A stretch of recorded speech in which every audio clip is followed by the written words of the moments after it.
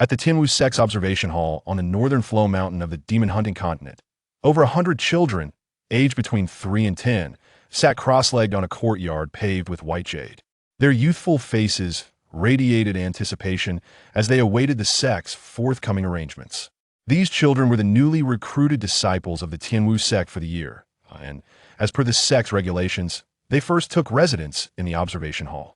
Here, they would learn the foundational knowledge of martial arts before they could practice the sect's techniques and embark on the path of martial cultivation through meditation and energy absorption. With a creaking sound, the grand doors of the observation hall swung open. The figure that emerged was not the venerable elder the children had envisioned, but rather a youth who appeared to be only 16 or 17 years of age. To the children, he bore a smile as warm as spring, and his clear, bright eyes exuded an aura reminiscent of a friendly older brother, which alleviated much of their initial anxiety.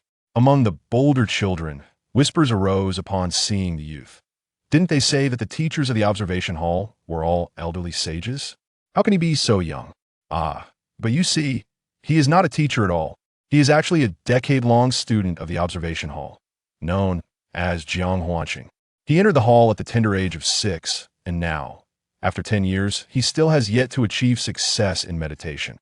Having spent a decade in the Institute of Insights, he has become well-versed in numerous foundational aspects of martial arts.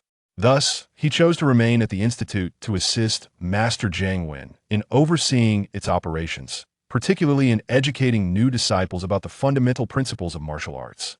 A plump boy, around 10 years of age, remarked to his companions with an air of insider knowledge, "Indeed, I have heard my cousin speak of Jiang Huanqing. He entered the Institute alongside my cousin a decade ago, and now my cousin has attained the second level of the Qi-nurturing realm in martial arts, while Jiang Huanqing still has not succeeded in meditating to perceive the existence of vital energy. They say he is the greatest waste of talent in the Tianwu sect in a century." For him, the paramount importance was to remain at the Institute. The notion that he had failed to meditate successfully for a decade and sense vital energy was of little consequence. He knew that if he truly wished, he could meditate successfully at any moment, even achieve success in Qi nurturing in one fell swoop. However, the regulations dictated that once one entered the Qi nurturing realm, they must venture out for practical experience, unable to linger within the sect for extended periods. This was undoubtedly contrary to the wishes of Jiang Zixing, who yearned solely to remain by the side of the person he held most dear. Consequently, he opted to remain a 10-year senior student. It was not that he could not meditate, but rather that he simply did not desire to. Upon arriving in this world, he found himself disenchanted with the martial arts that everyone else seemed to covet. Clearing his throat, Jiang Huanqing addressed the assembly. "Dear junior brothers, please quiet down. I shall now impart to you the foundational knowledge regarding martial arts as observed and experienced. I am Jiang Huanqing. You may refer to me as Brother Jiang or simply Jiang Huanqing." After a brief pause, Jiang Huanqing observed that the children below had quieted down, and he continued, "In the realm of martial arts cultivation, there are countless paths, among which the most prominent are the 9 great professions: sword master, alchemist, spellcaster, celestial script master, military trainer, monk, Taoist practitioner, puppet master, and summoner. At our Tianwu sect, we primarily focus on the sword path. Although other professions are also practiced, they're not our main focus. The essence of swordsmanship lies in both the forging and the refinement of the sword, integrating inner and outer cultivation. Our sect's founding ancestor was a venerable sword master of the starry realm." Just as the children were engrossed in his words, a sudden toll of a bell echoed in their ears. Boom! This was the alarm bell of Tianwu sect, rung only in times of urgent crises. An ominous premonition welled up within Jiang Huanqing, causing his expression to tighten as he had to halt his discourse. "We shall pause here for today. We will continue tomorrow. You may disperse now." With that, Jiang Huanqing hastily exited, fully aware that last month, 12 second-generation disciples had been dispatched deep into Bailu Mountain to capture a demon. These 12 second-generation disciples were the backbone of the sect. If anything were to befall them, it would undoubtedly shake the very foundations of their sect. However, what troubled Jiang Huanqing the most was the safety of his master, Yiqing Yuan. She was one of the 12 second-generation disciples. The distance from the Observation Institute to the main institute's heavenly gate was over 10 miles, and in his urgency, Jiang Huanqing forgetting to channel his energy for flight, ran anxiously on foot. Upon hearing the news, Jiang Huanqing felt his heart plummet to the depths of despair, consumed by an urgent desire to fly immediately to his master, Yi Qingyuan. Upon arriving at the Tianmen courtyard, he learned that his master had been taken away by the ancestral master for treatment. Thus, Jiang Huanqing hastened towards the elder courtyard, where his ancestral master's residence was located. Just as he was leaving, he suddenly overheard someone saying, "Did you know that Master Yi Qingyuan was injured by a third-tier centipede demon? She has lost all her cultivation and her appearance has been utterly ruined, now resembling a terrifying visage of yin and yang." Ah, a third-tier centipede demon. That is equivalent to a poisonous demon of the human realm's 5-element stage. It seems that Master Yi is doomed this time, someone lamented. At this, Jiang Wansheng's heart sank, and he rushed towards the elder courtyard. Upon arriving, he vaguely heard discussions within. I concur with the Grand Elder's proposal. With Yi Qingyuan's root bones destroyed, even if we invest a century's worth of the sect's resources to obtain a clear spirit pill to alleviate her poison, her cultivation cannot be restored. It would be better to abandon the effort altogether. The speaker was the 5th elder, Mu Wuxing. Mu Wuxing, you speak nonsense. Qingyuan, my disciple, was injured for the sake of the sect. She is also an unparalleled genius of our Tianwu sect, having reached the pinnacle of the 9th level of the transformation realm among the 2nd-generation disciples, just a step away from our sect gaining another powerhouse of the 5-element stage. Even if her root bones are destroyed, with her innate talent, she will eventually restore her cultivation and become a central force in our Tianwu sect. The one who berated Mu Wuxing was none other than Ouyang Bing, the sole woman among the 5 elders and the master of Yi Qingyuan, as well as the esteemed ancestor of Jiang Zixing. Sister Ouyang, I implore you to prioritize the foundation of our sect. If we were to squander a century's worth of accumulation for a Qing Shendan that merely alleviates poison but fails to restore cultivation, would it not undermine the very roots of our sect? Do you truly believe such an exchange is worthwhile? You must recognize that you are first and foremost an elder of Tianwu sect, and only secondarily Yi Qingyuan's master. Weigh the significance of each role accordingly. The 5th elder, Mu Wuxing, asserted with a commanding tone. Ouyang Bing, momentarily rendered speechless, replied, "You." Though her indignation was palpable, she understood the paramount importance of the sect's welfare. As an elder, it was her duty to prioritize the sect, even at the cost of her own life, if necessary. In the face of the greater good of the sect versus her disciple, Ouyang Bing found herself devoid of counterarguments. At that moment, a young man interjected, "I too concur with the Grand Elder's proposal. We have lost 7 among the 2nd-generation disciples, and now with Sister Yi Qingyuan's cultivation obliterated, she has become a mere shell of her former self. Only 4 of us remain with any fighting capability, and the severe depletion of our core strength has significantly diminished the overall power of our sect. Should we resort to utilizing a century's worth of resources, it would undoubtedly destabilize Tianwu sect, potentially relegating us to the ranks of a third-rate sect. Therefore, I earnestly beseech you, Master Ouyang and esteemed elders, to prioritize the interests of our sect above all else." The young man named Yu Cheishan is the nephew of the esteemed elder Yu Hua, and the son of the sect leader Yu Tianji, making him the young master of the Tianwu sect. Upon finishing his statement, a stout and short disciple among the 2nd-generation members retorted angrily, "Yu Cheishan, you are a hypocrite. Do you really not understand why Sister Qingyuan was poisoned? It was because she shielded you from a strike by the centipede demon that she suffered such a fate. How can you, her fiancé, be so heartless? Chu Sampang, do not speak nonsense. As for Sister Qingyuan's poisoning, I too am deeply pained, however. As the young master of the Tianwu sect, I must prioritize the sect's interests. Do you think I do not wish to save Sister Qingyuan?" Yu Cheshin's face contorted with anguish. Chu Sampang retorted, "You are shameless." "Enough. Let us settle this matter," declared the Grand Elder Yu Hua, who held the authority to make decisions. I agree. Following the Grand Elder's pronouncement, the others also expressed their positions. Jiang Huanqing, who had been standing at the entrance, witnessed their quarrel with a heart that had grown cold, his face etched with frost. It was evident that, in the face of their own interests, they had disregarded the life and death of their master. Except for his own master, Ouyang Bing, and the second-generation disciple Chu Sampang. None seemed to care about their master's fate. This revelation instilled in Jiang Huanqing a profound aversion towards the Tianwu sect, the institution he had devoted 10 years of his life to. Moreover, his disdain for the young sect master, Yu Cheishan, whom he had never held in high regard, transformed into an overwhelming animosity. Through the words of Chu Sampang, he learned that his master had suffered injury and poisoning entirely for the sake of Yu Cheishan. In the face of self-interest, even as his master's betrothed, he chose to abandon his mentor for gain. Furthermore, Jiang Huanqing was filled with indignation towards the elder Yu Hua, who, as a figure of absolute authority within the Tianwu sect, seemed indifferent to the life and death of the second-generation disciple, Yi Qingyuan, prioritizing sect benefits above all else. With a heart hardened by resentment, Jiang Huanqing entered the grand hall and sarcastically addressed the elder.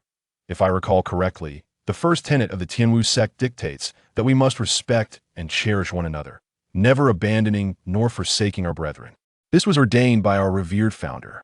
It appears that a group blinded by greed has forgotten this ancestral teaching, placing self-interest above camaraderie. Perhaps it would be prudent to amend our foremost principle to profit above all henceforth. His words rendered the assembly in the hall flush with embarrassment, and upon realizing it was Jiang Huanqing who spoke, Elder Yu Hua bellowed furiously. Preposterous. The elder, a formidable figure at the fourth level of the Five Elements realm, unleashed a thunderous roar that sent the unyielding Jiang Huanqing hurtling backward. Struck as if by lightning, he coughed up blood yet struggled to rise, coldly remarking, "What tremendous authority the elder wields at this moment." Yu Cheishan emerged with a gloomy expression and addressed Jiang Huanqing. Jiang Huanqing, you are merely a worthless disciple among the third generation, having gone 10 years without meditating or harnessing your inner energy. Who grants you the audacity to speak so insolently? The Council of Elders is not a place for someone of your insignificance to interject. According to the sect's regulations, I could execute you today. Allowing your existence would only tarnish the reputation of Tianwu sect. Jiang Huanqing met Yu Cheishan's derisive gaze and retorted, Uncle Chu is right, you are nothing but a hypocrite, someone who cannot even protect his betrothed. In my eyes, you're even less than worthless. Yu Cheishan was thoroughly incensed by Jiang Huanqing's words, a murderous intent flashing in his eyes as he slowly replied, Since you seek death, I shall oblige. With that, he raised his hand, poised to strike down upon Jiang Huanqing's crown. Stop! At that moment, a woman's voice resonated from within the inner sanctum of the hall. Chapter 2.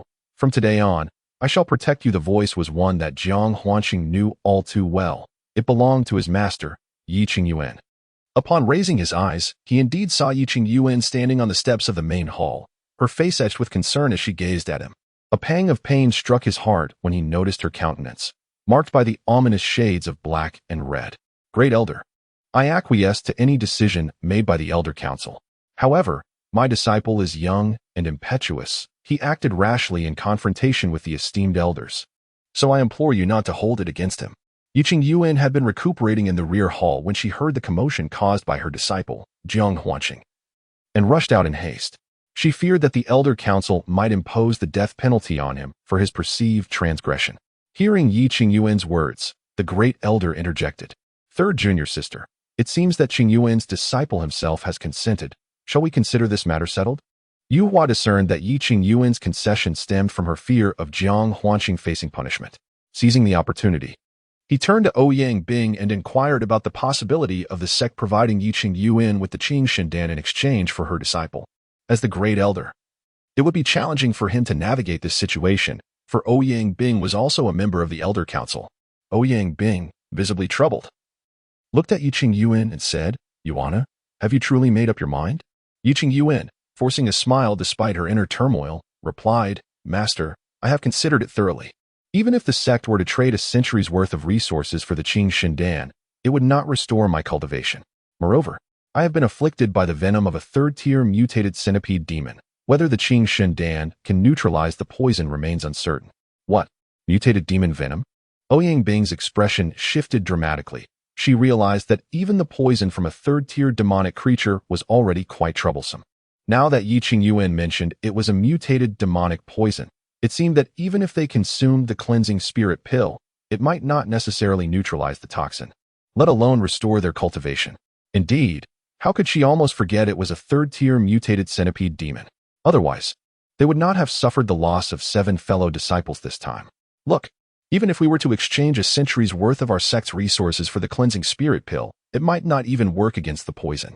Instead of this, it would be wiser to use 100 years of accumulation to cultivate new disciples. Perhaps one of them could surpass the 5 elements root. Yu Chaishan quickly echoed Yi Qingyuan's sentiments. Chu Sanpao trembled with anger at Yu Chaishan's shameless remarks. A man of loyalty, he felt deep sympathy for Yi Qingyuan's plight and berated Yu Chaishan, saying, "Yu Chaishan, you are utterly despicable.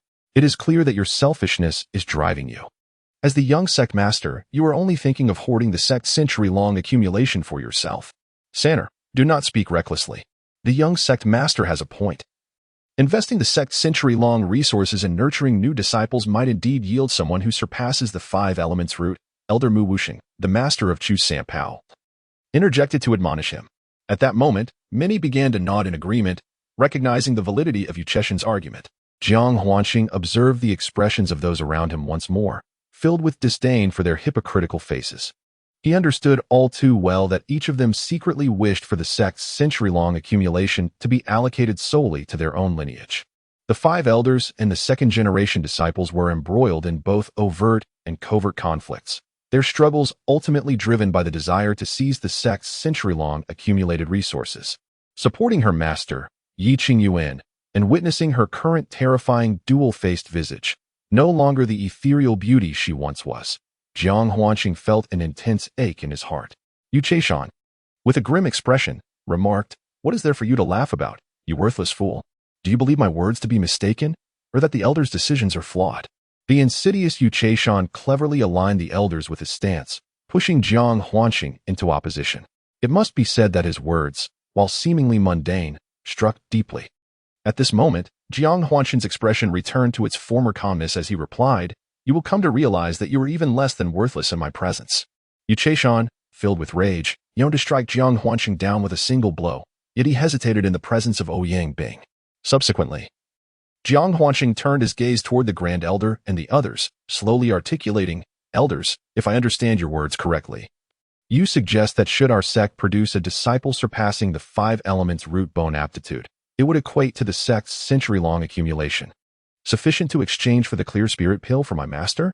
The Grand Elder, Yu Hua, squinted, still unclear of Jiang Huanxing's intent, yet he nodded affirmatively, saying, "Indeed." The 5th Elder, Mu Wuxing, concurred, adding, "Your master, Yi Qingyuan, is a once-in-a-century genius of our Tianwu sect. Though she possesses the lowest grade of the 5 elements root bone, such talent is rare in 100 years. Not only would a disciple surpassing the 5 elements root bone be invaluable, even one of mid to upper grade would be worthy of the sect's century-long resources. When the time comes, what harm would there be in utilizing those accumulations?" The previously dissenting voices against utilizing the sect's century-long accumulation to procure the cleansing spirit pill for Yi Qingyuan have now unanimously expressed their agreement. In essence, if the sect is able to produce a disciple with talents surpassing the elemental roots, they are willing to present their century's worth of resources. A smile crept across Jiang Huanxing's face as he proclaimed loudly, "Very well, if I possess a root that transcends the 5 elements, I implore the Elder Council and my esteemed masters to present the sect's century of accumulation to my master in exchange for the cleansing spirit pill." His declaration left everyone momentarily taken aback. Yi Qingyuan was the first to regain her composure and softly admonished, "Child, do not speak so recklessly." As her disciple, she was intimately aware of his circumstances. For a decade, he had not exhibited any innate talent. Having spent 10 years in the Institute of Knowledge, he had become a rare case of ineptitude, unable even to sense the presence of vital energy, let alone possess roots that could surpass the 5 elements. Yu Chaishan erupted into laughter, as if he had heard the most ludicrous joke in the world. "Ha! You slay me. A waste who has not sensed the existence of vital energy for 10 years dares to claim he possesses roots that transcend the 5 elements. Ha ha." Several elders could not help but shake their heads. Jiang Huanxing, taken in by Yi Qingyuan at the tender age of 6, and having failed to sense vital energy for a decade, had become notorious throughout the sect as a failure. How could he possibly harbor the coveted roots that every martial artist dreams of? From a young age, I was frail, and you secretly exchanged the resources sent to you for medicinal concoctions to strengthen my body, allowing me to grow robust with each passing day. Otherwise, you would have long since transcended to the realm of the 5 elements. Do you know that I have lived 2 lives and have never truly felt the warmth of familial affection? Thus, for the past decade, I selfishly remained a senior student in the Observation Institute, not aspiring to become a formidable force, but merely wishing to stay by your side and bask in your meticulous care. However, it now appears that I have erred. Today's events have unveiled to me that this world is one where strength reigns supreme. To greedily indulge in such emotional ties requires a foundation of power. Therefore, from this day forth, I shall be your protector. As Jiang Huansheng's words concluded, he released his master's hands and sat cross-legged. In the next moment, a sudden wind arose within the Elder Council. Chapter 3. The Duality of Witch and Demon. Yi Qing Yuan, feeling despondent due to her lost cultivation and ruined appearance, gradually found solace in her disciple Jiang Huansheng's calm and resolute words, tears streaming down her cheeks uncontrollably. With such a disciple, life holds no regrets. Just as Yi Qing Yuan was caught in a bittersweet moment, she felt her grip loosen, a sense of emptiness filling her heart, followed by a palpable wave of spiritual energy converging around her. The source of this phenomenon was none other than Jiang Huansheng, who had released her hands and now sat in meditation. A profound shock surged within her, leaving her speechless. For 10 years, she had sought every means to enhance Jiang Huansheng's constitution, hoping that one day he would successfully meditate and connect with the essence of the universe, thereby stepping into the path of martial arts. He had succeeded in his meditation. Yi Qing Yuan smiled through her tears. At this moment, every member of the Elder Council gazed in astonishment at Jiang Huansheng, who was seated and deep in meditation. A sense of wonder filled their hearts. Could this truly be the so-called waste of a decade-long student? The act of meditating to perceive the elemental energy of the universe is the fundamental first step in cultivation. Each individual present was an accomplished practitioner, having witnessed countless meditative scenes akin to the mundane act of dining. Yet, none had ever encountered a meditation display like that of Jiang Huansheng. He could summon the elemental energy of the universe into a visible wind, a spectacle to behold. Typically, the perception of the elemental energy is an internal experience exclusive to the cultivator. Even the most gifted among them can only allow bystanders to feel the subtle fluctuations of energy. How could anyone compare to Jiang Huansheng? Not only did he cause the elemental energy to coalesce into a visible wind, but all present also felt the torrential downpour of this energy. Such a phenomenon was unprecedented and unheard of. Just a moment prior, Jiang Huansheng had made a resolute decision. After releasing his master, Yi Qing Yuan's hand, he settled into a lotus position, closed his eyes, and internally declared, "I acquiesce to your demands." Immediately behind him, the ethereal clouds of the sky began to churn. The earth trembled, and then, a colossal figure emerged, seemingly tearing through the heavens, with twin horns adorning its head and a visage both menacing and inhuman. Jiang Huansheng appeared as insignificant as a grain of sand amidst this giant. Though it was not their first encounter, each appearance of these titanic beings left Jiang Huansheng in awe. Fortunately, he understood that these colossal entities were mere illusions, unable to inflict any harm upon him. Taking a deep breath, he said, "Enough. There is no need to flaunt your superiority before me. Who are you trying to intimidate with such a grandiose display?" Upon hearing Jiang Huansheng's words, the colossal entities visibly trembled with indignation, yet ultimately seemed to resign themselves and dissipated into their respective forms. The winged giant shrank down to the size of a fist, while the horned being also transformed into a diminutive figure, hovering in the air. The miniature fish-headed entity was the first to indignantly speak up. "Young man, we are your saviors. Can't you express a bit more gratitude?" "Indeed, you are nothing but an ungrateful wretch," echoed the horned creature in agreement. At their remarks, Jiang Huansheng was momentarily taken aback, his thoughts drifting back a decade. His true identity was that of a human from Earth, born in an orphanage, who had to endure hardships to complete university and enter society. Facing countless setbacks, his life a series of misfortunes. After being dismissed from his job, he embarked on a journey to the snow-capped mountains, only to be caught in an avalanche that led to his demise. Unexpectedly, during the avalanche, a stone struck his forehead. Upon awakening, he discovered he had been reborn in the demon hunter continent, His survival owed entirely to the two ancient deities concealed within the avalanche. They safeguarded Jiang Huanqing's soul, allowing him to be reborn in the body of a 6-year-old child before he was later taken in by his master, Yi Qingyuan, into the heavenly martial sect. The true essence declared, "I am the ancestor of demons, Kuanping. Cease referring to me as little fish." The other divine being, the mystical heaven of the witch clan, added, "And I am Xiantian, do not call me little twin." The two ancient deities protested with scowls, for had they not been mere wisps of lingering souls, on the verge of dissipating, they would have long since extinguished Jiang Huanqing's life with a single breath. All right. Let us set aside our identities. One is the ancestor of the demon clan, Kuanping, the emperor of the ancient celestial realm, and the other as the ancestor of the witch clan, Xiantian, the sovereign of the ancient earth. Now, let us discuss the matter at hand. I have acquiesced to your demands. At this juncture, Jiang Huanqing grew solemn. Shouldn't you demonstrate your sincerity? You must understand that presenting our respective trump cards to you signifies a true dissolution of the cosmos, Kuanping of the demon clan remarked. Indeed. You should vow before the heavenly Tao, Xiantian of the witch clan added. Jiang Huanqing forced a smile, knowing that the inevitable had arrived. He realized that by making such a vow, he might become an outcast among the humans, demons, and witches. However, there was no turning back. I, Jiang Huanqing, swear to the heavens that upon achieving mastery in my cultivation, I shall protect the demon clan in times of peril, and should I fail in this oath, may the heavenly Tao cast me into oblivion. I, Jiang Huanqing, swear to the heavens that upon achieving mastery in my cultivation, I shall safeguard the witch clan in their time of crisis, and should I fail in this oath, may the heavenly Tao obliterate me.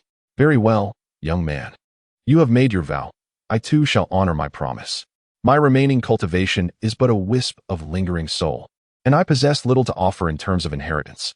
However, I shall expend my last vestige of spirit to assist in the reconstruction of your divine soul, granting you the innate abilities of all the myriad beings in the world to cultivate at your disposal.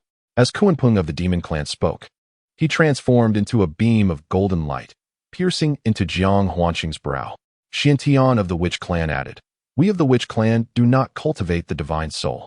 My final drop of essence blood shall be used to reshape your physical form, along with the technique to refine my corporeal body imparted to you.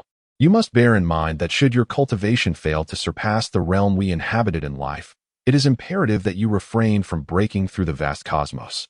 Otherwise, you shall certainly meet a fate with no grave to shelter you. Tread carefully." The Xiantian of the witch clan subsequently transformed into a drop of vivid crimson essence that scattered forth. Jiang Huanqing was unable to inquire about what the witch clan referred to as the vast cosmos.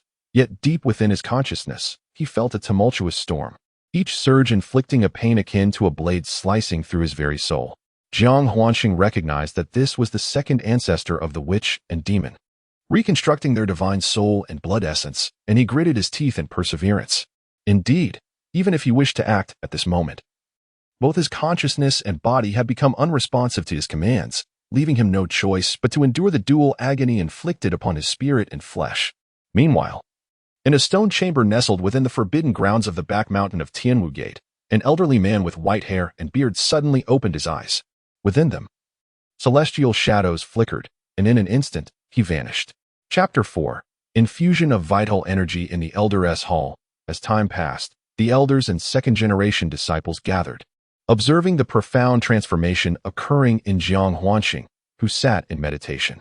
In their eyes, Jiang Huanqing was gradually enveloped by the gathering spiritual energy of heaven and earth, resembling the core of a tempest, an abyssal void absorbing the essence of the universe with terrifying intensity. The elders present stared in astonishment, acutely aware that the vital energy from a 100-mile radius was being consumed by the vortex, or rather, by Jiang Huanqing himself.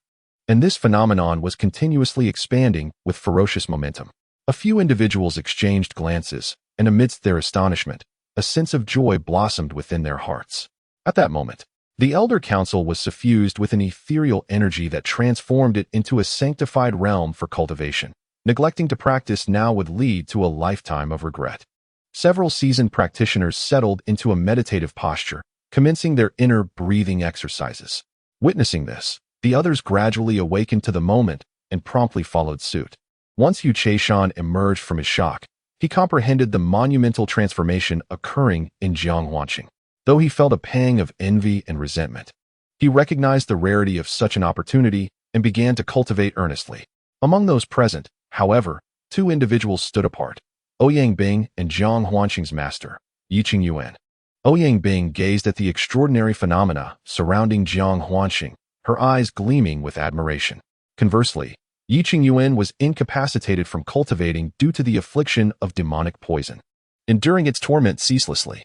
Noticing the tremors of her beloved disciple, Ouyang Bing placed a hand gently upon Yiqing Yuan's back and softly urged, "Yuaner, maintain your composure and safeguard your spirit. While the energy is abundant, focus on your cultivation. I shall lend you my strength to suppress the poison within you." Moved to tears by her master's words, Yiqing Yuan never anticipated that her mentor would forego the optimal moment for cultivation to expend her own energy in an effort to mitigate her affliction.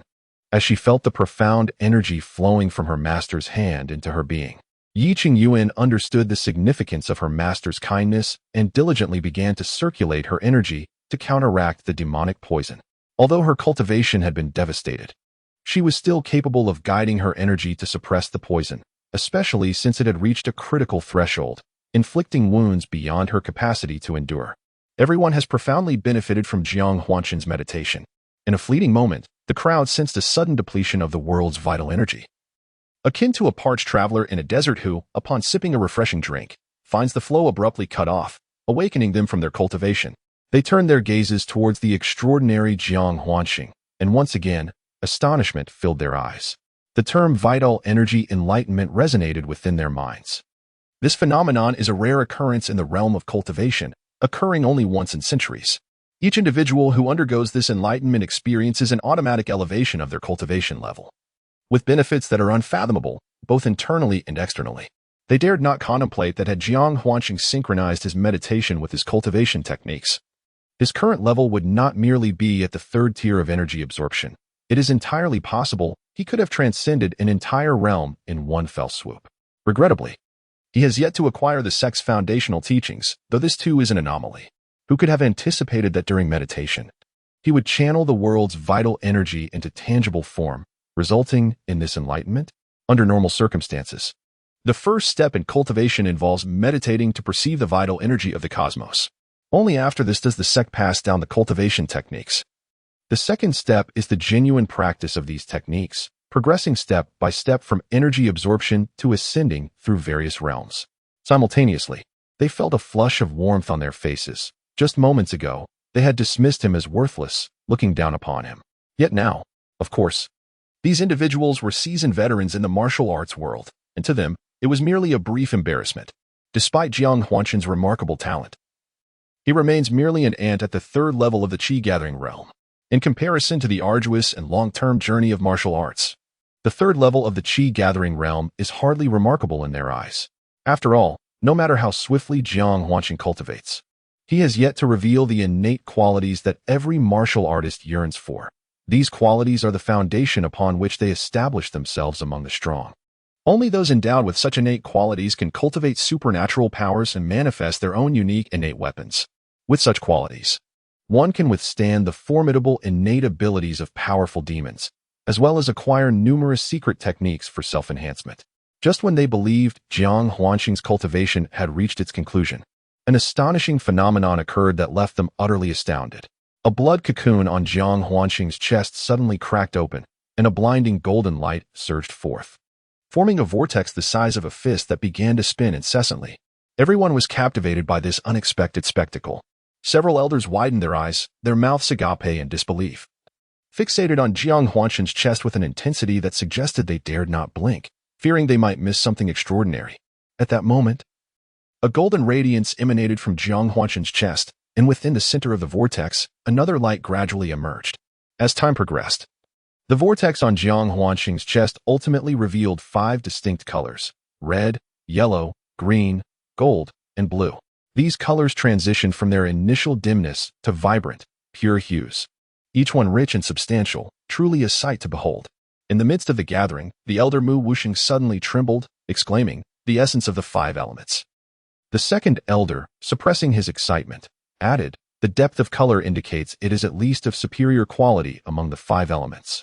The usually composed sect leader, Yu Tianji, who had remained largely silent, interjected, "There is a change. The core of the essence is shimmering with lightning," suggesting it may be of the wind and thunder lineage.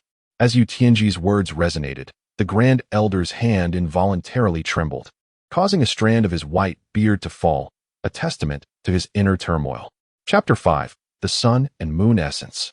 Indeed, the essence within Jiang Huanshan's chest seemed to affirm Yu Tianji's statement, as a bolt of lightning suddenly burst forth from the vortex, echoing with a crack that reverberated in the ears of all present.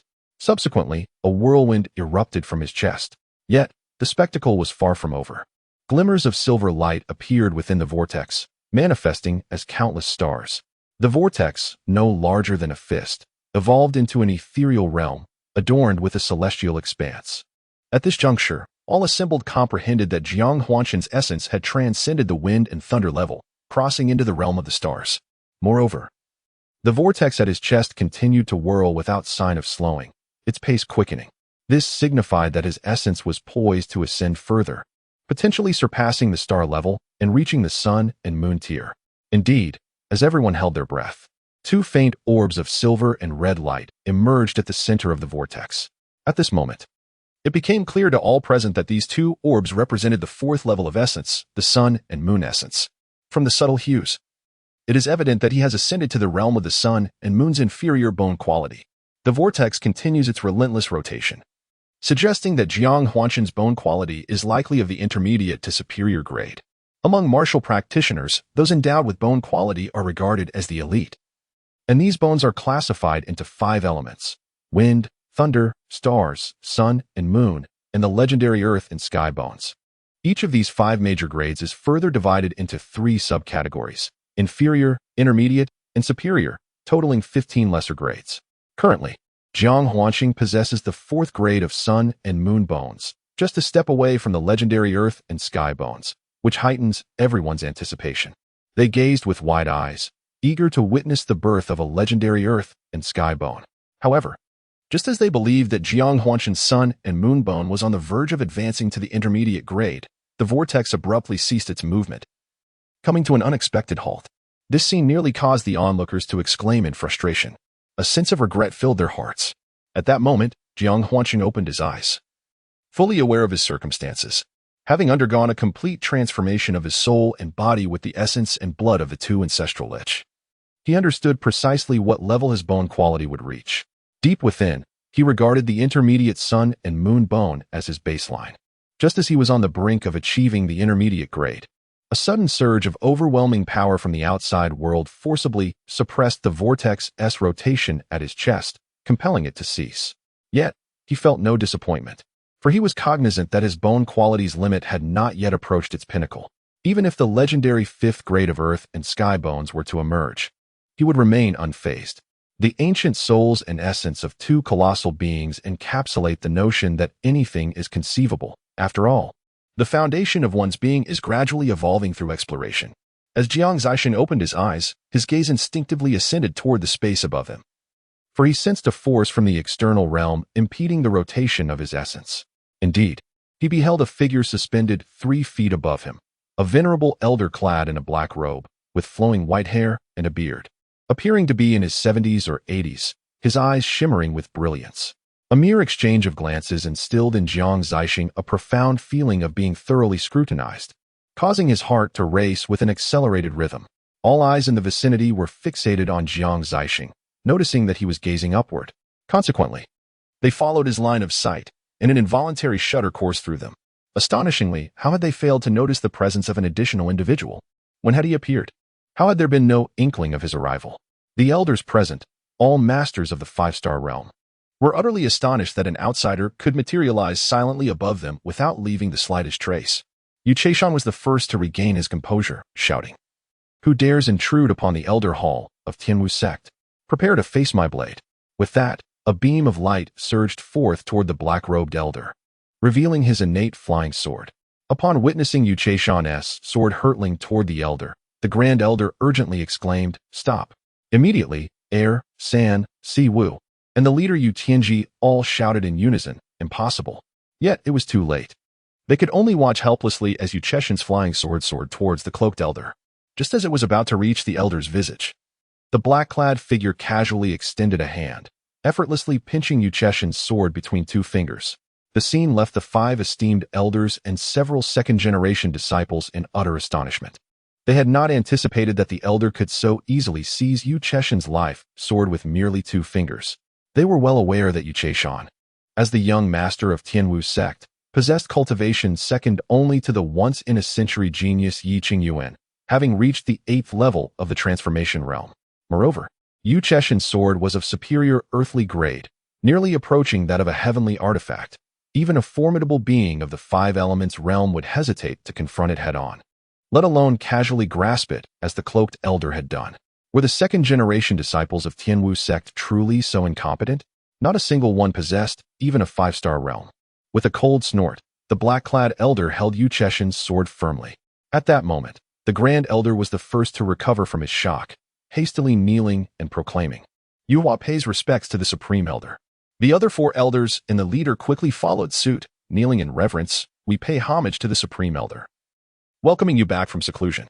The second-generation disciples, including Jiang Huanshan, upon hearing the elder's words, swiftly knelt as well, evidently recognizing the identity of the cloaked elder as Lin Qianshu, the only supreme elder of Tianwu sect.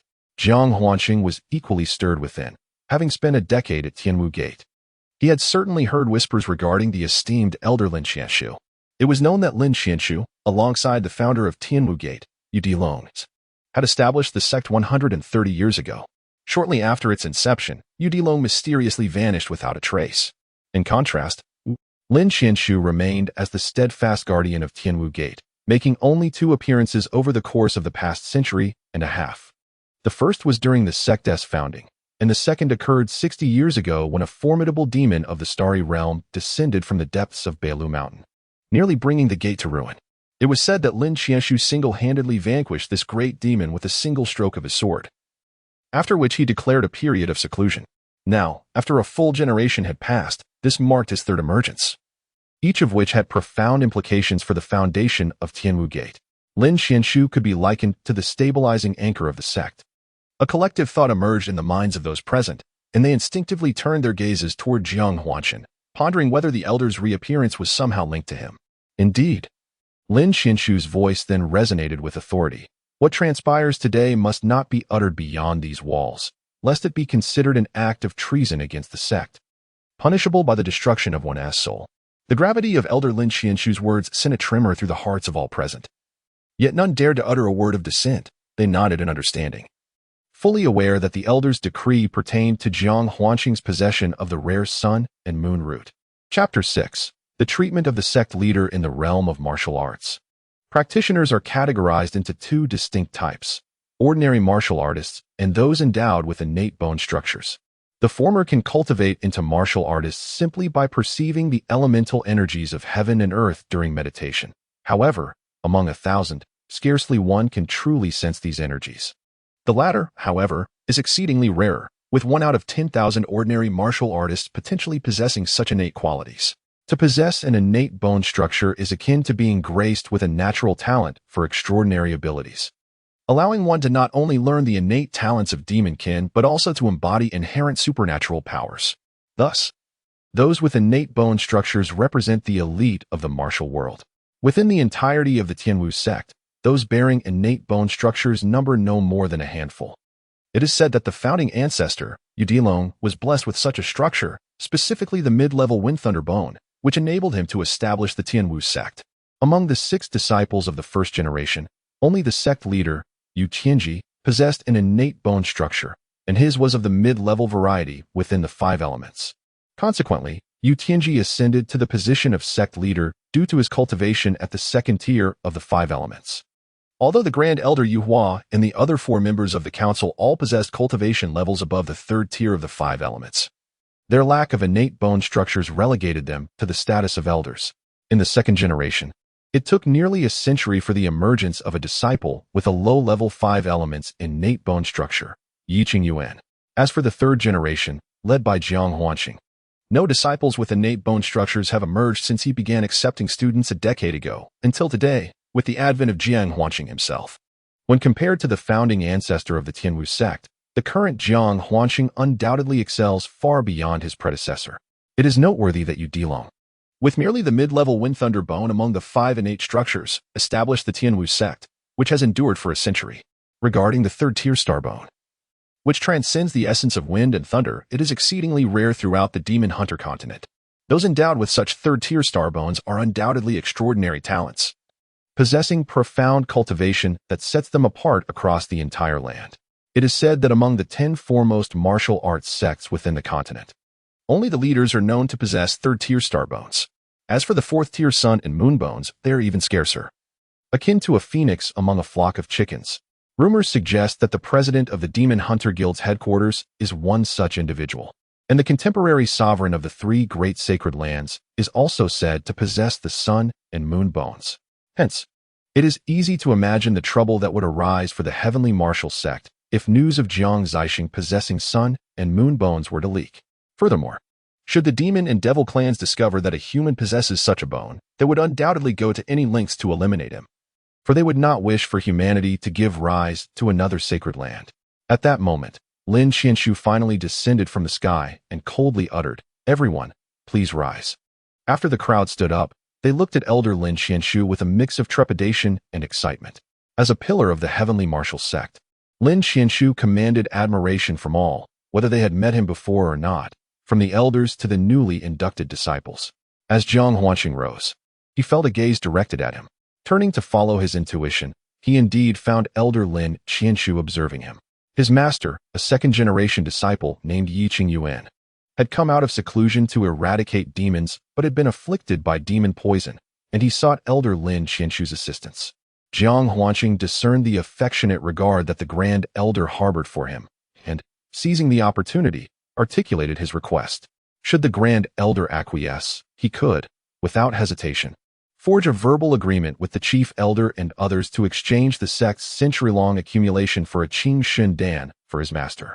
Despite his scathing rebuke, Yiqing Yuan, though afflicted by a mutated demonic poison, could have her roots restored through contact with the venom, thus he resolutely commanded the procurement of the Qing Shen Dan.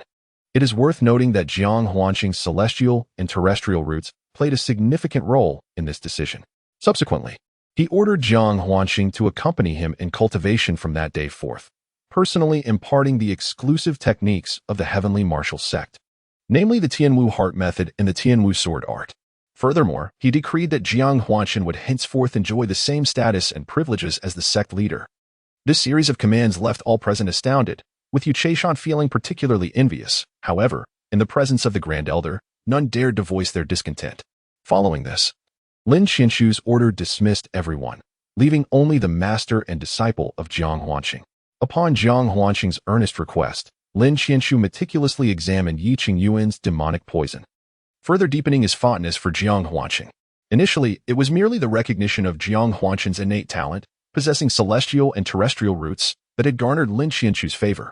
However, witnessing Jiang Huanqing's affection for his master revealed the young man's true character, prompting Lin Qianshu to readily acquiesce to Jiang Huanqing's requests. Unexpectedly, after a thorough examination, Lin Qianshu shook his head and remarked, "The mutated demonic poison has infiltrated the heart meridian.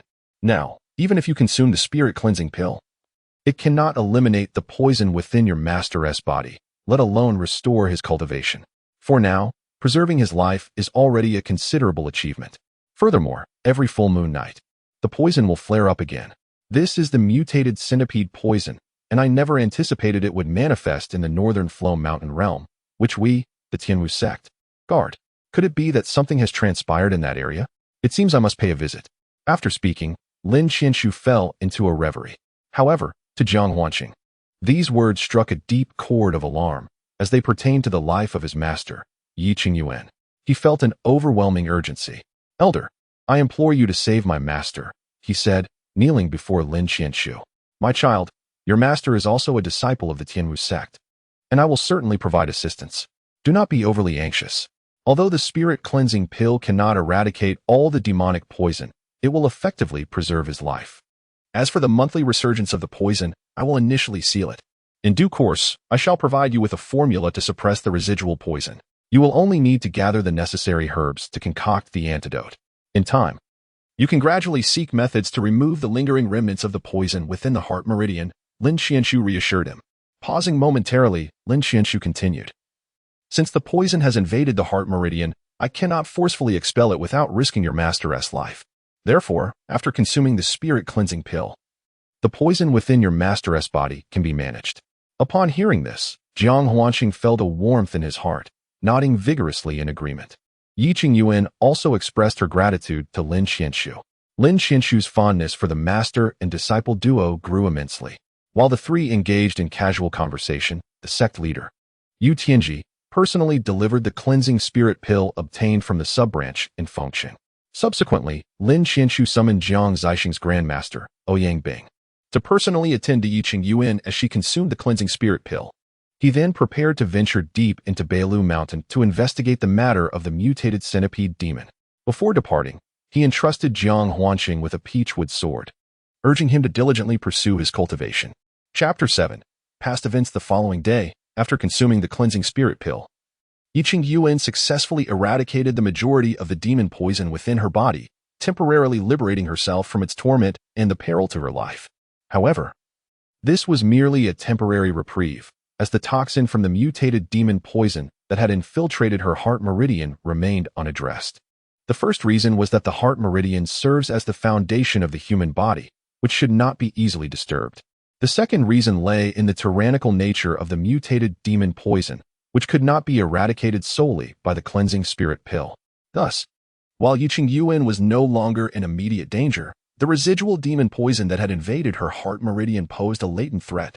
As the esteemed elder Lin Qianshu had forewarned, it would manifest anew on each full moon night. Fortunately, Lin Qianshu had left behind a formula to suppress the residual poison in the heart meridian, and once the necessary materials were gathered, the lingering toxins could be contained. Despite the absence of immediate danger for her master, Jiang Huanqing's heart remained heavy. The reason was the potential danger still present within her master, compounded by the fact that her appearance remained that of a yin-yang face, as the cleansing spirit pill had not restored her beauty. After witnessing her master, Yiqing Yuan, donning a veil and smilingly reassuring him not to worry, Jiang Huanqing understood that her master's mood was far from serene. One must ponder, in this vast world, which woman is indifferent to her own appearance? Moreover, it is of paramount importance that Yiqing Yuan bears an uncanny resemblance to his beloved from a previous life. Regrettably, in this world, she has assumed the role of his minor. In his former existence, he was an orphan, while she was his classmate and deskmate, hailing from a well-to-do family. Despite his affections for her, Jiang Huanqing understood that his status as an orphan rendered any potential relationship futile. Consequently, he coldly rebuffed her repeated acts of kindness and affection. It was not until the conclusion of the college entrance examination, when she secured a place at Tsinghua University, that she subtly expressed her feelings for him during a class reunion on the day she moved to the capital. Yet, burdened by his insecurities regarding his background, Jiang Huanqing chose silence. Deep down, he longed to confess his feelings, but after a sleepless night, he finally mustered the courage to accept his emotions, only to discover that she had already departed. The events that followed would haunt Jiang Huanqing with regret for the rest of his life. On her journey to the capital, the bus she was traveling in met with a tragic accident, and she was forever lost to him. Little did he anticipate that fate would intertwine their lives once more in the demon-hunting continent, where she re-emerged as his current mentor, Yiqing Yuan. Thus, Jiang Huanqing silently vowed to rectify the regrets of his past life and to protect her for eternity. Although she possesses no memories of her former life, he firmly believes that everything is orchestrated by the divine. This belief also elucidates why, within his sea of consciousness, two colossal deities exist. Yet he remains reluctant to fully embrace the path of martial arts, because he understood that stepping into the martial arts realm would mean spending less time by his master's side. In this lifetime, she simply wished to linger near her. However, now, Jiang Huanqing realized that to genuinely protect his master in a world where martial prowess reigns supreme, one's own strength must take precedence. Without strength, all talk is futile. Thus, he consented to the conditions set by the two colossal deities, vowing to safeguard both clans at the time when he ascends to the pinnacle of power and when the two races face imminent peril. Jiang Huanqing was acutely aware that the three races of witches, demons, and humans have been in a state of eternal enmity since ancient times. Should he inherit the legacies bestowed upon him by the two deities, he would inevitably transform into an anomaly that is neither wholly demon, nor witch, nor human. On the day when the characteristics of the three races manifest fully within him, he could very well become an enemy to all three, potentially rendering himself a pariah in the eyes of the world. Yet, for the sake of his master, he found himself devoid of choices. Furthermore, he recognized that inheriting the gifts from the two deities might yield achievements that are commensurate with the risks involved. No one understood better than he the kind of wealth he had acquired. The demon race's Kuanpung was the supreme ruler who established the celestial realm after the creation of the world, the progenitor of all demons. Similarly, the witch ancestor Xiantian was the sovereign of the earth, a being who had honed his physical form to the extent of shattering the very fabric of the universe. Reigning as the king of the land, Jiang Huanqing was well aware of the grievances between these two deities. They were the most formidable leaders among their races in ancient times, the former governing the heavens and the latter commanding the earth, each vying for dominion over the universe. Engaged in a relentless struggle for countless millennia, it was unexpected that when the two clans reached the zenith of their power, their conflict resulted in catastrophic devastation, nearly leading to their mutual annihilation. The demon clans suffered significant losses, with only a fraction of their myriad demon gods surviving, while the shaman clan was left devoid of any trace of their great shamans. According to the Titans themselves, they battled beyond the heavens, tearing open the celestial realm and nearly perishing together. Even more horrifying was their encounter with an exceedingly fearsome entity beyond the stars, which revealed to them that there are realms beyond their own. Ultimately, the two Titans reconciled, preserving their remaining demon souls and essence by sealing them within a meteorite, thus facilitating the fateful meeting with Jiang Huanqing. Jiang Huanqing found himself profoundly curious about what they encountered in that otherworldly domain that could compel two ancient adversaries, who had been locked in a bitter struggle for millennia, to reconcile and ultimately safeguard themselves by sealing their essence within a meteorite. Despite his repeated inquiries, the Titans remained vague and evasive, and he refrained from pressing further. Reflecting upon it now, he recalled that the ancestral shaman had mentioned during the outpouring of his essence in the sea of consciousness that if Jiang Huanqing's cultivation did not reach the level of the shaman and demon clans in the future, he must never breach the celestial realm. This remark led Jiang Huanqing to form a conjecture that there might exist even more powerful factions or entities beyond the celestial realm. Shaking his head, Jiang Huanqing chuckled at the thought. He was merely a nascent practitioner at the third level of the Qi-gathering realm, while the ancestral shamans and demons existed at incomprehensible heights of power, one governing the heavens, the other the earth. It was unfathomable for an ordinary person to conceive of their true cultivation levels. Presently, the most pressing concern was to find a way to purge the residual poison from his master's body and restore her beauty to its former glory, rather than indulging in excessive speculation. Holding the formula left by the esteemed elder Lin Qianshu to suppress the residual toxins, Jiang Huanqing exited the elder's courtyard and made his way toward the alchemy hall. He sought to procure the medicinal herbs necessary for his master's treatment. These herbs were merely common ingredients for suppressing toxins, typically available at the sect's alchemy hall. He anticipated a smooth process, given the elder's prior instructions, yet was met with disappointment upon arrival. Chapter 8. Provocation. The alchemy hall was overseen by the fifth elder, Mu Wuxing. After exchanging pleasantries, Jiang Huanqing candidly articulated his purpose. However, the fifth elder, his expression darkened, replied, under normal circumstances, these herbs would be readily available. Yet now, the sect's century-long accumulated resources have been exchanged for a single spirit purification pill. The storerooms of the alchemy pavilion are overrun with vermin. Not only are the third-tier herbs absent, but even the most basic herbs are no longer in stock. In disbelief, Jiang Huanqing retorted, is it truly so dire? Just for one spirit purification pill, the sect's century of resources has been depleted? The fifth elder scoffed at his naivety, exclaiming, how conveniently you phrase it, just one. Do you comprehend the tier of the spirit purification pill? It is a fifth-tier elixir. A fifth-tier elixir signifies the mastery of a fifth-tier alchemist, understand? A fifth-tier alchemist holds a status comparable to a martial artist born with celestial roots, if not exceeding it. Across the entirety of the demon-hunting continent, there are fewer than 500 alchemists who can attain fifth-tier mastery. Such an alchemist is treated with the same reverence as the heads of major sections. Therefore, do you grasp the significance of a single fifth-tier spirit purification pill and its representation of a fifth-tier alchemist? Amidst the incessant roars of the five elders, Jiang Huanqing fled in disarray.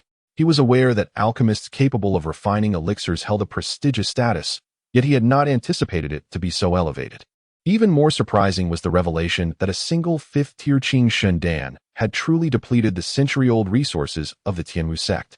Initially, he believed the elders might be deliberately deceiving him, exaggerating the situation. However, the pained expression on the face of the fifth elder confirmed the truth of the matter. Moreover, with the assurance provided by the esteemed elder Lin Qianshu, he understood that the fifth elder would neither dare nor be inclined to treat him dismissively regarding such matters. Upon exiting the elixir chamber, Jiang Huanqing's thoughts wandered. Unable to gather the medicinal ingredients left behind by Lin Qianshu, he was deeply troubled by the thought that his master, Yi Qingyuan, would endure the torment inflicted by the residual demon poison every month on the night of the full moon. This was a sight he wished to avoid at all costs, leaving him in a state of profound distress. With his head bowed, he pondered how to procure the necessary herbs, and before he realized it, he had arrived at the Martial Arts Academy. This was the training ground for all third-generation disciples. Previously, he had seldom visited due to his unsuccessful meditation and the disparaging remarks from some of his peers. To his surprise, today, lost in thought, he found himself at the academy. There, he encountered Su Jian, the disciple of the second-generation sect master Yu Cheishan. Both had entered the sect a decade ago as contemporaries in the third generation. Perhaps it was due to Su Jian's association with Yu Cheishan that Jiang Huanqing harbored no affection for him. In their youth, they often clashed, but as time passed, Su Jian successfully meditated and embarked on the path of martial arts, while Jiang Huanqing chose a more mundane existence. Their interactions dwindled.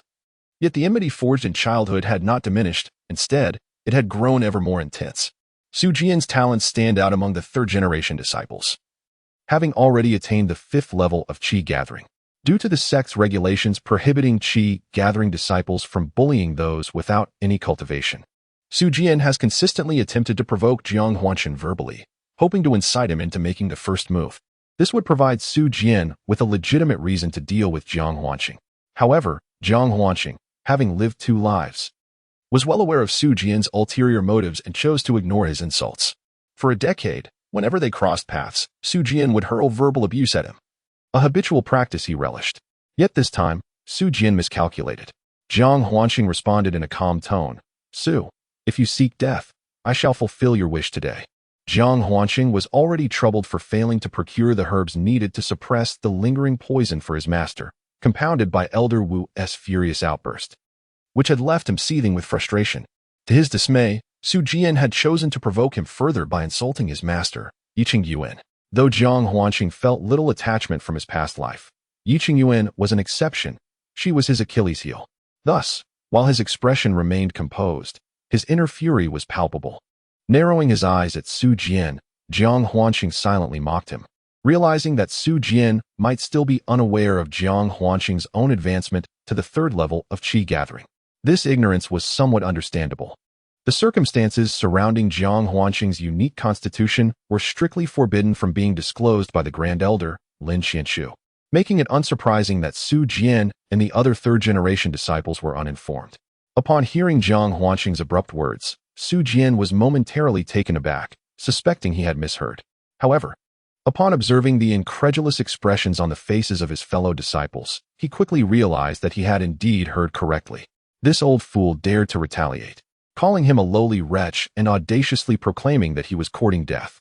Su Jian and his companions began to question the very fabric of their reality. After a brief pause, Su Jian's complexion shifted between shades of green and white. The moniker Su Wretch had been bestowed upon him by this very waste of space a decade ago, a play on words that had marred his reputation among the 3rd generation of disciples within the sect. This was utterly unforgivable. With a darkening expression, Su Jian declared, "You are merely a worthless disciple. That is now an undeniable fact. How dare you speak back? I am your senior brother, and today I shall teach you the importance of respecting your elders." With that, Su Jian clenched his fist, and upon striking, he unleashed 30% of his strength. Being at the 5th level of the Qi gathering stage, a single punch from him could fell a fierce tiger. In Su Jian's estimation, this level of force was sufficient to cripple the utterly untrained Jiang Huanqing. The disciples accompanying Su Jian displayed expressions of schadenfreude, eager to witness Jiang Huanqing's downfall. Yet, a few among them bore looks of sympathy, fully aware that Jiang Huanqing, lacking any cultivation, was merely somewhat stronger than an average person. How could he possibly withstand a punch from Su Jian at the 5th level of Qi gathering? However, what transpired next left everyone utterly astonished, their eyes wide with disbelief. Jiang Huanqing observed Su Jian's fist, which was enveloped in a faint glow, and narrowed his eyes. Without hesitation, he raised his own fist to meet Su Jian's strike head-on. Was this fool truly out of his mind? Su Shixiang had attained the 5th level of the Qi gathering realm, and yet he dared to engage in a direct confrontation? The disciples who had befriended Su Jian could not help but exclaim in disbelief. Huanqing, no. At that moment, a muffled voice behind Jiang Huanqing urgently cried out. He recognized it as his only friend in the Tianwu sect, Tang Tieta. Tang Tieta's master, Chu Sanpang, was a second-generation disciple and had a close relationship with him, which allowed Tang Tieta to bond with Jiang Huanqing. Whenever other disciples insulted Jiang Huanqing, Tang Tieta would always step in to defend him. However, Tang Tieta's warning came a moment too late. In the arena, a sharp crack resonated, and everyone understood it to be the sound of a bone fracturing. Each person's thoughts converged on the notion that Jiang Huanqing had suffered a broken bone from Su Jian's punch. Yet, to their astonishment, it was Su Jian who let out a pained scream. Ah! Su Jian cradled his left arm with his right, crouching on the ground in agony. Chapter 9. Su Jian's misfortune. He had initially believed he possessed absolute certainty in breaking Jiang Huanqing's bone, but the instant their fists collided, Su Jian felt a force of tyrannical strength surge through his entire arm. In that fleeting moment, he became acutely aware that his arm had been rendered useless. Its bone shattered. As the crowd stood in stunned silence, Jiang Huanqing made his move once more, lifting his foot and delivering a direct kick to Su Jian. Almost immediately, another familiar crack echoed in the ears of the spectators, leaving them to wonder if Su Jian had just suffered a few broken ribs. With a decisive kick, Jiang Huanqing sent Su Jian flying once more, landing 10 meters away. His swift and efficient strikes rendered Su Jian incapacitated. Yet Jiang Huanqing wore a smile that belied the icy tone of his words. This is merely a lesson. Should you dare to insult my master again, I shall destroy your dantian. After delivering his warning, he cast a deliberate glance at several disciples accompanying Su Jian. Under the weight of Jiang Huanqing's gaze, an unsettling dryness gripped their throats, and an icy chill coursed down their spines. The threat was palpable. Observing that Su Jian's companions had lowered their heads in submission, Jiang Huanqing turned away with satisfaction. His confrontation with Su Jian stemmed not only from a personal grievance, but also from a desire to establish his authority. Having chosen the path of martial arts, one must either commit fully or strive to become the strongest among peers. Of course, this only applies to those of equal standing. Should he provoke someone of significantly greater prowess, the circumstances would dictate his response. Tang Tieta, astonished by Jiang Huanqing's demeanor, reflected on their shared childhood. For years, Jiang Huanqing had struggled to achieve meditation, often displaying a hint of insecurity that kept him from frequenting the martial arts academy. He had always greeted his peers with a gentle smile, exhibiting a calm demeanor. Yet now, not only had he reached the 3rd level of Qi gathering, but his character had also transformed into something remarkably domineering. Was this truly the brother he had known? In just a few days, it seemed as though he had become a different person altogether. Although Tang Tieta pondered these changes, he understood that Jiang Huanqing's actions in incapacitating Su Jian would inevitably invite trouble. He spoke softly. Huanqing, you have acted recklessly. Su Jian hails from the Su family of Fengcheng, and his brother is a second-tier alchemist of the Divine Pill sect, known for his pride and cunning. If he learns of this, he will surely seek revenge. Upon hearing Tang Tieta's words, Jiang Huanqing felt a flicker of surprise. Residing in Tianwu Gate, he had certainly heard of the Su family from Fengcheng, which had a legacy spanning a century. However, he had not anticipated that Su Jian was indeed a member of the Fengcheng Su family. Yet, this could hardly be blamed on him.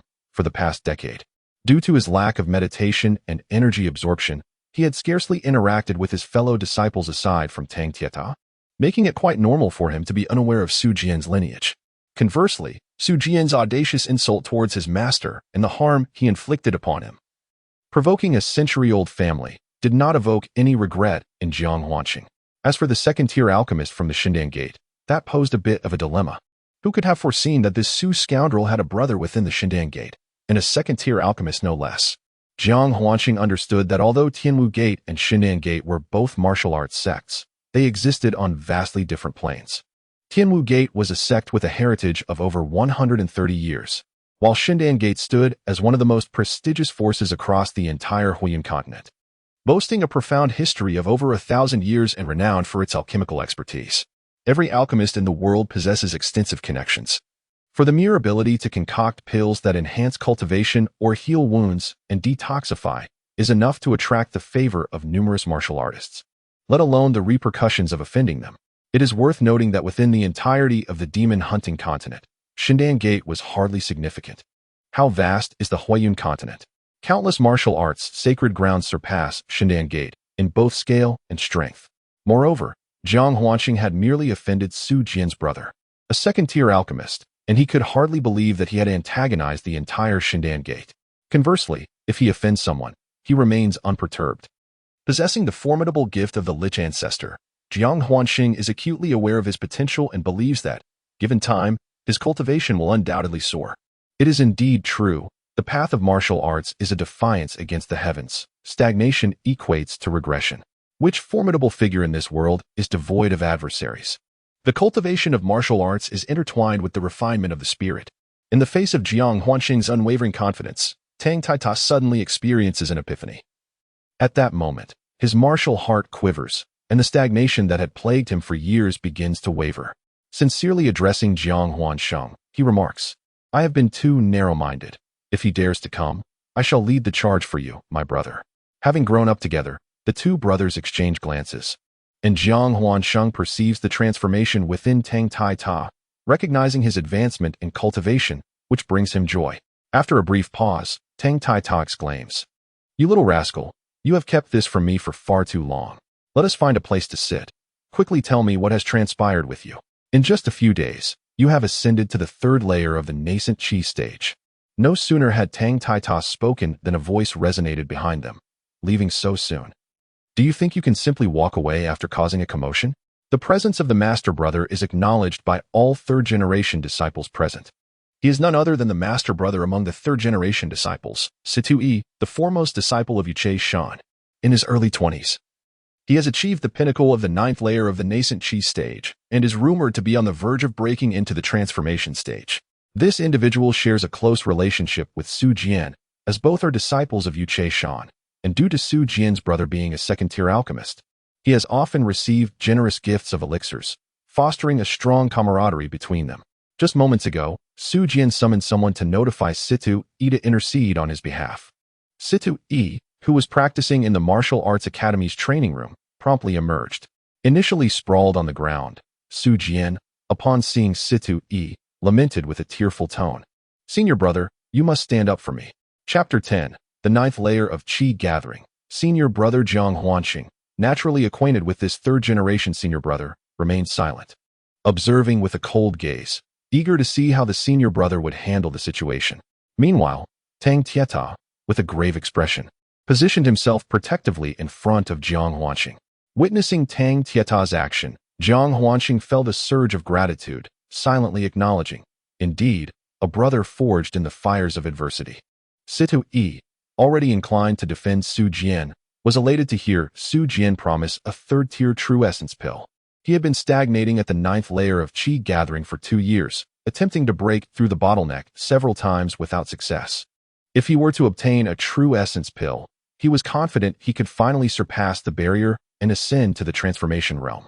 In martial arts cultivation, each breakthrough requires a substantial amount of vital energy, especially at the critical junctures between major realms, where the demand for vital energy is immense. The true essence pill, precisely, is a third-tier elixir that encapsulates vital energy. Preposterous. Upon hearing Jiang Huanxing's derision, Situ Yi assumed the authoritative demeanor of a senior brother, his expression grave. "Jiang Huanxing, you show blatant disrespect to your elders and harm your fellow disciples. As your senior brother, I must impose a fitting punishment to prevent you from straying further down the wrong path." Jiang Huanxing, feeling a twinge of nausea, replied with a hint of amusement, "Pray tell, how do you intend to punish me, senior brother? Perhaps you should sever your own limbs. Otherwise, do not blame me for taking matters into my own hands." Situ Yi assumed an air of authority befitting a senior brother. Tang Tieta, unable to tolerate this, interjected, "Senior brother, do not overstep your bounds." It was Su Jian who initiated the conflict with junior brother Jiang. His own lack of skill led to his downfall at Jiang's hands. What reason do you have to demand that Jiang harm himself without consideration of the circumstances? I am the senior brother, and my words are the law. Should you meddle further, I shall deal with you first, Sidui retorted, and without hesitation, he launched an attack on Tang Tieta. Jiang Huanqing watched in shock as Sidui moved swiftly, followed by a pained scream from Tang Tieta as he was sent flying 3 meters away. Blood spilling from his mouth. The force of Sidui's strike severely injured Tang Tieta, starkly illustrating the gap between Sidui, who had mastered the 9th level of Qi gathering, and Tang Tieta, who was only at the 4th level, leaving Tang Tieta utterly unprepared. Tieta, Jiang Huanqing, filled with urgency, rushed to support Tang Tieta. He could hardly believe Sidui's shamelessness, striking without provocation. Sidui, I respect you as the senior brother. But if you lose that respect, you are nothing to me.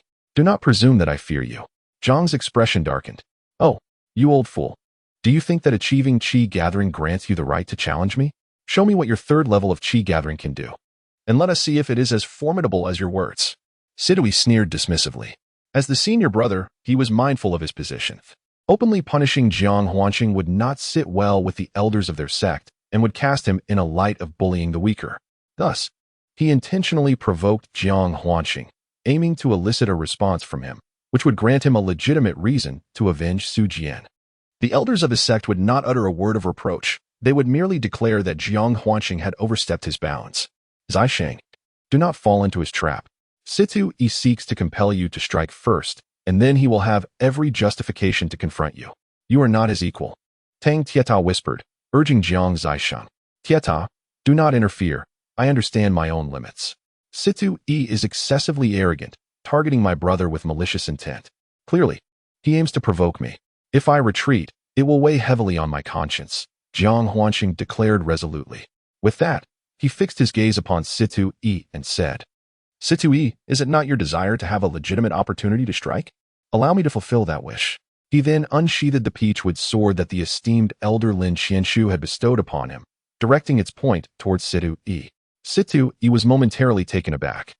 Unable to fathom that Jiang Huanqing, a mere novice at the 3rd tier of Qi gathering, would dare to confront him, a master at the pinnacle of the 9th tier. Initially intending to incite him for a pretext to act, Sidui now found himself unable to relish the moment. He felt belittled by Jiang Huanqing's audacity. The boiling anger surged within him, akin to water reaching its boiling point. However, when his gaze fell upon the peachwood sword in Jiang Huanqing's grip, his expression shifted, and he remarked with a complex emotion, I have heard that the esteemed elder gifted you, a mere waste, with an earth-grade weapon. To my surprise, it is a superior-grade artifact. After a pause, Sidui raised his voice and continued. Do you truly believe that possessing a superior-grade artifact grants you the right to challenge me? I must inform you that such notions are but flights of fancy. Though both of us are at the Qi gathering stage, the disparity between the realms of the 9th heaven and the 1st heaven is profound. Allow me to impart to you the stark contrast between the completion of the 9th heaven and your mere 3rd heaven existence. Enough of this idle chatter. Let us engage in combat. Today, I shall challenge you, a practitioner of the 9th heaven in the Qi gathering stage. At this moment, Jiang Huanqing's countenance radiated unwavering determination, embodying a confidence that defied the heavens. He had contemplated the gap between them, yet it was evident that Sidui was resolutely willing to confront the obstacles posed by Su Jian, all for the sake of a Zhen Yuan Dan. If he were to retreat today, given Su Jian's resentful gaze moments ago, it was inevitable that trouble would ensue in the future. Furthermore, such a retreat would be detrimental to his martial cultivation. Thus, he resolved to engage in combat. His physical form had been tempered by the blood of the witch ancestor, and he was acutely aware of its formidable resilience. However, he remained uncertain of the extent of its strength, which prompted him to test his own physical prowess. Ever since his body had been remade through the witch ancestor's blood in the elder's courtyard, he felt an overwhelming force coursing through every inch of his bones and flesh. As if he could subdue the might of the dragon and tiger before him. This instilled him with confidence. Not merely in his own body, but also in the legacy of the witch ancestor. He could not fathom that a body refined by the blood of the ancient Earth's sovereign, the witch ancestor, could falter against even a practitioner of the 9th heaven in the Qi gathering stage. After all, the difference between them was merely 6 minor realms, not a vast chasm. Thus, Jiang Huanqing dared to challenge Sidui, who, upon witnessing the resolute and disdainful gaze in Jiang's eyes, felt a surge of fury that rendered his face ashen. He never anticipated that he would be looked down upon by a novice who had just entered the third level of the chi-gathering realm. Gritting his teeth, he repeatedly asserted, "Very well, if you are so eager to seek your demise, I shall indulge you." With that, Situi did not draw the sword from his back. Instead, he swiftly lunged forward, aiming directly for Jiang Huanqing's Tianling point. Chapter 11. The physical barrier of Qi. Jiang Huanqing wielded a high-grade earth weapon, a peachwood sword, while Situi approached him unarmed.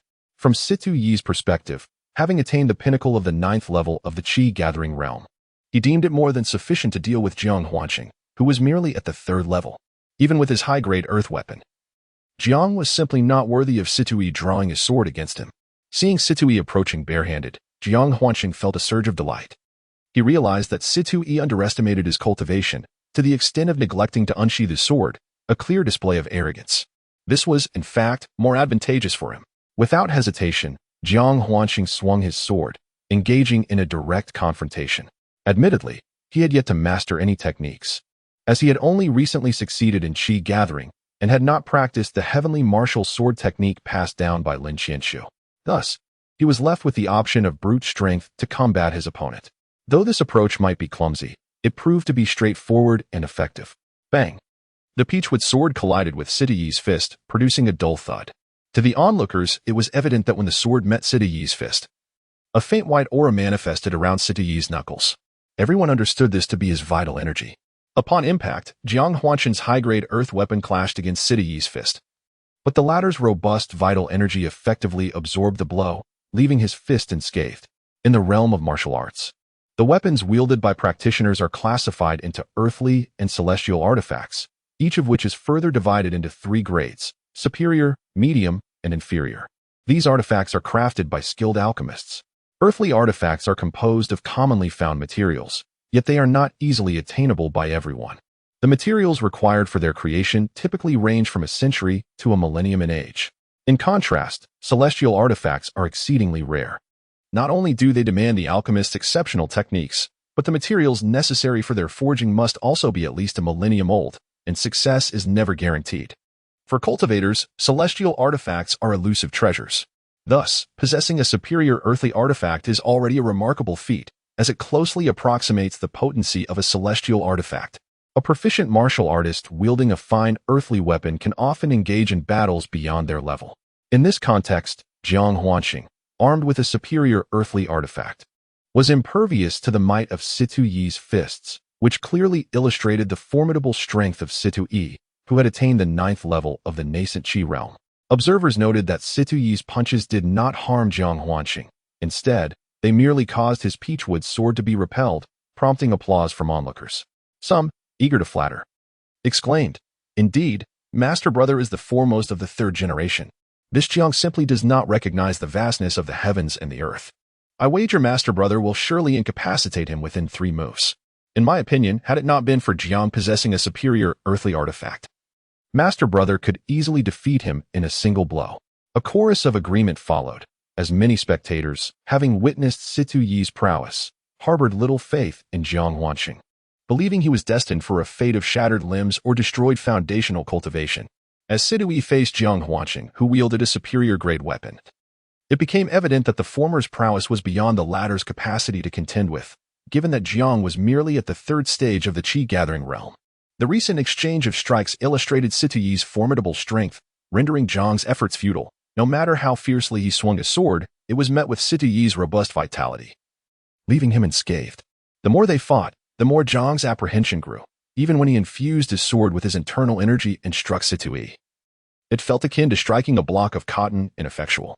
He lamented the undeniable depth of Situi's complete mastery at the 9th stage. It was clear to him that if the battle continued, he would inevitably be drained of his energy, as Situi toyed with him in a cat-and-mouse game.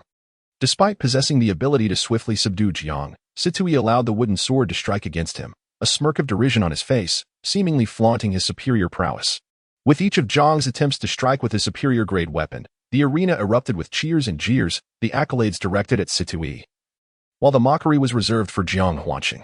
After absorbing yet another blow from Jiang, Situi appeared to tire of the charade and declared, "Jiang, shall we conclude this game?" As his words faded, he swiftly executed a turn, delivering a powerful punch to Jiang's back. Thud.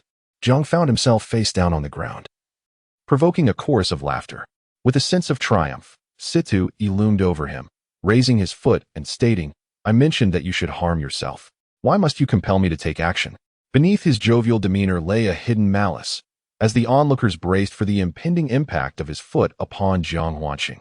Tang Tieta clenched his fists, blood seeping through his fingers, as he silently cursed his own weakness. Helplessly, he watched as his brother suffered humiliation. When he saw Situ raise his foot, poised to strike, anguish and dread filled his heart, yet he found himself powerless to intervene. A shared sentiment weighed heavily upon all present. Jiang Huanqing was doomed. With a resounding thud, Situ Yi's foot descended, eliciting instinctive gasps as many closed their eyes. However, amidst the tension, a voice of surprise broke through the air. It did not resemble the sound of bone shattering. As the onlookers reopened their eyes, they were met with an astonishing sight. Jiang Huanqing remained on the ground, but now he was enveloped in a radiant golden aura, a thickness of an inch surrounding him. Conversely, Situ appeared unchanged in posture, yet his face had turned a vivid shade of crimson. His foot halted just above the golden barrier encasing Jiang Huanqing, unable to penetrate. The essence of physical vitality. Among the disciples present were those with considerable insight, such as Su Jian, who sat in a corner. Initially, he felt a surge of satisfaction as he witnessed Jiang Huanqing on the verge of being crushed by Situ Yi's foot. However, upon witnessing the emergence of the golden glow, Su Jian's heart sank. Coming from a lineage with a heritage spanning a century, he recognized the golden aura encasing Jiang Huanqing as the legendary protective energy. Years prior, at the centenary celebration of the Su family patriarch, he had witnessed a Buddhist monk showcase this very phenomenon. The essence of Gang Qi is a formidable power that emerges after the physical body has been cultivated to its utmost limit, referred to as the physical Gang Qi. I once heard from a diligent monk that in ancient times, there existed a lineage of shamans who focused solely on the physical form, neglecting the cultivation of their spiritual essence. With their formidable physical prowess, they could rend the heavens and split the earth, traversing the universe and contending against the mightiest of myriad races. The hallmark of the ancient shaman's mastery of the physical body was the pervasive presence of Gang Qi throughout every fiber of their being. It is said that the ultimate cultivation of the physical body encompasses 9 transformations. From the first transformation, which manifests a mere inch of Gang Qi, to the 9th transformation, which culminates in 9 inches, the power contained within each inch is beyond the imagination of ordinary mortals. If the strength of one at the Qi gathering stage possesses the might of 9 oxen and 2 tigers, then one who has cultivated Gang Qi would wield the power of 9 dragons and 4 symbols. Although both belong to the same realm, their strengths are not comparable and exist on entirely different planes. Su Jian was engulfed by a tumult of resentment and despair. Without delving into the complexities of Su Jian's emotions, one could see Jiang Huanqing suddenly flip and forcefully propel Situ backward, causing him to stagger several paces before regaining his balance. As Jiang Huanqing leaped into the air, he tossed his peachwood sword to Tang Tieta, accompanied by a reassuring glance. Subsequently, under the astonished gazes of all present, Jiang Huanqing's gaze fixed upon Situ as he declared, "Situ, I shall not exploit your vulnerabilities. Let us engage in a barehanded duel." In the 12th chapter, the senior brother surprisingly draws his sword. Jiang Huanqing's confrontation with Situ served as a means to assess the disparity between their strengths. The outcome was clear. In terms of vitality, Jiang Huanqing, at the 3rd level of Qi gathering, was vastly outmatched by Situ, who stood at the 9th level of the same realm.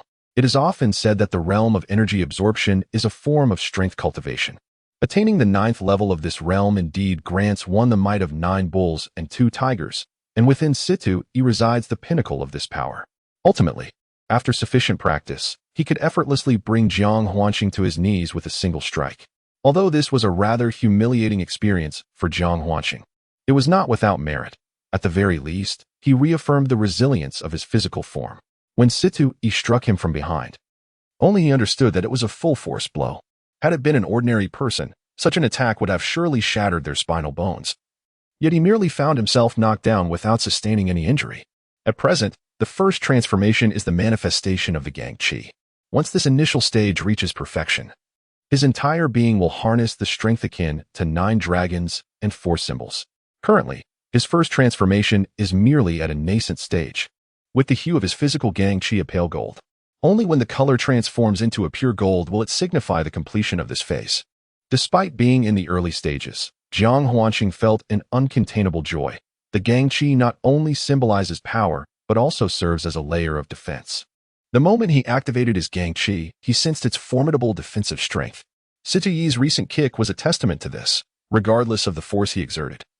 He could not penetrate the Gangqi, which remained steadfast at just an inch above. In fact, Jiang Huanqing, with a mere exertion of his strength, managed to repel him. At this moment, Jiang Huanqing felt an inexhaustible power coursing through every pore of his body, as if a dragon stood before him, ready to be skinned and stripped. This newfound confidence led him to relinquish the sword in his hand to the concerned Tang Tieta, not out of arrogance, but rather as a genuine reflection of the strength that surged within him. As Situyi listened to Jiang Zixin's arrogant and confident words, and observed the faint golden aura enveloping him, an overwhelming sense of impossibility flooded his mind. He had heard whispers of the legendary physical aura. Only the ascetic monks of Buddhism could cultivate the indomitable Vajra body, the path of the Arhat. Furthermore, the demonic sect also practiced the cultivation of physical aura, yet their auras were typically crimson or obsidian, both of which were esoteric arts shrouded in mystery. Could it be that this youth had inherited the legacy of some Buddhist Arhat? Each Arhat was a peerless powerhouse. No one would dare provoke them. Situyi's thoughts spiraled, his expression darkening to an extreme. However, Jiang Zixin did not grant him the luxury of contemplation, launching himself forward and swinging his fist towards Situyi's head.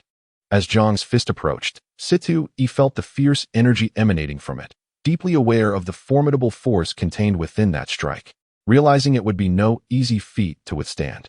Yet, as the third-generation senior brother, he was accustomed to maintaining his reputation and pride, evading the blow would surely invite scorn from his peers.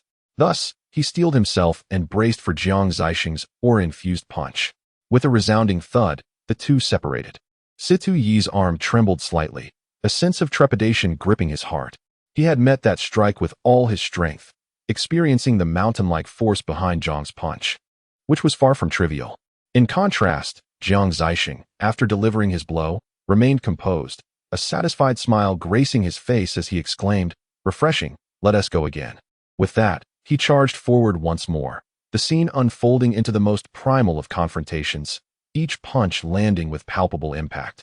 Under the watchful gaze of numerous fellow disciples, Situyi found himself unable to evade the confrontation. Thus he stood resolutely alongside Jiang Huanqing, engaging in a fierce exchange. The two traded blows, each strike resonating with palpable force. As the intensity escalated, Jiang Huanqing, initially struggling to adapt to his own vital energy, gradually became more fluid in his movements. Over time, not only did his strikes become increasingly effortless, but the speed he exhibited after harnessing his vital energy exceeded all expectations. Moreover, every attack from Situyi seemed to bounce off Jiang Huanqing's form, thanks to the protective layer of vital energy enveloping him, rendering him impervious to pain. In stark contrast, Jiang Huanqing could distinctly feel the impact of his own punches. Each time his fist made contact with Situyi, he noticed a slight twitch on Situyi's face. This realization brought a surge of exhilaration to Jiang Huanqing's heart, indicating that his vital energy-infused strikes could indeed inflict harm upon Situyi, while he himself felt little to no discomfort from Situyi's blows. As the duel progressed, Jiang Huanqing suddenly perceived that whenever his fists collided with Situyi's body, he could channel his elemental force to the point of impact, thereby countering his own vital energy. A thought flickered in his mind. He was currently relying solely on his physical strength to contend with Situyi. Although he knew he could cause damage, it was insufficient to truly affect him. Why not harness his internal elemental force and combine it with his vital energy? With this notion igniting his resolve, Jiang Huanqing decided to act. Though his internal elemental force was merely at the third level of the nascent Qi realm, it was still a form of power. When combined with his vital energy, it could undoubtedly enhance his strikes. Thus, as he launched another punch, he summoned his internal elemental force to his fist, engaging Situyi with renewed vigor. In that moment, an astonishing sound echoed through the arena, leaving all spectators utterly astonished. As the clash between Jiang Huanqing and Situyi ensued, Situyi was unexpectedly sent flying. A spray of blood erupted from his mouth. Just moments ago, Situyi had felt the force behind Jiang Huanqing's punch, which had increased tenfold compared to before, propelling him through the air. A tumultuous wave surged within his chest. Situi could hardly believe that he was suffering such a significant setback at the hands of a mere novice in the third level of chi gathering. In the next instant, Situi let out a piercing howl, his eyes ablaze with fury as he gazed at Jiang Huanqing, completely shedding his earlier demeanor of a senior brother. With a resonant hum, he drew the sword from his back, a mid-grade earth artifact, pointing the blade at Jiang Huanqing. His complexion oscillated between green and white as he uttered, "You are quite formidable." Amidst the crowd, someone exclaimed in astonishment. The senior brother is actually drawing his sword. Indeed, Situi had drawn his sword. He had been compelled to do so by Jiang Huanqing's prowess. No one had anticipated that a novice in the third level of chi gathering could force a senior brother, who had reached the pinnacle of the ninth level of chi gathering years ago, to resort to such measures. The absurdity of the situation left everyone in disbelief. Initially, Situi had been unarmed, while Jiang Huanqing wielded a peachwood sword. At first, Situi had looked down on Jiang Huanqing, engaging in a game of cat and mouse. But now, the roles were reversed. Situi brandished a sword, while Jiang Huanqing stood barehanded. Everyone pondered, would Jiang Huanqing now belittle senior brother Situi and turn the tables in this game of cat and mouse? Could this truly be possible? Situi, after all, is a master at the pinnacle of the ninth layer of the chi gathering realm, while Jiang Huanqing only occupies the third layer, marking a disparity of 6 minor realms between them. Despite this, an inexplicable transformation occurred, enveloping Jiang Huanqing in a shell akin to that of a turtle. Most observers concluded that Jiang Huanqing had merely relied on luck to inflict a grievous wound upon his senior brother, Situi, possibly due to Situi's underestimation of his opponent. Now, as Situi drew his sword, it was highly probable that he would ruthlessly maim Jiang Huanqing's limbs in the blink of an eye. It is essential to recognize that the existence of earthly artifacts would amplify a martial artist's combat prowess manifold. Jiang Huanqing himself was astonished. The amalgamation of his inner vitality and the fierce energy produced an effect far beyond mere addition. Staring blankly at his own fist, he was suddenly overwhelmed with immense joy, causing him to momentarily lose focus. Such distractions are considered the gravest of errors in combat.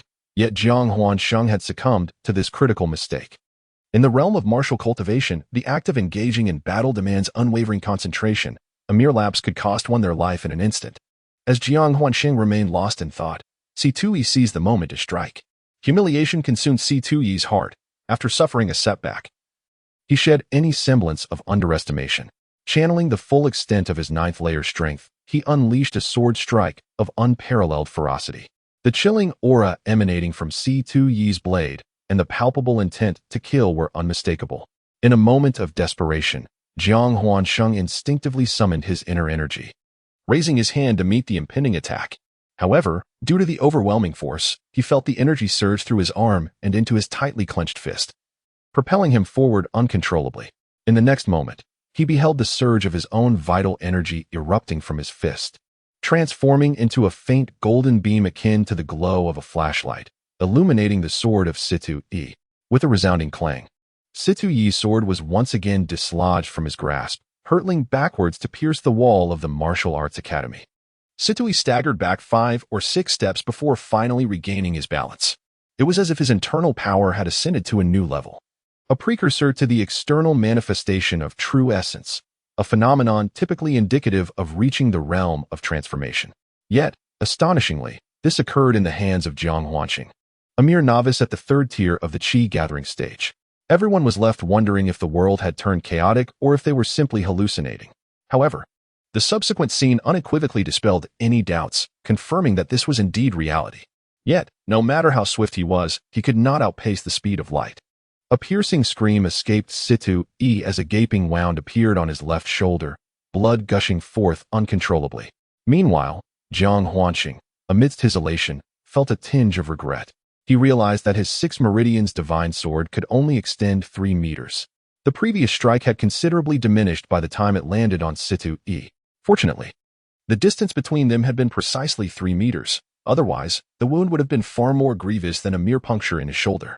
Ever since witnessing Jiang Huanqing's ability to project his vital energy externally, Situi, like everyone else, could not help but contemplate the implications of such external manifestation of true essence.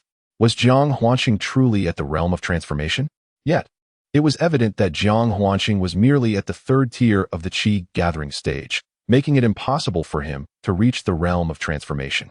If he had attained such a level, Situi would have already been vanquished instead of enduring this struggle. After a brief pause, Situi continued, "To force me, your senior brother, to resort to secret techniques is indeed a rare display of talent. Now, I shall open your eyes and allow you to witness the formidable power of my secret arts.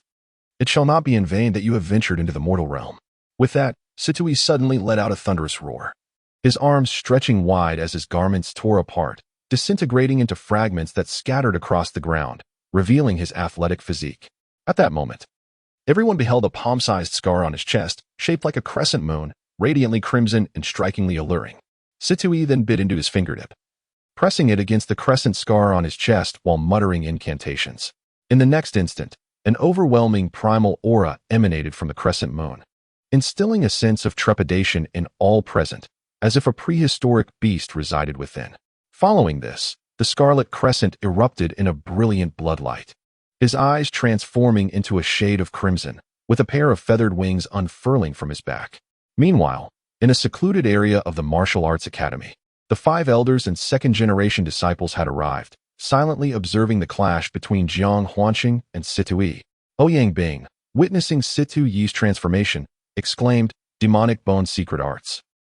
Elder, you must intervene quickly, otherwise we shall suffer great losses." Chapter 14, The Anomalous Power. After Yu Chaishan spoke, he cast a glance at Ouyang Bing, fully aware of Situi's possession of the demonic bone as his master. However, out of consideration for Situi's protection, he refrained from disclosing this information to the public. For the rarity of demonic bones is akin to that of root bones. The root bone is an innate gift of martial artists, while the demon bone is cultivated through esoteric methods, yielding effects akin to those of the root bone, enabling the wielding of formidable powers. Yu Chaishan is acutely aware of the might of Situi's demon bone. His deliberate mention of remnant bones and broken powers is a calculated attempt to silence Ouyang Bing, thereby setting the stage for Jiang Huanqing's misfortune.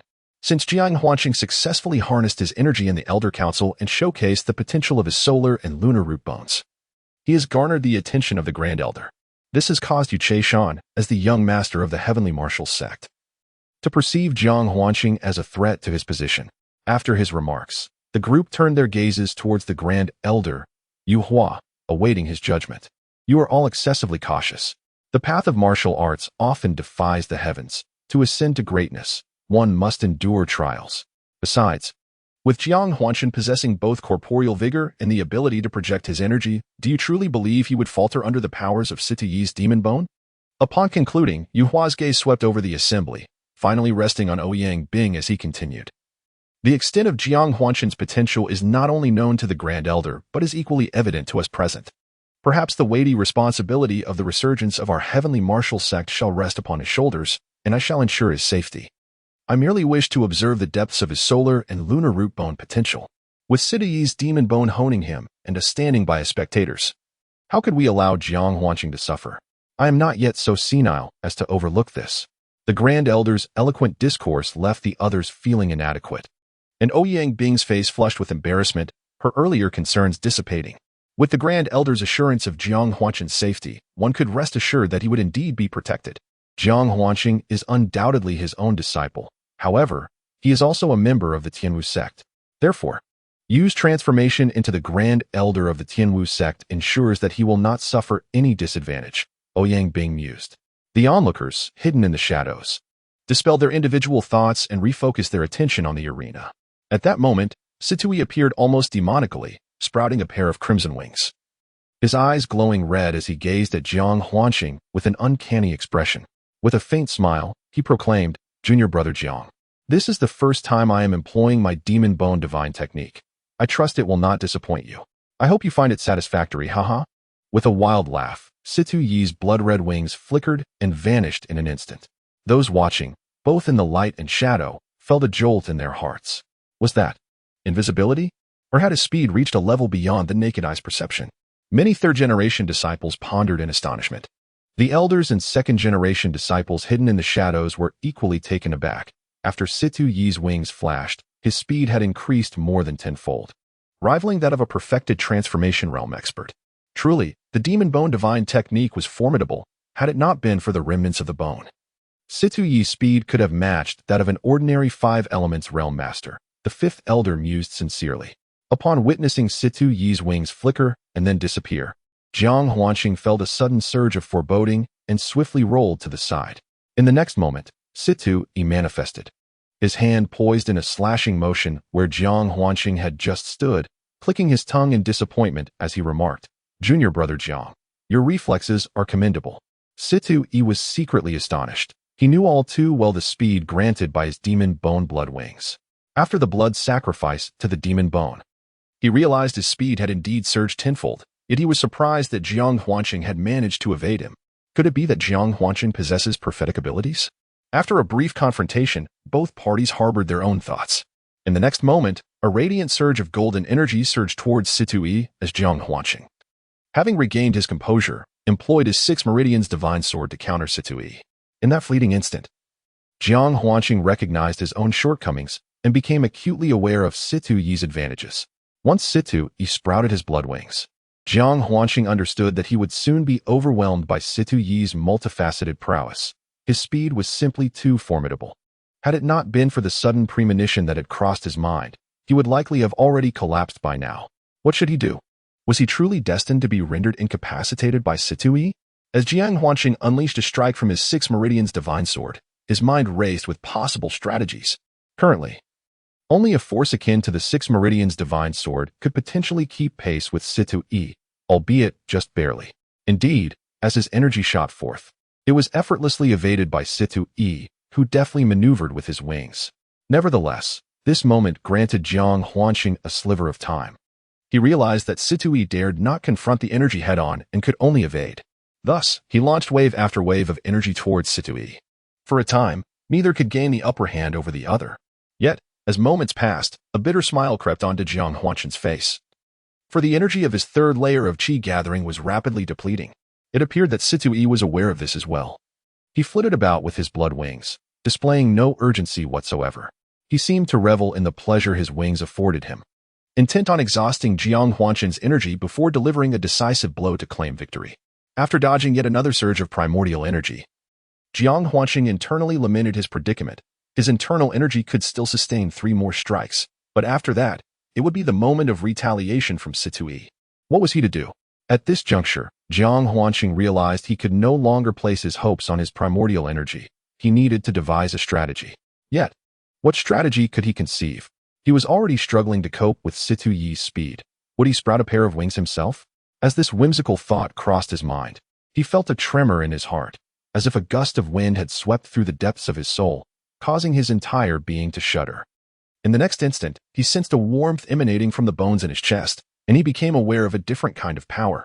This power was distinct from primordial energy. It was otherworldly, originating from the blood wings on Situ Yi's back. Chapter 15. The Demon Ancestor's Power. This revelation filled Jiang Huanqing with unbridled joy, causing his heart to race inexplicably. He had been so focused on maneuvering around Situ Yi that he had failed to notice the demonic bone power emanating from him. Now, in this newfound awareness, he realized that the blood wings were becoming increasingly distinct within his perception. It was a wondrous, ineffable sensation, much like the power of Situ Yi's blood wings, or rather, the force emanating from his demonic bones was a tributary of his own corporeal strength, akin to the relationship between a sovereign and his subjects. This feeling was profoundly mystical. As he concentrated on perceiving this power from Situ Yi, Jiang Huanqing experienced an extraordinary clarity, as if he could grasp the entirety of the situation. In this heightened awareness, he discerned that the blood wings behind Situ Yi were entirely a transformation of primordial energy. Though they appeared substantial, they were, in essence, wings forged from primordial energy. As the blood wings flickered with each movement, Jiang Huanqing could sense a rhythmic flow of primal energy. More importantly, he discovered that within the root bones in his chest, a force was guiding his perception, as if it could resonate with the power of Situ Yi's blood wings. He was all too familiar with this force in his root bones. It was the aura of the ancient demon ancestor Kunping. At that moment, a realization dawned upon Jiang Huanqing. He recalled the words of the demon ancestor Kunping, who had spoken of reconstructing his soul with his remnant spirit, allowing him to acquire all divine abilities in the world in the future. It was evident that Situ Yi's blood wings stemmed from the divine powers of the demon clan, while Kunping belonged to the ancient lineage of myriad demons. Thus, he was now capable of comprehending the divine abilities of the demon race. This deduction ignited a fervor within Jiang Huanqing's heart as he began to keenly perceive the divine powers of Situ-es blood wings. Unable to restrain himself, he closed his eyes. The root bones in his chest also grew warm, and at a certain moment, his mind trembled as he distinctly sensed the trajectory of the power circulating within the blood moon on Situ-Yi's chest vividly appearing in his consciousness. Simultaneously, the aura of the demon ancestor Kuanping, or rather the demon power, began to operate autonomously within his root bones, mirroring the circulation of Situ-Yi's blood moon. It was accomplished. A surge of joy filled Jiang Huanqing's heart. At that instant, Situ-Yi vanished from view, and in the blink of an eye, he reappeared behind Jiang Huanqing, still poised with a hand chop aimed at his neck. However, Jiang Huanqing remained with his eyes tightly shut, seemingly oblivious to the imminent strike. Sensing his victory was assured, Situ-Yi scoffed and uttered, "Die." Today, he has suffered multiple humiliations at the hands of Jiang Huanqing, and a grievous wound has been inflicted upon his shoulder by Jiang Zixin, leaving him utterly disgraced in front of numerous disciples. Thus, he has resolved to take lethal action. This strike from Situ-Yi is a deadly blow. A mere newcomer at the third level of the Qi gathering stage dares to contend with a disciple who has already attained perfection in the same realm. Achieving a counterattack that surpasses his opponent by 6 minor realms is a feat unparalleled within the entire Tianwu sect, and indeed, it is likely unmatched across the vast expanse of the Huiyun continent.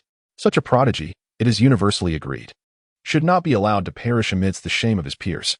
Ouyang Bing, who has been observing from the shadows, is equally alarmed and bellows, "Stop." His voice reverberates throughout the martial arts academy. Yu Chaishan, witnessing Jiang Huanqing still with his eyes closed and on the verge of being struck by Situ-Yi's lethal blade, finds amusement in the unfolding chaos. Simultaneously, other elders and second-generation disciples roar in protest. Even the usually composed Grand Elder is shaken in this moment. With a swift movement, he vanishes from sight, determined to intervene. For if Jiang Huanqing is indeed slain by Situ-Yi, the Tianwu sect would suffer a tremendous loss, and he cannot bear the wrath of the esteemed elder Lin Qianshu. In a flurry, the elders and second-generation disciples emerge from their concealment, all apprehensive that Jiang Huanqing may fall victim to Situ-Yi's lethal strike. No one can withstand the fury of elder Lin Qianshu. Furthermore, they are all acutely aware of Jiang Huanqing's latent potential, eagerly anticipating his rise to power, which would elevate the Tianwu sect amidst the multitude of sects on the Huiyun continent, thereby benefiting them all. No matter the circumstances, Jiang Huanqing must not come to harm. However, it seemed that all was too late. Situ-Yi's hand had already descended upon Jiang Huanqing's neck, his entire hand embedded deep within. The sudden appearance of the elder was met with wide eyes, as if they were copper bells, and a visage as pale as death. A moment too late, Tang Tai Ta let out a mournful cry, "Huan Sheng, my son." Ouyang Bing was consumed by fury. The other 3 elders, witnessing this scene, felt a chill course through their veins, cursing the elder 1,000 times in their hearts. Had they heeded Ouyang Bing's earlier warning to intervene? Could this have been avoided? All seemed frozen in place, the moment suspended in time. Yet, what transpired next left everyone with an unsettling feeling. Situ-Yi's once triumphant expression transformed in an instant, his face turning ashen. Although it felt as if an eternity had passed, it had merely been a fleeting moment. Logically, after Situ-Yi's strike to Jiang Huanqing's neck, blood should have gushed forth. Yet, there was nothing. Furthermore, to the astonishment of all present, Jiang Huanqing's form gradually faded away, a mere afterimage. The elder's mind immediately conjured this term. How could this be? Situ-Yi was engulfed in disbelief. Upon striking Jiang Huanqing's neck, he had felt no resistance, as if his hand had merely sliced through the air. Had he missed? In that moment, 1,000 questions flooded Situ-Yi's mind. As Jiang Huanqing's form continued to dissipate, it confirmed his suspicions. He had indeed missed. The figure of Jiang Huanqing vanished from the scene. The elders were in a state of turmoil, for they understood all too well the implications of Jiang Huanqing's disappearance. The only explanation for this phenomenon was that Jiang Huanqing's speed had reached an extraordinary limit, and what Situ-Yi had struck was merely an afterimage. But where, then, was Jiang Huanqing? This question did not linger for long before an answer materialized. A radiant golden light appeared beside Situ-Yi, followed by the gradual manifestation of Jiang Huanqing's form. At that moment, everyone was struck with astonishment, unable to fathom the reality unfolding before their eyes. Indeed, Jiang Huanqing had emerged beside Situi.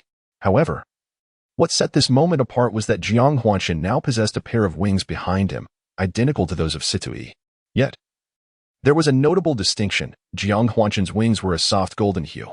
Chapter 16. The protector of the young Jiang Huanqing stood beside Situi, his heart brimming with a radiant smile.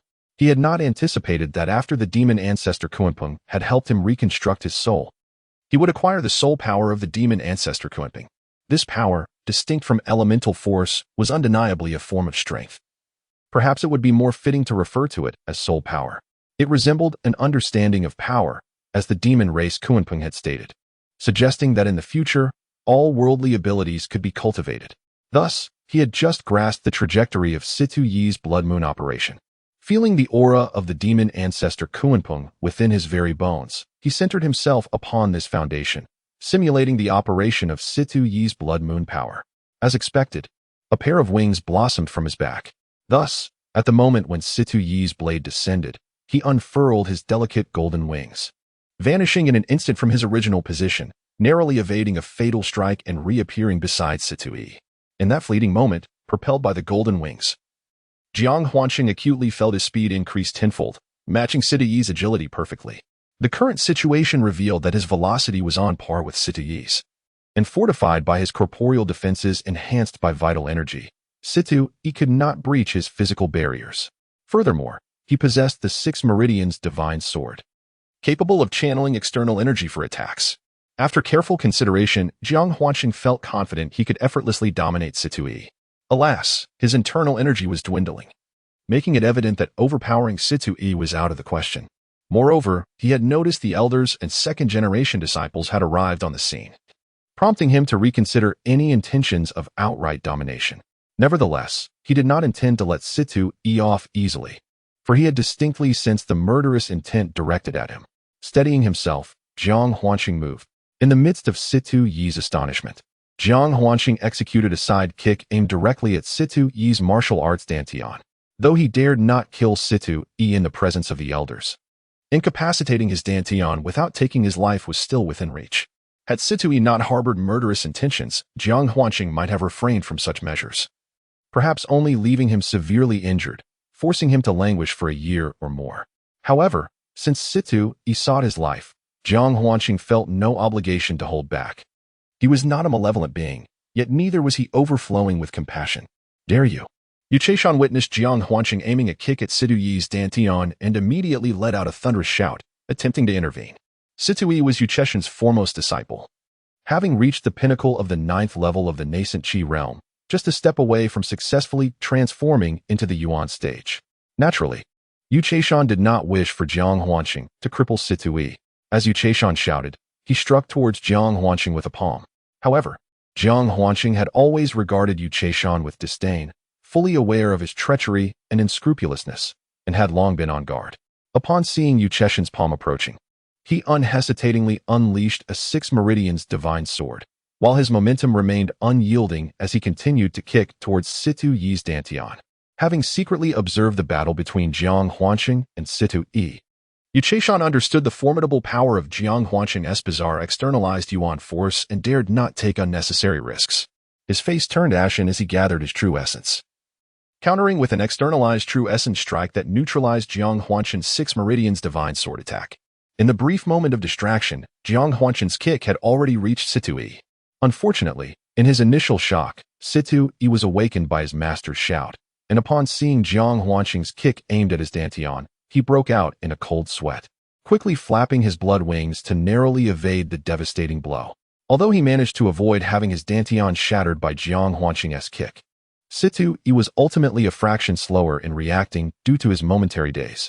Additionally, given that Jiang Huanqing also possessed wings, their speeds were quite comparable, and as a result, Situ Yi took a solid kick to his waist from Jiang Huanqing.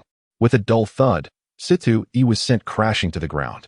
Everyone believed that with the appearance of the master and several elders, the conflict between the two would come to an end, especially since Situ Yi had already been defeated.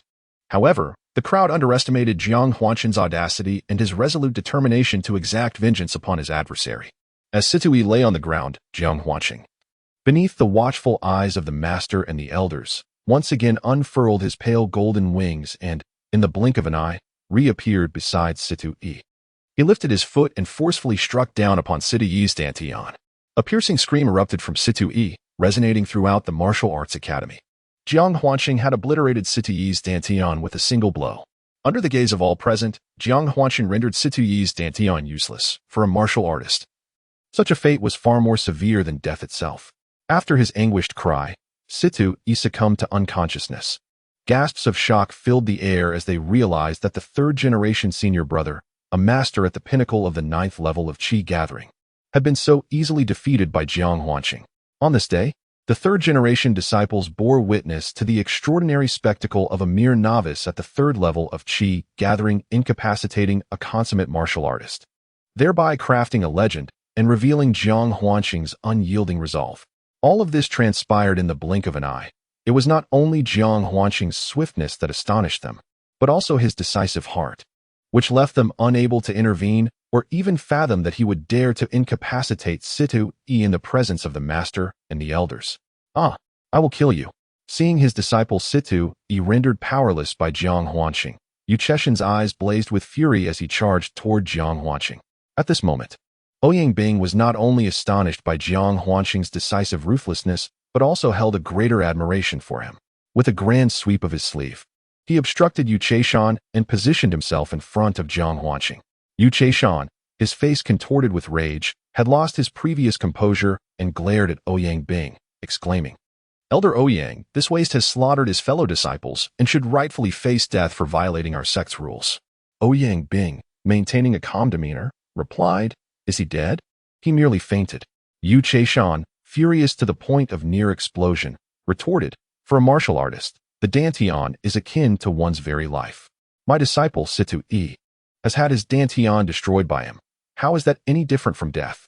Furthermore, during training between fellow disciples, one must cease once the opponent has fallen. Why did he continue to incapacitate Situ Yi after he was already down?" Yu Cheshan concluded, casting a frigid gaze towards Jiang Huanqing. "I only recall that training among fellow disciples should not devolve into mutual slaughter. Situ Yi is not dead yet, is he? Moreover, Situ Yi is at the 9th level of the Qi gathering realm, and previously, he struck Jiang Huanqing with a knife hand to the neck. Does that not constitute a violation of our sect's rules?" Ouyang Bing countered coolly, resolutely determined to protect Jiang Huanqing.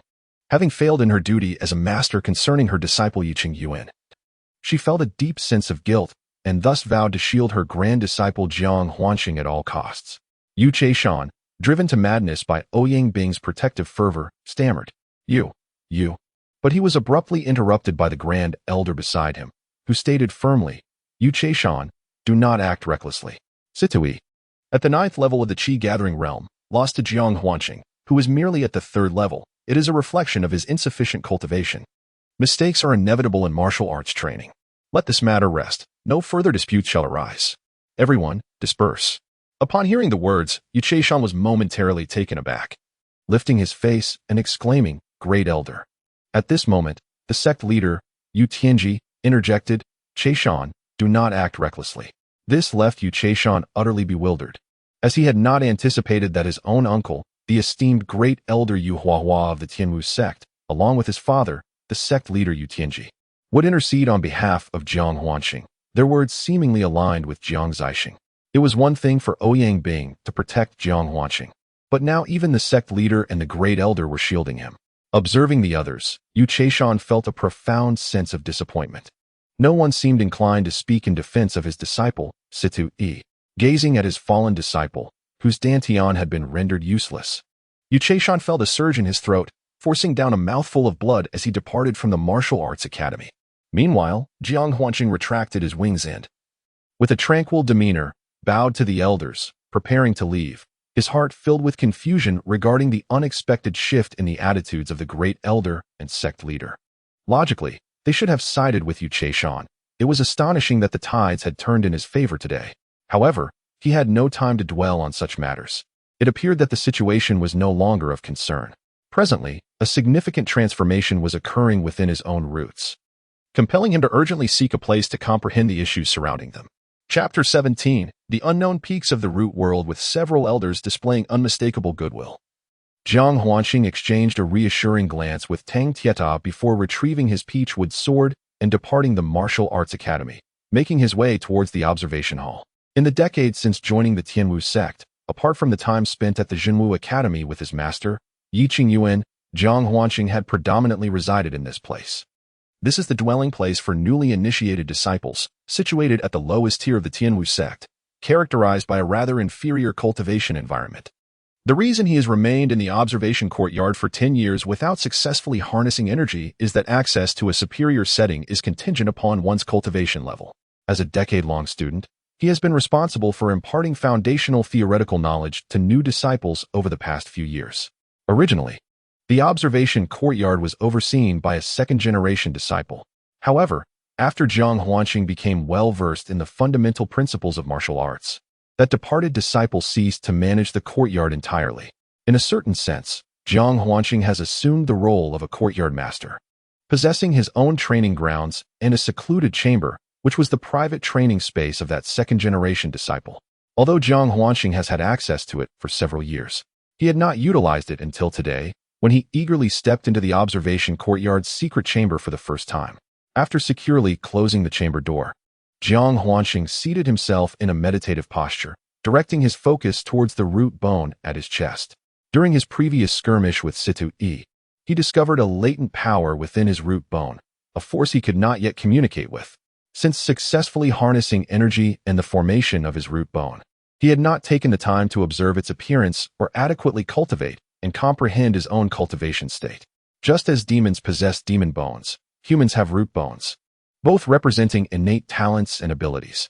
Jiang Huanxing is naturally familiar with the concept of human root bones. He understands that they signify a form of innate potential. His own Sun-Moon root bone, renowned for being second only to the legendary Heaven-Earth root bone, is said to be possessed by those of great potential in the demon hunting continent, often regarded as the masters of sacred lands. Certainly, this knowledge is merely derived from ancient texts. The true celestial potential of the sun and moon remains a mystery. All that is known is that within one's root bones lies a realm akin to a vast sea of consciousness, a world of illusion. At the most basic level, within the 5 elements root bone world, it is replete with elemental energies, namely metal, wood, water, fire, and earth. Possessing a 5 elements root bone signifies the ability to simultaneously absorb these elemental energies for one's own use, amplifying the practitioner's cultivation efforts to 5 times that of an ordinary cultivator, along with an unparalleled sensitivity to these elemental forces. Progressing further, one encounters the realms of wind and thunder, stars, sun and moon, and the legendary root bones of heaven and earth. Each of these signifies the practitioner's capacity to assimilate and utilize such powers, with higher levels reflecting a more comprehensive mastery of these forces. Thus, based on Jiang Huanxing's conjecture, the current manifestations within his sun and moon root bone encompass the realms of the 5 elements, wind and thunder, stars, and sun and moon, indicating his future potential to commune with these celestial energies for personal use. However, when he previously sensed the power of the demon clan's souls within his root bone world, he discovered the presence of an anomalous force, one that instilled a profound sense of dread. At that moment, he merely brushed against this force with his consciousness, yet found it utterly impenetrable. As he approached, the aura emanating from this strange power felt akin to an abyss, imbued with a destructive essence capable of annihilating the heavens and the earth, nearly instilling a terror so great that it threatened to overwhelm him. However, at that moment, engaged in combat with Situ Yi, Jiang Huanxing had no choice but to suppress the profound fear that stirred within him. His sole focus was to swiftly conclude the conflict with Situ Yi, so he could ascertain the uncontrollable and unknown nuclear force concealed within his root bones. Now that the matter was settled, his immediate priority was to investigate the state of his own root bones. As Jiang Huanxing concentrated his thoughts on the root bones, he felt an abrupt tug, and when he opened his eyes, he found himself in a resplendent world filled with vibrant colors. He recognized this as the realm of his root bones, the origin of all power. Before him, the scenery resembled an ocean of consciousness, vast and boundless, suffused with 5 distinct hues: gold, green, blue, red, and yellow. Jiang Huanxing understood that these colors represented the 5 elemental forces. Among them, the gold hue stood out vividly, while the other 4 appeared somewhat ethereal, lacking in substance. This phenomenon was well understood by Jiang Huansheng, a diligent scholar of ancient texts. It indicated that he had begun to communicate and harness the gold elemental force. The other four colors appeared insubstantial because he had yet to fully engage with them. With the passage of time, he anticipated mastering the 5 elemental forces entirely, at which point his cultivation would advance at an extraordinary pace. Within the realm of the root bones, in addition to the 5 elemental colors, Jiang Huansheng could distinctly feel a gentle breeze wafting through, and at times, a flash of lightning would streak across the sky, characteristic of the powers of wind and thunder. Furthermore, at the edge of the void, countless twinkling points of light, representing stars, adorned the expanse. On the eastern horizon of this world, a blazing orb of light radiated warmth, while to the west, a crescent moon hovered, both appearing elusive, shrouded in an enchanting illusion. Jiang Huansheng understood that the seemingly illusory phenomena stemmed from his inability to communicate with the forces that embody heaven and earth. He aspired to one day connect with the powers of wind and thunder, the stars, the sun, and the moon. These visions represented his latent potential, a gift bestowed by his innate constitution, yet at present, his cultivation was insufficient to bridge that connection. He believed that when he could finally commune with these celestial manifestations, the stars and the sun and moon of his fundamental essence might materialize, intertwining with the greater world beyond, ultimately allowing him to harness the might of the cosmos to ascend to the pinnacle of strength. The sights before him were those Jiang Huansheng had gleaned from ancient texts. Thus, although his heart burned with fervor, he remained composed. However, what troubled him was the obsidian pillar that stood at the center of the realm of his constitution, a monolithic structure piercing the void of his world. It loomed like an indomitable mountain, the very source of the peculiar power he had sensed earlier. Taking a deep breath, Jiang Huansheng squinted and scrutinized it once more. Even from a distance, he could feel the aura emanating from this dark peak, primitive, desolate, yet imbued with an icy essence of unfathomable unknowns that sent shivers through his soul. What manner of existence was this? It remained utterly inscrutable. Within his realm of constitution, Jiang Huansheng existed in a state of thought, allowing him to float effortlessly, traversing vast distances in an instant and soaring to great heights to observe this mountain from above. As he drew slightly nearer, he discerned faintly visible runes scattered across the surface of the peak, inscribed upon its entirety. This rune is unlike any he has encountered before, resembling a form of pictographic script, enigmatic and captivating. Unable to comprehend its meaning, he chooses not to dwell on it. As he shifts his perspective to observe once more, a sudden familiarity washes over him, as though he has seen this mountain peak before, though he cannot immediately recall when. Chapter 18. Reflection on gains and losses. At this moment, from the left side of the mountain, he unexpectedly perceives a wisp of azure mist, which stirs a mixture of excitement and melancholy within him. This mist, he has grown intimately acquainted with over the past decade, represents the spectral essence of the demon progenitor Kunping. Alas, he is acutely aware that both the demon and shaman ancestors have irrevocably vanished from existence. What he witnesses now is merely the manifestation of Kunping's remade spirit, infused with his own ethereal power. Previously, it was through the guidance and insight provided by this verdant azure mist that he discerned the trajectory of Sida Yi's blood wings, thereby mastering the art of winged flight. Reflecting on the demon and shaman ancestors, a sudden illumination strikes his mind as he gazes at the mountain peak once more. A jolt courses through him as he comprehends why this dark mountain appears so familiar. During his encounter with the avalanche, a dark stone had struck him on the forehead amidst the snow, heralding the rebirth of the demon-hunting continent. In truth, the very stone that collided with him is none other than this ominous mountain before him, merely magnified countless times, transformed from a mere rock into a towering peak. The remnants of the demon race and the essence of the shaman ancestor resided within that stone. Thus it could be said that both the stone and the ancestral spirits journeyed to the demon-hunting continent alongside him. However, later in the vast sea of consciousness, only the second lich remained, with no trace of the stone to be found. To his astonishment, it had now manifested within his own foundational world, transformed into an immense mountain. Compared to the second lich, Jiang Huansheng now felt a greater sense of curiosity and trepidation towards this stone, or rather, this mountain. He had vaguely heard the second lich recount tales of the ancient epic when the two clans of lich and sorcerer waged a cataclysmic war, resulting in a confrontation that transcended the heavens. For reasons unknown, they had sealed themselves within a celestial meteorite. Eventually, it fell to earth, buried beneath the snow-capped mountains. Had it not been for Jiang Zixing, who was merely out for a leisurely excursion, they might have remained indefinitely trapped within the meteorite, destined for oblivion. Jiang Huanxing gazed at the towering mountain, or rather, the celestial meteorite that sealed the second lich, his thoughts spiraling in myriad directions. He pondered the immense power of this meteorite, capable of containing two celestial sovereigns from the primordial era. More importantly, this meteorite now held an aura of enigma and dread for Jiang Huanxing. The mystery lay in its ability to compel the second lich to seal himself within, and what arcane symbols were currently manifesting before him. The fear stemmed from his awareness of a force within the meteorite capable of annihilating the very fabric of existence. Yet he found himself unable to communicate with it. He could not even approach the meteorite. The thought of such a presence taking root within his foundational essence filled Jiang Huanxing with dread and concern. Who could predict what cataclysmic force might erupt from the meteorite one day, leaving him with no refuge, no understanding of the calamity that could befall him? After staring at the celestial meteorite in turmoil for what felt like an eternity, Jiang Huanxing suddenly broke into laughter. He chuckled, recognizing the folly of his own apprehensions. The cataclysmic powers he feared were merely figments of his imagination, never having witnessed them firsthand. He scolded himself for engaging in such self-induced terror. The consequences of his existence remained uncertain, yet he mused that as long as he did not provoke the celestial meteor, there was little it could do to him. Thus, Jiang Huanxing spoke to the falling star, contemplating its enigmatic nature. Despite his trepidation toward the unknown, he realized that if he maintained his distance and refrained from probing its essence, he would not encounter the dreadful forces he dreaded.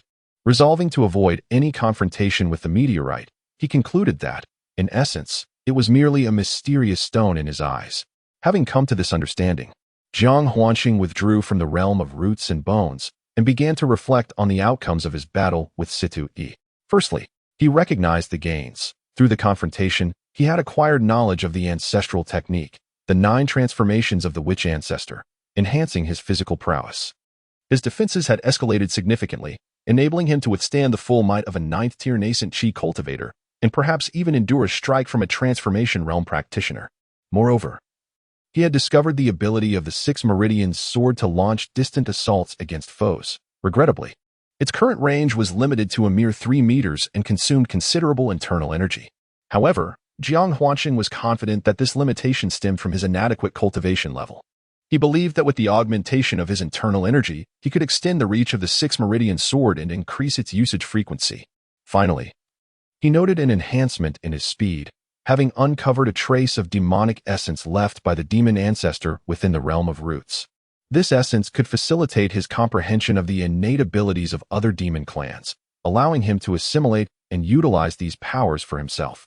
By mastering the blood wings of Situ Yi's Blood Moon Demon Bone, he experienced a significant surge in speed, granting him a substantial advantage in evasion and combat.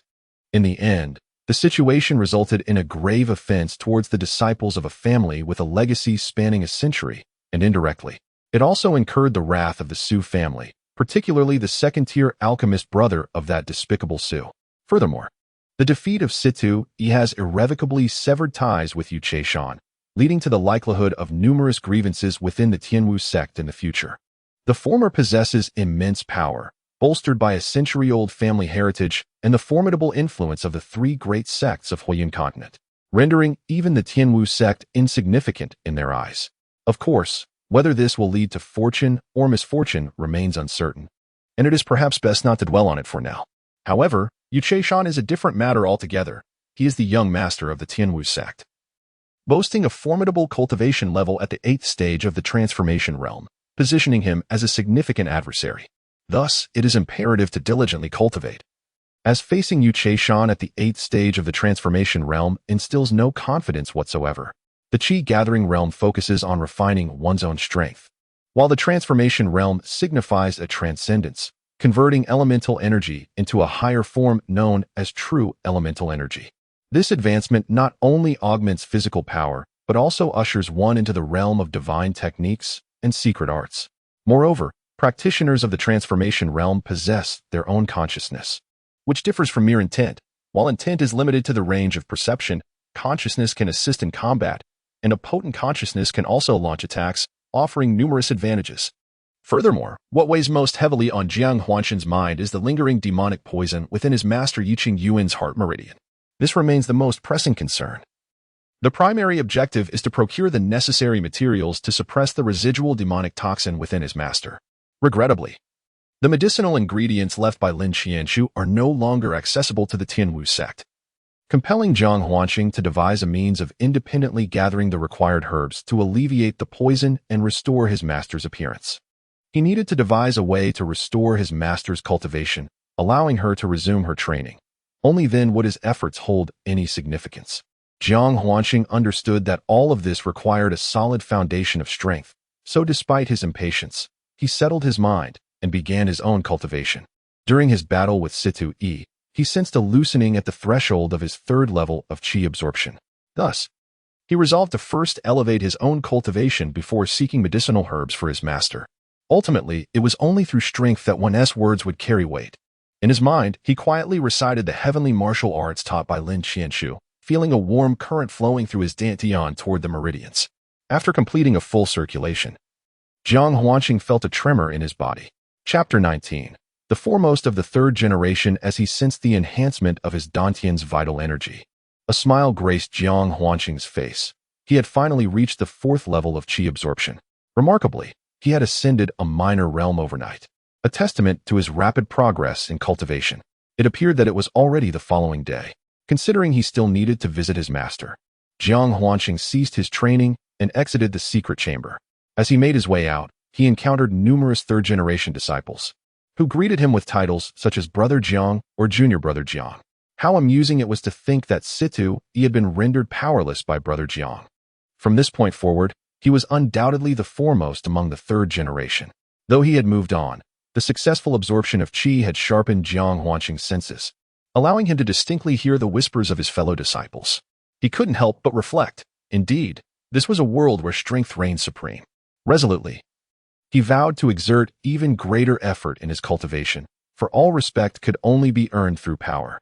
In a secluded hall of the Elder's courtyard, nestled amidst mountains and waters, lies the abode of Ouyang Bing. This tranquil environment, rich in the essence of nature's primordial energy, serves as a sanctuary for cultivation. It is here that Ouyang Bing has arranged for Yiqing Yuan to recuperate. As Jiang Huanshan arrived, he beheld his master, Yiqing Yuan, lost in thought within a pavilion, her inner turmoil palpable. Witnessing her profound solitude, Jiang Huanshan felt an ache in his heart that surpassed all others. In that moment, he vowed to one day eradicate the centipede demon clan lurking in the depths of Beilu. Additionally, there lingered the matter of his master's engagement to Yu Cheishan, a betrothal established long before he entered the Tianwu sect, arranged by the Grand Elder in conjunction with Ouyang Bing's ancestor. Aware of Yiqing Yuan's indifference towards Yu Cheishan, Jiang Huanshan had previously disregarded it. Though he was but a child a decade ago, he now resolved that he would not allow Yiqing Yuan to endure any further injustices. Once he achieved mastery in martial arts, he would seek to annul his master's engagement. In this world, the sole protector of Yiqing Yuan could only be himself, Jiang Huanshan, unworthy as others may be. Yet, he understood that time was of the essence, and he must hasten his martial cultivation, exerting tenfold or even 100-fold more effort than others to succeed. Taking a deep breath and adorning his face with a smile, Jiang Huanshan broke the tranquil silence. Master. Yiqing Yuan turned, her gaze falling upon him.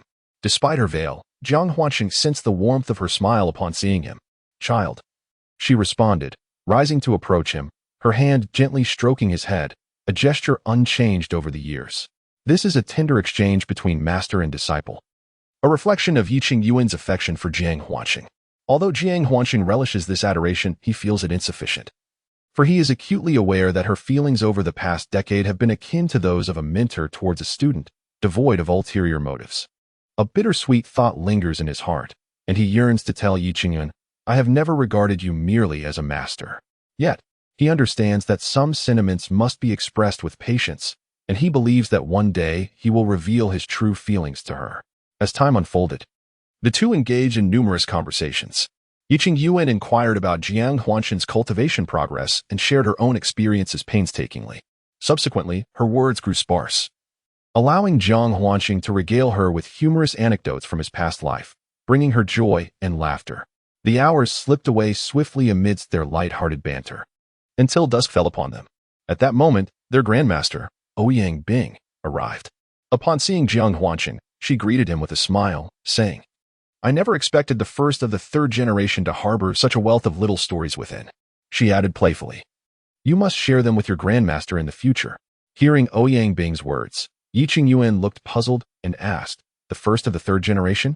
Are you hiding something from me?" It seemed she was unaware of the significant feats her disciple had achieved.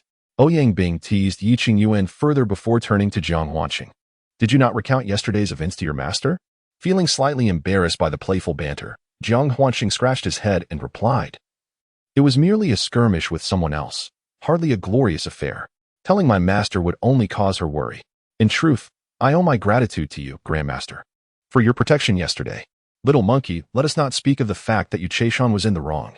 Even if you were justified, you are still my disciple. As your Grandmaster, who else should I protect if not you?" Ouyang Bing feigned anger. Yet the concern evident in the voice of this venerable elder stirred a deep sense of gratitude within Jiang Zixing. Not only did his master care for him, but even his grandmaster extended her protection, bringing him immense joy. Meanwhile, Yiqing Yuan, who had been listening with a perplexed expression, interjected with urgency, "Who did you fight with? Are you all right?" The worry etched on her face made Jiang Zixing feel a pang of sympathy amidst his gratitude. He quickly reassured her, "It's nothing, really. Allow me to explain." Ouyang Bing, smiling, took over the narrative, recounting the altercation between Jiang Zixing and Situ Yi from the previous day. After listening intently, Yiqing Yuan fell into a contemplative silence before finally speaking. "From now on, should anyone in the sect bully you, feel free to retaliate fiercely. Do not fear, for your grandmaster and the elders stand behind you. Just ensure that you do not suffer." Jiang Zixing was left speechless. Was this truly his gentle and composed master? Yiqing Yuan displaying such assertiveness? However, he soon realized that her fierce protectiveness stemmed from a profound affection, a testament to her deep-seated care for him and her desire to shield him from harm. Ouyang Bing listened and burst into hearty laughter, and then interjected, "This is my disciple, Ouyang Bing, and this is the true nature of Yiqing Yuan, unyieldingly decisive in the face of adversaries." "Good, I was concerned that you might falter, but it seems my worries were unfounded. Qing Yuan, rest assured, I shall devise a way to restore your cultivation. Indeed, I shall also find a method to rejuvenate Master S abilities and appearance. I am resolute," Jiang Huanqing stated firmly. Master Yiqing Yuan gazed at her mentor Ouyang Bing and her disciple Jiang Huanqing, her eyes glistening with unshed tears. "Enough, enough. Our lineage has always been sparse. With only the three of you as my cherished offspring," Ouyang Bing remarked, a smile gracing his lips as he looked at Jiang Huanqing. "Jiang, the Grand Elder mentioned before that you would receive treatment akin to that of the sect leader, but it had yet to be finalized.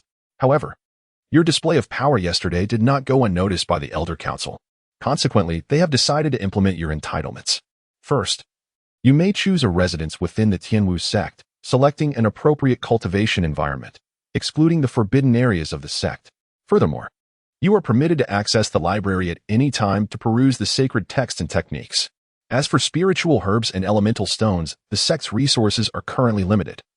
But rest assured, you will be compensated in the future upon hearing this." Jiang Huanqing was overjoyed.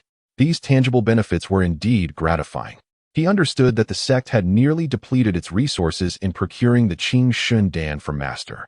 However, he had a particular abode in mind, one he had long wished to inhabit: the bamboo grove at the back of Tianwu Mountain, knowing that Master Yiqing Yuan had always held a fondness for that serene forest. Thus, he proposed to reside in the bamboo grove on the mountainside. Ouyang Bing contemplated the matter and ultimately agreed, though he noted the absence of any existing dwellings necessitating their construction anew. However, this posed no challenge for Ouyang Bing. The Tianwu sect boasted only a few hundred true martial artists, yet numerous ordinary martial practitioners served them. Erecting several shelters would not consume much time. Once the residences were finalized, Ouyang Bing spoke again, his expression grave. "There is another significant matter I must bring to your attention." Chapter 20. The Demon Hunt Conference. Noticing his master Ouyang Bing's solemn demeanor, Jiang Huanqing also grew serious and responded, "Please enlighten me, Master." In 3 days, the Fire Cloud continent would host the annual Demon Hunt Conference, where countless families and sects would gather to hunt the demonic beasts in the Liangjia Mountains. Naturally, The Tianwu sect would contribute its efforts, but Yu Chaishan from the Elder Council proposed your participation, though I hope you will refrain from attending. Upon hearing Ouyang Bing's words, Jiang Huanqing understood. The Demon Hunt Conference was an annual event on the Fire Cloud continent, known to all martial practitioners. Its purpose stemmed from the Liangjia Mountains on the continent's borders, where an abundance of demonic beasts frequently emerged to terrorize the human populace. Each year, hundreds of thousands of ordinary humans fell victim to these beasts. The sheer number of demonic creatures within the Liangjia Mountains regarded humanity as sustenance, wreaking havoc on human villages and towns, often resulting in entire settlements being annihilated. Therefore, the sects of the Fire Cloud continent united annually to hunt these beasts in an effort to diminish their numbers and alleviate the suffering of the human race. However, there exists a premise. Under comparable circumstances, a first-order demon beast is equivalent to a human cultivator at the Qi gathering realm. Yet, demon beasts possess an overwhelming strength that far surpasses that of human disciples at the Qi gathering realm. Therefore, the disciples who participate in the Demon Hunting Conference must possess a cultivation level of at least the 5th layer of the Qi gathering realm. Currently, Jiang Huanqing is at the 4th layer of the Qi gathering realm, rendering him ineligible for participation. Yu Chaishan's suggestion for Jiang Huanqing to join clearly bore ill intentions. After Ouyang Bing spoke, she turned her gaze toward Jiang Huanqing, only to be taken aback. Just yesterday, Jiang Zixing was at the 3rd layer of the Qi gathering realm. And now, merely after a single night, he has ascended to the 4th layer. Such a rapid pace of cultivation is akin to that of a prodigy. Although the transition from the 3rd to the 4th layer of the Qi gathering realm is ostensibly a minor threshold, many individuals often find themselves stagnating at such a level for months, years, or even decades. Ouyang Bing could hardly fathom that Jiang Huanqing had advanced a small realm overnight. Could it be that the innate talent of the sun and moon root truly defies expectations? Ouyang Bing mused inwardly. However, she soon reconciled herself to this revelation. Regardless of the sun and moon root's innate talent, even the founding ancestor of their sect possessed a second-tier thunder root talent, which enabled the establishment of the Tianwu sect's century-long legacy. It seems that her disciple's sun and moon root holds the potential to far exceed her imagination, thus reinforcing her resolve to prevent him from participating in the Demon Hunting Conference, lest he meet an untimely demise. If you are aware of the Demon Hunting Conference, then you must abstain from participating even more. I am aware of the conflict between you and Situ E Su Jian. Su Jian, a descendant of the Su family from Fengcheng, comes from a lineage that has flourished for over a century, possessing considerable wealth. More importantly, the eldest son of the Su family is an alchemist from one of the 3 sects of Huiyun continent, the Shindan sect, which boasts a legacy spanning 1,000 years and wields unimaginable power. Thus, should you venture to the Su family, you are bound to encounter difficulties. After a brief pause, Ouyang Bing continued, moreover, by incapacitating Situ E, you will irrevocably sever ties with Yu Chaishan. As Situ E is Yu Chaishan's foremost disciple, it is likely that Yu Chaishan will make things difficult for you, especially since he is leading this expedition. Therefore, I strongly advise against your participation. Jiang Huanqing, perplexed by this, replied, but if the sect commands me to go, how can I refuse? Do not fret over this matter. The prerequisites for attending the Demon Hunt Conference stipulate that participants must be at least at the 5th level of the Qi Nourishing realm. Most attendees are either in the Qi Nourishing or Transformation realm. Currently, you are only at the 4th level of the Qi Nourishing realm, which does not meet the requirements, allowing you to abstain. Even if the sect leader and the Elder Council lean towards Yu Chaishan, I can still maneuver around it, Ouyang Bing elucidated. Jiang Huanqing understood that Yu Chaishan's suggestion for him to attend was hardly benevolent. Moreover, Ouyang Bing's words held truth. Attending could indeed lead to his detriment. However, upon noticing the veil worn by his master at the side, his resolve suddenly solidified. He realized that after the Demon Hunt Conference, those among the top 100 disciples would receive substantial rewards and abundant yuan stones, though the specifics of the rewards remained unclear to him. The mere prospect of such generous rewards was enough to compel him to participate, not solely for himself but also to seek spirit herbs for his master, Yiqing Yuan, to eliminate the demon poison and restore her beauty. Thus, he must participate, for he understands that with the presence of the essence stones, he can procure advanced elixirs to eliminate the lingering poison from his master and restore her appearance. It is even conceivable that he might acquire potions that could enable her to resume her cultivation. Master, I still wish to partake, after all. It is an opportunity for experience, and the adversaries will merely be first-tier beasts. I am confident in my ability to safeguard myself, Jiang Huanshan articulated a somewhat tenuous justification. In truth, his motivation lay in the rewards of the demon hunting tournament, as he needed essence stones to gather the spiritual herbs required for concocting elixirs for his master. Naturally, he refrained from disclosing his true motives, as such a revelation would only cause concern for Yi Qingyuan. Ouyang Bing had noticed the way Jiang Huanshan gazed at Yi Qingyuan and, seemingly enlightened, silently remarked, "A good child." Subsequently, Ouyang Bing, observing Jiang Huanshan's resolute expression, spoke, "Since your mind is made up, I shall not impede you." Yi Qingyuan, watching from the side, felt a surge of anxiety. However, she understood her disciple's stubborn nature and chose not to further persuade him, merely letting out a sigh. Following this, Ouyang Bing began to elucidate to Jiang Huanshan the various sects and familial forces involved in the demon hunting tournament, advising him on which factions to befriend and which to avoid. Meanwhile, within the grand hall of the Tianwu Academy, the residence of the sect leader, Yu Tianji, was situated. Yu Tianji, with his son Yu Chaishan, sat in the hall. The usually composed and dignified leader furrowed his brow at his son, seething with anger, and questioned, "Why must Jiang Huanshan be allowed to participate in the demon hunting tournament? Father, have I not already conveyed my thoughts?" Although Jiang Huanshan's cultivation is insufficient for participation, his true strength is comparable to that of the transformation realm, if not surpassing it. Allowing him to partake in the demon hunting conference could yield remarkable results. Perhaps this time, our Tianwu sect might secure a position in the top 10, and with the acquisition of a battle demon bone, our sect's power would experience a significant enhancement. Yu Chaishan spoke with a serious demeanor. "Humph, do not presume that I am oblivious to your intentions. The fact that Situi was defeated by Jiang Huanshan reflects his own inadequacies and further highlights Jiang's immense potential. Do not entertain thoughts of harming him. Rather, you should seek to cultivate a good relationship with him," Yu Tianji remarked. Feeling exposed by his father's insight, Yu Cheshan's heart wavered. Yet he stubbornly denied it. How could I wish him harm? As the young master of Tianwu sect, how could I stoop to quarrel with a disciple of the Qi-gathering realm? Like father, like son, Yu Tianji sighed upon perceiving his son's fade. I understand that Jiang Huanshan's defeat of your top disciple has left you aggrieved.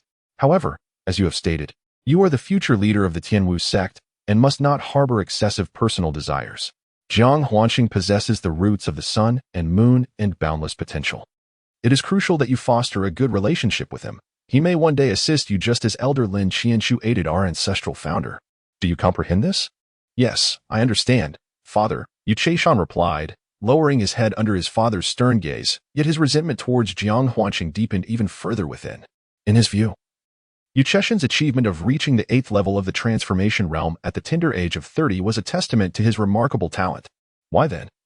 Would he seek to court the favor of a worthless individual stuck in the Qi-gathering realm? In pondering these thoughts, Yu Chaishan conveniently overlooked Jiang Huanshan's innate potential, rooted in the celestial bones of the sun and moon. Chapter 21. Gathering at the mountains of two realms upon seeing his dear brother, Tang Tieta, Jiang Huanshan chuckled. Is a wolf chasing you? More terrifying than a wolf. Tang Tieta gasped, breathless. Just as Jiang Huanshan was about to jest further, his gaze fell upon Tang Tieta, prompting an exclamation. Well, look at you. After just a few days, you've broken through to the 5th level of the Qi-gathering realm. I thought I was progressing swiftly, but it seems you are equally impressive. Upon hearing the latter part of his statement, Tang Tieta rolled his eyes at Jiang Huanshan repeatedly. You've reached the 4th level of the Qi-gathering realm so quickly? I've only just ascended to the 5th level after being stuck at the 4th for over 3 years. What have you been consuming?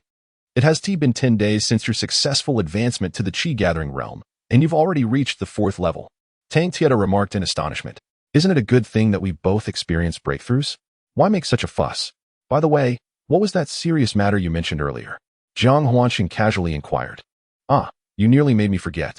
Tang Tieta responded, his expression turning solemn. Huanshan, I just emerged from seclusion today and heard the news. This year's Demon Hunt Conference will be led by Yu Chaishan, who specifically requested your attendance. Understood. Jiang Huanshan replied calmly. Tang Tieta, I say, do you even comprehend the gravity of the situation? To participate in the Demon Hunting Conference, one must possess a minimum cultivation level of the 5th stage of the Qi-gathering realm. Even if you are currently at the 4th stage, it is still insufficient.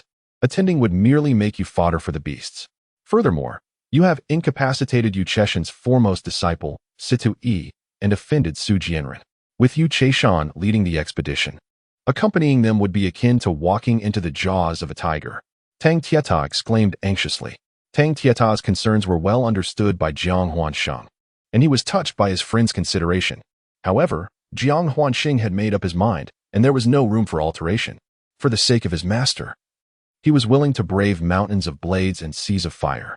With a feigned air of nonchalance, he replied to Tang Tieta, "You are aware of my master's predicament. The sect has exhausted its resources of spiritual herbs to suppress the demonic poison afflicting her. Thus, I must take the chance. Perhaps if I place among the top 100, I might procure some essence stones, which would secure the supply of spiritual herbs. Moreover, the demon hunting conference primarily involves the extermination of first-tier demon beasts, and it will not delve deep into the treacherous Two Realms mountain, so you need not worry." Tang Tieta, having known Jiang Huansheng since childhood, was acutely aware of his deep feelings for his master, Yiqing Yuan. He felt a sense of urgency but refrained from further persuasion. Nevertheless, he cautioned, "Are you aware that this time, the issue extends beyond mere demon beasts? The most pressing concern lies with Yu Cheishan and the Su family, to which Su Jianren belongs. I fear they may seek retribution against you. Do not fret. Should I encounter formidable opponents, I will evade them. You are well aware of my ability to sprout wings. I possess a fair degree of confidence in my ability to escape. Embarking on an adventure to broaden one's horizons is indeed a commendable pursuit. However, let us refrain from indulging in excessive sentimentality. A significant part of my desire to attend the demon hunting convention stems from the allure of its substantial rewards. Without further ado, I shall proceed to register. There is still time." With that, Tang Tieta turned and dashed away. Observing Tang's departing figure, Jiang Huanqing felt a sudden mistiness in his eyes. He understood that Tang Tieta's true concern was the fear of facing challenges alone and potentially suffering losses. At noon, the disciples gathered at Tianwu Academy to participate in the demon hunting convention. Upon his arrival, Jiang Huanqing noticed the presence of Chu Sampang among the second-generation disciples. Originally, the team was to be led solely by Yu Cheishan, yet unexpectedly, Chu Sampang had joined the ranks. Upon seeing his master, Ouyang Bing, smile at him, Jiang Huanqing began to comprehend that Chu Sanpang's inclusion was likely a precautionary measure by Master Ouyang against any potential schemes by Yu Cheishan. The remaining participants consisted of third-generation disciples from the Qi nurturing realm, each at a minimum cultivation level of the 5th layer. Tang Tieta was also present, bringing the total to 11. After encouraging words from the sect leader, Yu Tianji, Yu Cheishan leapt onto the sect's sole flying beast, the lion-headed eagle, to set off on their journey. True to its name, the lion-headed eagle stood an impressive 3 zhang tall and spanned over 20 meters in length, providing ample space for a person to stand atop without feeling cramped. Jiang Huanqing recognized this second-tier flying beast as a treasured possession of the second elder, who seldom permitted outsiders to behold it. It was only on this significant occasion that the sect allowed everyone the opportunity to witness and ride it. Although a beast, it possessed a gentle temperament and had been nurtured since its infancy, making it a rare find. The sect owned only this one. With a resounding cry, the lion-headed eagle soared into the sky, steadfastly navigating towards its destination, the Two Realms Mountain. Situated to the north of the Fire Cloud continent and not far from the northern flow mountain of the Heavenly Martial Gate, lies approximately 500 miles away. After 3 hours, they approached their destination. At this moment, Jiang Huanqing observed an increasing number of individuals, both on the ground and in the sky, as various avian creatures, both large and small, flitted past them. Among these were not a few third and even fourth-tier flying beasts, causing the lion-headed eagle to tremble with excitement. Tang Tieta, having ventured out for training more than Jiang Huanqing, could identify the riders of the hastening avians and elucidated their affiliations with different sections. Just as Jiang Huanqing was captivated by the spectacle, Tang Tieta suddenly declared, "We have arrived." Upon hearing this, Jiang Huanqing turned his gaze and indeed beheld a clearing below, bustling with a throng of people, no fewer than 1,000 souls. Tents had risen from the ground, dotting the landscape in every direction. After a resounding call, the lion-headed eagle landed gracefully. Subsequently, Yu Cheishan commanded everyone to set up their tents and take a moment to rest, as he intended to pay a visit to the 3 foremost sects of the Fire Cloud continent: the Divine Pill sect, the Divine Fire sect, and the Divine Talisman sect. These 3 major sects, with their millennia-old legacies, were typically responsible for organizing the demon hunting conference. The Divine Pill sect was renowned for alchemy, the Divine Fire sect for weapon crafting, and the Divine Talisman sect for their mastery of talismans and formations. Due to a discord between Chu Sampang and Yu Cheishan, he naturally chose not to accompany him and instead made his way to another sect's tent. As a warrior of the Transformation Origin realm, he frequently ventured out for training and inevitably formed friendships. This time, with the presence of various sects and families from across the Fire Cloud continent, Chu Sampang was eager to visit his acquaintances. Before departing, it is essential to instruct Jiang Zixing regarding the erection of tents, for he now holds the esteemed position as the foremost figure of the Tianwu sect's third generation, commanding the respect of all. Jiang Huanxing has been vigilantly observing Yu Cheshan's actions. Upon witnessing his departure, he summoned Tang Tieta to ascertain Yu Cheshan's intended direction. Ultimately, the duo discerned that Yu Cheishan paid a visit to the three sects before proceeding to the Su family's encampment. Chapter 22. Second-tier alchemist Su Ying. Once everyone had established their respective tents, they commenced their leisure activities. However, the primary focus of everyone's curiosity revolved around the rewards associated with the forthcoming demon hunting conference, prompting them to inquire eagerly. The revelations sparked considerable excitement, as it was announced that over 1,500 participants would venture into the Two Realms mountain range, specifically to a location known as Black Rat Mountain. This mountain is reputed to be teeming with black rat demonic beasts, their numbers so vast that they defy estimation, serving as the stronghold of the black rat demons. Fortunately, as first-tier demonic beasts, they do not instill overwhelming fear. However, the black rat demons are notorious for wreaking havoc upon the surrounding human settlements, which is why this year, the three major sects have designated the hunting of these creatures as their primary task. Should they not be eradicated, there looms the potential for a day when the black rat demons may swarm forth, threatening the very existence of human cities. The hunting mission is straightforward. Each individual is to slay black rat demons and collect their blood, with the most successful hunters receiving the most generous rewards. Yet, there are conditions to be met. Every participant must gather a minimum of 100 points of black rat demon blood to qualify for the conference's most basic reward, a first-tier vitality pill, a medicinal concoction designed to enhance cultivation, equivalent to 10 low-grade elemental stones. In a similar vein, the greater the quantity of black rat demon blood obtained, the more substantial the rewards. Those who secure a position among the top 3 will be granted rewards from the 3 sections. The Divine Pill sect offers 3 third-tier enhancement elixirs. The Divine Fire sect presents 3 mid-grade earth artifacts, while the Divine Rune sect bestows 3 third-tier purple lightning talismans. The rewards for the first place are even more extravagant, as they will receive an additional combat demon bone provided by the 3 sections. This combat demon bone is derived from high-level demon beasts, containing the innate supernatural abilities of these creatures, akin to the Blood Moon demon bone previously held by Sidui.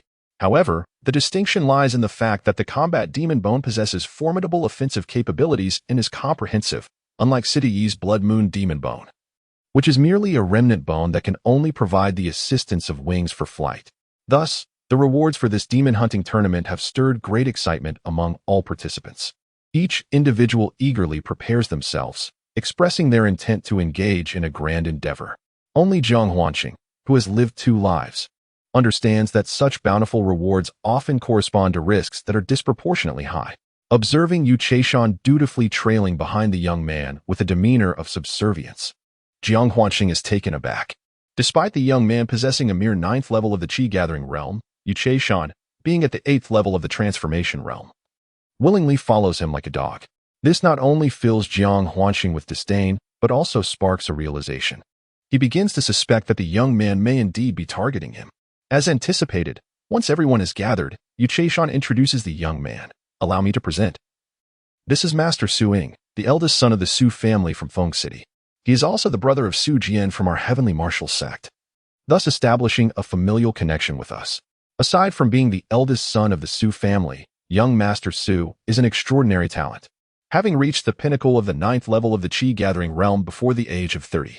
After surveying the crowd, Yu Cheishan continued, young Master Su is also a disciple of the Divine Pill sect, one of the 3 sects of the Fire Cloud continent, and is already capable of refining second-tier elixirs.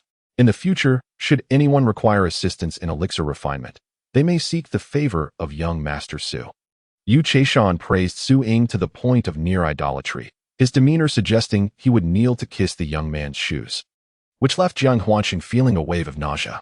He then shifted his tone to one of sternness. Tell me, is it true that my useless brother Su Jian was left crippled by you? Jiang Zixing, provoked by the harshness of his tone, retorted, and if so? Very well. I now offer you the opportunity to kneel and bow your head. If you do so, I shall overlook your grievances with my incompetent brother. Otherwise, I will ensure your suffering is beyond imagination. What say you? Su Ying replied with an air of superiority. At that moment, Tang Tieta grew furious and attempted to speak, only to be silenced by Jiang Huanqing's glare. Yu Chaishan, as the host of this gathering, interjected, Young Master Su, please temper your anger. The conflict between Jiang Huanqing and Su Jian was merely a sparring match among peers, and such accidents are inevitable. I implore you to show leniency. Yu Cheshan's words seemed to soften the expressions of the members of the Tianwu sect, but his subsequent remark nearly provoked a furious outburst from Chu Sanpang, a second-generation disciple with whom he had always been at odds. Jiang Huanqing remained defiant, refusing to kneel and apologize to young Master Su. Did you truly wish for young Master Su to render you incapacitated? Yu Chaishan bellowed at Jiang Huanqing with fury. The disciples of Tianwu sect's third generation were taken aback, while Chu Sanpang immediately launched into a tirade. Yu Chaishan, you are utterly shameless. Have you lost your humanity? Are you not a man, nor the young master of Tianwu sect?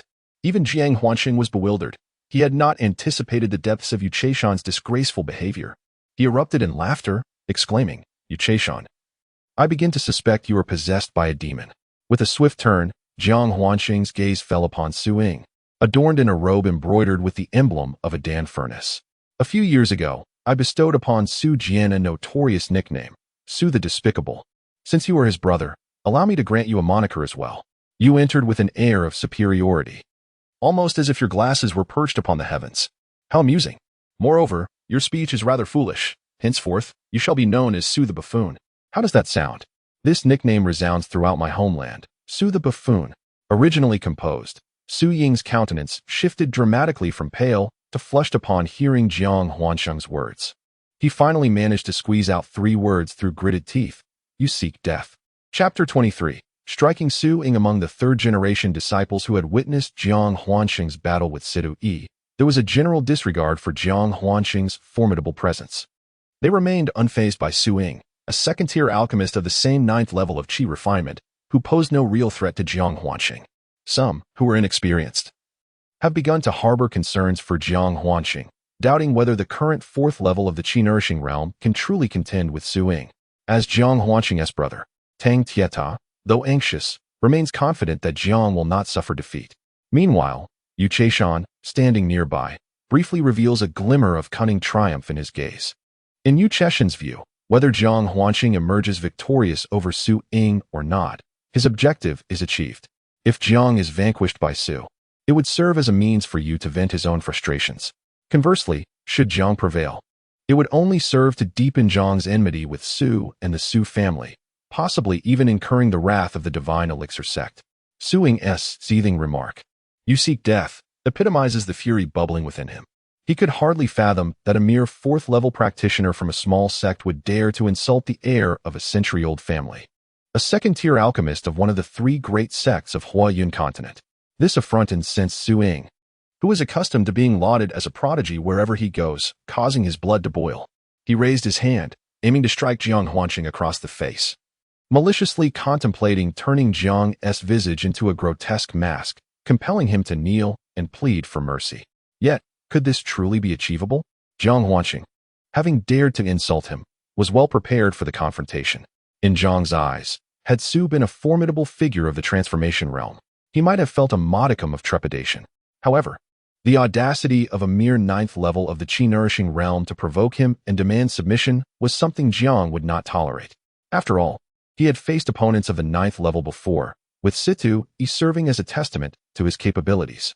As Su Ying raised his palm to strike his own face, Jiang Huanqing felt a cold sneer rise within him. If you wish to slap me, then I shall oblige. A sudden thought crossed his mind, and ethereal golden wings unfurled behind him. With a swift motion, he raised his hand to deflect Su Ying's strike, while his other hand ascended. In the eyes of the onlookers, Jiang Huanqing's form seemed to flicker, his arm transforming into a myriad of hands akin to the thousand-handed Avalokiteshvara. In an instant, he unleashed 30 resounding slaps upon Su Ying's face, rendering him utterly disfigured. The burning sensation coursed over Su Ying's cheeks, wave after wave, leaving him in a state of numbing disbelief as he stared blankly at the grinning Jiang Huanqing before him. It dawned upon Su Ying that he had been struck by the very individual he had disdained.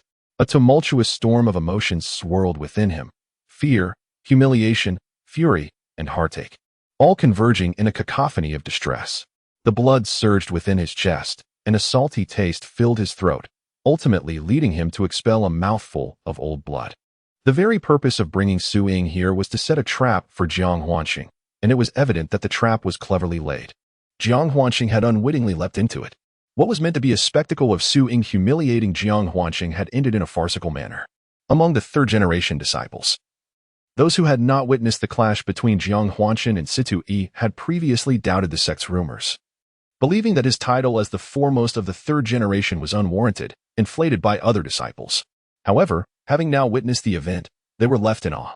Could this truly be achieved by one at the fourth level of the breath containment realm? Even among peers of the same rank, such feats seemed implausible. Now, Jiang Huanqing has accomplished his task with an effortless grace. Chu Sampang gazes at Jiang with a mixture of emotions. Prior to their departure, Elder Ouyang Bing had advised him to keep a close watch over Jiang Huanqing, a counsel that now seems somewhat superfluous. Nevertheless, Chu Sampang harbors deep concerns about Jiang's confrontation with Su Ying. One cannot help but ponder whether Jiang Huanqing's presence in the Tianwu sect is a blessing or a curse. With a silent thought, Chu Sampang dismissed the disciples, urging them to rest well, for the demon hunting conference was set to commence the following day. Jiang Huanqing and Tang Tiedao were about to take their leave when Chu Sampang called out, "Jiang Shizi, come to my tent for a discussion." Upon entering the tent with Chu Sampang, the latter spoke candidly, "Jiang Shizi, you were exceedingly reckless today. Su Ying is a scion of a prominent family and a second-tier alchemist of the Shindan sect. The Su family wields considerable influence. By offending him, you have invited his wrath, which he will surely seek to exact during tomorrow's hunt. I have been entrusted by your master, Ouyang Bing, to look after you. But tomorrow's expedition into the Black Rat Mountain will be undertaken by disciples at the Qi nurturing stage, while those of us at the transformation stage will not partake. What are we to do? Uncle Chu, there is no need for distress. I have already severed ties with Yu Cheshin's foremost disciple. The lines have been drawn. If he refrains from overtly retaliating against me, it is merely due to my status as a disciple of the Tianwu sect. What is destined to occur must come to pass, and I am not a soft target," Jiang Huanqing replied, his tone resolute. "Alas, while that may be true, Yu Cheshan is indeed a despicable character. Remember, during the demon hunt tomorrow, exercise utmost caution. Additionally, as you lead our Tianwu sect, ensure to maintain communication with other sects and forge alliances. This will mitigate the dangers you may face," Chu Sampang advised earnestly. As Jiang Huanqing listened to Chu Sanpang's earnest advice, warmth filled his heart, and he sincerely expressed his gratitude. "Yes, thank you, Master Uncle, for your concern. Huanqing will remember this. Very well, you may go and rest now. Oh, by the way, regarding your possession of the sun and moon's essence, it is imperative that you do not reveal it to others unless absolutely necessary. Understood?" Chu Sampang reiterated with emphasis. Huanqing took this to heart and took his leave. The following midday, when all the prominent sects had assembled, 3 elders emerged as representatives from the 3 sections. They had arrived that day to oversee the demon hunting convention, and subsequently, the 3 sects announced the rules of the hunt. The regulations were largely consistent with what Jiang Huanqing had previously learned. With an additional stipulation, those entering the treacherous Black Rat Mountain would bear the responsibility for their own lives, and a time limit of 10 days was imposed. Any disciples who failed to emerge within this time frame would forfeit their rewards for the convention. Each participant was then given a gourd, a modest vessel designed for collecting the blood of the black rats, not much larger than the palm of one's hand, convenient for hanging at the waist or carrying. Initially, Jiang Huanqing had anticipated a much larger instrument. However, upon explanation, he learned that the blood to be collected was merely a single drop from the center of the black rat's brow, and that one gourd could contain thousands of such drops. Furthermore, the 3 sects provided illustrations of the black rats, along with insights into their attack patterns. Jiang Huanqing, upon viewing the illustrations, was astonished to realize that there existed mice of feline proportions in the world. The black rat bore a resemblance to the common rats of Earth. Yet its defining features were its immense size akin to that of a cat, its long, jet-black fur, and its strikingly crimson eyes. In terms of offensive capabilities, the creature possesses the ability to swiftly burrow underground for escape and reappear instantaneously on the surface, rendering it particularly perilous and elusive. According to the elders of the three sects, the fangs and claws of the black rat demon can shatter stone and sever wood. It can leap over a yard high, and its speed ranks among the elite of first-tier demon beasts. However, the gravest threat lies in the fact that the black rat demon is a social creature. The expanse of the Black Rat Mountain, stretching for miles, is dotted with numerous rat nests. Even the smallest of these nests harbors hundreds of black rat demons, while the largest can contain tens of thousands, if not millions. When the black rat demons launch an attack, they do so en masse, making them exceedingly difficult to contend with. Once all the regulations were articulated, the elders of the three sects announced the official commencement of the Demon Hunting Convention. The vast Black Rat Mountain, named for the black rat demons, looms just 10 miles away, its expansive silhouette visible at a glance. Prior to setting off, disciples from various sects began to forge alliances and form teams. The combined forces of families and sects from the Fire Cloud continent exceeded several hundred, nearing 1,000. At this juncture, the number of disciples participating in the demon hunt had surpassed 2,000. Some of the more powerful sects began to ally in small groups. Observing this, Tang Tieta instructed Jiang Huanxing to choose an alliance with a formidable faction. Jiang Huanxing understood that a larger team would be advantageous against the numerous black rat demons, and he nodded in agreement, making his way toward a sect that was calling for recruits. This sect was the Xuanji sect. As Jiang Huanxing approached, he addressed the leading young man, stating, "I am Jiang Huanxing from the Tianwu sect, wishing to lead my fellow disciples to join your esteemed Xuanji sect's team."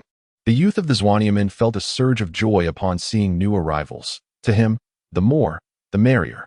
The prospect of having more individuals to take the lead and serve as cannon fodder was enticing. Just as he was about to nod in agreement, a voice abruptly interrupted him. It was Brother Zhang from Xuaniamen, who, upon spotting Su Ying, wore a broad smile, clearly recognizing her. He grasped the implication of her words and understood the animosity between her and the leading disciples of the Tian women. Not wishing to offend the Shindenmen, one of the three sects of Huiyun Prefecture, Brother Zhang graciously offered Su Ying some face and addressed Jiang Huanxin, saying, "Junior brother, I just recalled that we have enough people. Perhaps you should inquire elsewhere." Seeing Su Ying's triumphant grin, Jiang Huanxin clenched his fists, ready to confront her, but was restrained by Tang Tieta and the disciples beside him. "Huanxing, do not act impulsively. They are many and we are few. A wise man does not seek unnecessary conflict. Let us look for opportunities elsewhere." Having come to this realization, Jiang Huanxing decided against pursuing membership in the alliance. After all, the outcome would be the same, and inquiring would only lead to embarrassment.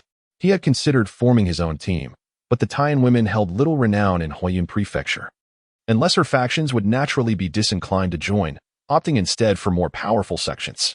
Su Dubi's arrogance knows no bounds. Let us hunt for ourselves. There are advantages to our small numbers. With fewer people, the black rat demons we hunt will be less numerous, thus allowing us to share the spoils more equitably. With merely 9 of us, if we manage to slay 900, each will reap rewards. Though Tang Tieda appeared incensed, he was, in truth, bolstering Jiang Huanxin's resolve, simultaneously upholding his authority in the eyes of the other disciples. Upon comprehending Tang Tieta's sentiments, Jiang Huanxin cast a grateful glance and responded, "Tieta is right. Our few numbers confer certain benefits. We shall strive to pursue the scattered black rat demons while avoiding the rat nests, thereby minimizing our peril." "Indeed, I concur with junior brother Jiang. Our small numbers offer distinct advantages," remarked a disciple at the 9th level of the Qi-gathering realm named Zhang Wu. He was the sole disciple at this level within their group, his master being a second-generation disciple of the 3rd Elder's lineage. Although he had perished at Bailu Mountain just last month, "We will follow junior brother Jiang's lead.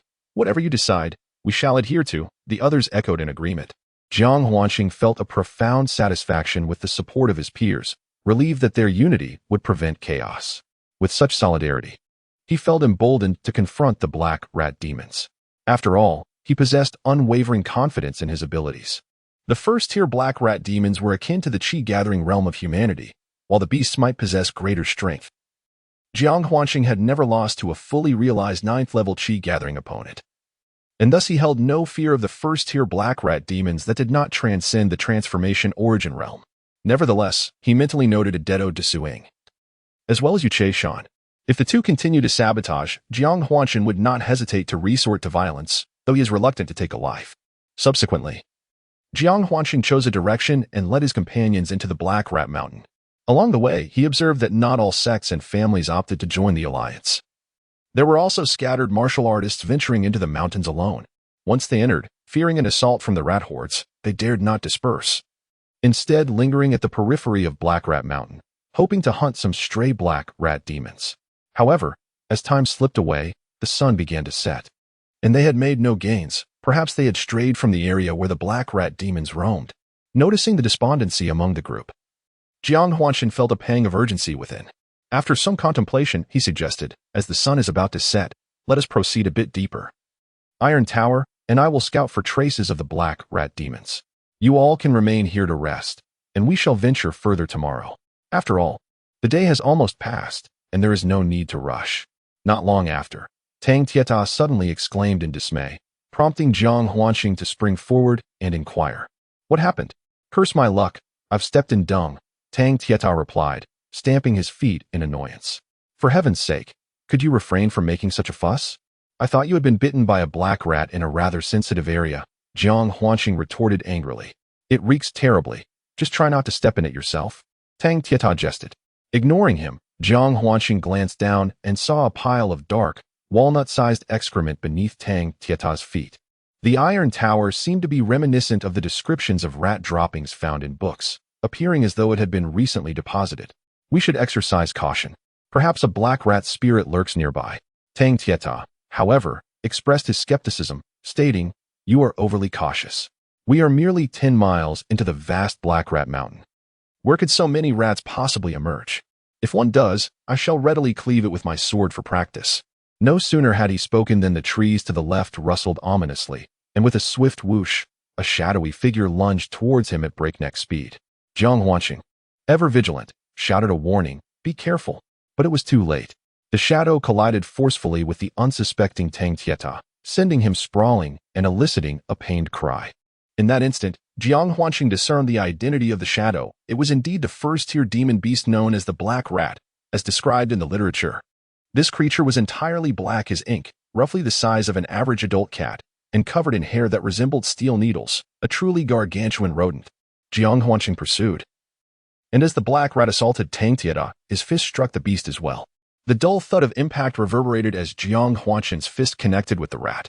The creature squealed in pain, forced to retreat in haste, vanishing into the underbrush in the blink of an eye. This encounter revealed the formidable nature of the Black Rat. Its diminutive body was as hard as stone, and its needle-like fur was capable of inflicting injury. Fortunately, his physical form had been tempered with the essence of the ancestral sorcerer, rendering it as resilient as granite. Otherwise, the fur of the Black Rat would have been capable of inflicting injury upon him. However, he had refrained from utilizing his vital energy in that moment. Had he done so, Jiang Huanshan was confident he could have vanquished the Black Rat with a single strike. The encounter with the rat also illuminated the fact that, without employing his vital energy, his physical prowess significantly exceeded that of the creature. Judging by its aura, the Black Rat's strength was on par with the third level of the Qi-gathering realm, indicating that his own physical might, without the use of vital energy, was at least above that threshold. This realization bolstered his confidence for the upcoming demon hunt. Oh my goodness, that beast nearly claimed my life, cried Tang Tieta, clutching his arm. As Jiang Huanshan assisted him to his feet, he noticed the fabric of Tang Tieta's shirt had been torn by the impact with the Black Rat, exposing the sinewy muscles beneath. He observed only 3 faint traces of blood, suggesting no serious harm had been done. This prompted him to regard Tang Tieta with newfound respect, speculating that he might also be practicing a physical enhancement technique. He recalled that Tang Tieta had mentioned being a scion of a prestigious family, much like Su Jian, hailing from the Tang clan of Feng City. Indeed, Tang Tieta jovially remarked, fortunately, I am also training in the Tang family's body tempering technique. Otherwise, I might have lost this arm. As he spoke, his face was etched with a hint of trepidation. Just a moment ago, I advised you to exercise caution. And now you are facing the consequences. Jiang Huanshan quipped. Feeling somewhat embarrassed, Tang Tieta replied, You are astute, and your mind is sharper than mine. I will heed your counsel from here on out. What should we do next? Noticing Jiang Huanqing's superior-grade peachwood sword, Tang Tieta felt a twinge of envy. Though mine is merely of inferior grade, it is forged from mysterious iron. Yours is but a wooden sword. So what is there to boast about? Xiaota, are you feeling jealous? Jiang Huanqing teased. Is there any need for that? Tang Tieta retorted defiantly, just as the two were exchanging playful banter. A desperate cry for help pierced the air, reminiscent of a pig being slaughtered. Help! Chapter 25. The portly chi of the divine talisman's sect. The voice seemed to emanate from 100 meters ahead, and judging by its tone, the individual appeared to be quite young. Tang Tieta suggested, shall we check it out? Of course. If someone is calling for help, how can we not respond? Jiang Huanqing rolled his eyes in exasperation. With the principle that saving a life is worth more than erecting a 7-story pagoda, the two hastened towards the source of the distress call. Essentially, Tang Tieta was a forthright individual, imbued with a sense of righteousness. As for Jiang Huanqing, he fancied himself a benevolent soul, albeit with a hint of cunning. No, rather, a compassionate and proactive young man. When someone cried out for assistance on the treacherous Black Rat Mountain, it was only right to offer help, perhaps even seize an opportunity. No, I meant to say, it was imperative to lend a hand. In an instant, they traversed the 100-meter distance. Upon emerging from a thicket, the scene that unfolded before their eyes nearly sent them into fits of laughter. Before a sheer cliff face stood 2 adult black rat demons, encircling a single, hapless creature in a corner. To be precise, it was a rotund young man, seemingly 18 or 19 years of age, who had grown so corpulent that he resembled a perfect sphere, a veritable meatball. At that moment, the young man, clad in what appeared to be exquisite and luxurious garments, had transformed into tattered rags, fluttering in the wind as he dodged left and right, each piece of fabric billowing like a tangle of threads. The rotund belly protruded, humorously adorned with a comical expression inflicted by the black rat demon, and coincidentally, 2 holes were punctured in the ample behind, causing the fabric to ripple with each movement. Coupled with his round physique, the sight was irresistibly amusing. Tang Tieta was the first to succumb, bursting into hearty laughter. Jiang Huanqing, though struggling to contain himself, ultimately joined in the mirthful chorus. At that moment, the portly fellow noticed their presence and, panting heavily, implored, "Dear brothers, please cease your laughter and assist me. These wretched beasts are about to mar my handsome visage. My livelihood depends on my looks." As he uttered the last words, a note of desperation tinged his voice. Upon hearing him mention his reliance on his appearance, Jiang Huanqing nearly erupted with laughter, suppressing the urge to jest. "Are you from Earth? That phrase sounds remarkably familiar." Yet, amidst their amusement, the two recognized the portly man as plight and understood the necessity of rescue. A closer inspection confirmed the truth in his words. He diligently shielded his face during each assault from the black rat demons, emerging unscathed save for his countenance. Jiang Huanqing, though initially at a loss for words, found the portly fellow to be quite an intriguing character and hastily brandished his sword. Among the 8 black rat demons, only 2 were adult and posed significant threats, while the remaining 6 were mere offspring, presenting little danger. Jiang Huanqing assessed their auras and discerned that the 2 adults possessed formidable prowess, reaching the 9th level of the Qi-gathering realm, making them formidable adversaries. Conversely, the 6 offspring ranged from the 1st to the 3rd level of the Qi-gathering realm, rendering them relatively weaker. However, united as a family, they posed a considerable challenge, even for the portly man, who had attained the 9th level of the Qi-gathering realm. Feeling astonished by the fact that the chubby youth, despite his tender age, possessed the formidable strength of the 9th layer of the nascent Qi realm, Jiang Huanqing secretly marveled at the existence of true talent in this world. Soon, Jiang Huanqing and Tang Tieta joined the fray. Jiang Huanqing set his sights on 2 adult black rat demons and unleashed 2 streams of the 6 Meridians divine sword technique, striking the creatures with precision. Observing Jiang Huanqing's flustered demeanor, Tang Tieta swiftly drew his sword to engage another adult black rat demon, alleviating some of Jiang Huanqing's burden.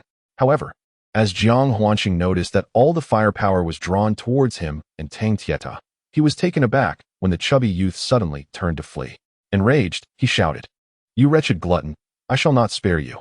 Tang Tieta, equally irate upon witnessing the fleeing figure, cursed vehemently, "You ungrateful cur, I will not let you off the hook." Though their words were harsh and their anger palpable, both were still entangled with the black rat demons and unable to extricate themselves. concerned that Tang Tieta might become distracted. Jiang Huanqing admonished, "Focus on eliminating these beasts. Do not lose your concentration." Tang Tieta, while engaged in battle, replied, "Understood, you be careful as well." Yet, as he spoke, his attention wavered, and a black rat demon seized the opportunity to bite into his shoulder. Jiang Huanqing was immediately alarmed, preparing to unleash his protective aura and wings to swiftly conclude the battle. Just then, he noticed the fleeing chubby youth returning, clutching a cloth bag in one hand and a purple object in the other, panting as he shouted to Jiang Huanqing, "Brother, step aside. I shall obliterate these beasts." As he spoke, the chubby youth's lips moved slightly, reciting an incantation. At that moment, Jiang Zixing also heard the words of the stout man. Yu Guangzhong noticed the stout man returning, as well as the purple object in his hand. After muttering incantations, it emitted a brilliant white light. Suddenly, Jiang Zixing felt a wave of trepidation wash over him, a sense of imminent danger enveloping his heart. In a moment of clarity, he cleaved through the attacking black rat demon with a swift stroke of his sword, pulling Tang Tieta to roll aside just in time. At that very instant, the stout man's purple object was hurled towards the black rat demon and its offspring. A tremendous explosion resonated in the sky, followed by a thunderous roar that echoed in their ears, sending dust swirling into the air. When they looked again, the black rat demon had been reduced to a mass of shattered flesh, while the 6 black rat pups, situated a distance away from the blast's edge, lay lifeless beside it. After a brief pause, the stout man was the first to speak. "Today, I, Qipengzi, extend my heartfelt gratitude to both of you for your rescue. I owe you a debt of gratitude. May I inquire your esteemed names?" He added, "I am from the Divine Talisman sect." Jiang Huanqing responded, "We are disciples of the Heavenly Martial Gate. I am Jiang Zixing, and this is Tang Tieta." His gaze lingered on the cloth pouch in the stout man's hand for a moment, and then Jiang Huanqing inquired with curiosity, "Pengzi, you are from the Divine Talisman sect?" Tang Tieta expressed his envy. "So you are a disciple of the Xuanji Mountain Divine Talisman sect, Qipengzi?" "Indeed," the stout man nodded. "Is it true that you are part of the Divine Talisman sect, one of the 3 great sects of Huiyun continent?" Tang Tieta pressed further. "That is correct," the stout man affirmed. Jiang Huanqing interjected, "Since you are a disciple of the Divine Talisman sect, why are you not accompanied by your fellow sect members? Wandering alone in this place? Is it not at least somewhat safer to be with your sect?"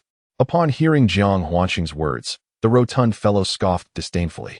"What joy can be found among hundreds? With my extraordinary prowess, how could I possibly engage in demon hunting with them? A mere first-tier black rat demon mountain. I shall simply frolic in my own garden." Jiang Huanqing was left utterly speechless. It appeared that this individual was somewhat deranged. Just moments ago, he had been in a rather pitiful state, and now he was boasting grandly. Before Jiang could even retort, Tang Tieta eagerly interjected, "Chief Fatty, were you just using the Grand Yin Thunder Talisman from the Talisman sect?" Tang's eyes sparkled with curiosity as he pressed further. The rotund man, panting, shook his head and replied, "No, the Grand Yin Thunder Talisman is a treasured artifact of the sect. How could I possibly possess it? What I used was the 3rd-tier minor Yin Heavenly Thunder Talisman, and that took considerable effort to coax from my grandfather." Listening to Tang Tieta's inquiries, Jiang Huanqing understood that this chief fatty hailed from one of the 3 divine sects of Huiyun continent, renowned for alchemy from the Divine Dance sect and for talismans and formations from the Talisman sect. Currently, this rotund fellow was indeed of Talisman sect lineage, specializing in the art of spells and excelling in talisman arrays. He was regarded as a remarkable figure, on par with the sword practitioners of their heavenly martial sect. One of the 9 great martial paths. Undoubtedly, with talismans in hand, he could serve as a formidable weapon of surprise. "Chief Fatty, you clearly possess the 3rd-tier minor Yin Heavenly Thunder Talisman. Why then were you in such a predicament?" Jiang Huanqing could not help but inquire. "Alas, do not mention it. I was merely relieving myself beneath a tree hollow when, to my astonishment, a family of beasts residing within the hollow suddenly attacked me. In my panic, I dropped the bag containing my talismans, and, before I could employ them, I found myself cornered by these creatures. Thankfully, you came to my rescue. Otherwise, my dignity would have been in tatters." The portly fellow wore an expression of sheer terror. As Jiang Zixing and Tang Tieta exhaled in relief, they exchanged glances, bemused by the portly man's apparent obsession with his own face. "Today, I have forged a bond of life and death with my 2 elder brothers. As a token of my gratitude for your assistance, I would like to present you with these 2 talismans." Although they are merely first-tier purple thunder talismans, they possess the capability to injure a first-tier black rat demon. The portly fellow offered them sincerely, and the two accepted without pretension, having witnessed the potency of his talismans. They understood their value. As martial artists, they were well aware of the preciousness of talismans, equating them to comparable elixirs. Upon seeing them accept, the portly man expressed his joy. "Dear brothers, I have a humble request. Might you consider granting it?" Having just received a favor, Jiang Huanqing replied readily, "Speak your mind." "I knew my brothers were of the agreeable sort. Thus, I expressed my desire to join your ranks, hoping you would allow me to accompany you in hunting demons." The portly man said this with a mixture of anticipation and anxiety. Chapter 26. The portly man's sincerity. Jiang Huanqing squinted at the portly fellow and inquired, "We are not a coalition, merely a few fellow disciples. Are you certain you wish to join us?" "No coalition? Even better," the portly man exclaimed. His spirits lifted at the notion of no formal alliance. It is often said that the human heart is treacherous, and Jiang Huanqing has always kept this profound saying in mind. The sudden desire of the rotund man to join their ranks led Jiang Huanqing to question his intentions. He remarked, "You, as a member of the Shinfu sect, could easily find others eager to welcome you into their ranks. Why then do you insist on joining us? This compels me to suspect your motives." He continued, "Moreover, with your cultivation at the 9th level of the Qi-gathering realm, it seems unnecessary for you to align yourself with a group of mere intermediate practitioners." Upon hearing Jiang Huanqing's words, the rotund man realized he had been too eager, which naturally raised suspicion. After a brief silence, he clenched his teeth and declared, "Very well, I shall disclose my true reason, which bears no ill intent and may even benefit you." Tang Tieta chimed in, "Go on." The rotund man continued, "My grandfather is Qi Changxian. You must have heard of him." Jiang Huanqing shook his head. "Qi Changxian? I cannot say I have." The rotund man beamed with pride, only to be nearly choked by Jiang Huanqing's next response. "I have never heard of him." The rotund man rolled his eyes in exasperation. At that moment, Tang Tieta appeared deep in thought, murmuring, "Qi Changxian, Qi Changxian." The rotund man felt a glimmer of hope and nodded vigorously. "Yes, that's right. My grandfather is indeed Qi Changxian." Tang Tieta fell silent once more. The rotund man sighed in frustration, lamenting that he had hoped Tang Tieta would recognize the name. Jiang Huanqing interjected, "What does this have to do with your desire to join us?" "Everything." The rotund man elongated his words, eager to continue. Tang Tieta suddenly exclaimed, "Ah! Could it be that the dual cultivation of the talisman formations from the divine talisman sect surpasses that of the demon emperor's Qi Changxian?" The plump man, shedding tears freely, replied, "Yes, indeed," displaying an expression of someone who has finally recognized true worth. However, Jiang Huanqing struck him down again, asking, "Is he really that famous?" The plump man was left speechless, nearly in tears. Fortunately, Tang Tieta clarified, "Not just famous, but extraordinarily renowned." With a sigh, Tang Tieta took it upon himself to enlighten Jiang Huanqing. "You are unaware, my friend, that a century ago, among the prominent figures of Huayun continent, Qi Changxian was undoubtedly the foremost. His mastery over both talisman formations has reached an incomprehensible level. It is said that the great divine thunder talisman of the divine talisman sect was forged by him, a treasure of the sect itself. In the annals of the divine talisman sect, apart from its founding ancestor, no one has succeeded in crafting it for over 800 years. It was Qi Changxian who created it 200 years ago, and at that time, it was of the 7th rank. I wonder if anyone has since managed to forge an 8th rank? The plump man finally brightened up, responding eagerly. "My grandfather crafted an 8th rank great divine thunder talisman 60 years ago. Oh, plump fellow, with your stature, I dare say it would be remarkable if anyone were to marry you. Yet you still have the audacity to be picky," Jiang Huanqing teased. "Indeed, is it possible that the fierce woman you speak of truly grows to be as fearsome as a tyrannosaurus?" Tang Tieta inquired with a smile. "That is not the case. He is, without a doubt, a beauty of celestial proportions, yet her temperament is such that even the most ferocious of beasts would seem gentle in comparison. In Lingzhou, she is known as the female tyrant, and any suitor who dares to pursue her either faces severe injury or disfigurement. None escape unscathed. The most unfortunate of them, I have heard, suffered a fate so dire that his very essence was shattered.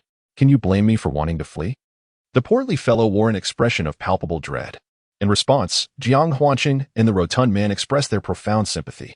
Upon hearing the mention of Lingzhou, Jiang Huanqing could not help but inquire, Isn't your wife from our Huayan prefecture? Who is she? Pray do tell. The answer revealed was none other than the little princess of the renowned martial arts sanctuary, Eternal Spring Valley, Huayuer. The portly man appeared visibly shaken, as if fearing that the very mention of her name might summon her presence, illustrating just how formidable Huayuer is in his mind. After indulging in their curiosity with a flurry of questions, Jiang Huanqing finally remarked, "All right, I suppose you have passed this trial.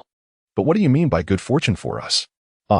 Had you not asked, I might have nearly forgotten.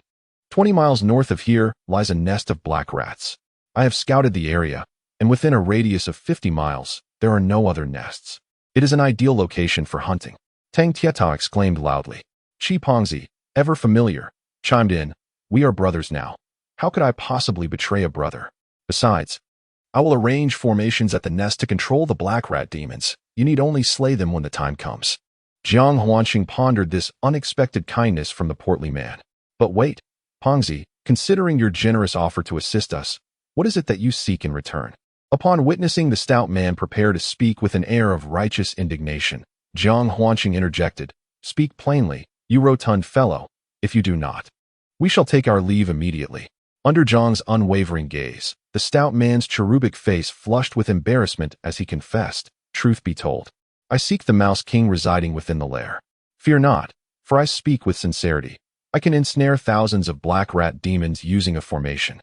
The demons we hunt shall belong to you, while I claim the Mouse King." How does that sound? Tang Tieta scoffed, "You devious glutton. Your intentions are far from honorable. You wish for us to lure thousands of ordinary black rat demons, and after we have dispatched them, you would conveniently acquire the Mouse King for yourself? Do you take us for fools? You think you are your grandfather, Qi Changxian, capable of setting up an intricate formation? Humph." The stout man, taken aback by Tang's accusation, hastily retorted, "I mentioned a mutually beneficial arrangement, did I not? I possess a minor confinement formation bestowed by my grandfather. A mere 1,000 first-tier black rat demons are inconsequential. I could even ensnare second-tier beasts with it." He continued, "I shall assist you in setting up the formation to capture the ordinary black rat demons, and in return, I require just one Mouse King. It is a fair deal. If necessary, I can offer you some purple talismans as well. So what say you? If not, I shall promptly seek another partner." Tang Tieda turned to Jiang Huanqing, who spoke slowly, "It is not that we doubt your capabilities. But do you possess the confidence to confront the Mouse King? You must understand that the Mouse King of 1,000 black rat demons is akin to a formidable adversary at the transformation realm. Do not presume our ignorance on this matter. You need not worry on that account," the stout man replied with assurance. "I still possess a third-tier Heavenly Thunder Talisman, which is more than sufficient to deal with the Mouse King." The rotund figure clearly exhibited a keen interest in the Rat King, and Jiang Huanqing was well aware of the Rat King's intrinsic value. Its blood and fur could be utilized for crafting talismans, while its bones were suitable for creating formations and concocting elixirs. The worth of the Rat King likely surpassed that of 1,000 ordinary black rat demons. However, Jiang Huanqing pondered that one should not be overly avaricious. The portly individual could offer formations and talismans, and thus should rightfully acquire the Rat King, leading to a mutually beneficial arrangement. With this in mind, he addressed the rotund man, stating, "Very well, we shall proceed. Welcome to our team." Upon hearing Jiang Huanqing's agreement, the man's face blossomed into a radiant smile. Yet, his expression shifted to one of apprehension as he heard Jiang Huanqing slowly articulate a caveat. "However, my dear friend, to join my ranks, a certain fee must be paid, such as the purple thunder talisman." Jiang Huanqing said with a cheerful grin.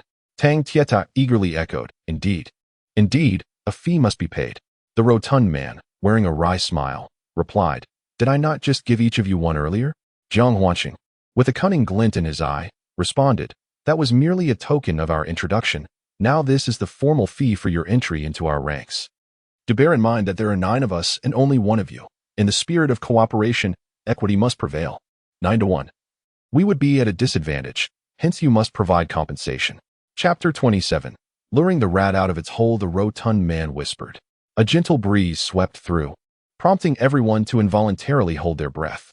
Tang Tieta could not contain himself, exclaiming, "The stench is unbearable. It could suffocate a person." The rotund man disregarded Tang Tieta's remark and turned his gaze toward Jiang Huanqing, knowing that his words carried weight. "We are pressed for time. While the sun has yet to rise, the beasts will remain inactive. We must arrange the formation at the cave entrance before that moment arrives. The formation is something we are all unfamiliar with. You may proceed as you deem fit. Should you have any requests, feel free to voice them, and we shall cooperate with you. Jiang Huanqing's words set the tone, greatly alleviating the fatty's concerns. With your assurance, I feel much more at ease. I truly need everyone's assistance. I possess the minor Kuntian formation flags, arranged according to the 9 palaces layout. Each of you will be responsible for guarding a specific direction, ensuring that no demonic beasts interfere. Once the formation is activated, you may withdraw, the fatty elaborated, retrieving a handful of exquisite small flags from his bag. Jiang Huanqing was intrigued by the fatty's bag. Though it appeared to be merely the size of a school backpack, it seemed capable of containing a great deal. The fatty, perhaps sensing Jiang Huanqing's curiosity, explained, "This bag was crafted at the behest of my grandfather by the master of the Divine Fire sect, aptly named the Qian Kuan bag. It contains a space equivalent to a room, yet it pales in comparison to a true Qian Kuan artifact." Upon hearing this, Jiang Huanqing and their fellow disciples were filled with envy. They could hardly conceal their desire, wishing they could seize the fatty's bag on the spot. Feeling the weight of Jiang Huanqing's gaze, the fatty quickly exclaimed, "This is my soul, Qian Kuan bag. Do not entertain any thoughts of thievery. I can assure you, should the opportunity arise, I will request one for you and your grandfather, all right? That can be arranged." Jiang Huanqing nodded eagerly in response. Unable to bear Jiang Huanqing's intensity any longer, the fatty hastily shifted the topic, instructing, "You should place the flags at the cave entrance according to the 9 palaces layout, ensuring a wide coverage, ideally within 100 meters. Although Jiang Huanqing and others were not well versed in the intricacies of array formations, they were familiar with the concept of the 9 palaces. Swiftly, they divided their tasks according to the chubby man's instructions, diligently placing the flags at their designated positions. At that moment, the chubby man stepped into the center of the array, a pained expression on his face as he rummaged through his pouch. Jiang Huanqing, intrigued by the chubby man's discomfort, wondered what could elicit such a reaction. As the chubby man's hand emerged from the pouch, it clutched a glimmering stone. "Hey!" Jiang Huanqing realized, acknowledging the immense value of this stone served as currency among martial artists and was also essential for cultivation, categorized into inferior, medium, superior, and extraordinary grades. The one in the chubby man's grasp was an inferior, which explained his palpable distress. Truly, he was a second-generation martial artist, with considerable wealth. Jiang Huanqing thought enviously. Disregarding the envious gazes of others, the chubby man focused intently, placing one in a specific location before producing 4 more, finally ceasing his efforts. Observing his arrangement, they saw that they had been positioned in a particular formation. The chubby man then declared solemnly, "I am about to activate the array. Everyone, guard your respective positions carefully. Do not allow any demonic beasts to interfere. Otherwise, the formation will be compromised, and we shall all be in peril." With that, the chubby man began to chant incantations, and irradiated a brilliant light, sending forth 9 beams of white light toward the small flags at the 9 palaces. In an instant, the seemingly inconspicuous flags, no larger than a palm, sprang to life, glowing with a resplendent golden hue that was blinding. Jiang Huanqing instinctively closed his eyes, and when he opened them again, he discovered that the scene had transformed dramatically. In the absence of familiar comrades and the rotund figure, the world before Jiang Huanqing was shrouded in a veil of mist. He understood that the formation devised by his corpulent companion had indeed succeeded, yet a slight trepidation lingered within him, for the unknown instills fear in all. Fortunately, at that moment, the reassuring voice of the rotund one echoed, "There's no need to panic, everyone. This is a variation of the minor confinement heaven formation. I shall pave the way. Simply follow my lead." As his words resonated, the mist before Jiang Huanqing parted, revealing a narrow path. Without hesitation, he ventured forward along this route. After taking only a few steps, he encountered the rotund figure, who remained at the center of the formation, followed shortly by Tang Tieta, Zhang Wu, and others. One by one, the 9 individuals gathered at the heart of the formation, which, according to the rotund one's expertise, was referred to as the eye of the formation, the locus of its control. The entire state of the grand formation was vividly present in the rotund one's mind. "Here you go, this is the illusory talisman. Each of you shall receive one. Ignite it with your essence blood, and you shall no longer be ensnared by the illusions of the grand formation. When you find yourselves enveloped in the mist, while the demonic beasts remain within the illusion, Feel free to unleash your full might upon them, he proclaimed, distributing an illusory talisman to each individual. Such a display endeared him to the group. Observing the swirling mist, Tang Tieta remarked, "Impressive. With your formation, we need not exert ourselves excessively to deal with the demonic beasts. Yet, if this formation is indeed so formidable, why not control it to eliminate the beasts directly, rather than requiring our efforts?" After listening to Tang Tieta's ramblings, the stout man felt somewhat embarrassed and remarked, "This minor confinement formation was originally a dual-purpose illusion and killing array, but my current cultivation level is insufficient to wield the killing array. I can only manipulate the illusion to ensnare the beasts. Well then, let us act swiftly to prevent any unforeseen changes." Black Rat Mountain is not solely occupied by our party, Jiang Huanqing interjected. In accordance with their agreement, the stout man would use the formation to trap the black rat monsters, controlling the grand array within, while Jiang Huanqing and the others would enter the formation to dispatch the creatures. Once all the ordinary beasts were eliminated, they would collaborate to vanquish the Rat King. Naturally, all the ordinary beasts would belong to Jiang Huanqing's faction, while the Rat King would be claimed by the stout man. Brother Jiang is right. Now that the formation is established, we shall await the emergence of the black rat monsters to unleash our fury. However, we cannot afford to wait for them to exit their lair. That would invite peril. I believe we must send someone into the cave to lure the black rat monsters out. Who will volunteer? The stout man inquired. In the team, there were 10 individuals, including the stout man, who could not venture forth as he was tasked with controlling the formation. Among the remaining 9, only Zhang Wu, at the 9th level of the Qi-gathering realm, stood forward resolutely, declaring, "I shall go." Jiang Huanqing felt a surge of gratitude for Zhang Wu's willingness. Yet he was acutely aware that this was the lair of thousands of black rat monsters, where the Rat King resided. Although Zhang Wu's mission was merely to lure the creatures out, the danger was substantial. Thus, Jiang Huanqing resolved to undertake the task himself, for he possessed wings, granting him unparalleled speed among them. "I am swift, I shall go. The stout man must oversee the formation. I will draw the black rat monsters out, while the 8 of you should divide into 4 groups to engage in battle. Exercise utmost caution." Jiang Huanqing, having spoken, made his way down a narrow path that diverged towards the rotund figure. Among the 3rd-generation disciples of Tianwu Gate, most were aware of Jiang Huanqing's burgeoning prowess, thus refraining from voicing their opinions. Zhang Wu, displaying a modicum of decency, recognized the inherent risks of provoking the beast and intended to counsel Jiang Huanqing. It was halted by Tang Tieta, leading to a cessation of further discourse. As the mist began to dissipate, a pitch-black cavern entrance materialized before Jiang Huanqing.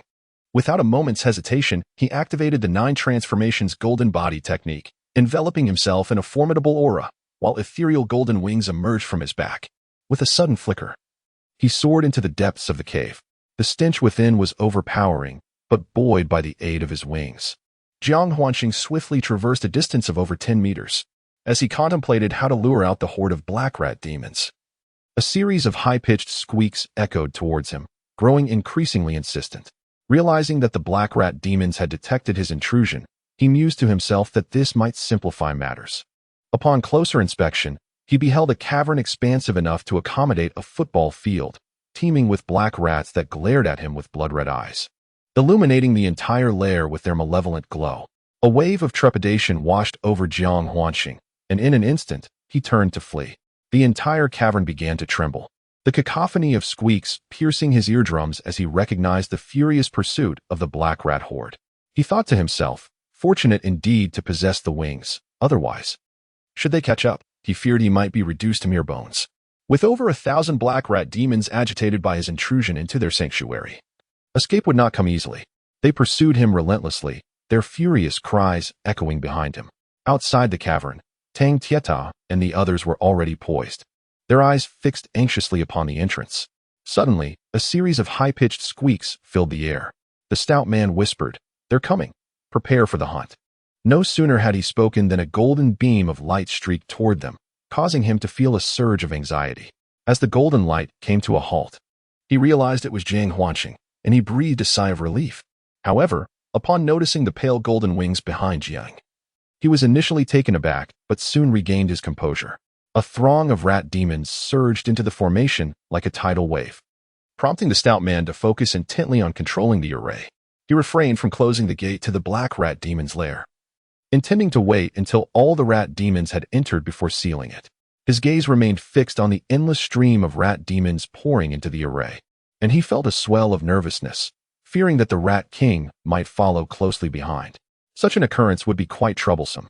Nevertheless, under ordinary circumstances, the Rat King would not readily emerge from its lair. It relied on the ordinary rat demons to carry out tasks such as foraging or hunting. Meanwhile, Jiang Huanqing and his companions had commenced their hunt. The group consisted of 9 individuals, with the other 8 forming pairs, while Jiang operated solo. With the aid of the stout man's illusory talisman, they could see the rat demons within the formation, while the demons remained oblivious to their presence, facilitating a smooth hunting process.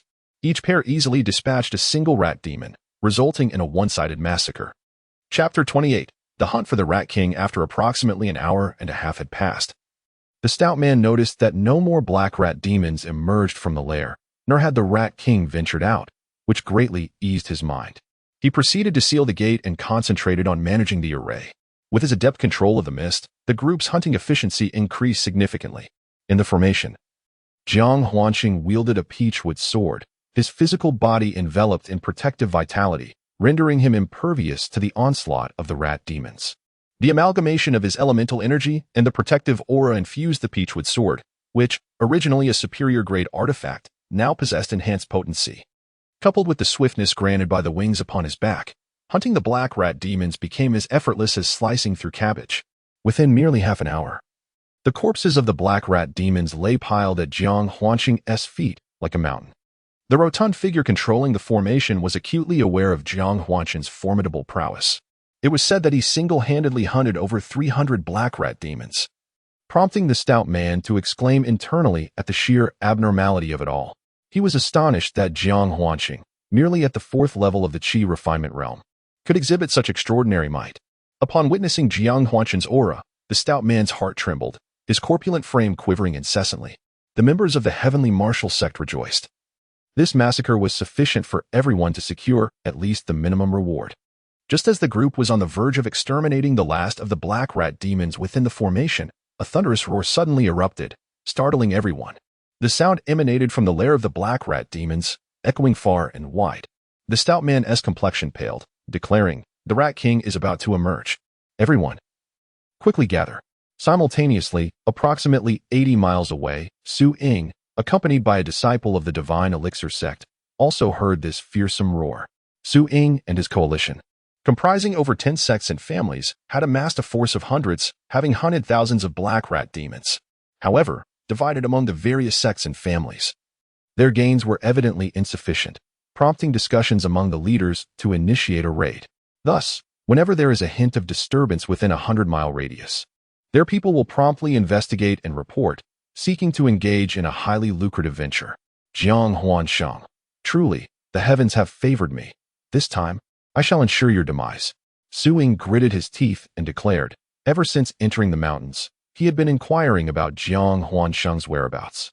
However, the vast expanse of the thousandly Black Rat Mountain made it exceedingly difficult, compounded by the fact that Jiang Huansheng and his companions were conducting their activities on the outskirts from the very first day, leaving Su Ying without any leads. Now, fortune has smiled upon him, as Jiang Huansheng has appeared right beneath his nose, seemingly reaping significant rewards. You shall immediately summon the members of the Su family to accompany me in hunting rabbits. Su Ying commanded the arrival. Upon hearing the term hunting rabbits, the Su family member understood it to mean an expedition to plunder and inquired casually, shall we not inform Gong Qi and the others? Gong Qi, being the leading disciple of the Divine Alchemy sect, hailed from the direct lineage of the sect master, holding a distinguished status, while the others were similarly leaders from various sections. Faced with this Rat King, a palpable tension ensued among the group. Even their cries echoed with the ferocity of a lion's roar, their fur standing on end like steel needles, with elongated, sharp incisors, exuding an overwhelming aura of vitality.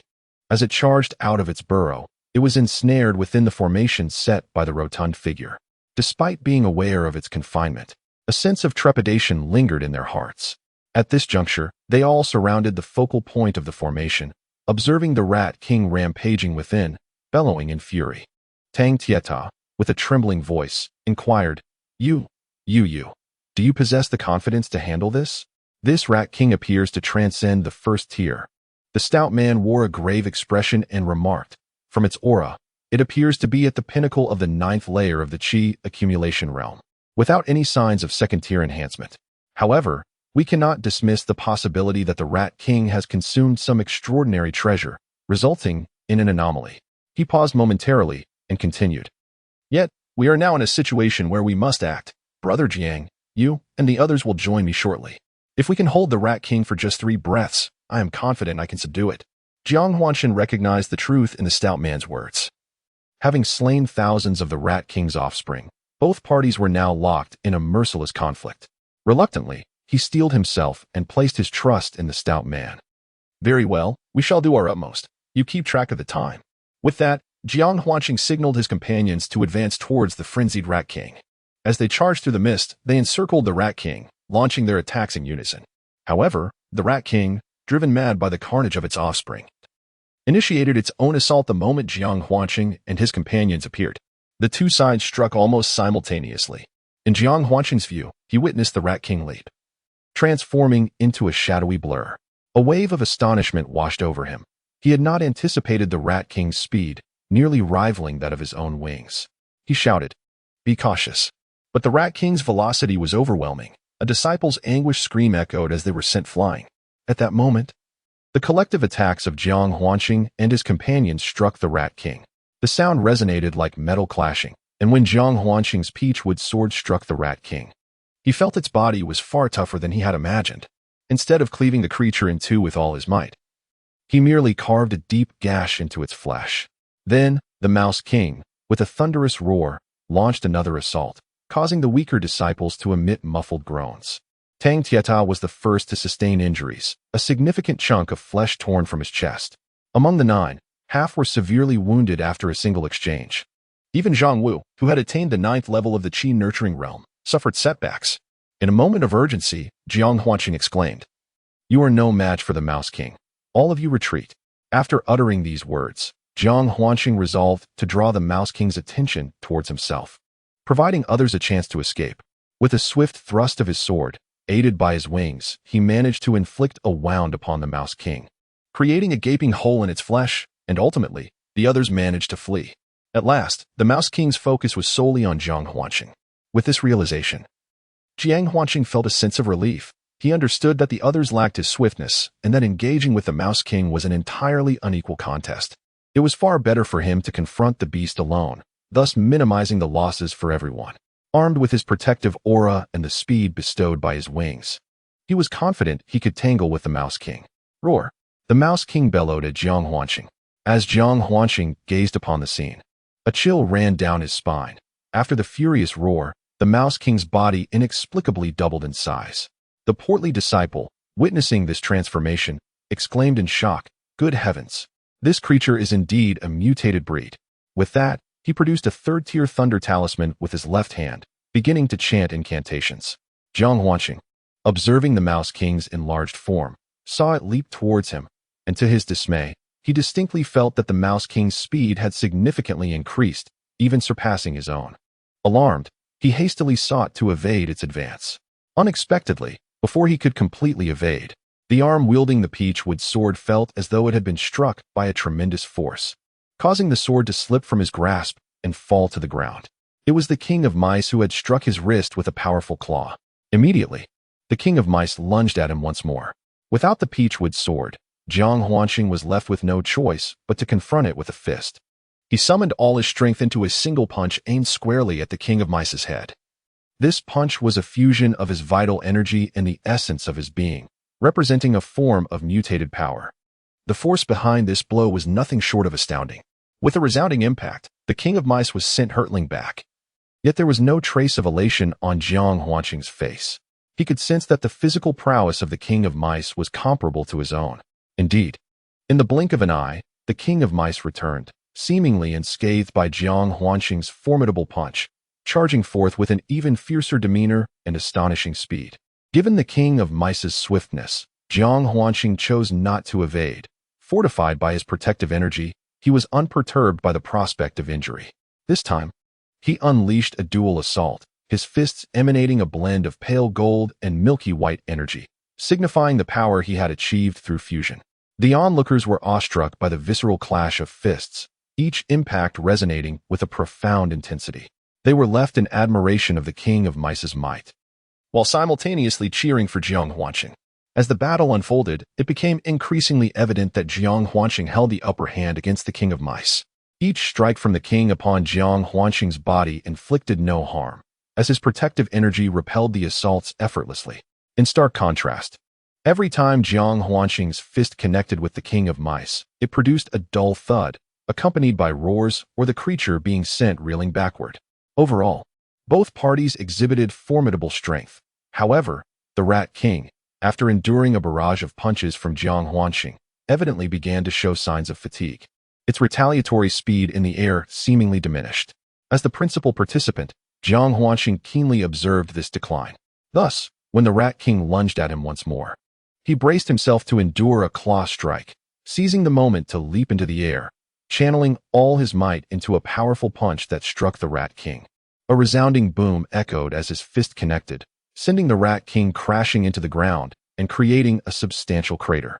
Concurrently, he bellowed at the fatty, urging him to act. Chapter 29. The Lair of the Black Rat Demon. A gluttonous pursuit. The fatty, having prepared diligently, would not let this opportunity slip away. Without the need for Jiang Huanqing's reminder, he unleashed his long-saved third-order thunder talisman the moment the Rat King landed in the pit. As the purple lightning talisman descended into the depths of the Rat King's crater, the heavens erupted with a thunderous roar.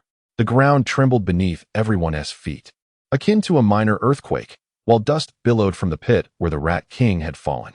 A cacophony of anguished cries emerged from the depths. A stark contrast to the earlier ferocity and resonance. Now, it was merely a low, mournful wail. Everyone understood that the battle had finally reached its conclusion. As the dust settled, they approached to inspect the scene, revealing a crater approximately 3 meters in diameter and 1 meter deep. In the aftermath of this fierce confrontation, Jiang Huanqing felt a profound respect for the Rat King, marveling at its formidable prowess. Therefore, he resolved to end its suffering swiftly, sparing it the agony of a prolonged demise. Once the battle concluded, the first action Jiang Huanqing took was to assess the casualties. This action utterly won the respect of the 3 generations of disciples. Upon thorough inspection, it was discovered that, aside from the first disciple who had been severely injured by the Rat King, the injuries of the others were manageable, which greatly relieved Jiang Huanqing.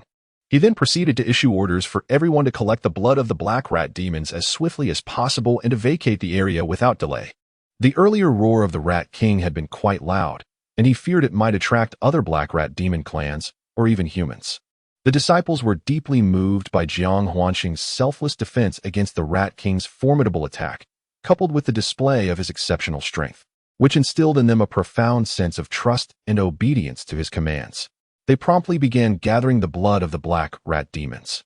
After issuing his orders, Jiang Huanqing intended to join the collection efforts himself, but he was quietly interrupted by the portly disciple, who had already stowed the Rat King's corpse in his magical bag. "Brother Jiang." The fat disciple was cut off as Jiang Huanqing interjected. "Stop calling me brother. I'm only 16. You are older than me, for goodness sake. Why won't you listen?" Jiang Huanqing was quite particular about the fat disciple's insistence on addressing him as brother. He hadn't had the opportunity to correct him before. But with the battle now concluded, it was the perfect moment to make the adjustment. Being called brother felt rather aged to him. Then can I call you my boss?" The fat disciple said, looking rather dejected. "That's acceptable," Jiang Huanqing thought to himself, finally exclaiming inwardly, "At last. I have a subordinate." He then added, "What is it? Speak up. There are thousands of rats' blood to collect, and time is of the essence. No more dilly-dallying." The portly fellow indeed adopted an air of mystery, proclaiming, "Boss, this Rat King is a mutated breed." "So what if it is?" Jiang Huanqing retorted, rolling his eyes. "Hee. A mutation signifies that the Rat King must have consumed some extraordinary treasures." At this moment, the rat nest was entirely vacant, the chubby man exclaimed, his eyes gleaming with excitement. Jiang Huanqing, realizing the implication, understood that the black rat's lair might harbor valuable items. He shouted, "Let us hurry and take a look." With that, he dashed towards the rat demon's lair. Although the chubby man was puzzled by Jiang Huanqing's exclamation, it sounded rather cool to him, and he echoed, "Hey boss, wait for me." The two of them entered the rat demon's cave, while outside, Tang Tieta and the others were lost in the euphoria of their haul, completely oblivious to their presence.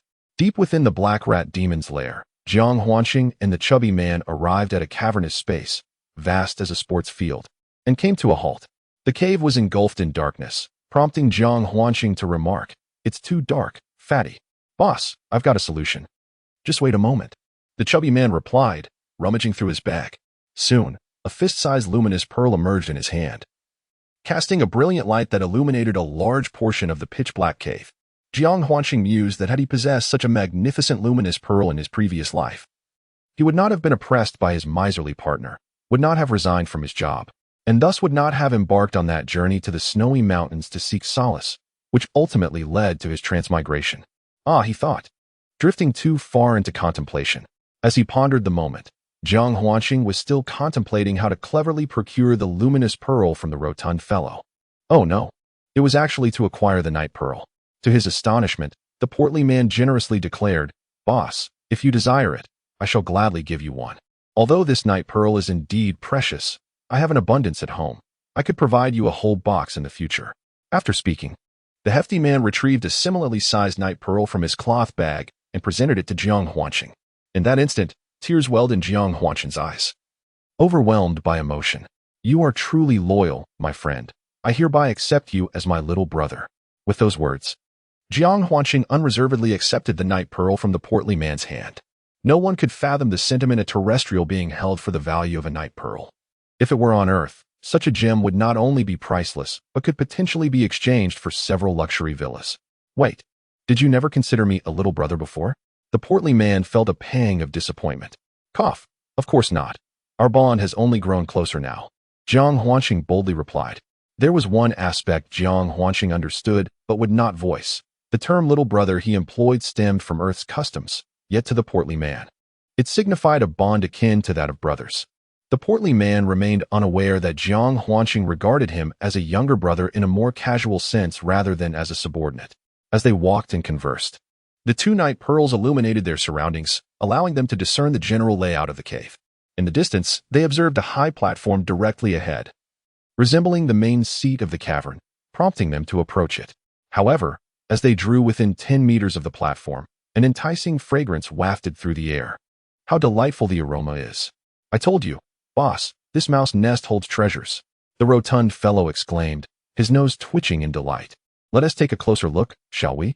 Jiang Huanqing, equally entranced by the intoxicating scent, hurried forward.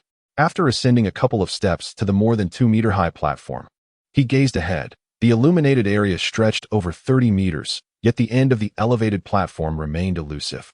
The fragrance wafted from the left, becoming increasingly enchanting as they approached. Turning to the left side, the two men suddenly discovered a golden, spherical object nestled in the corner of the cave, roughly the size of a baby's fist. 4 of these treasures lay quietly in the shadows. The plump man squinted, then exclaimed with excitement, "Boss, what a find. It's the earth spirit fruit. This is a precious item for enhancing one's elemental energy. Even someone at the transformation realm can elevate their levels significantly with just one." Upon hearing the plump man's enthusiastic declaration, Jiang Huanqing crouched down, swiftly picked up 2 of the fruits, and, unable to resist, popped them into his mouth. The allure of the earth spirit fruit was simply too irresistible. Meanwhile, the plump man continued to enlighten Jiang Huanqing. The earth spirit fruit grows underground, embodying the purest essence of earth elemental energy. However, one must exercise caution. The concentrated energy within the fruit is overwhelming, and those below the transformation realm risk. Just then, the plump man noticed that Jiang Huanqing had devoured all 4 fruits in one go, his jaw dropping in disbelief as he stammered, Overload. Boss, stop eating. You'll burst." As the plump man spoke, Jiang Huanqing had already consumed 4 earth spirit fruits, causing him to scream in alarm to halt the gluttony. Yet, like Zhu Beiji devouring the ginseng fruit, Jiang Huanqing devoured them without hesitation. However, his ears were still intact, and he caught the plump man's warning about feeling overstuffed. With a wry smile, he lamented, "You should have warned me sooner, my friend. I already feel as if I'm about to burst." The plump man had never anticipated that Jiang Huanqing would consume so quickly, swallowing the 4 fruits in one breath. Now, it seemed, he might truly burst from the overwhelming energy. At that moment, Jiang Huanshan could no longer blame the plump man for his late warning. For the massive energy from the four fruits surged violently within him. It felt as if a tempest raged in his dantian, akin to boiling water. Jiang Huanshan was in dire straits, feeling as though his body might explode, and he bitterly chuckled to himself, such is the fate of a glutton. To the plump man, Jiang Huanshan's visage was horrifying, blood streaming from his 7 orifices. The plump man urged, "Boss, quickly circulate your energy to refine it. Absorb as much as you can and direct the energy throughout your body. 4 of them. I hope your luck holds." Jiang Huanshan understood that he needed to refine the energy urgently. However, the energy from the earth spirit fruits was far too abundant and volatile. He found himself powerless to refine it. After several attempts, he managed to refine less than 1%, while the remaining energy continued to rampage within him. His meridians felt shattered, and pain gripped his dantian, rendering him immobile in the end. In this moment, Jiang Huanshan vowed that if heaven were to grant him another chance, he would never again succumb to gluttony. However, his body was already in disarray from the overwhelming surge of elemental energy, rendering his oaths seemingly futile. As he was on the verge of a catastrophic demise, just as Jiang Huanshan felt that the colossal, tempestuous energy of the earth's spirit fruit was about to burst forth from him, he sensed a warmth beginning to emanate from his root bone. Instantaneously, he perceived that the trapped energy within him, akin to a caged beast yearning to escape, had discovered a pathway, surging towards his root bone like a deluge breaching a dam. In the next moment, the chaotic world within Jiang Huanshan finally settled into tranquility. Just when despair loomed, the root bone unexpectedly activated, saving his life.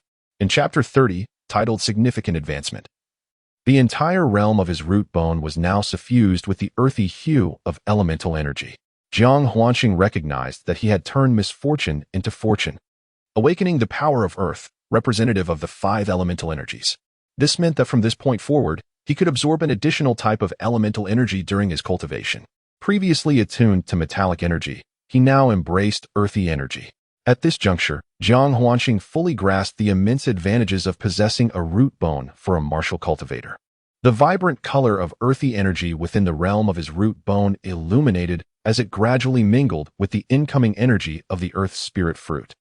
Akin to the seeding arrangement of elemental forces finding their rightful place, settling in peacefully, it was as if he had received a new identity, providing him with a solid foundation. Subsequently, with a mere thought, Jiang Huanshan began to communicate with the earthy energy, seeking understanding.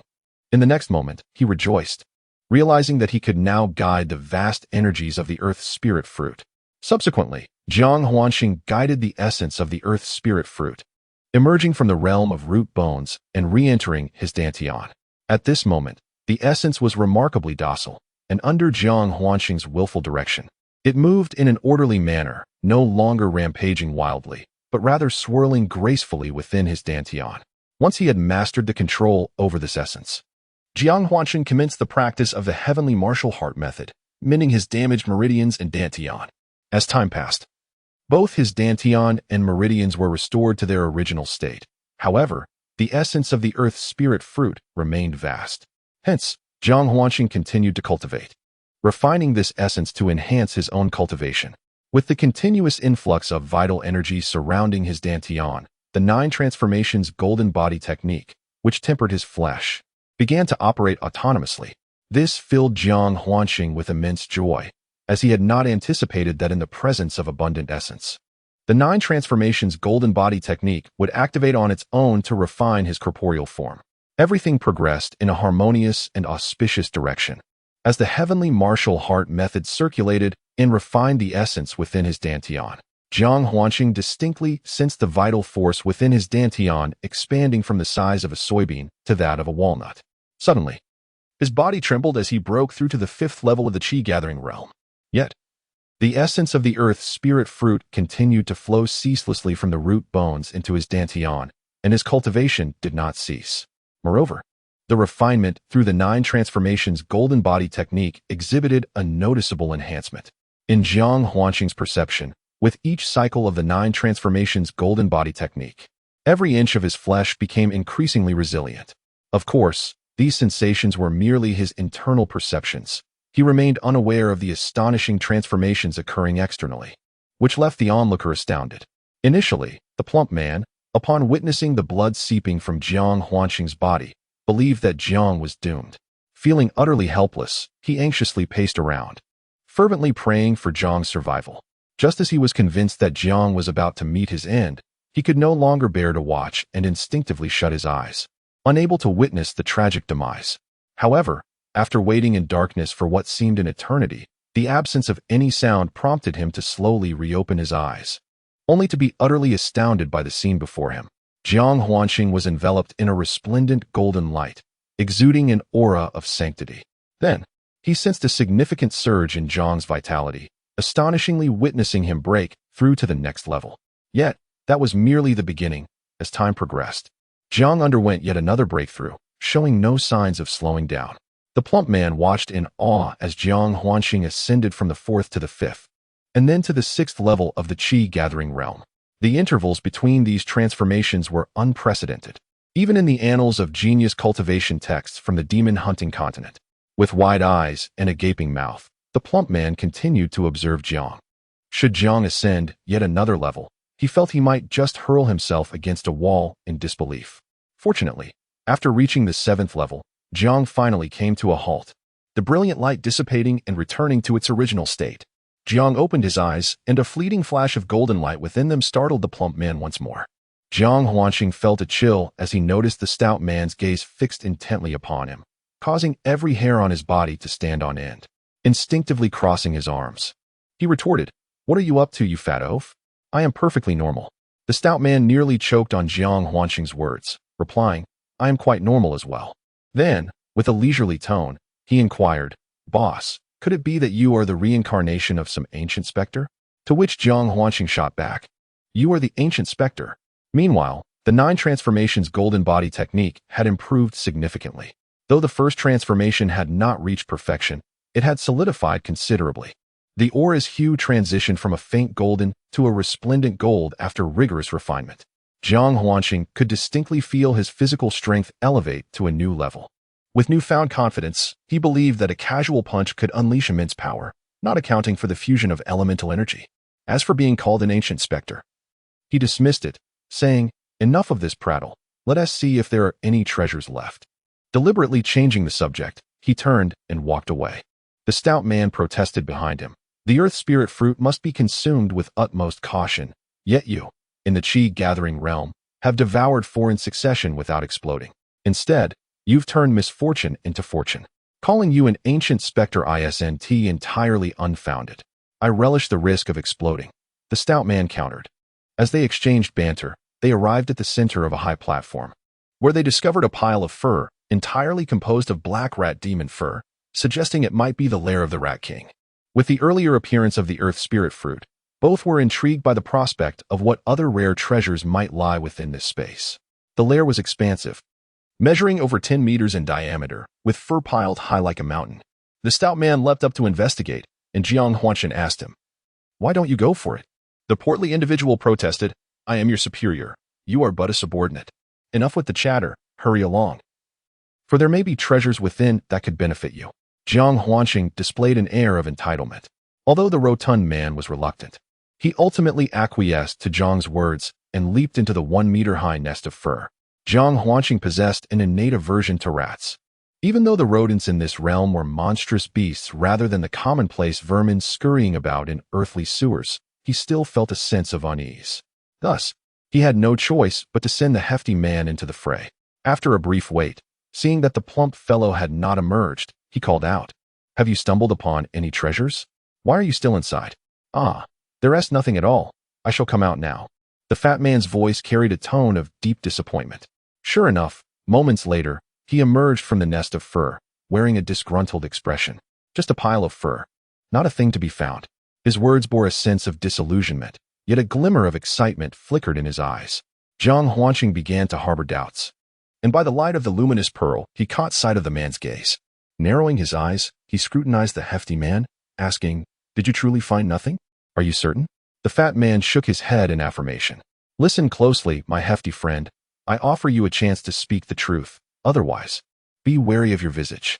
Jiang Huanqing's tone was laden with menace. After a brief pause, he added, "Do not even think of fleeing. You have witnessed my speed. If you believe you can outrun me, then do try." "My superior," I suddenly recalled. There is a single inferior origin stone, the fat man whispered. Only one, Jiang Huanqing pressed, intensifying his inquiry. Ah, I misremembered. It's actually 10, the rotund man stammered. Chapter 31. The attack on the Su family. Speak the truth, or do not blame me for etching a turtle upon your face, Jiang Huanqing threatened menacingly. The rotund man stepped back and muttered. There should be 127 low-grade spirit stones. Jiang Huanqing retorted. It seems you will not shed tears until you see the coffin. He made a move as if to strike. Wait. Boss, I truly have only this much. The fat man wore a look of utter grievance. Half an hour later, under Jiang Huanqing's intimidation, the rotund man had emptied even his own Qin Kuan bag. Although one must admit that initially, the fat man had numerous cunning thoughts. He was utterly defeated upon encountering Jiang Huanqing, who had lived through 2 lifetimes. First, in the rat's nest, the fat man discovered 227 low-grade spirit stones, in addition to 10 first-tier spiritual herbs and 5 second-tier ones. He also found several materials for crafting magical artifacts. Furthermore, adding his own savings, he surprisingly possessed 10 low-grade spirit stones and 3 mid-grade ones, along with an abundance of first and second-tier talismans. Looking at the heap of rare treasures on the ground, Jiang Huanqing spoke. We shall split the spirit stones equally. While the spiritual herbs shall belong to me, as I require them to detoxify a critically important family member. As for the rest, you may keep it. I have no need for them. Upon hearing Jiang Huanqing's words, the rotund man wore an expression of disbelief. Could it truly be this favorable? He had presumed that this time he would lose even his own savings to Jiang Huanqing. Yet it appeared that Jiang Huanqing only sought half of the spirit stones and the herbs, leaving the rest for himself. Had it not been for the 3rd-tier thunder talisman being used up, the fat man would have been prepared to engage in a fierce battle with Jiang Huanqing. However, seeing the earnestness in Jiang Huanqing's demeanor, he felt that he was not speaking deceitfully. Subsequently, a single remark from Jiang Huanqing moved the rotund man profoundly. Previously, I was merely jesting with you, but since you have acknowledged me as your leader, you are now my brother, Jiang Huanqing. I am aware of the immense value of the primordial stones and elixirs. However, they are of utmost necessity for me at this moment, as I intend to use them to save lives. For this occasion, I am willing to incur a loss. And in the future, I promise to repay you tenfold. Jiang Huanqing spoke earnestly. Furthermore, I do not possess a bag of holding. Hence, I shall leave the items in your possession. Afterward, would you kindly return them to me? Jiang Huanqing added. The sincerity of Jiang Huanqing's words deeply moved the stout man, particularly the latter statement about entrusting him with the items. Such profound trust. In truth, the stout man hailed from a noble lineage and had seldom ventured beyond the mountains, with few friends to speak of. Upon hearing Jiang Huanqing's declaration of brotherhood, the resentment within him dissipated entirely. Tears streamed down his face as he exclaimed, Leader, thank you for your trust. In truth, I possess 3 additional high-quality primordial stones that I have yet to reveal, all discovered within a rat's den. I had underestimated your intentions, leader. I have resolved that you shall always be my leader, and all primordial stones, as well as elixirs, shall belong to you. I will present them to you once we emerge. Upon learning that the stout man had concealed 3 high-quality primordial stones, Jiang Huanqing's expression darkened momentarily. However, he soon found amusement in the stout man's subsequent words. All right, let us depart. We have lingered here for too long, and those outside must be growing anxious. With that, the two emerged from the cave, only to find that Tang Tieta and the others had already gathered the blood of the black rat demon and were searching for Jiang Huanqing and the stout man. Everyone has reaped over 100 rewards this time, and with ample time remaining, it is certain that all participants in this demon hunting conference will secure commendable ranks. Upon seeing Jiang Huanqing and the portly fellow arrive, Tang Tieta inquired, Where have you two been? Before he could finish his sentence, his mouth fell agape as he gazed at Jiang Huanqing, who had attained the 7th level of the Qi gathering stage. At that moment, others also took note of the transformation in Jiang Huanqing, their eyes widening in astonishment. Huanqing, how did you reach the 7th level? Tang Tieta stammered, voicing the thoughts of all present. Jiang Huanqing had anticipated such a reaction and replied with a relaxed smile. Why can't I reach the 7th level? After a certain fortuitous encounter, let us not dwell on it now. This place is no longer safe. We should depart promptly, and I shall explain later. Let us go. With that, Jiang Huanqing commanded everyone to leave. However, just as his words fell, over 20 individuals materialized before them, encircling their group. The leader, A man with a light laugh remarked, "Are you planning to leave?" Jiang Huanqing recognized him as Su Ying from the Su family, who had obstructed their path. "Su fool, what do you want?" Jiang Huanqing asked, frowning. "What do I want? I desire your lives. Those who are sensible will leave behind their treasures, and oh, do not forget the precious artifacts you possess. I can assure you that I will permit you to retain your bodies," Su Ying said darkly, fixating on Jiang Huanqing. The portly fellow sidled up to Jiang Huanqing and whispered, "I have long heard that the most fearsome aspect of the demon hunting conference is not the beasts, but the humans. It seems the rumors hold true. They intend to rob us."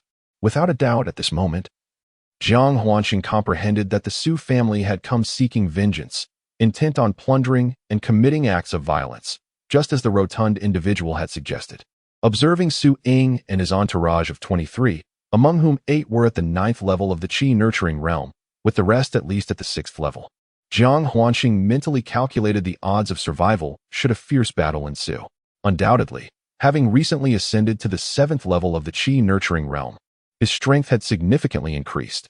He felt confident that, barring any formidable opponents from the transformation of essence realm, he could easily contend with those at the 9th level, especially with the support of Zhang Wu and the stout fellow, which bolstered his confidence further. Thus, Jiang Huanqing boldly declared, "I can share the same sentiment with you." Su Ying, filled with animosity towards Jiang Huanqing, felt a surge of rage upon their confrontation. Without further ado, he waved his hand and commanded, "Eliminate them all." The Su family disciples, loyal to their eldest scion's words, charged forward with fierce intent towards Jiang Huanqing and his companions. Sensing the gravity of the situation, Zhang Wu and the others readied their swords, possessing immense faith in Jiang Huanqing's abilities, recalling how he had previously defeated the mutated Rat King. This was the collective mindset of the Tianwu sect at that moment. The rotund individual also joined the fray, his combat style resplendent and extravagant, with his considerable resources. He unleashed the purple thunder talismans, filling the air with a resounding roar. Soon after, Su family disciples began to fall. Jiang Huanqing engaged Su Ying directly, landing an initial strike that wounded him with a swift thrust of his sword. Sensing the presence of Jiang Huanqing, Su Ying remarked darkly, "I did not anticipate that you had concealed your true prowess. You were actually at the 7th level of the Qi gathering realm. No wonder." The latter part of Su Ying's statement clearly implied his astonishment at having been knocked unconscious by Jiang Huanqing previously. He could hardly fathom that Jiang Huanqing had ascended 3 minor realms within a single day, believing instead that he had deliberately masked his strength, prompting Su Ying to exercise greater caution. Feeling a significant surge in his own power, Su Ying inwardly mused, "The transcendent elixir I procured from Gongqi for several thousand yuan stones truly lives up to its name." He had long harbored the intention to eliminate Jiang Huanqing, but after enduring the humiliation of being struck across the face, he realized he was no match for Jiang Huanqing's formidable strength. Consequently, he spent 1,000 low-grade yuan stones to acquire the 3rd-tier forbidden elixir from the Divine Pill sect, intending it to counter Jiang Huanqing. The transcendent elixir is a forbidden potion capable of temporarily enhancing one's combat abilities when consumed by someone at the Qi gathering realm. It can elevate their prowess to the transformation realm. However, its effects last merely half an hour. After this time, the potency dissipates, and the user suffers backlash, incapacitating them. Thus, Su Ying wasted no further time and launched a frenzied assault. Meanwhile, Jiang Huanqing also experienced a significant increase in strength. He remained confident in his ability to contend with Su Ying, whose vitality surged after consuming the elixir, yet was still within Jiang Huanqing's perceptual grasp. The fusion of his internal elemental force and vigorous qi flowed through the peachwood sword, unleashing a sword strike that generated a 3-meter-long sword qi directed at Su Ying. Startled by the ferocity of Jiang Huanqing's sword qi, Su Ying hastily raised his sword to defend himself. In the ensuing clash, Su Ying's mid-grade earth weapon was severed by Jiang Huanqing's strike. Su Ying was rendered speechless, unable to comprehend why.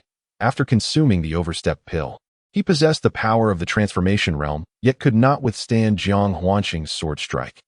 Little did he know that after reaching the 7th layer of the Qi gathering realm, Jiang Huanqing's inner vitality had become even more refined and formidable.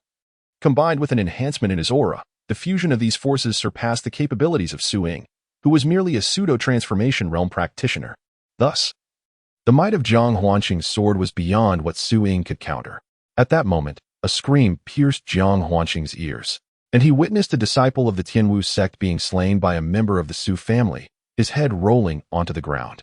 Zhang Wu cried out in anguish. Junior brother Jiao. Chapter 32. Pursued into the abyss. The slain disciple belonged to Zhang Wu's lineage. Gazing at the severed head of his junior brother Jiao, Jiang Huanqing's eyes widened in shock, his mind blank in disbelief. He had always perceived himself as a denizen of Earth, where taking a life was an unconquerable taboo. This was why he refrained from killing Su Jian and spared Situ Yi, merely crippling his cultivation. His consciousness was firmly rooted in the belief that he was still that young man living on Earth. However, upon witnessing the lifeless eyes of junior brother Jiao, a profound realization dawned upon Jiang Huanqing. In that moment, he truly recognized and accepted that he had lived two lives, reborn in the demon-hunting continent, becoming a part of a world devoted to martial cultivation. This realm revered the strong. It was a world where if one refrained from killing, one risked being killed by others. With the sword hilt tightly grasped in his hand, Jiang Huanqing trembled all over, the vital energy within him circulating rapidly. Under the operation of the 9-transformation golden body technique, a layer of formidable aura enveloped his flesh, shining brilliantly. With a flick of his wings behind him, he raised the sword, unleashing a transformed force, an evolved version of the 6 Meridians divine sword's energy, manifesting as a sword chi over 10 meters long. At that moment, Su Ying, noticing Jiang Huanqing's silence, mistakenly believed he had become distracted and saw his opportunity. He raised his own sword and swung it towards Jiang Huanqing. Roll! A thunderous roar erupted from Jiang Huanqing's mouth.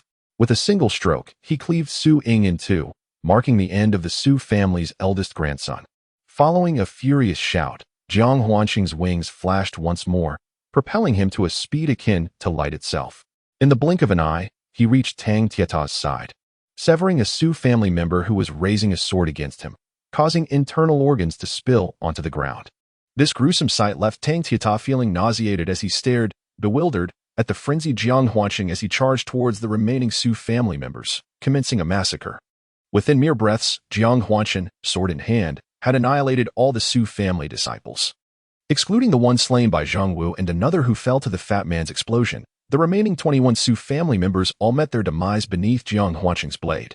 The scene fell into a profound silence as onlookers stared in astonishment at Jiang Huanqing, whose eyes were now bloodshot and whose expression was one of fierce savagery. No one had anticipated that the typically refined, composed, and dignified Jiang Huanqing could reveal such a ferocious side. Just moments ago, after Su Ying was slain by Jiang Huanqing, several members of the Su family, who were originally intent on fleeing, found themselves pursued and subsequently dispatched by him. Tang Tieta, observing Jiang Huanqing in a seemingly trance-like state, reached out to touch him. The plump companion urgently cautioned, "Do not approach him. He is overtaken by a mental demon." Noticing Tang Tieta's perplexed expression, he elaborated.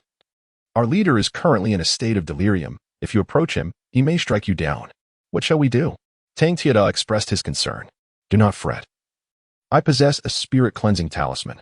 The plump fellow then retrieved a talisman from his satchel and began to chant incantations. Despite a sense of heaviness in his heart, he understood this was the cost of martial cultivation and the immutable laws of this world, survival of the fittest, where the weak are destined to be vanquished by the strong. Today, it was the Su clan that sought his demise, and without retaliation, the casualties would include himself, his fellow disciples, and his companion, the plump one. This realization brought a sense of clarity to Jiang Huanqing. With his thoughts now clear, he signaled for everyone to clean the battlefield and hastily depart. As it was essential to recognize that behind Su Ying loomed the formidable alliance of the Shindan sect and numerous other prestigious families. Among the 23 members of the Su family, each carried at least 2 gourds, and some even possessed elemental stones, which signified a substantial windfall for the group. It became evident why they engaged in such heinous acts of murder and plunder. It was indeed a lucrative enterprise. Jiang Huanqing was not idle either. He searched Su Ying's body and discovered 16 low-grade elemental stones, 3 mid-grade stones, and a vial containing the very elixir he had consumed earlier, which had greatly enhanced his vitality. There remained 3 such pills within the vial. Moreover, a tattered beast skin manuscript was discovered. When Jiang Huanqing opened it, the words that unfolded before him quickened his heartbeat significantly. The manuscript bore the inscription, "The upper section of the elixir of creation." However, before he could examine its contents in detail, he was interrupted by the plump companion. "Boss, We must flee. A large group is approaching us. Jiang Huanqing instinctively stowed away the manuscript and glanced up, only to find a shadowy throng emerging from 100 meters ahead. By their attire, he recognized members of the Shindan sect, Feitian sect, Xintian sect, and others advancing towards them. With a loud cry, he commanded, "Run." Instantly, everyone scattered in a frenzy. The members of the Shindan sect were the first to arrive at the scene, only to be greeted by the sight of numerous rat demon corpses and the bodies of Su family disciples. The leader, Gong Qi, trembled with fury upon spotting Su Ying's corpse and immediately ordered a pursuit to annihilate them. Su Ying was a disciple of the Shindan sect. His death was a disgrace to the sect, and as the leader, Gong Qi perceived it as a personal affront. More critically, Gong Qi recalled the Su family's venerable ancestor, a master swordsman of the stellar realm, among the most formidable figures in the entire Huiyun continent. With Su Ying's demise, Gong Qi, being a direct descendant of the Shindan sect's leadership, was privy to secrets that others were not. While the world knew Su Ying as the Su family's eldest grandson, his true identity was that of an illegitimate child, born from an illicit liaison involving the esteemed ancestor. The ancestor held a deep affection for Su Ying, even going so far as to send him to the Shindan sect to study the art of alchemy. At that moment, Zhang Wu, who had been struck by an arrow in the leg, caused the group to halt. As Jiang Huanqing felt the relentless pursuit drawing near, he resolutely turned to the stout man beside him and said, "I am acutely aware of your esteemed status, my friend. I implore you to safeguard my fellow disciples. I shall divert their attention shortly, and you must lead everyone swiftly out of the mountains. Once you reach the encampment, you will be safe." In unison, the stout man and Tang Tieda protested, "No, that is out of the question." Zhang Wu and the others echoed, "It is far too perilous. Do not be reckless. Together, we stand a fighting chance. To face them alone is truly dangerous." Jiang Huanqing, steadfast in his resolve, interrupted, "Please, do not attempt to dissuade me. I am swift. As you well know, once I have drawn them away, I will reunite with you outside the mountains. This is my decision." With that, he vanished in a flash, knowing time was of the essence. With a flick of his wings, Jiang Huanqing brandished his sword before 3 disciples of the Shindan sect, swiftly dispatching one with a single strike, bellowing, "It was I who slaughtered the Su family. If you possess the courage, come forth and meet your demise." As he spoke, he felt another. It was only when a dozen pursuers closed in from behind that he turned and fled. Gong Qi arrived on the scene, witnessing the 2 lifeless bodies on the ground, and cried out in fury. He immediately summoned everyone to pursue Jiang Huanqing. The distance between them was merely 30 meters, as Jiang Huanqing had deliberately slowed his pace to buy time for his companions. As he soared through the air, cursing Gong Qi under his breath, he observed the effect of his words. Gong Qi and his followers began to close the gap. Jiang Huanqing released a sigh of relief, estimating that the stout man and Tieta had already made their escape, and thus quickened his flight. Upon witnessing Jiang Huanqing suddenly accelerate, Gong Qi let out a cold snort, and a radiant glow erupted from his chest. Subsequently, he too increased his speed with a leap. Jiang Huanqing was taken aback. He noticed Gong Qi's chest and realized that he too possessed innate talent. With that swift leap, the distance between them significantly shortened. With no other choice, Jiang Huanqing activated the wings on his back. Although he had wings, he was not truly flying. Rather, he was propelling himself forward with each flap, more akin to a leap than flight. In this chase, Jiang Huanqing was closely pursued by Gong Qi, with the gap dwindling to merely 3 meters. At this juncture, Jiang Huanqing would often pivot and unleash a 6-meridian divine sword, momentarily halting Gong Qi's advance, much to his ire and exasperation. Observing the stone forest ahead, the individuals trailing behind expressed their trepidation. "Brother Gong, that fellow has surely met his demise by entering the stone forest. Should we continue the pursuit?" Gong Qi, infuriated by the taunts and insults hurled by Jiang Huanqing, was left seething as he watched him enter the stone forest. Reluctantly, he snapped at his companions. "What are we chasing for? Are you foolish? This is the perilous Misty Hollow Mountain, the domain of 2nd and even 3rd-tier demon beasts. What purpose does it serve to enter? Are we seeking death?" Chapter 33. The fiery vermilion fruit. Jiang Huanqing plunged into the stone forest, concealing himself behind a boulder the size of a house. He observed that Gong Qi and the others had halted outside the stone forest. In a short span, hundreds had gathered, encircling the stone forest without any intention of entering. At this moment, Jiang Huanqing discerned that Gong Qi and his companions seemed to harbor a profound apprehension of the stone forest mountain refraining from entering its depths. A sudden realization struck him. He might have inadvertently stepped into a perilous realm. Otherwise, Gongqi would have charged in with his entourage rather than encircle him as they currently did. Jiang Huanqing understood that this place still belonged to the boundary of the Two Realms mountain range, with the Stone Forest Mountain being a part of its vast expanse. His knowledge of the Two Realms came from ancient texts, which described it as a colossal chain of mountains spanning hundreds of thousands of miles from north to south. It was rumored that the opposite end of the Two Realms led to the realm of demons, serving as a boundary between humanity and the demonic tribes. Within the myriad peaks of the Two Realms, countless demonic beasts resided, suggesting that every mountain harbored such creatures. Previously, Jiang Huanqing had sprinted horizontally, likely breaching the territory of the Black Rat Mountain and entering another mountain's domain. This new mountain might harbor beasts of a rank beyond the first, for if not, Gongqi and his hundreds of followers would have stormed in to capture him by now. With this realization, Jiang Huanqing refrained from recklessly delving deeper into the Stone Forest Mountain. Instead, he chose to conceal himself behind a massive boulder, patiently awaiting the retreat of Gongqi and his cohort before making his escape. Observing the scene before him, Jiang Huanqing was struck by the sheer vastness of the Stone Forest Mountain. It appeared barren, devoid of flora. The entire mountain structure seemed composed of colossal stones, with the smallest boulders the size of grinding wheels and the largest towering several dozen to over 100 feet high. There were no signs of life, rendering the atmosphere eerily tranquil. The profound silence enveloped Jiang Huanqing, instilling within him a sense of restlessness. He yearned to burst forth and leave this place. However, upon peering out, he noticed that Gongqi and the others appeared to be entrenched in a stalemate, seemingly disinclined to depart. Thus, both sides remained locked in this impasse.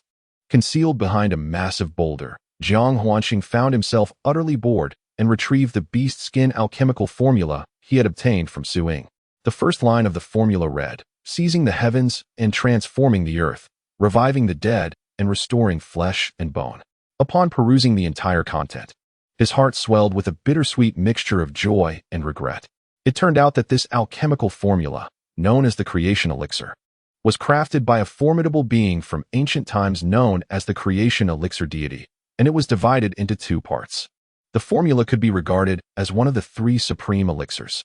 The upper section detailed its efficacy in dispelling all poisons in the world, while the lower section described its capacity to mend all forms of external damage, including the restoration of martial practitioners' cultivation levels. Only when the two sections were united could one truly consider it the authentic creation elixir, whose miraculous effects were deemed extraordinary. This elixir could enable an utterly talentless mortal to consume it, and, in a single night, successfully gather qi, laying the foundational groundwork for martial arts, akin to a rebirth. Naturally, the most remarkable aspect of the creation elixir was its ability to refine different grades of elixirs based on the quality of the spiritual herbs used. For instance, should one gather sufficient spiritual herb materials and the effectiveness be classified as first tier, one could concoct a first-tier creation elixir suitable for those in the qi-gathering realm, allowing a practitioner at the first level of qi gathering to leap into the transformation realm with a single dose. By analogy, the better the medicinal ingredients that the alchemist can gather, the more extraordinary the elixir of transformation they can concoct, suitable for practitioners of various realms, and perhaps even beyond. This is precisely what makes the elixir of transformation so astonishing. However, regrettably, Jiang Huanqing only acquired the first half of the elixir's formula from Su Ying, rendering it incomplete. Despite this, Jiang Huanqing felt a surge of joy, for this portion of the formula could counteract all poisons of the world. This meant that once he gathered sufficient medicinal materials, he could fully relieve his master Yiqing Yuan from the demonic poison plaguing her heart channels. Henceforth, she would no longer have to endure the agony of the poison's resurgence on the night of the full moon each month. While it might not restore her cultivation, at the very least, it would ensure her physical well-being. Jiang Huanqing resolved to seek out the latter half of the elixir of transformation's formula in the future, as that would enable him to restore his master's cultivation and allow her to re-enter the martial path. Moreover, he was greatly tempted by the prospect of the combined effects of the elixir of transformation on enhancing one's cultivation, making it imperative for him to locate the second half of the formula. For both his own sake and his master's, he must uncover this miraculous recipe. Time swiftly passed, and on the following day, Jiang Huanqing noticed that the number of guards outside the stone forest had diminished by half, yet dozens still remained. Unsure of his chances to break through the encirclement amidst so many, he steeled his resolve and decided to venture deeper into the stone forest. Remaining here, waiting for Gong Qi and the others to retreat, seemed futile. With determination set, Jiang Huanqing cautiously made his way into the depths of the stone forest. Upon climbing over a massive boulder, his view suddenly expanded. However, he was taken aback by the gruesome sight that met his eyes. The ground was strewn with bloodied limbs and severed arms. To be precise, it was a series of severed corpses of demonic beasts, specifically those belonging to the serpent family. Upon closer inspection, it was confirmed that these were the remains of the Crimson Mang serpent. Jiang Huanqing had previously learned about the Crimson Mang from ancient texts. It is a type of second-tier demonic beast, classified within the serpent category, and is born as a second-tier creature. The exceptionally gifted Crimson Mang has the potential to evolve into a third tier. Jiang Huanqing surveyed the gruesome scene, observing the decapitated bodies of the Crimson Mang, the smallest of which was as thick as a human thigh and approximately 3 meters in length. In the formula left by Lin Qianshu to counteract the demonic poison of Yi Qingyue, the gallbladder of the Crimson Mang was included. Although Jiang Huanqing had obtained a recipe that could completely neutralize Yi Qingyue's demonic poison, the collection of the spiritual herbs required for the recipe was quite scarce. After some contemplation, Jiang Huanqing resolved to first gather the spiritual herbs from Lin Qianshu's recipe to suppress the poison for his master. Only after he had comprehensively collected the herbs for the transformative elixir could he forge it to completely eradicate the poison. After all, the ingredients from Lin Qianshu's suppressive formula were relatively easier to find. Compared to the transformative elixir, the suppressive formula was more immediately beneficial. Thus, after a moment of distraction, Jiang Huanqing hastily proceeded to search for any serpent gallbladders he could find. Upon thorough inspection, he was disheartened to discover that among the 16 Crimson Mang corpses present, not a single gallbladder could be found. Jiang Huanqing, feeling a pang of disappointment, speculated that the true target of the one who had slain the Crimson Mang was likely the gallbladder itself. Following a faint sound, Jiang Huanqing navigated through the scattered boulders. Along the way, he encountered numerous carcasses of the Crimson Mang strewn across the ground, exuding a nauseating stench that made him feel dizzy with each breath. He had no choice but to hold his breath and continue on his silent journey. The terrain gradually steepened, and Jiang Huanqing realized, unbeknownst to him, that he had ascended a lofty peak. The sounds in his ears began to crystallize into clarity. He discerned a roar and a cry urging others to hurry, lest the beast devour them. This incited Jiang Huanqing's curiosity, leading him to surmise that a struggle was underway between individuals and a demonic beast over something of significance. Promptly quickening his pace, after an hour and a half, he felt as though he had climbed several thousand zhang. Eventually, the obstructing stone forest revealed a clearer vista, and he observed figures in motion. Upon scaling a 10-zhang-high boulder, he finally discerned the source of the commotion. Before him, on a sheer cliff, 7 individuals were engaged in a fierce battle with a colossal red serpent. Positioned 3 meters behind the serpent, amidst a chaotic pile of rocks, stood a tree over 3 meters tall, resplendent in fiery red. This was a species of tree Jiang Huanqing had never encountered. Its leaves were the size of a palm, and its stout branches bore the same vivid crimson hue. From a distance, it appeared as though the tree were ablaze. More importantly, at the apex of this fiery tree, Jiang Huanqing spotted 3 fruits, each the size of an infant's fist, glowing with a faint rosy sheen. They appeared translucent, exuding a rich aroma that wafted through the air. Even from over 30 meters away, Jiang Huanqing could savor the intoxicating fragrance. The words heavenly treasure instantly materialized in his mind.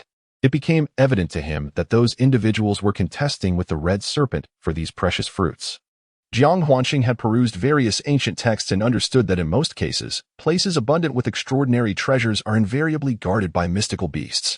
Undoubtedly, the 3 fruit, radiating a subtle luster, were some form of rare treasure, and Qi-Man served as its protector. With an attempt to seize these treasures, the intruders were met with Qi-Man's fierce resistance.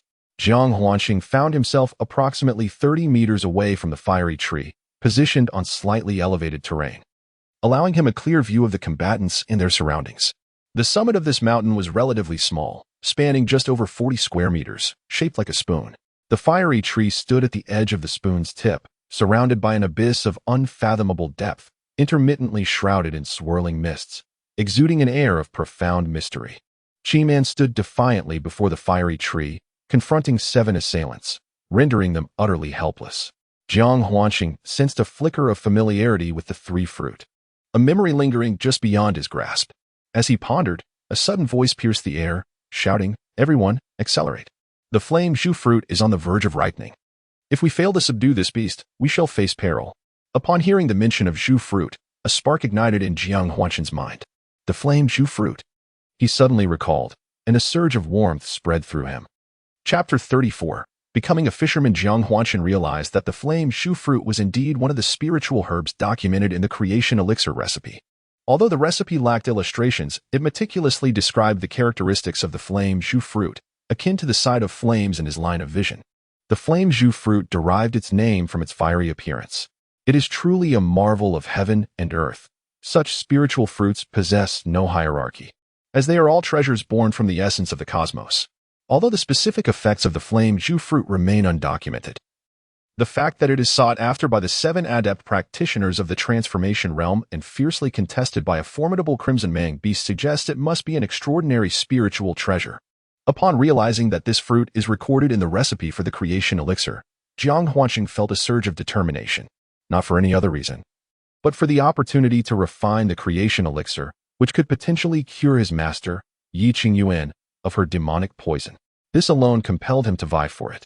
However, the prospect of contending against 7 practitioners of the transformation realm and a colossal Crimson Mang beast was akin to extracting teeth from a tiger, an endeavor fraught with peril. None among them could be challenged by his current cultivation of the 7th level of the Qi-gathering realm. Yet, the thought of relinquishing this chance left Jiang Huanqing with a sense of discontent. He understood that spiritual fruits, such as the flame Zhu fruit, born from the essence of heaven and earth, are rare and elusive. Should he miss this opportunity, who knows when he might encounter another. Observing the battle, it was clear that the 7 were evenly matched against the Crimson Mang beast. Neither side seemed to gain the upper hand. This beast, stretching over 30 meters in length and as thick as a barrel, bore a fleshy crown atop its head, marking it as a distinguished specimen among its kind. Moreover, with the advantage of its territory, the Crimson Mang beast held its ground against the 7 adversaries. Its wings, when fully deployed, could rival the speed of those in the transformation realm. After weighing his options, Jiang Huanqing resolved to forge ahead in order to refine the creation elixir and alleviate his master's affliction. After making a resolute decision, Jiang Huanqing began to concentrate on the fierce combat between the 2 parties, poised to seize an opportune moment. Gazing intently, he discerned that all 7 individuals were disciples of formidable sects, and among them, he recognized a familiar face, Yu Cheishan. The sight of Yu Cheishan inevitably reminded Jiang Huanqing of his master uncle, Chu Sanpeng. However, it was regrettable that Chu Sanpeng was not among the 7, suggesting he had ventured elsewhere. Only Yu Cheishan, that duplicitous sycophant, was the sort to ingratiate himself with such powerful factions. Although Jiang Huanqing was only acquainted with Yu Cheishan, he could identify from their attire that 3 belonged to the Divine Elixir sect. 1 was from the Su clan, 2 hailed from the Mysterious Mechanism sect, and Yu Cheishan represented the Heavenly Martial sect. How fortuitous, all were adversaries from his past. Jiang Huanqing mused, his gaze sharpening. Regarding their strengths, only Yu Cheishan's prowess was known to Jiang Huanqing, being at the 8th heavenly layer of the transformation realm. The others, separated by a significant level of cultivation, remained inscrutable to him. Nonetheless, he could vaguely sense their vigorous energy during the skirmish, implying their capabilities were not to be underestimated. He silently admonished himself to proceed with utmost caution. As for the strength of the Crimson Mang demon, the creature's ability to hold its ground against 7 opponents was telling.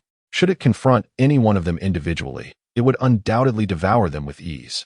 Both humans and beasts were formidable in their own right, which left Jiang Huanqing feeling somewhat despondent. Successfully launching a surprise attack would not be a simple endeavor. This individual appeared to be the leader among the 7. After he finished speaking, Jiang Huanqing observed that the 3 members of the Divine Elixir sect each retrieved a black object, roughly the size of a pebble, from their robes, appearing to be some form of elixir. Subsequently, each of them hurled their black objects towards the Qi Mang demon. Simultaneously, Yu Cheishan stepped back 3 paces, gripping his sword tightly with both hands, directing its point at the Qi Mang demon, and with a thunderous shout, launched his sword towards the creature. Following this, The two individuals from the Xuanji sect employed long whips as their weapons. They struck in unison, their whips crackling with energy, radiating intense true essence.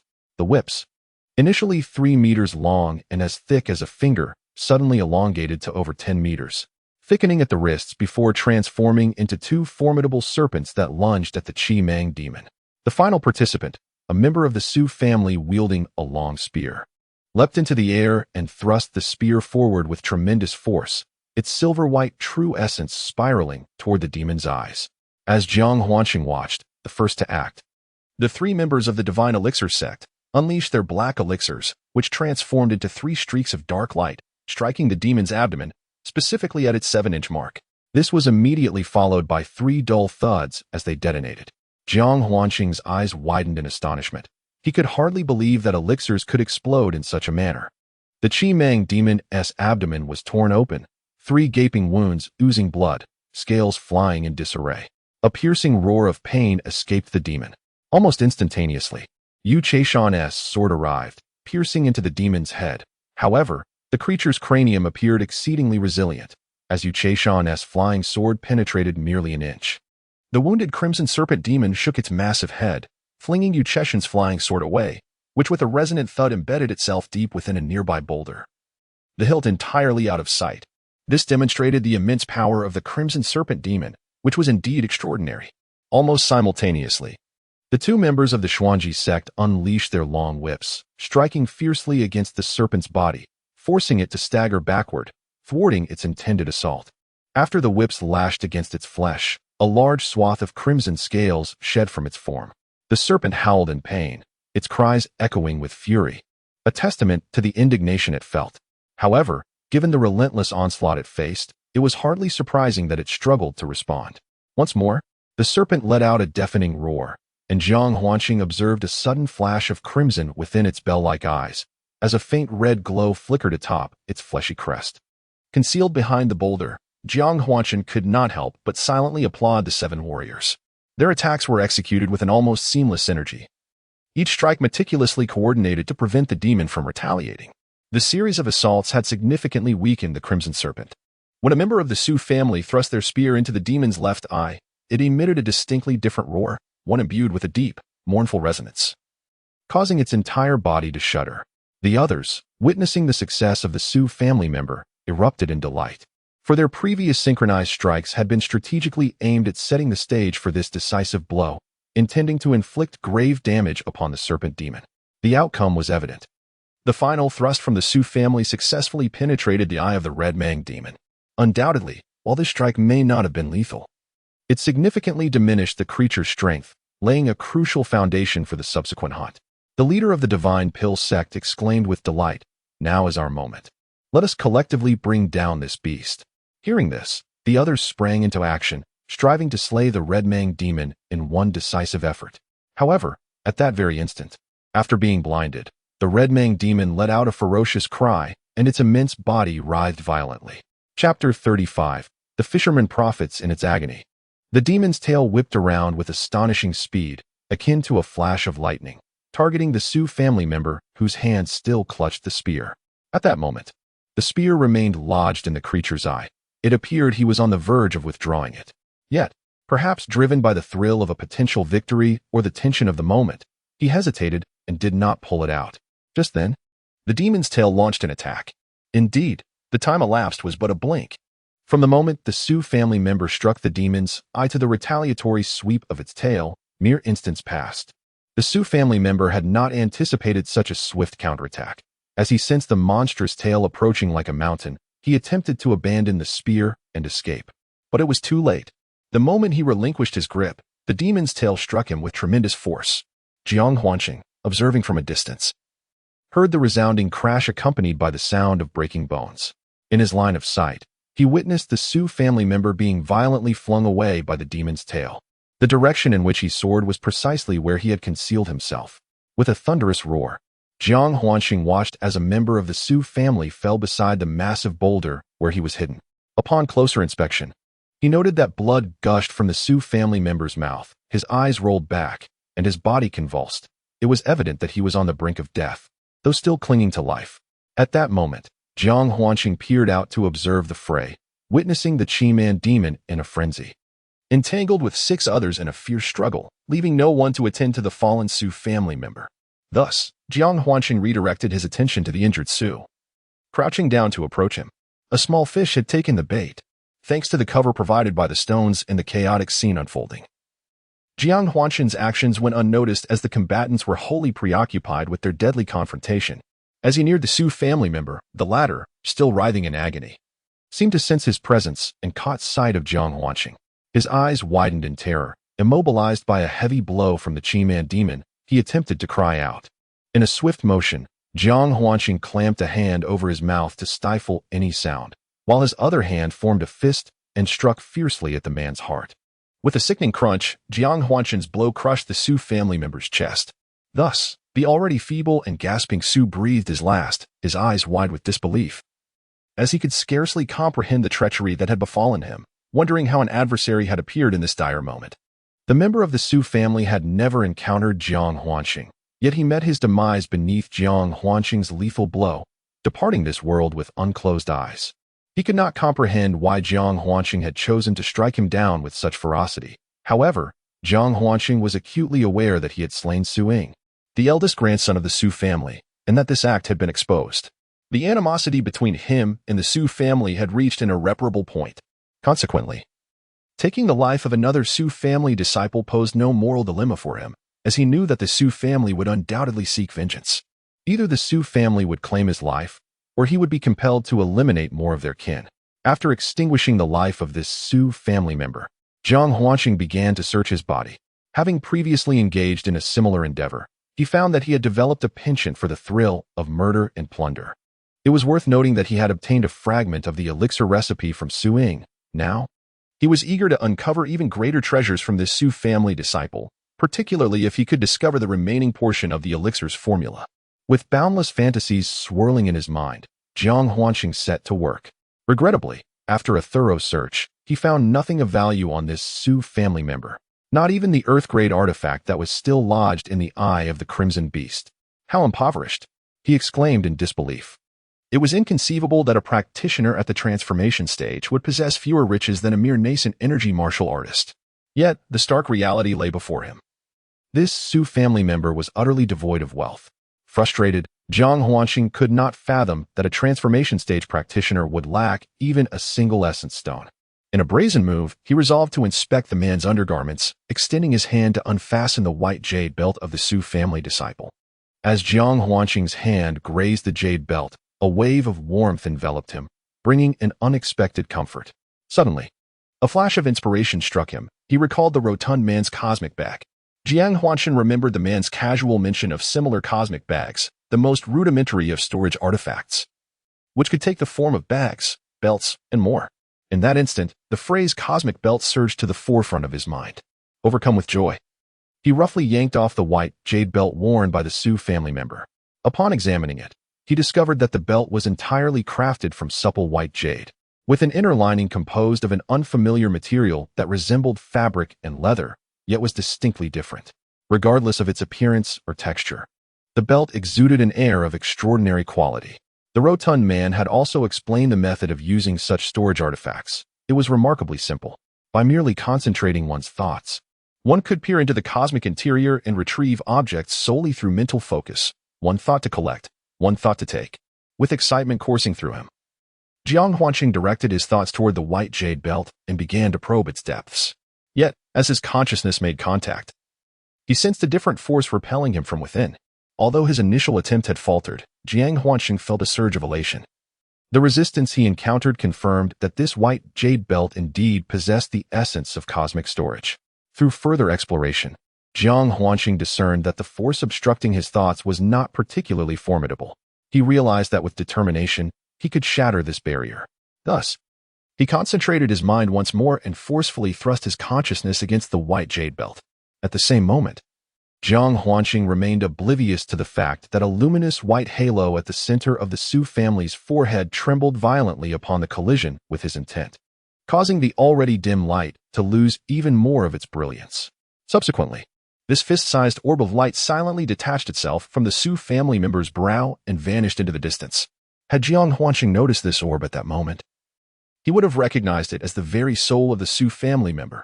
Martial artists, upon entering the transformation realm, are able to generate spiritual consciousness, which can be regarded as the essence of their being. As long as this consciousness endures, one can seize a new body and be reborn. Or a powerful martial artist can recreate their form solely through their soul. However, both paths are fraught with difficulty. Naturally, the souls of those in the transformation realm are exceedingly fragile. If they leave the body and cannot find a sanctuary within a certain time frame, they too will dissipate into the cosmos. Thus, even though Jiang Huanqing did not notice the fleeing soul of the Su family scion, there was no cause for excessive concern. Whether the soul could swiftly locate a suitable refuge would depend on sheer fortune. Moreover, souls can serve as potent nourishment for malevolent cultivators, and it was entirely possible that the Su family member's soul might fall prey to such dark practitioners or even be devoured by a ferocious beast. At this moment, Jiang Huanqing was unaware that the soul of an enemy had escaped, nor did he have the inclination to pay heed to the external world. Rather, he plunged headlong into a space of approximately 10 square meters, his heart brimming with exhilaration. When Jiang Huanqing's intent collided with the white jade belt for the second time, a sharp crack echoed, reminiscent of shattering glass. Subsequently, his consciousness entered a space of roughly 10 square meters. In that moment, Jiang Huanqing realized that his consciousness was precisely within the storage space of the white jade belt, more accurately known as the Qiankuan belt. Within this approximately 10 square meter area, he beheld 130 low-grade essence stones, 2 medium-grade ones, over 40 first and second-tier spiritual herbs, and 5 red mang snake gallbladders. Beyond these, there was nothing else of note. For Jiang Huanqing, this constituted a bountiful harvest, particularly as more than half of the spiritual herbs were those he required, the majority having been left by Elder Lin Qianshu for his master, Yiqing Yuan, to counteract the poison of the beasts. The red mang snake gallbladder was merely one among them. Jiang Huanqing calculated in his mind that, combined with the medicinal materials stored with the plump fellow, he had amassed enough to concoct the antidote for his master's poison. Even if there were slight deficiencies, the essence stones would suffice for any necessary purchases. Thus, he was elated to know he had sufficient ingredients for his master's antidote, and the acquisition of the Qiankuan belt was an exquisite stroke of fortune. Subsequently, Jiang Huanqing experimented several times with retrieving and storing items within the Qiankuan belt, discovering the process to be remarkably convenient. He merely needed to concentrate his thoughts on the object to draw it into the belt, and the same applied when extracting items. After indulging in this newfound ability, he suppressed his excitement and redirected his gaze towards the ongoing battle. In his mind, he pondered the possibility of fortuitously encountering a few more plump targets, envisioning a stealthy approach to amass wealth quietly. Thus, Jiang Huanqing perceived the spear as a ticking time bomb, believing that if Yu Chaishan and the others seized the opportunity, they could claim the life of the red mang beast. Conversely, the remaining 6 combatants in the arena fared little better than the severely wounded Crimson Python demon. Enraged and driven to a frenzy, the demon's relentless assault left each of them bearing the marks of battle. Among the disciples of the Divine Elixir sect, one had suffered a severed arm from the demon's bite, while the others were drenched in blood, the origin of which was indistinguishable to Jiang Huanqing. Yu Chaisan, having lost his sword to a boulder in the previous exchange, fought with bare hands, his disheveled hair accentuating his discomfiture. As for the disciples of the Profound Mechanism sect, one's whip lay broken in two, while the other, though his whip remained intact, limped with an injured leg. Jiang Huanqing surmised that their plight likely stemmed from the Crimson Python demon's assault, while he had been preoccupied with the Qiankuan belt, inwardly lamenting his missed opportunity to witness their misfortune. Just then, with a sweeping tail maneuver, the Crimson Python demon repelled the group's attacks, then suddenly opened its maw wide, as if preparing to spew forth something. Upon witnessing this, Yu Chaisan and the others recoiled in alarm, shouting, "Retreat! Beware the beast's venomous mist." Their dread of this particular action was palpable. Yet, just as Jiang Huanqing anticipated the emission of toxic fumes, the Crimson Python demon snapped its jaws shut, feigning the attack. It then wheeled around towards the vermilion flame fruit, once again opening its mouth in a feint, as if to devour the nearly ripe fruit in a single gulp. At this, a disciple of the Divine Elixir sect cried out in alarm, "We've been deceived. The beast's true target is the fruit." Chapter 36. The Power of Demonic Bone. Indeed, without prompting, everyone realized they had been deceived by the red python demon's feint. Its true objective was the vermilion fruit. not the spewing of venomous mist. Should the red python demon devour the fruit, it would evolve into a third-order demon beast, rendering their previous efforts futile and endangering their lives. Thus, they were all seized by anxiety as they witnessed the red python demon about to swallow the vermilion fruit. Even Jiang Huanqing was on tenterhooks, inwardly lamenting. If this beast consumes the flamed vermilion fruit, what will become of Master's creation pill? However, he could only hope that Yu Chaixin and the others could restrain the red python demon. Otherwise, Jiang Huanqing would be consumed by worry. Alas, the red python demon had already opened its maw, a mere meter away from the fruit. Could Yu Chaixin and the others possibly prevent it? Jiang Huanqing doubted it. In his trepidation, he had resigned himself to the red python demon consuming the fruit, resolving to retreat afterward. What is meant for him will not elude him, and what is not cannot be seized. Just as Jiang Huanqing was lost in these thoughts, he caught sight of the Shin dance sect leader, whose chest suddenly erupted with a dazzling light. Jiang Huanqing's eyes lit up at this sight. Demonic bone divine power. How familiar this scene was. During his battle with Situ Yi's chest had displayed a similar radiance. Jiang Huanqing later learned that it was a sign of the demonic bone divine power being activated. It was on that occasion that Jiang Huanqing, aided by the aura left behind by the demon race Kuan Peng, comprehended and mastered Situ Yi's blood moon demonic bone's wing divine power, turning defeat into victory and crippling Situ Yi.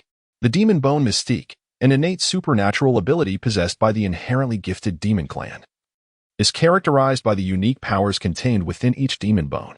Those who embody the demon bone mystique were, in their mortal existence, formidable beings of immense power. The human race primarily acquires these demon bones as remnants of ancient demons, which, upon their demise, bequeath their extraordinary abilities. Once obtained, these bones are nurtured within the human host through esoteric methods, allowing them to comprehend the mystical powers embedded within and ultimately assimilate them as their own. While the mastery of the demon bone mystique may not rival the formidable prowess wielded by true demon cultivators, it should not be underestimated. Each demon bone harbors the evolution of the laws of the cosmos. Fortuitous individuals who acquire these bones may even find that traces of the original demon's formidable energy remain. Both the demon energy and the supernatural abilities are forces of considerable significance. In summary, Jiang Huanqing came to understand that the records concerning the demon bone mystique are unparalleled treasures. Throughout history, the emergence of each demon bone has incited fierce conflicts, often resulting in rivers of bloodshed. Only those of profound cultivation, such as Situ Yi, might refrain from seizing such remnants, though they constitute a mere fraction.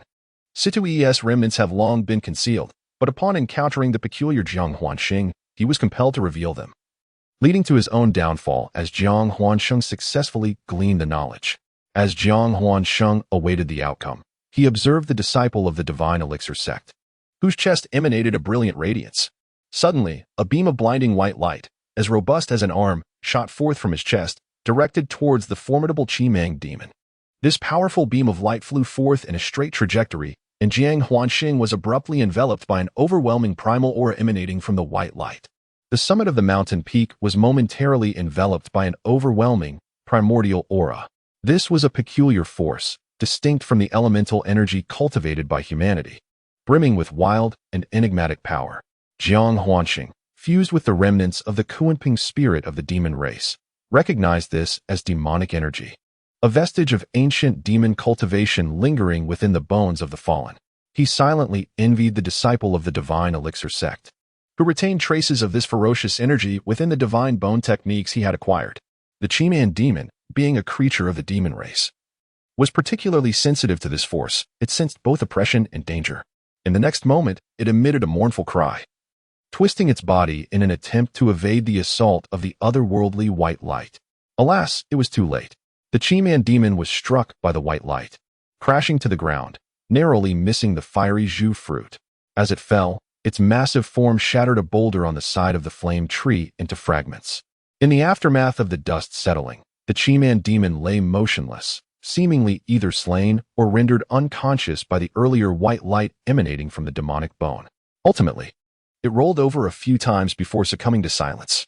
The disciple of the divine elixir sect exhaled in relief, his body swaying slightly, indicating that the exertion of the demonic bone's power had taken a toll on him, clearly suggesting that wielding such power came at a price. The others, including Jiang Huanqing, also breathed a sigh of relief, having successfully prevented the Chi-Man demon from devouring the fiery Zhu fruit. However, as one who sought to profit from the conflict, Jiang Huanqing felt a pang of anxiety upon witnessing the Chi-Man demon fall silent. He understood that the defeat of the Chi-Man demon signified victory for Yu Cheishan and his companions, which, in turn, meant that the fiery Zhu fruit would be beyond his reach. This was not the outcome he desired. He yearned for both parties to suffer mutual destruction, allowing him to emerge as the opportunistic fisherman who would seize the fiery Zhu fruit for himself. Certainly, dwelling on the heartache serves no purpose. Such thoughts are best kept within. Unless, of course, the Crimson Beast has evaded the blinding light and can rise to battle once more. However, observing the wretched state of the Crimson Beast sprawled on the ground, Jiang Huanqing knew his hopes were but a flight of fancy. The creature was gravely injured, on the brink of death, if not already lifeless. Indeed, Yu Cheishan and his companions cautiously approached the Crimson Beast, their demeanor betraying an evident fear that it might still be alive or possess the capacity for a counterattack. One of the disciples from the Xuanji sect, crippled in one leg, brandished a long whip and struck the Crimson Beast with great force. The crack of the whip resonated loudly as it met the beast's flesh, leaving it bloodied and mangled, yet the creature remained utterly silent. Dead. Following this probing strike, the Crimson Beast exhibited no reaction. Upon hearing the disciple from the Xuanji sect declare its demise, a palpable sigh of relief swept through the group, and their vigilance waned. Surrounding the lifeless form of the Crimson Beast, they began to shower praises upon the disciple from the Xindan sect, who possessed the divine power of the demon bone. Jiang Huanqing faintly caught the first flattery from Yu Cheishan, who would have thought Brother Gong harbored the fortune of possessing a demon bone. It truly inspires envy among us. Indeed, the earlier blinding light must have been the residual supreme demonic power within the bone. If Brother Gong had fully manifested the powers of his demon bone, this beast would have been subdued long ago, as remarked by a previously envious disciple of the Xuanji sect. Soon after, several others joined in the compliments, eliciting a wave of pride on the face of the disciple from the Xindan sect. As Jiang Huanqing listened, a few individuals began to shift the conversation towards the 3 flame Zhu fruits. With only 3 fruits available but 6 individuals vying for them. Oh no, it should be 7. As they had included the Su family member whom Jiang Huanqing had previously dispatched to the netherworld, unbeknownst to them, the Su family member had already met his demise. In essence, it was a scenario of many wolves but little meat, leading to a cacophony of voices as each person expressed their opinions on how to divide the 3 Zhu fruits. Amidst their heated debate over the spoils, Jiang Huanqing suddenly noticed a faint red halo emanating from the body of the fallen Chimang demon. His heart soared with joy. This transformation indicated that the situation remained uncertain. It was quite possible that the Chimang demon had merely sustained a non-fatal blow from the white light and had fortuitously undergone some form of metamorphosis. Meanwhile, Yu Cheishan and his companions continued to argue over the distribution of the Zhu fruits, oblivious to the subtle changes occurring on the Chimang demon's body. As an observer, Jiang Huanqing felt an overwhelming sense of tension, more exhausting than engaging in battle. He fervently hoped that Yu Cheishan and the others would remain ignorant of the Chimang demon's current transformation, allowing it to retain its fighting capability.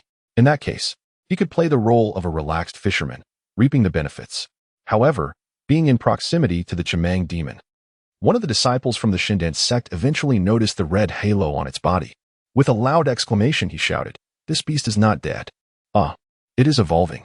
Upon hearing this, the expressions of all present shifted dramatically, and they rushed forward to slay the Chimang demon. Yet, the demon's counterattack was swifter than their advance. A low growl, distinct from its previous roars, erupted from the mouth of the Crimson Beast.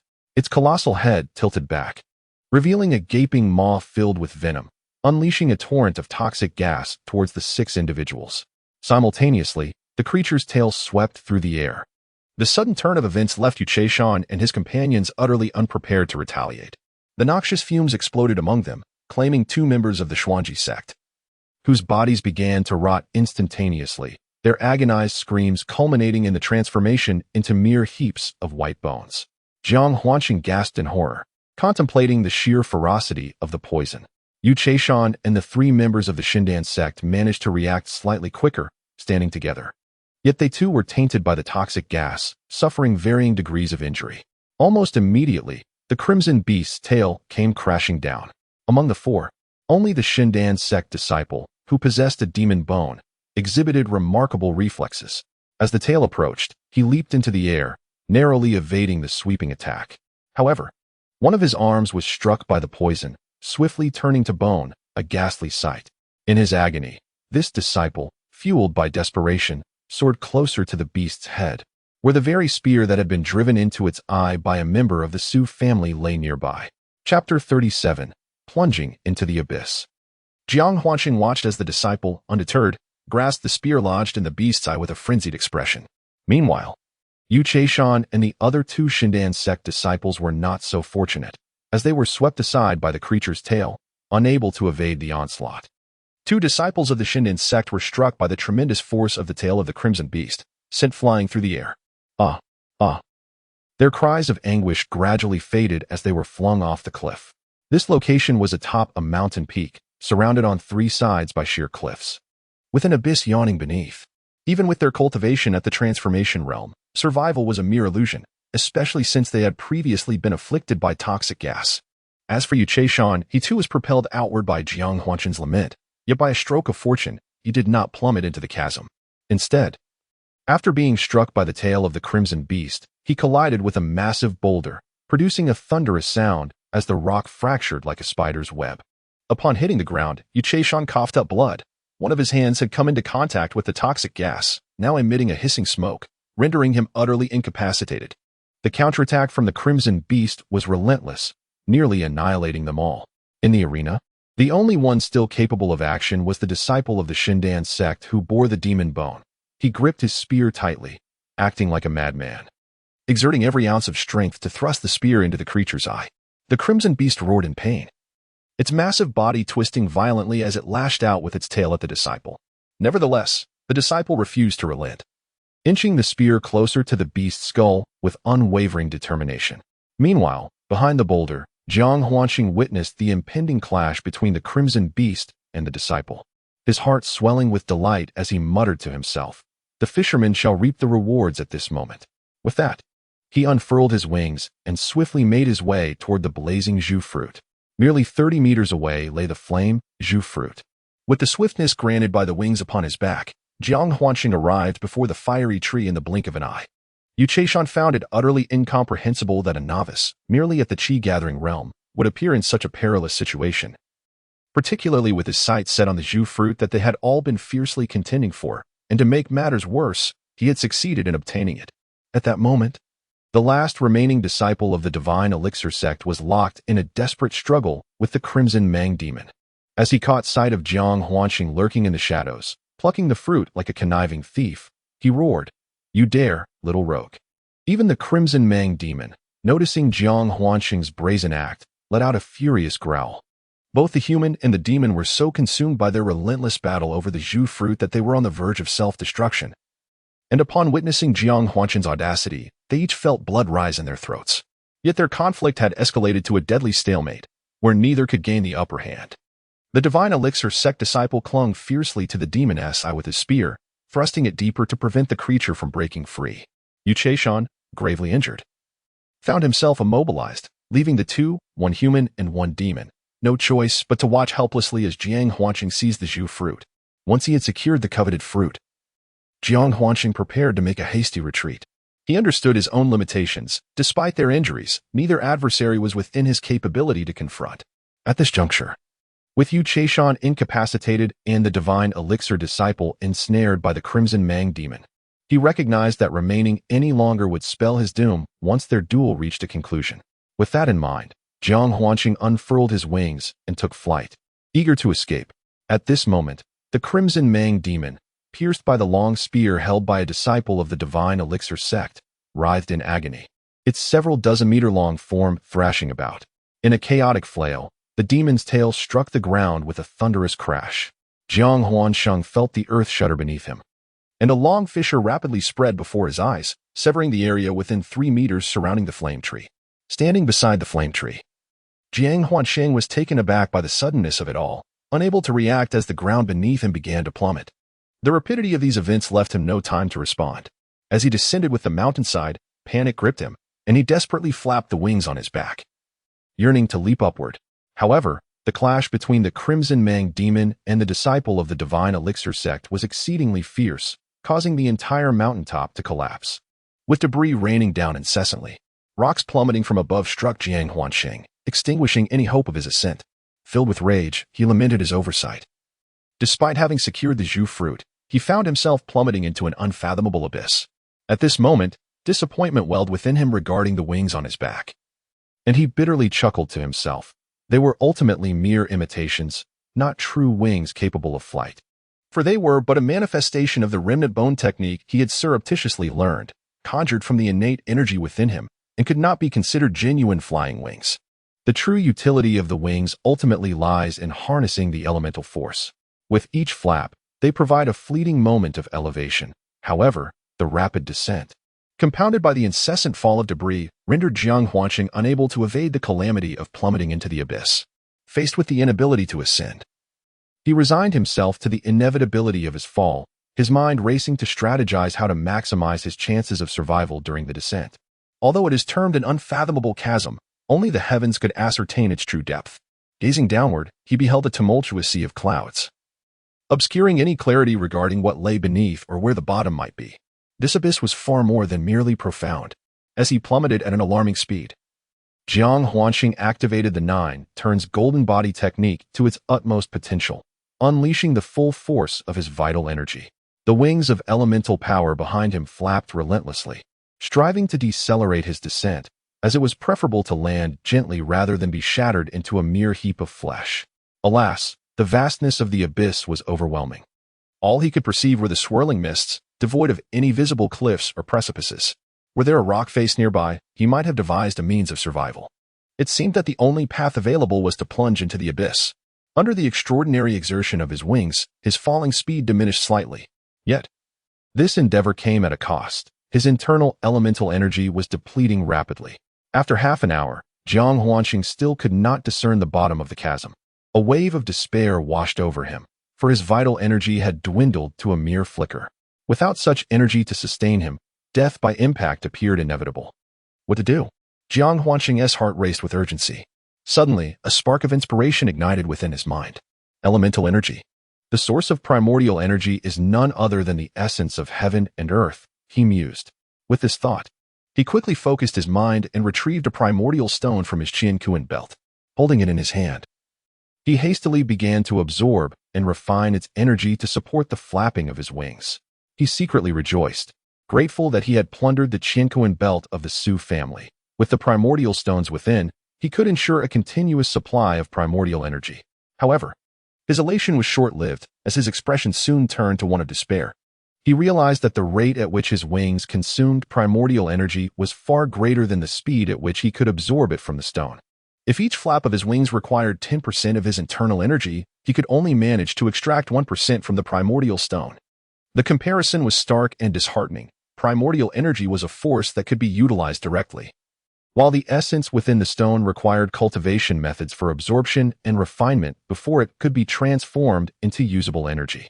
Thus, despite the ample supply of primordial stones in his Qiankuan belt, the rapid consumption of energy by his wings rendered his efforts futile, akin to a drop in the bucket. His mind became increasingly chaotic, and in his panic, his intelligence seemed to dwindle. Unable to conceive a better solution, he resigned himself to his fate. Yet he continued to draw energy from the primordial stone, hoping against hope that it would sustain him for a while longer. Before he knew it, half an hour had passed. By this time, the flapping of his wings had grown sluggish, and his body began to sway uneasily. At last, his internal primordial energy was depleted. A bitter smile crept across Jiang Huanxing's face. Was he about to meet his end? However, at that moment, he suddenly glimpsed a faint light emanating from the depths of the abyss. A wave of joy surged within him as he finally perceived the ground, indicating that he was nearing the abyss's bottom. A mere distance of approximately 10,000 meters stood between him and safety. Yet, just then, the fourth elemental stone in his grasp shattered with a crack, disintegrating into powder. Before he could utilize the fifth elemental stone, the last vestiges of power within him were utterly depleted. The wings upon his back, no longer sustained by elemental energy, gradually dissipated. Jiang Huanxing felt a dizzying sensation as his body spun uncontrollably, plummeting downward. At this moment, he was still about 8 or 9,000 meters above the ground. his body hurtling downwards like a cannonball. A bitter smile crossed his lips. The only solace was that the protective force of his physical energy remained, though it too had dimmed significantly after prolonged use, now flickering like a distant star. He could only place his hopes upon this residual energy, praying it would shield him from a fatal impact. Yet, deep down, he understood the futility of his optimism. At such a height, the chances of survival were exceedingly slim. In an instant, a delicate figure appeared in his mind. At that moment, he longed for this world, having gathered the necessary herbs to counteract her demonic poison. Alas, he was on the brink of a fatal fall. Anguish filled Jiang Huanqing's heart. After enduring countless thousands of meters, why had his power faltered just shy of 10,000?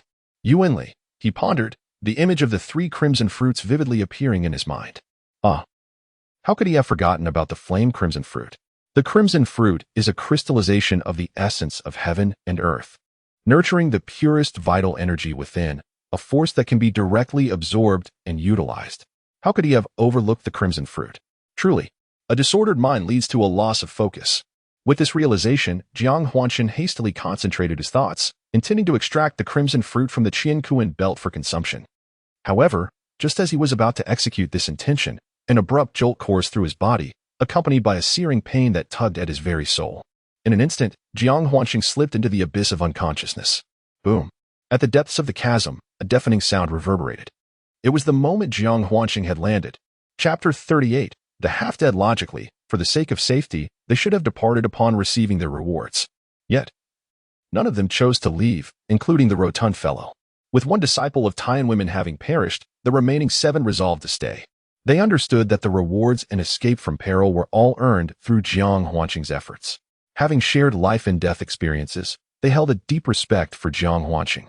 His sense of responsibility and camaraderie profoundly moved them. Although the rotund fellow had initially ventured out alone from the Heishu mountain for training, after meeting Jiang Huanqing, he felt he had finally found a trustworthy friend and brother, equally captivated by Jiang Huanqing's actions. Moreover, he had promised Jiang Huanqing that he would provide him with yuan stones and spiritual herbs. A man's word is worth 1,000 gold. And since the rotund fellow had acknowledged Jiang Huanqing as his leader, he felt compelled to fulfill his promise, thus choosing to remain and await Jiang Huanqing's return. However, few anticipated that the wait would extend over several days. After another 2 days had passed, the disciples from various sects and prestigious families engaged in demon hunting within Heishu Mountain emerged in large numbers. Yet, Tang Tiata and his companions had not seen Jiang Huanqing appear, causing a wave of concern among them. On the afternoon of the 8th day, after the team from the Divine Pill sect, led by Gong Qi, surfaced, Tang Tiata leveraged his connections to discreetly inquire about Jiang Huanqing's whereabouts. It was then revealed that Jiang Huanqing had been cornered by Gong Qi and his party into a perilous location, a mountain infested with second-tier demonic beasts. This revelation sent a chill through the group. Second-tier demonic beasts were equivalent to beings at the human race's transformation realm, often outmatching humans of the same level and strength. The news of Jiang Huanqing being driven into a mountain harboring such formidable foes left everyone in a state of silence. Although no one voiced their fears, it was universally understood that the prospect of Jiang Huanqing's survival was grim. Yet, even at this moment, none chose to depart. They clung to hope, believing Jiang Huanqing was a prodigious cultivator blessed with great fortune, unlikely to perish easily. They awaited the final day, anticipating his safe return. At this juncture, Tang Tiata and his companions remained unaware of Jiang Huanqing's entanglement with the other transformation realm practitioners, nor did they know he had already plummeted into the abyss. Little did they expect such a dire outcome. After repeatedly consulting Yu Chaishan, they ultimately confirmed that the disciple who had fallen into the abyss while reaping the rewards was indeed Jiang Huanqing. Upon receiving this outcome, a wave of sorrow washed over Tang Tiada and his companions. The abyss of Zhuangkezhen is a place of ultimate desolation, documented within the ancient tomes of demon hunting. It is said to plunge to unfathomable depths, yet its true profundity remains a mystery to all. Legends recount that a century ago, someone ventured into this abyss on the back of a flying demon beast, but those who descended into its depths were never seen again. Thus, the true nature of the abyss of Zhuangkezhen remains shrouded in enigma, relegated to the status of a forbidden realm. At this juncture, all had resigned themselves to the fate of Jiang Huanqing. A bloodied figure lay on the ground, his limbs contorted in a grotesque manner, the very embodiment of one who had plummeted into the abyss. He lay there in silence, utterly motionless. The light at the bottom of the chasm faded from dim to pitch black. After what felt like an eternity, a sudden sound of exhalation escaped Jiang Huanshan's nostrils. Gradually, awareness began to return, yet he found himself unable to move, his eyelids heavy and unyielding. Pain radiated from every inch of his body, a searing agony that pierced through him. Yet, amidst the torment, a flicker of joy ignited within him. The presence of pain signified that he was still alive. However, he could discern that his condition was dire. Beyond the pervasive ache, he was rendered completely immobile, with only his consciousness remaining to ponder his plight. After what felt like an indeterminate span of time, Jiang Huanshan's eyelids finally fluttered open, and he attempted to turn his head. To his relief, he found that he could move his neck slightly. He then endeavored to test his arms and legs, but alas, they remained unresponsive. His entire body was paralyzed, save for his eyes and neck, which were the only parts capable of movement. Yet, amidst the despair, Jiang Huanshan found a flicker of hope. His mind still thrived, and with the ability to move his neck, he could retrieve the crimson fruit from the Qinquan belt. However, the thought of the fruit filled him with profound sorrow and helplessness. He lamented that had he thought of consuming the fruit when his vital energy was nearly depleted, his fate would not have been so dire. Regrettably, in the chaos, it was only when he approached the abyss, nearly 10,000 meters below, that the idea of the fruit occurred to him. But it was too late. He plummeted from the great height. Fortunately, although the power of the gale was nearly exhausted, it managed to sustain him upon landing, sparing him from being crushed into oblivion. Focusing his mind, Jiang Huanshan envisioned the crimson fruit within the Qinquan belt. Despite the weakness of his will, he was able to connect with the fruit. A sudden wave of dizziness swept over him, and at last, he retrieved the fruit from the belt. However, his mental strength was pathetically feeble. He intended to bring the fruit closer to his mouth, but his weakening will proved insufficient. The lustrous, ruby-red fruit barely rested a foot away from his lips. The intoxicating aroma wafted into his nostrils, and instinctively, saliva pooled in his mouth.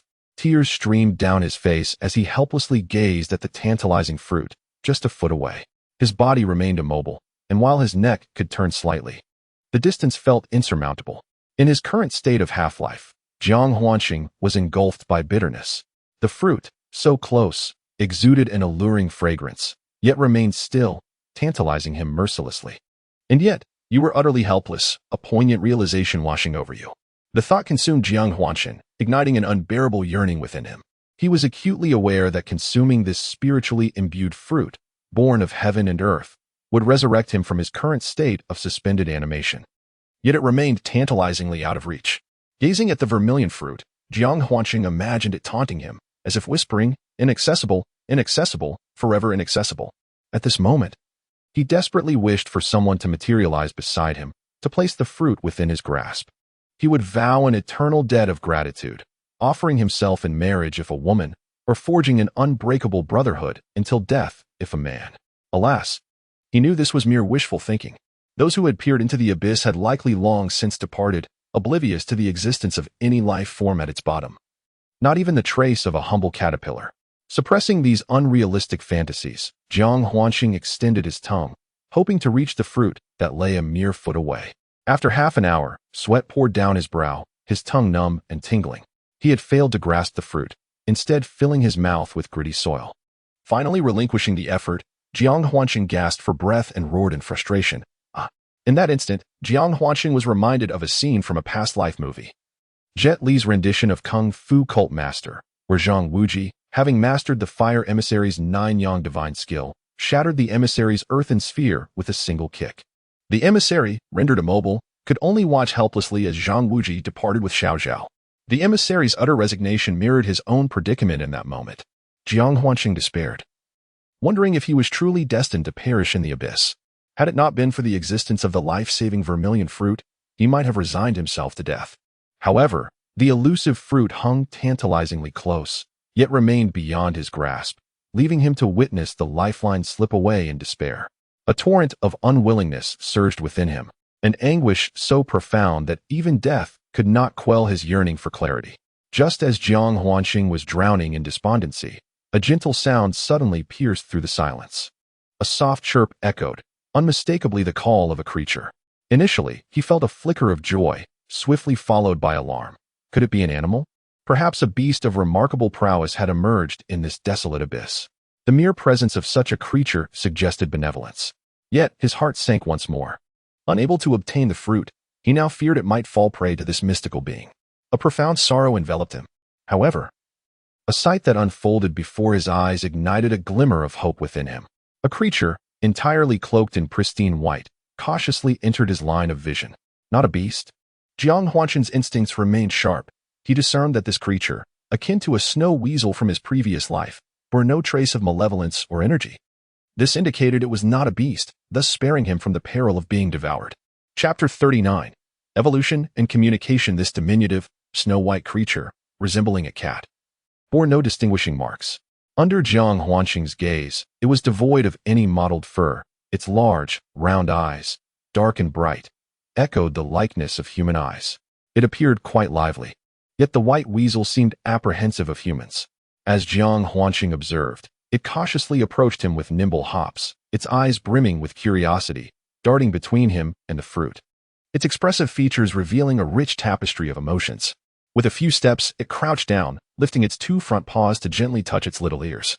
Then casting a glance at Jiang Huanshan and Zhu Guo. The sight was utterly adorable, reminiscent of a small child. However, noticing that Jiang Huanshan remained still, the white ferret cautiously moved closer.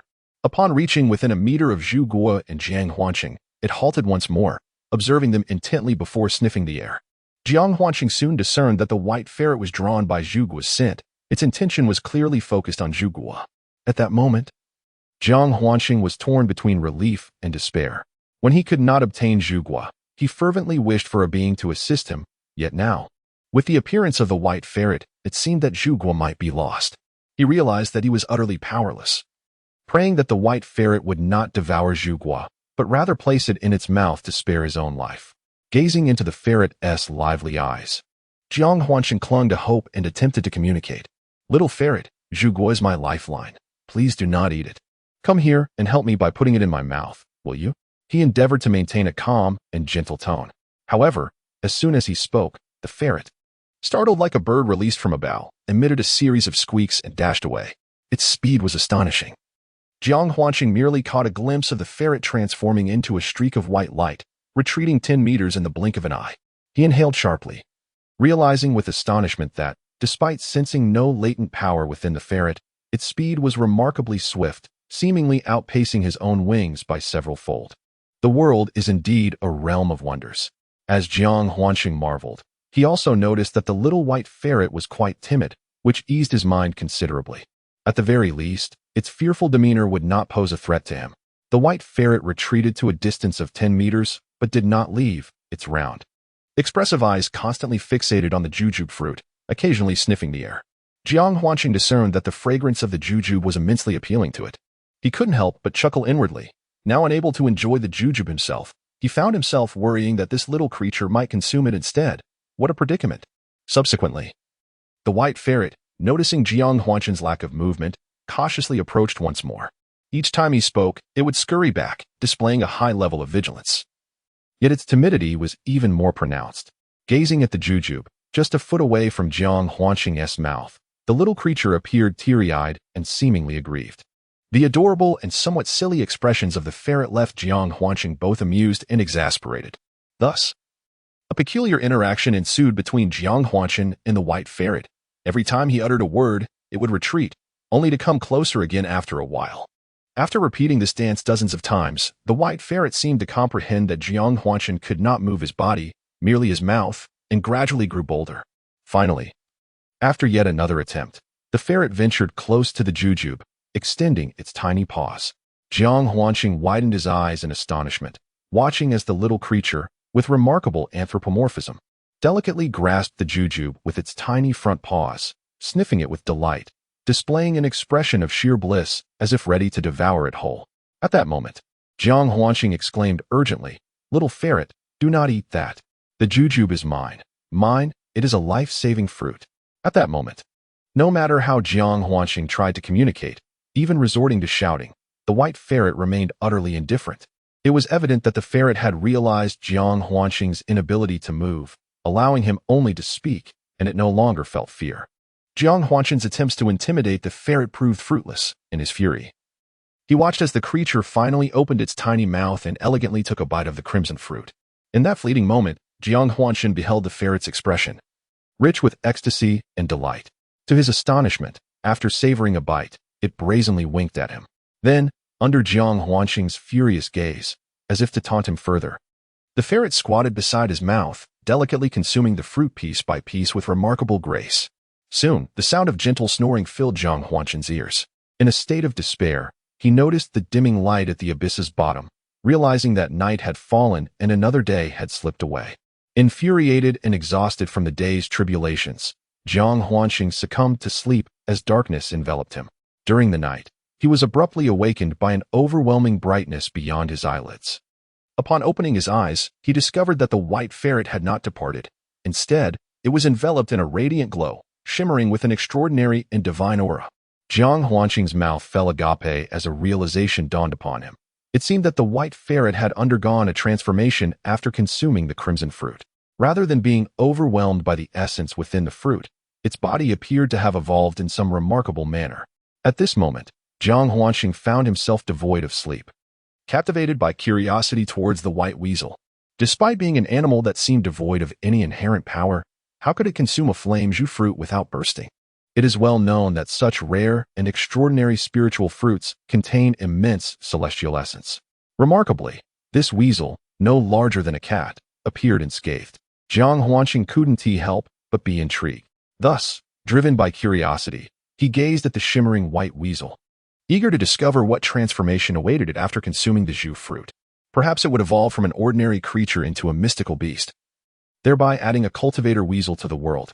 Unbeknownst to him, a hint of light began to pierce the inky darkness of the abyss, signaling the dawn of a new day. At that moment, the radiance surrounding the white weasel dissipated. It remained unchanged from the previous day, within Jiang Huanshan's perception. It still bore no trace of power. This left him perplexed. Where had the energy from the consumed jus fruit vanished? Then, the white weasel stirred, exhibiting a remarkably human-like stretch as if waking from slumber, and fixed its round, bright eyes upon Jiang Huanshan. At that instant, he sensed a subtle yet profound difference in the weasel compared to yesterday. Yet, he struggled to articulate what had changed. As their gazes locked, a realization dawned upon him. What differentiated this white weasel today was its newfound vivacity. The term spiritual awakening surfaced in his mind. Indeed, this white weasel radiated an aura of heightened spirit today. If yesterday, the white ferret appeared to Jiang Huanshan as a mere infant, newly emerged from the cradle, merely observing the world around it, today it seemed to have matured to the level of a 1- or 2-year-old child, capable of perceiving the emotions and expressions of adults. This sensation might seem absurd, yet Jiang Huanshan felt it distinctly. Thus, he resolved to attempt communication with the white ferret, believing that today it was ready to engage with him. As for the final remaining fruit, it was reserved for his master, Yiqing Yuan. For the refinement of the transformation pill, Jiang Huanshan would not take unnecessary risks. Perhaps the white ferret's consumption of the red fruit had rendered it more sentient and intuitive, as it seemed to sense Jiang Huanshan's inner joy, bouncing in place with an expression of delight. Then, to Jiang Huanshan's astonishment, the ferret approached his face and extended its tiny tongue, giving him a gentle lick. In an instant, tears streamed down Jiang Huanshan's face. This gesture solidified their mutual trust. The fact that the ferret voluntarily licked his face indicated a burgeoning sense of trust in him, a promising beginning. With tears in his eyes, Jiang Huanshan softly uttered, "Good ferret, you have consumed one of my red fruits, so it was not in vain." The white ferret responded with a chirp. As their communication progressed, Jiang Huanshan prepared to retrieve the second red fruit, intending for the ferret to deliver it to his mouth, thereby enabling him to harness the fruit's power for his recovery. With beads of sweat forming, he focused his intent, and once more, a red fruit appeared beside him. Upon beholding the vermilion fruit, Ginger distinctly perceived an immediate luminescence in the marten's eyes, betraying an unmistakable eagerness as it began to sniff inquisitively. "Dear Marten, please, deliver it to me," Ginger entreated, his gaze unwavering. At that moment, every fiber of his being was taut with anticipation. Despite having established a rapport with the creature, fostering a sense of mutual trust, he remained uncertain whether it would heed his command and resist the temptation to devour the second fruit. The marten, hearing Ginger's renewed plea, cast a plaintive, tearful glance in his direction, then back at the fruit it cradled. Its expression was one of profound reluctance, stirring a pang of sympathy within him, bringing him to the verge of relenting. However, he knew that such an indulgence was untenable, for this fruit held the key to his restoration. Sweet Martin, be good and bring it to me. Once my strength returns, I shall reward you with even more of these fruits, Ginger coaxed, as one would a child. His final entreaty seemed to resonate, for after a moment of visible internal conflict, the Martin gingerly approached Ginger, bearing the fruit to his lips. It emitted a soft squeak, then reluctantly relinquished the fruit into his mouth. A wave of relief washed over Ginger, tears streaming down his face. Heavens, that was truly arduous. He lamented silently, his heart overflowing with emotion. In that moment, he yearned to release a triumphant cry, but his mouth was otherwise occupied with a decisive bite. The crimson fruit burst open in his mouth, transforming into an immense essence of heaven and earth, flowing down his throat and into his dantian. Drawing from his prior experience in the mouse demon's cave with the earth spirit fruit, Jiang Huanqing preemptively activated his root bones. As the vast essence of the crimson fruit surged into his dantian, a searing sensation erupted from his chest, and this abundant essence subsequently permeated his root bones. This precaution allowed Jiang Huanqing to avoid the peril of being overwhelmed by the sheer volume of essence, which could have led to a catastrophic rupture within his perception. As the colossal essence of the crimson fruit entered the realm of root bones, the vibrant colors representing the fire element within the 5 elemental hues illuminated brilliantly. He understood that the fiery crimson fruit, associated with the fire attribute, harmonized with the elemental colors in his root bone world, thereby locating its rightful place among the fire energies. From that moment onward, he would be capable of absorbing an additional source of fire essence. Now, in the realm of root bones, the elemental colors had expanded to 3: metal, earth, and fire. As the heavenly martial mind method activated, the essence of the crimson fruit transmuted into primordial force, beginning to disperse and mend his fractured body. A portion of it also engaged in the operation of the 9 revolutions golden body technique, refining his physical form. The inexhaustible essence of the crimson fruit, under Jiang Huanqing's guidance, methodically and efficiently restored his currently damaged physique. Everything fell into rhythm. At this moment, the absorbed essence of heaven and earth revealed its extraordinary nature. Jiang Huanqing remained motionless on the ground, entrenched in a state of cultivation, while the wounds on his body rapidly healed, rendering the once significant injuries nearly invisible. As the night passed and dawn broke in the abyss, a dull thud resonated within Jiang Huanqing, marking his breakthrough to the 9th level of the Qi-gathering realm. The pale golden aura enveloping his body transformed into a resplendent gold, evolving toward a pure golden hue, signaling the near perfection of the first stage of the 9 turns golden body refinement. His relentless cultivation had entirely healed his wounds. After approximately a dozen hours, Jiang Huanqing awoke from his meditative state, concluding his rigorous training. He had successfully absorbed and refined the essence of the flame Zhu fruit. Miraculously, after consuming a single Zhu fruit, not only had he fully restored all internal and external injuries, but he had also elevated his cultivation from the 7th to the 9th level of the Qi-gathering realm, just a step away from the transformation realm.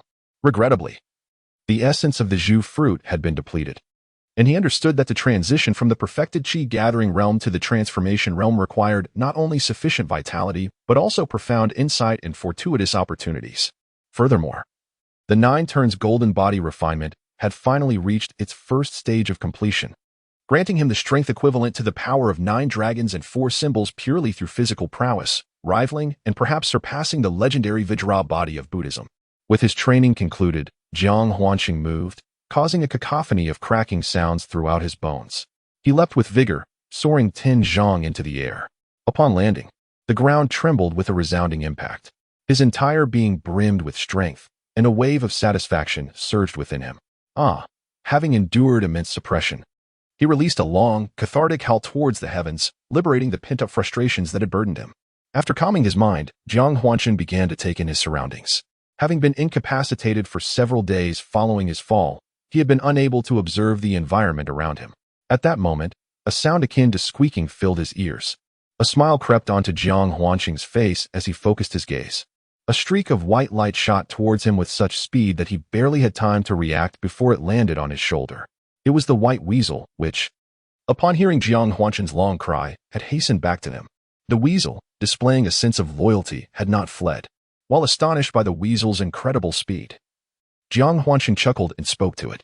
The weasel responded with a series of squeaks, leaving its intentions unclear, whether it was protesting or in agreement. Subsequently, Jiang Huanxing engaged in conversation with the weasel before they began to explore the depths of the abyss together. After a thorough inspection, Jiang Huanxing discovered that the bottom of the abyss was vast, comparable in size to several football fields, surrounded by towering cliffs that seemed to reach the heavens. It resembled a colossal sinkhole. To the north, he spotted a lake, nearly 1,000 meters in diameter, perfectly circular and unfathomably deep. As he walked along the shoreline, Jiang Huanxing encountered numerous skeletal remains, both human and beastly, some areas piled high with bones. He also came across 2 disciples of the Shatters sect, who had been struck down into the abyss by a tail swipe from a fierce beast, their unfortunate fate having reduced them to mere fragments of flesh. A sight too gruesome to behold. Initially, Jiang Huanxing contemplated searching their bodies for any precious stones or valuables, but the horrific state of their remains turned his stomach, prompting him to abandon the thought of profit. After observing the northern and western directions at the bottom of the abyss, Jiang Huanxing found no discernible path to escape, and thus he paused, contemplating the possibility of scaling the sheer cliff to ascend from the depths. However, as he clutched the rocky wall, his fingers dug painfully into the hard, ice-like stone, and after crawling 100 meters, he sensed an invisible force pulling him downward, rendering his utmost efforts futile. Just when Jiang Huanxing had washed away the sweat of his exertions, Diawer suddenly emerged from the water with a panicked demeanor, diving into his embrace like a child caught in mischief. Upon closer inspection, Jiang Huanxing noticed that Diawer was clutching a crystal-clear flower, resembling a chrysanthemum, glistening as if sculpted from ice, emanating a chilly aura. Upon seeing the flower in Diawer's mouth, Jiang Huanxing's gaze sharpened, and he hastily retrieved the beast's skin containing the alchemical formula from his cosmic belt. He recalled that among the materials listed for the creation of the transformative elixir, there was a flower akin to this ice sculpture, though he could not be certain, so he sought confirmation. To his delight, upon examining the formula, he discovered that it indeed listed this exquisite flower as one of the required materials. This flower, not a chrysanthemum, but rather known as the cold ice snow lotus, was a precious spiritual herb. The formula called for 3 principal medicinal ingredients and 9 auxiliary herbs, and now with the addition of this cold ice snow lotus, Jiang Huanxing had secured 2 of the primary ingredients, filling him with exhilaration. Embracing Diawer, he planted a kiss on her and exclaimed, "Diawer, you truly are my precious treasure. How did you know the cold ice snow lotus dwelled in the lake?" Diawer appeared oblivious to Jiang Huanxing's praise. Instead, she leapt down, tugging at his garment with an anxious expression. At that moment, Jiang Huanxing sensed her distress and inquired, "Diawer, have you gotten yourself into trouble? Is there a formidable entity lurking in the lake?" With a series of nods, Diawer extended her tiny paw to indicate the lake, mimicking a gesture of fleeing. Jiang Huanxing understood. Diawer must have pilfered the frosty snow lotus guarded by some powerful beast within the lake, provoking a formidable presence that now compelled her to act as if she were escaping in haste. The thought of the abyss's depths, laden with heaps of bones, sent a shiver down Jiang Huanxing's spine. He resolved to leave immediately. Just then, the previously tranquil lake's surface began to bubble ominously. At first, there were merely a few bubbles, but soon they multiplied into dozens, then hundreds, and eventually thousands, causing the entire lake to resemble boiling water. Witnessing the swelling bubbles, Jiang Huanxing took off in a panic. Chapter 41. The Pursuit of the Frost Toad Quack. Quack, quack. With Diawer flapping her wings, they fled. At the moment he lifted his leg, a cacophony of croaking resonated like thunder in his ears. Instinctively, he glanced back, and a chill coursed through him as he beheld colossal toads emerging from the lakeshore, exuding an icy aura. Each was a glistening sculpture of ice, with bright red eyes that pierced through the mist, and he could faintly discern the shimmering scales on their backs. These were the frost toads. Jiang Huanxing had aptly named this fearsome creature. From the essence of its presence, Jiang Huanxing discerned that this was a second-tier demon beast. Confident in his current cultivation, he believed he could effortlessly confront such a creature. However, his heart sank at the sight before him. It was not merely a few cold toads on the lake shore, but an entire expanse of the lake shimmering in silver. There were no less than 1,000 cold toads, continuously emerging from the water. In that moment, Jiang Huanxing dared not indulge in bravado. He swiftly fled with Diawer. The cacophony of croaking was utterly disconcerting, resonating like thunder and drums, stirring a tumult of emotions within him, as if it had the power to disturb one's very soul. Startled, Jiang Huanqing leapt aside just in time. He heard a loud splash, akin to a basin of water hitting the ground. Out of the corner of his eye, he caught sight of a substance expelled from the cold toad's mouth, resembling a pool of liquid. The ground emitted a hissing sound, releasing clouds of white smoke, as the corrosive liquid corroded a substantial crater into the earth. This was truly a venomous corrosive. Jiang Huanqing was taken aback, a cry escaping his lips as cold sweat poured down his back. The surface of this abyss was far more formidable than one could imagine. This was evident when he had fallen without leaving a single mark on the ground, which was as hard as ordinary rock. Yet, the cold toad had managed to create a significant pit with just a single droplet of its spittle. A wave of shock coursed through Jiang Huanqing's heart. Without hesitation, he summoned all his strength and fled for his life. Meanwhile, behind him, several hundred cold toads had already reached the shore and from the bubbling surface of the lake. It was clear more were still emerging. Each leap of the cold toad soars several feet high, croaking as it pursues. Jiang Huanqing, consumed by frustration, cannot fathom why the cold ice snow lotus, pilfered by the weasel, incited such a commotion among the toads, as if an entire nest had been disturbed. Observing the weasel's innocent demeanor perched upon his shoulder, he feels a tumult of affection and resentment. The affection stems from the fact that the stolen cold ice snow lotus holds significant value for him, being one of the primary ingredients for crafting the transformative elixir. The resentment arises from the monumental trouble it has attracted. Thus, they engage in a cat-and-mouse chase, with one pursuing and the other fleeing. After approximately 10 breaths, Jiang Huanqing ultimately finds himself cornered by a multitude of cold toads. One of them emits a loud croak above him, poised to unleash its venom. In that fleeting moment, Jiang Huanqing snorts coldly, drawing the peachwood sword from behind and gripping it firmly in his hand. Channeling the fusion of his primordial energy and innate power, he strikes upward at the toad above him. Does it truly believe that I am a mere sickly cat in the absence of its roar? The peachwood sword emits a radiant sword aura, 3 meters long, a dazzling blend of gold and white. With a resounding croak, the strike lands squarely upon the cold toad, sending it reeling 10 meters away. A long gash is carved into the toad's body, from which a milky white fluid begins to seep. Jiang Huanqing is taken aback, realizing that it possesses white blood. As he observes the toad arching its body, its forelegs twitching sporadically, he feels a profound satisfaction with his current prowess. Addressing the weasel on his shoulder, he remarks, "The venom of the cold toad is formidable, yet its physical resilience appears rather mediocre. Let us strike while the iron is hot." The weasel chirps in agreement, seeming to recognize Jiang Huanqing's strength, displaying an expression of approval. Jiang Huanqing, eager to test his prowess at the pinnacle of the 9th realm of Qi gathering, decided against retreating. With his corporeal strength fully unleashed and a peachwood sword in hand, he unleashed a flurry of slashes at the 3 cold toads that leapt towards him. In an instant, the sword chi emanating from his blades surged forth, akin to beams of light scanning the surroundings. Each cold toad struck by his sword chi writhed on the ground, teetering on the brink of death. Before long, dozens of cold toad corpses lay scattered around him, a sea of white resembling a multitude of steamed buns. At that moment, the weasel perched on his shoulder, curious about the commotion, transformed into a streak of white and darted towards the ground strewn with toad bodies. Jiang Huanqing caught a glimpse of the weasel as it deftly plunged its tiny paw into the forehead of one of the cold toads, retrieving a gem-like object that glistened like a diamond, no larger than a soybean. With a swift motion, it consumed the prize, clearly well-versed in this kind of endeavor. Jiang Huanqing observed the weasel's antics, a frown creasing his brow. In mere moments, the weasel had punctured the foreheads of each cold toad he had slain, extracting the yellow bean-sized diamonds with remarkable efficiency, devouring them as though they were mere snacks. Jiang Huanqing was tempted to inquire whether the delicacies were indeed palatable and if he might sample them as well. However, with an increasing number of cold toads approaching, he had no time to indulge the weasel, plunging back into the fray. An hour later, he had dispatched 400 to 500 cold toads, their white corpses accumulating into a veritable mountain. The weasel, with great determination, began to feast, unaware of the numerous crystalline diamonds it devoured from the center of the cold toad's brow.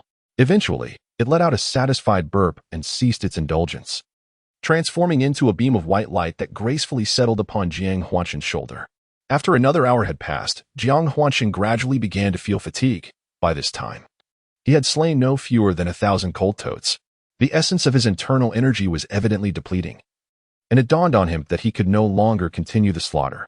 Should he persist, he would exhaust his energy and find himself with no place to rest in death. To his astonishment, the cold toads seemed to multiply endlessly, surging forth almost ceaselessly from the lake, perhaps numbering in the tens of thousands or even more.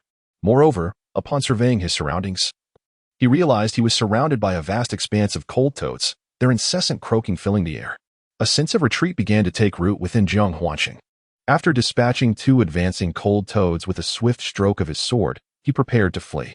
However, just as he turned, one of the cold toads seized the opportunity and spat a mouthful of venom upon him. Jiang Huanqing was taken aback, watching helplessly as the venom splattered onto his back. Instantly, a thick cloud of smoke billowed forth as the cold toad's venom corroded a hole in his protective aura. Fortunately, the formidable nature of his aura quickly mended the breach, sparing Jiang Huanqing's flesh from harm. Jiang Huanqing was taken aback, contemplating inwardly.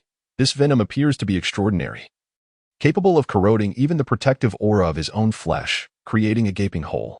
If it were to directly adhere to his body, a chill ran down his spine as he dared not ponder further. The peachwood sword danced with impenetrable precision, keeping the toxic fluid of the cold toad at bay. Amidst the swirling sword energy, he fought and fled, swiftly breaking free from the encirclement of the cold toads. Yet, the relentless pursuit of the cold toads from behind did not wane. The significant depletion of his elemental force left Jiang Huanqing in a state of despair. What had begun as a whimsical endeavor to test his strength had unexpectedly yielded results, much to his satisfaction. However, having slain thousands of cold toads, he had undoubtedly provoked an entire clan. While fighting and fleeing, Jiang Huanqing ventured towards the northeastern edge of the abyss. At this moment, the cold toads were hot on his heels. Faced with no other option, Jiang Huanqing continued his flight, only to find himself cornered shortly thereafter. Ahead lay a lake and sheer cliffs obstructing his path, while a vast number of cold toads pursued from behind. What to do? Should he leap into the lake? After all, it was the lair of the cold toads. In a state of panic, Jiang Huanqing murmured to himself. To his surprise, at that moment, the ferret on his shoulder emitted a squeak, leaped down, and gazed at him, extending its tiny paw to point towards a sheer cliff ahead. Are you suggesting there's a way forward? Jiang Huanqing inquired, looking at the cliff the ferret indicated. Squeak. The ferret responded first by shaking its head, then nodded slightly. Jiang Huanqing was left bewildered by the ferret's ambiguous gestures. Quack, quack. The cold toads had already surrounded him. Resolutely, Jiang Huanqing said to the ferret, "Let us go. We'll head to the cliff first." The ferret hopped energetically into the nearby underbrush, with Jiang Huanqing following closely behind. As he stepped through the underbrush, he beheld a pitch-black cavern at the cliff's edge, a gaping maw towering over 6 meters high and 4 meters wide, resembling a slumbering beast sprawled against the mountainside. What struck Jiang Huanqing as particularly eerie was the barren expanse surrounding the cave entrance, a desolate area devoid of any vegetation within a 20-meter radius. At that moment, Diaoer also ceased her movements, her face betraying palpable fear. She leapt onto Jiang Huanqing's shoulder, her tiny claws gripping his collar with unwavering tenacity. Glancing apprehensively at the cave entrance, she nestled her small head behind Jiang Huanqing's neck, daring not to cast another glance at the ominous opening.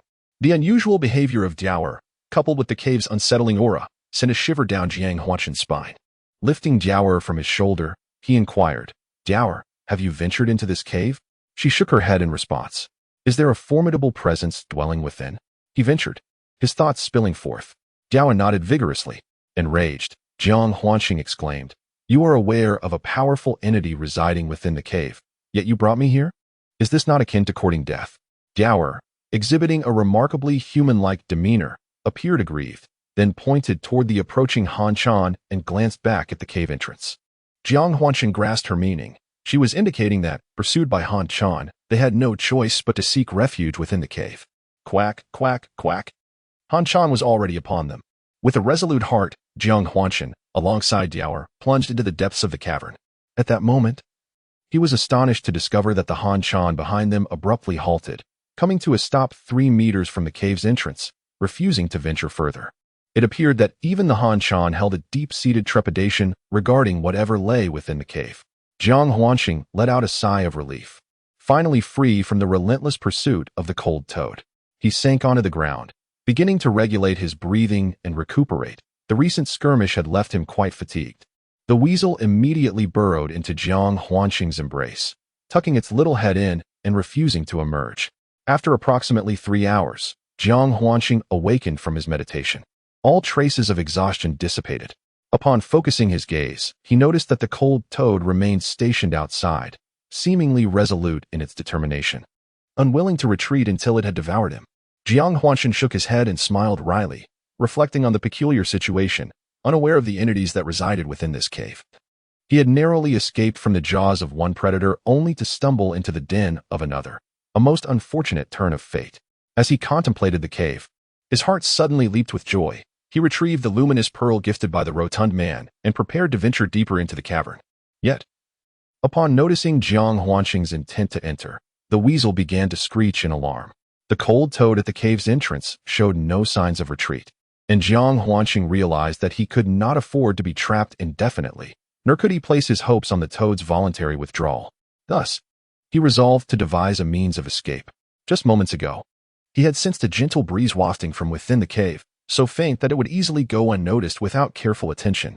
However, since his recent cultivation, his senses had become remarkably acute, enabling him to detect this subtle wind and prompting him to delve deeper into the cave.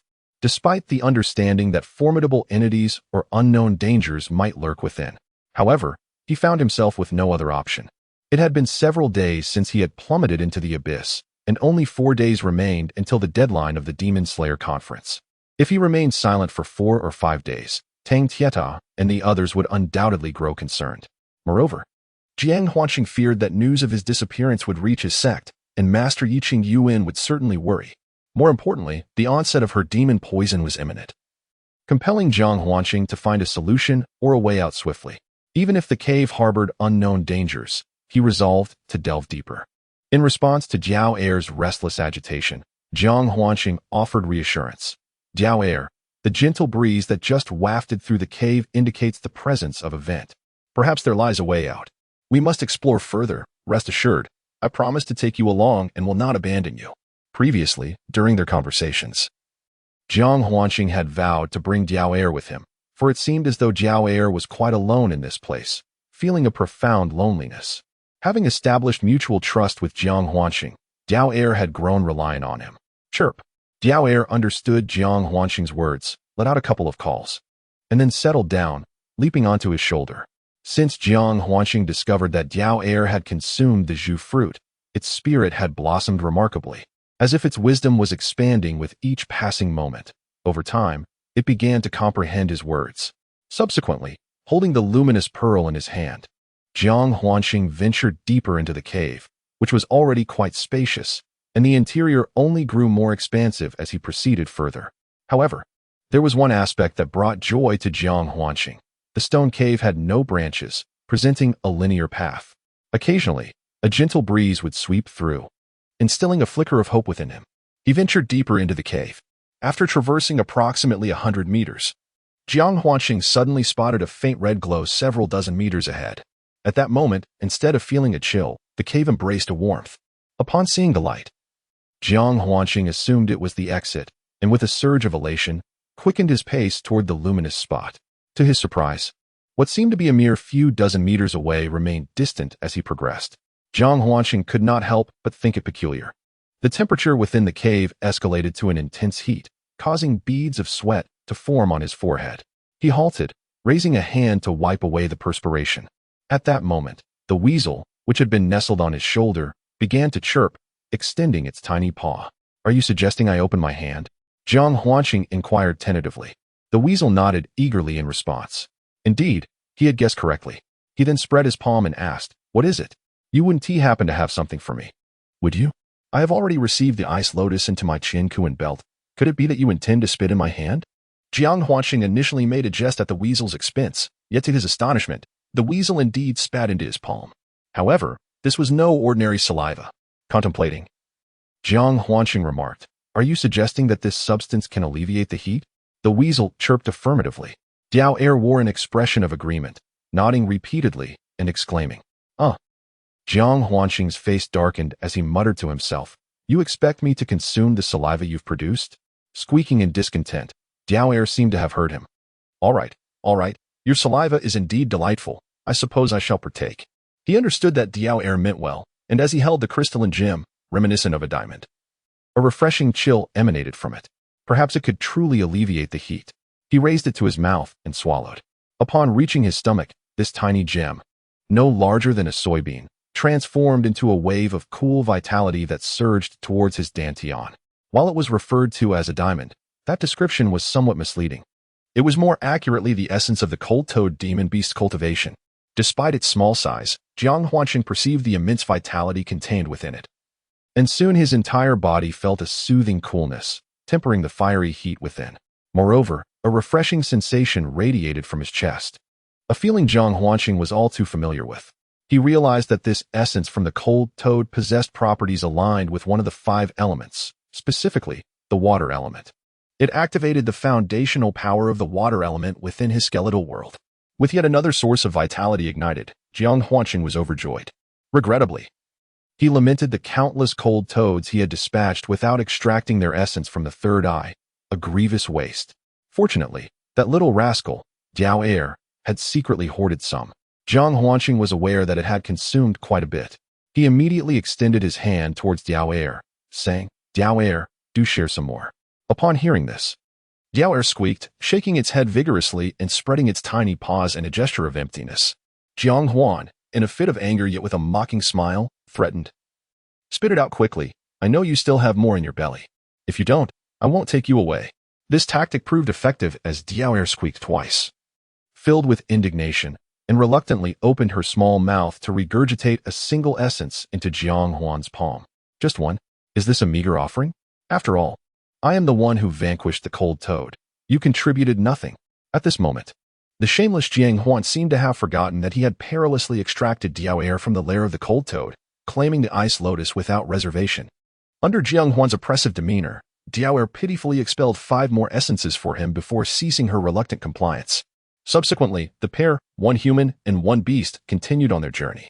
After traversing approximately 100 meters, Jiang Huan suddenly discerned the source of a crimson glow. Upon closer inspection, he realized it emanated from a river of fire within the cave, which explained the overwhelming heat. Fortunately, this fiery river was located along one side of the cavern and did not obstruct their path forward. Observing this river of flames, Jiang Huan surmised that he had likely ventured deep into the heart of the cliffside, perhaps even nearing an exit. The presence of the fiery river suggested the possibility of a volcanic eruption. Could it be that advancing further would lead to a way out? With such thoughts swirling in his mind, Jiang Huan pressed on with renewed hope. However, after approximately an hour of walking, the river of flames inexplicably vanished, and there were no signs of an exit left by a volcanic eruption. Instead, he found himself rooted to the spot, astonished by the breathtaking scene that unfolded before him. Before his eyes lay a crystalline world, a natural cavern sprawling over an expanse of approximately 10,000 square meters. The entire cave is adorned in a resplendent silver hue, illuminated as though it were daylight, rendering the need for luminous pearls superfluous. The floor is a translucent, silvery expanse, smooth and radiant, reflecting images akin to that of jade, a masterpiece of nature. At intervals of mere meters, crystalline stones stand tall, glistening like glass, whose names elude Jiang Huanqing, relegating them to the title of crystal stones. Each of these luminous stones takes on a rhomboid shape, varying in size, seemingly haphazardly strewn across the cave's floor, yet they are arranged in a pattern of some sort. Above, stalactites dangle from the ceiling, dripping with a milky white substance that falls steadily to the ground. Upon hitting the floor, it flows towards a low-lying area, where Jiang Huanqing observes a naturally formed pool, approximately 50 meters in diameter, brimming with the collected milky liquid. Gazing upon this pool of pearlescent liquid, Jiang Huanqing cannot suppress a gulp. At this moment, the marten on his shoulder seems to sense the allure of the pool's contents, leaping down and chattering joyfully as it transforms into a beam of white light, darting toward the pool of stalactite liquid. "Hey, wait for me," Jiang Huanqing exclaims, excitement coursing through him at the sight of such a vast pool of liquid. The thought of potential danger has long since dissipated from his mind as he rushes after the marten.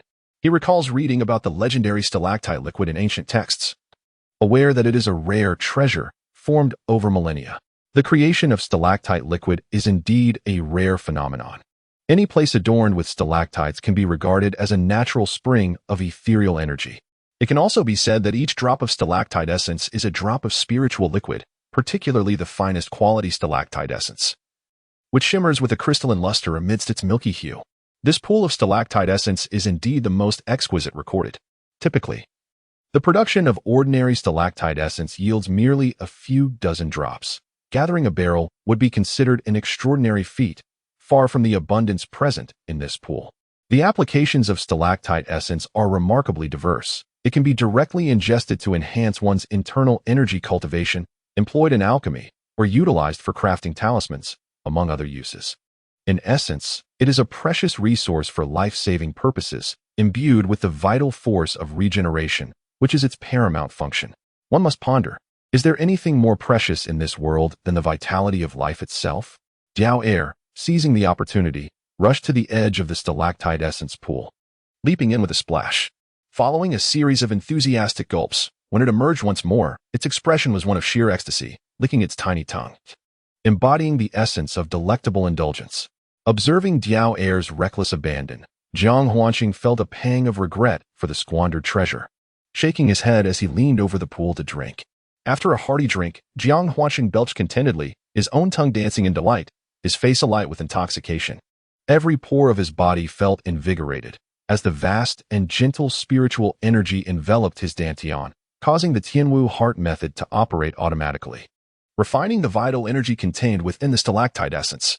Just as Jiang Huanqing prepared to lean down for another sip, Diao Air, who had been drinking voraciously in the pool, suddenly squeaked in agitation.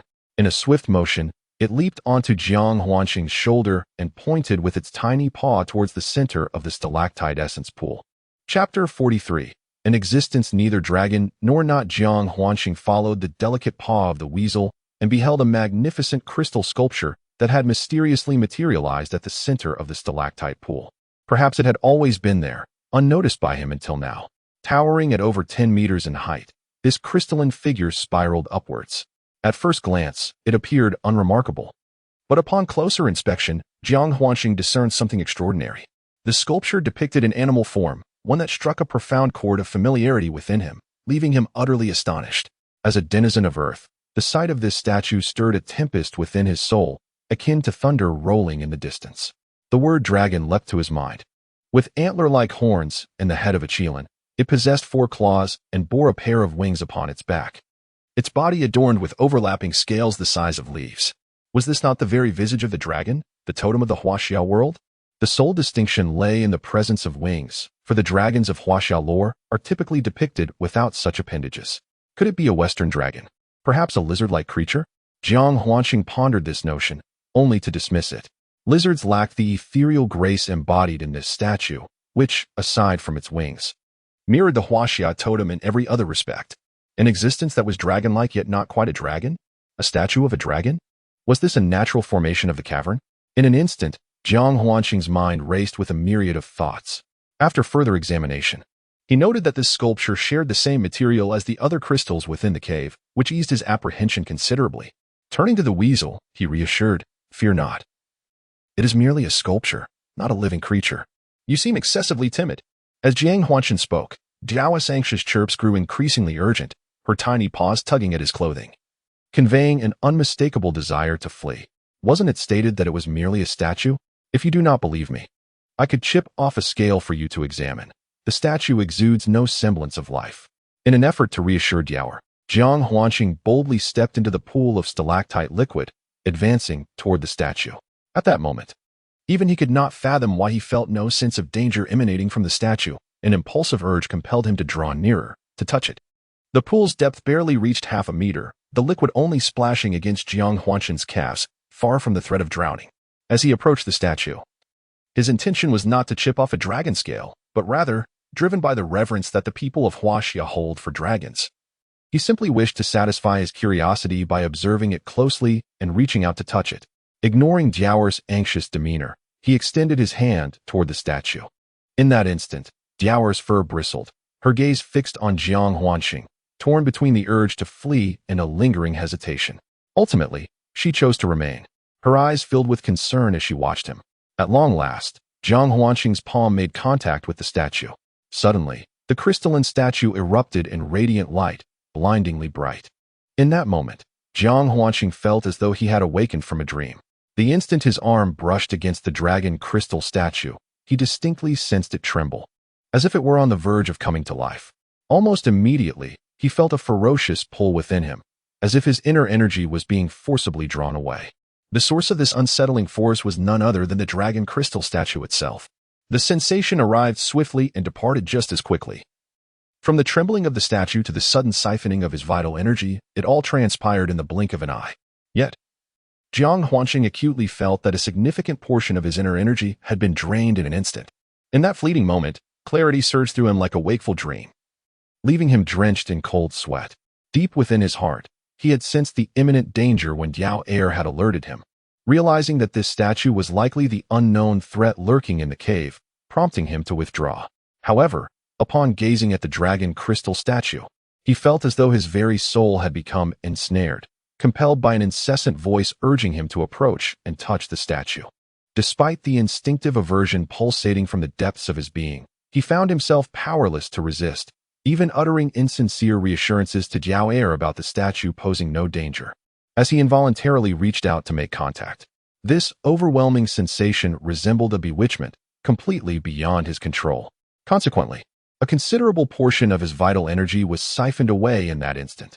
A sudden realization struck Jiang Huanqing. All of this was the malevolent influence of the dragon crystal statue. He yearned to flee, yet a profound sense of weakness enveloped him, rendering his feet immobile.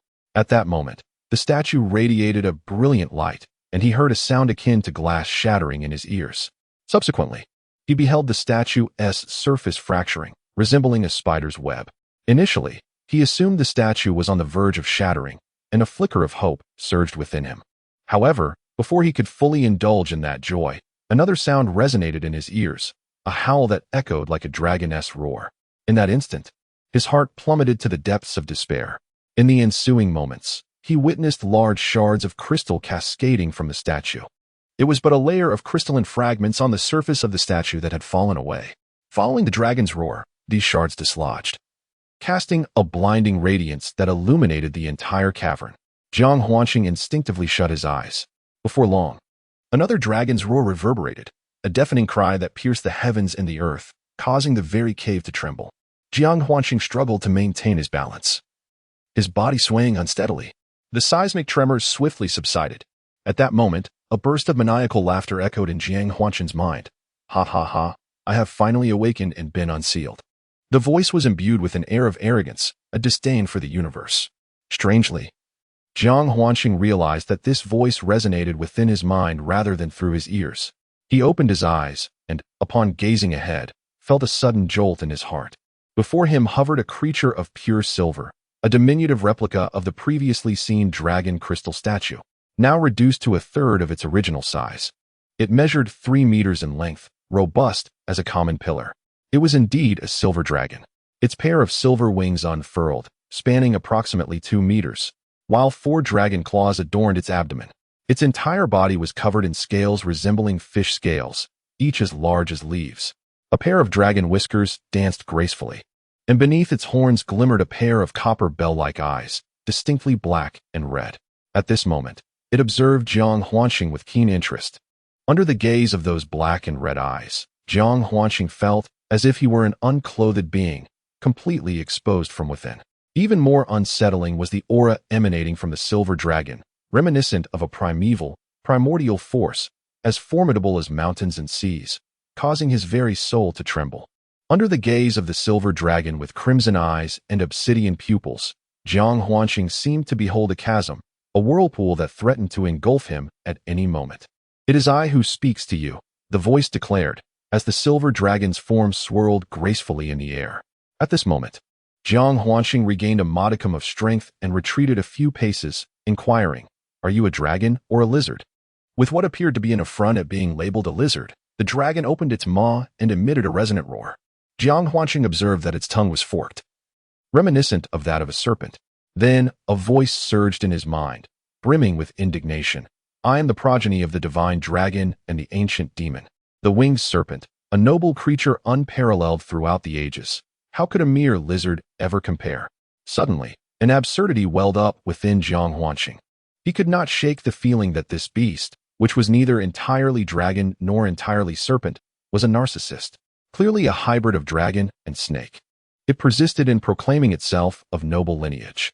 Unbeknownst to Jiang Huanxing, the winged serpent was also revered in ancient times as a demon god. Possessing wings that allowed it to soar through the heavens and traverse the earth, in the primordial era, it was a formidable race of demon gods. As Jiang Huanxing lost himself in such thoughts, the silver dragon, or rather, the winged serpent, spoke once more. Were it not for your role in my unsealing, I would have devoured you whole. Unsealing? So you were sealed here by someone, which means I am your savior. Jiang Huanxing, emboldened and less fearful, boldly replied. The winged serpent twisted its body, its tone laced with mockery. Savior? Do not flatter yourself, for I am the pterosaur, a sovereign among the myriad demons of the demon realm, who possesses the audacity to seal my essence. Allow me to disclose a truth. I have sealed myself for the sake of evolution, and in a century, I shall emerge unbound. It is merely fortuitous that you have stumbled upon this place. I have utilized your primordial energy as a conduit to hasten my unsealing. To aid my escape from this confinement is indeed a stroke of fortune for you. Jiang Huanxing felt an overwhelming surge of indignation in response to the pterosaur's disparaging remarks. Inwardly cursing, this beast has taken advantage of the situation while feigning innocence. At that moment, the ferret by the pool's edge emitted an ill-timed squeak, squeak. Upon noticing the ferret, the pterosaur's eyes glimmered with frenzied excitement, exclaiming, "Who would have thought a creature of sacred bloodline still roams this world? Heaven has favored me. Ha ha." Jiang Huanxing, upon hearing the pterosaur's maniacal laughter, sensed an ominous premonition. The fervor in the pterosaur's gaze upon the ferret alarmed him. He urgently shouted at the ferret, "Ferret, flee at once." The ferret appeared to have been acutely aware of the pterosaur's malicious intent and danger, anxiously hopping along the pool's edge. Had it not been for its concern for Jiang Huanxing, it would have already fled. Upon hearing Jiang Huanxing's command, the ferret's expression wavered, contemplating whether to abandon him. Yet, at that moment, the pterosaur taunted, "Flee. Can you truly escape?" As its words fell, Jiang Huanxing beheld the pterosaur raise a claw, emitting a silvery radiance that transformed into a clawed hand reaching for the ferret. In a state of panic, Jiang Huanxing summoned his wings, unleashing his corporeal aura, and unleashed a six-pulse divine sword towards the pterosaur.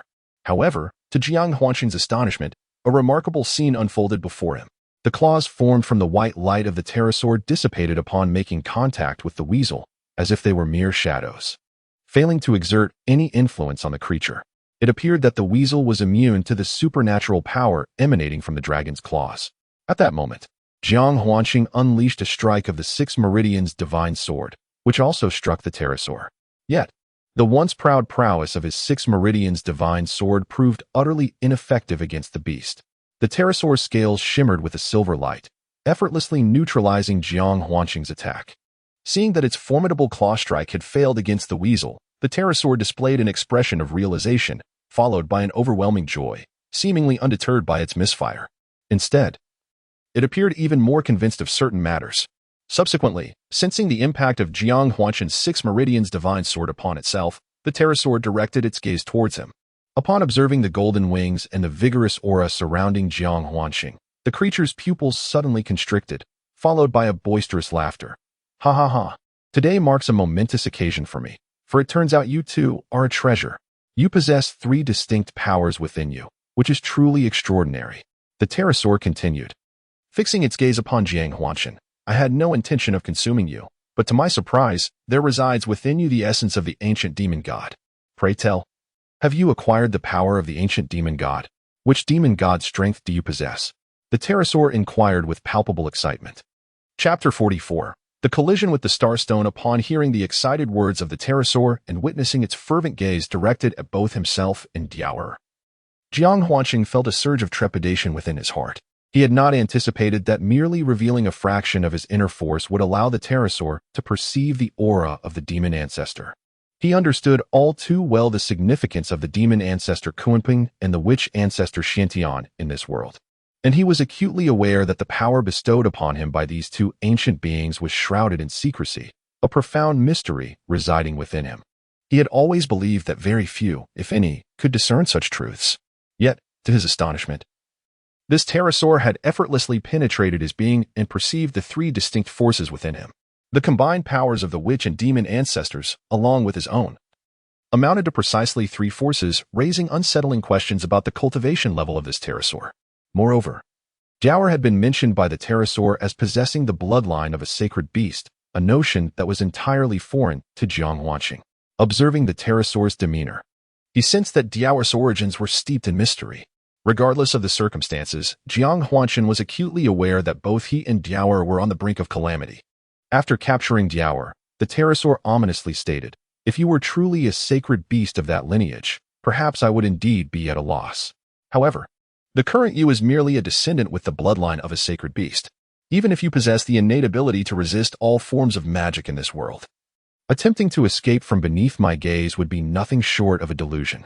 Jiaoer, ensnared by the pterosaur, emitted a series of terrified squeaks.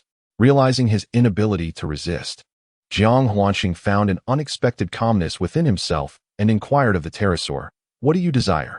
In light of my assistance in breaking your seal, I implore you to release Jiaoer. Should you have grievances, let them be directed at me." The pterosaur, taken aback by Jiang Huanqing's words, exclaimed, "You call it duh? Well, that makes sense. This little creature's bloodline is indeed diminished, so the name is not entirely misplaced. However, it is absolutely out of the question to release it. You, young man, cannot fathom that it takes an entire epoch to give birth to a being with the bloodline of a sacred beast.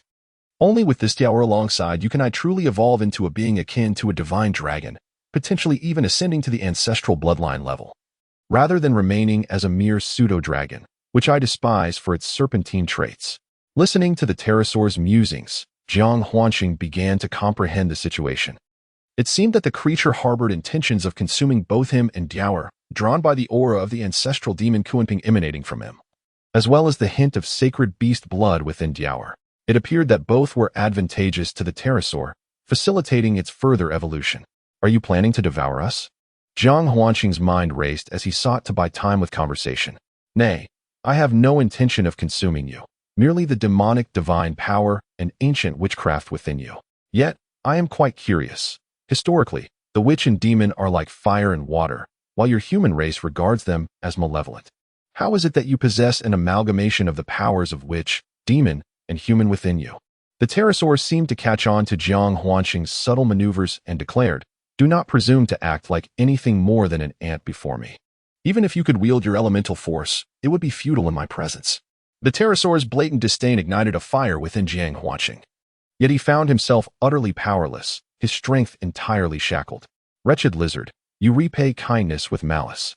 Jiang Huanqing shouted in fury. The entity proclaimed, "Do not speak of the humble lizard." At that moment, it seized the power of the demon god within you. The pterosaur let out a furious roar. Provoked by Jiang Huanqing's taunt of stinky lizard, it inexplicably glided to his side, opening its massive jaws aimed directly at him. Instantly, Jiang Huanqing felt an overwhelming suction emanating from the pterosaur's maw, which began to drain his entire vital energy. In that fleeting moment, a chill ran down Jiang Huanqing's spine as he acutely sensed the loss of his strength, particularly the power from the fusion of his soul with that of the demon ancestor Kunping within his bones. He understood that the pterosaur's target was the ancestral power of the demon tribe, having previously detected the aura of the demon ancestor. It sought to absorb the power from Jiang Huanqing's bones to evolve further. Surely, it would not overlook the ancient shaman's power as well.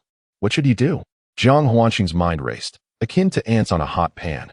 Before the formidable pterosaur, he felt utterly powerless, devoid of any options.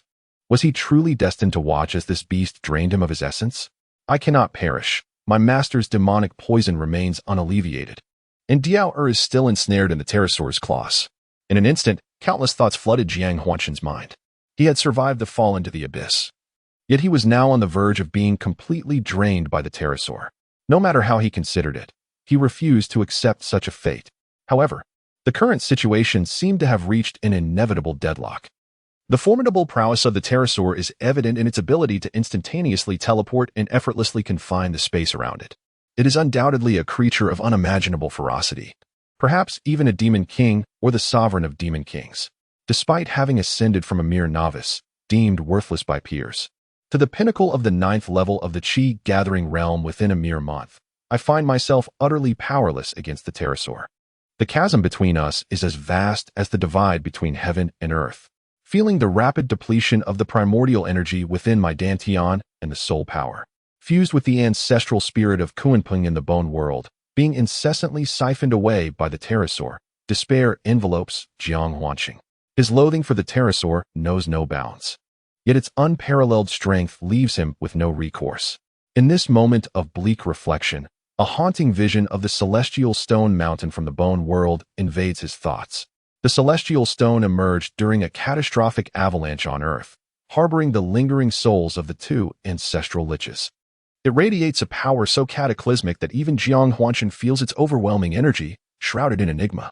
In his bone world, even he, the rightful owner of this body, dares not approach the celestial stone, for it emanates an aura of world-destroying might. Though this is merely Jiang Huanqing's intuition, he cannot afford to ponder further. If the pterosaur seeks to drain him entirely, he resolves to take them both down in a blaze of glory. He decides to summon the celestial stone with his will. Should he unleash the world-shattering power contained within, he believes the pterosaur, if not slain, will at least be gravely injured. In that moment, hope for Jiao's escape may yet arise. Thus, with remarkable ease, Jiang Huanqing's consciousness traversed into the realm of roots and bones. Upon opening his eyes, he was greeted by a kaleidoscope of colors, predominantly vibrant hues that had seemingly solidified into four distinct forms, radiant and alive. He understood that this was the result of assimilating the elemental energies of metal, fire, water, and earth from the five elements. The forces of wind and thunder, along with celestial bodies of stars and moons, remained faintly perceptible in the backdrop. In the distance, at the heart of the realm of roots and bones, loomed a towering obsidian mountain, or perhaps a starry stone, adorned with mysterious symbols that shimmered enigmatically. Without a moment's hesitation, Jiang Huanqing propelled his consciousness towards the starry mountain. As he drew near, an overwhelming sensation of cataclysmic power surged forth, causing his entire being to swell and tear apart. A thunderous roar reverberated throughout the realm of roots and bones. In that moment, as his consciousness collided with the starry mountain, he felt his soul tremble violently before succumbing to unconsciousness. At the precise instant of impact, the starry mountain erupted with a surge of inky brilliance. The entire realm was momentarily engulfed in darkness before returning to its original state. Subsequently, a radiant rune detached itself from the starry stone, transforming into a beam of purple light that soared out of the realm of roots and bones. In an instant, a wyvern witnessed a violet symbol rapidly emerging from within Jiang Huanqing's being. Its eyes narrowed in alarm. The ethereal creature trembled, fear etched across its face. With a piercing cry, the purple rune darted into the center of the wyvern's brow. Suddenly, the pterosaur was overwhelmed by an unprecedented surge of power, far surpassing the formidable aura it had experienced a millennium ago when besieged by the 10 great demon emperors of the demon realm. In the presence of this force, the pterosaur felt akin to a mere child, utterly incapable of mounting any resistance. It sensed that the very heavens and earth were on the brink of collapse. At that moment, it felt as though its body were fracturing continuously, with its demon soul enduring torment akin to 1,000 swords cleaving through it, pushing it to the pinnacle of agony. In that instant, it deeply regretted provoking such a monstrous being from the human realm. Confronted by this overwhelming might, the pterosaur fell back in an instant, utterly unresponsive. After harboring a fleeting thought of defiance, its consciousness succumbed to darkness. Chapter 45. Transformation into the origin realm within the cave. Time became an enigma. It could have been mere moments, several hours, a day, or perhaps even longer. Am I dead? Jiang Huanqing opened his eyes, regaining consciousness. His thoughts gradually clarified, revealing the familiar scenes of the cave around him. As he slowly rose, he beheld the pterosaur, its body marred with blood, lying motionless in a pool of stalactitic liquid, oblivious to its own fate. Nearby, on a crystalline stone, Diao lay curled up in a ball. Upon seeing Diao, Jiang Huanqing's heart tightened, and he thought, could it be that Diao has been crushed by the pterosaur? As these thoughts occupied his mind, he focused intently on Diao's condition, and to his astonishment, in that very instant, although his body remained still, he distinctly sensed Diao's state. The little sable breathed steadily, as if in a deep slumber. With every breath it took, Jiang Huanqing could hear it as though it were right beside him. Despite being over 10 meters away, his eyes could discern every single hair on the sable's body. It felt as though his vision could extend beyond that distance. In that moment, the term spiritual consciousness suddenly emerged in Jiang Huanqing's mind. with the manifestation of this consciousness. The activities within a certain radius around him were instantly reflected in his thoughts, granting him mastery over everything. Upon realizing he possessed this spiritual awareness, his heart was filled with elation. He had never anticipated that after colliding with the starry sky stone, he would still be alive. Initially, he had resigned himself to death, intending to unleash the cataclysmic power contained within the starry sky stone to perish alongside the wyvern. However, to his astonishment, not only had he survived, but he had also turned misfortune into fortune. Through introspection with his spiritual awareness, Jiang Huanqing discovered that he had transcended the 9th level of the Qi-gathering realm and had now attained the early stage of the transformation realm. Within his dantian, a golden sphere the size of a thumb continuously spun, drawing in and refining the elemental energies of heaven and earth with each rotation. This was the foundational essence of a martial artist in the transformation realm. With an unending flow and the operation of his mental technique, he was recreating the cosmos, a defining characteristic of his current cultivation stage. The elemental force within him had transformed into true essence, and his will had manifested as spiritual consciousness. At that moment, he was indeed a bona fide practitioner of the transformation realm, heralding the beginning of his profound journey into the martial arts. He could cultivate mystical techniques, harness the power of his consciousness, and nurture the earth's essence within his being. Jiang Huanqing examined Diaoer with his consciousness and found no injuries upon her, which eased his mind. Subsequently, he directed his consciousness towards the winged dragon. Upon inspection, he discovered that the creature bore severe wounds, its body marred by fissures, and its breath faint and feeble. Moreover, within the center of the winged dragon's brow, he beheld a lustrous orb radiating demonic energy, which he surmised to be the embodiment of the creature's cultivation, akin to his own true Yuan Dan within his dantian. As he scrutinized the orb, he encountered a peculiar phenomenon. Based on the emanating demonic energy, the winged dragon appeared to possess only the strength of the transformation realm. However, its aura, or rather its demonic soul, was extraordinarily potent, leaving him unable to ascertain the true height of its essence. Jiang Huanqing understood that the aura of a demonic soul corresponded to the levels of cultivation, thus indicating that while the winged dragon's cultivation level was high, its actual power was merely equivalent to that of a human at the transformation realm. This revelation brought him considerable relief, for he felt capable of dealing with a creature of that realm, especially given the winged dragon's current state, its body riddled with gaping wounds, as if it had been subjected to immense gravitational pressure, rendering it incapable of stirring up any considerable turmoil. After withdrawing his consciousness from the winged dragon, Jiang Huanqing closed his eyes once more to survey the cave's conditions. He sought to test the extent to which his consciousness could expand. Centering himself, he extended his consciousness outward, 1 meter, 10 meters, 15 meters, until he reached a distance of 30 meters, where he finally halted. The consciousness extended, encompassing a diameter of 30 meters, within which all things were vividly presented in Jiang Huanqing's mind. This sensation was akin to having one's eyesight artificially elongated to 30 meters, a truly marvelous experience. His strength, vision, and perception had all significantly enhanced. Subsequently, Jiang Huanqing directed his consciousness inward, intent on meticulously examining his own being. He recalled having seen a tome at the Tianwu sect that stated the physical form of a martial artist is the grandest treasure in the universe, and that the time of the strong is devoted to unearthing their own potential. He had already surveyed his dantian, and now his consciousness delved into the realm of his bones. It remained a vibrant, kaleidoscopic world, shrouded in ethereal brilliance. The sun, moon, and stars danced above, appearing both elusive and present, while traces of wind and thunder swirled in the air. In the distance, the starry stone mountain loomed, still mysterious and anciently desolate. Yet this time, Jiang Huanqing distinctly sensed a transformation within the realm of his bones. He realized that the elemental energies of the 5 elements within him had all been activated. Henceforth, he would be able to absorb the quintessence of all 5 elements simultaneously, accelerating his cultivation 5-fold compared to before, with his true essence being 5 times that of an ordinary person. This is the advantage of possessing a bone foundation. The 5 elemental bones signify the ability to absorb and refine the quintessence of the 5 elemental energies of heaven and earth.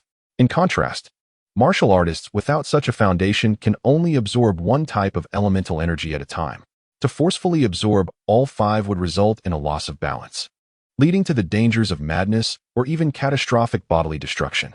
Now, However, with the convergence of the 5 elements, he could absorb the quintessence of metal, wood, water, fire, and earth, resulting in a true essence storage 5 times that of an ordinary individual, with absorption rates that could even exceed that.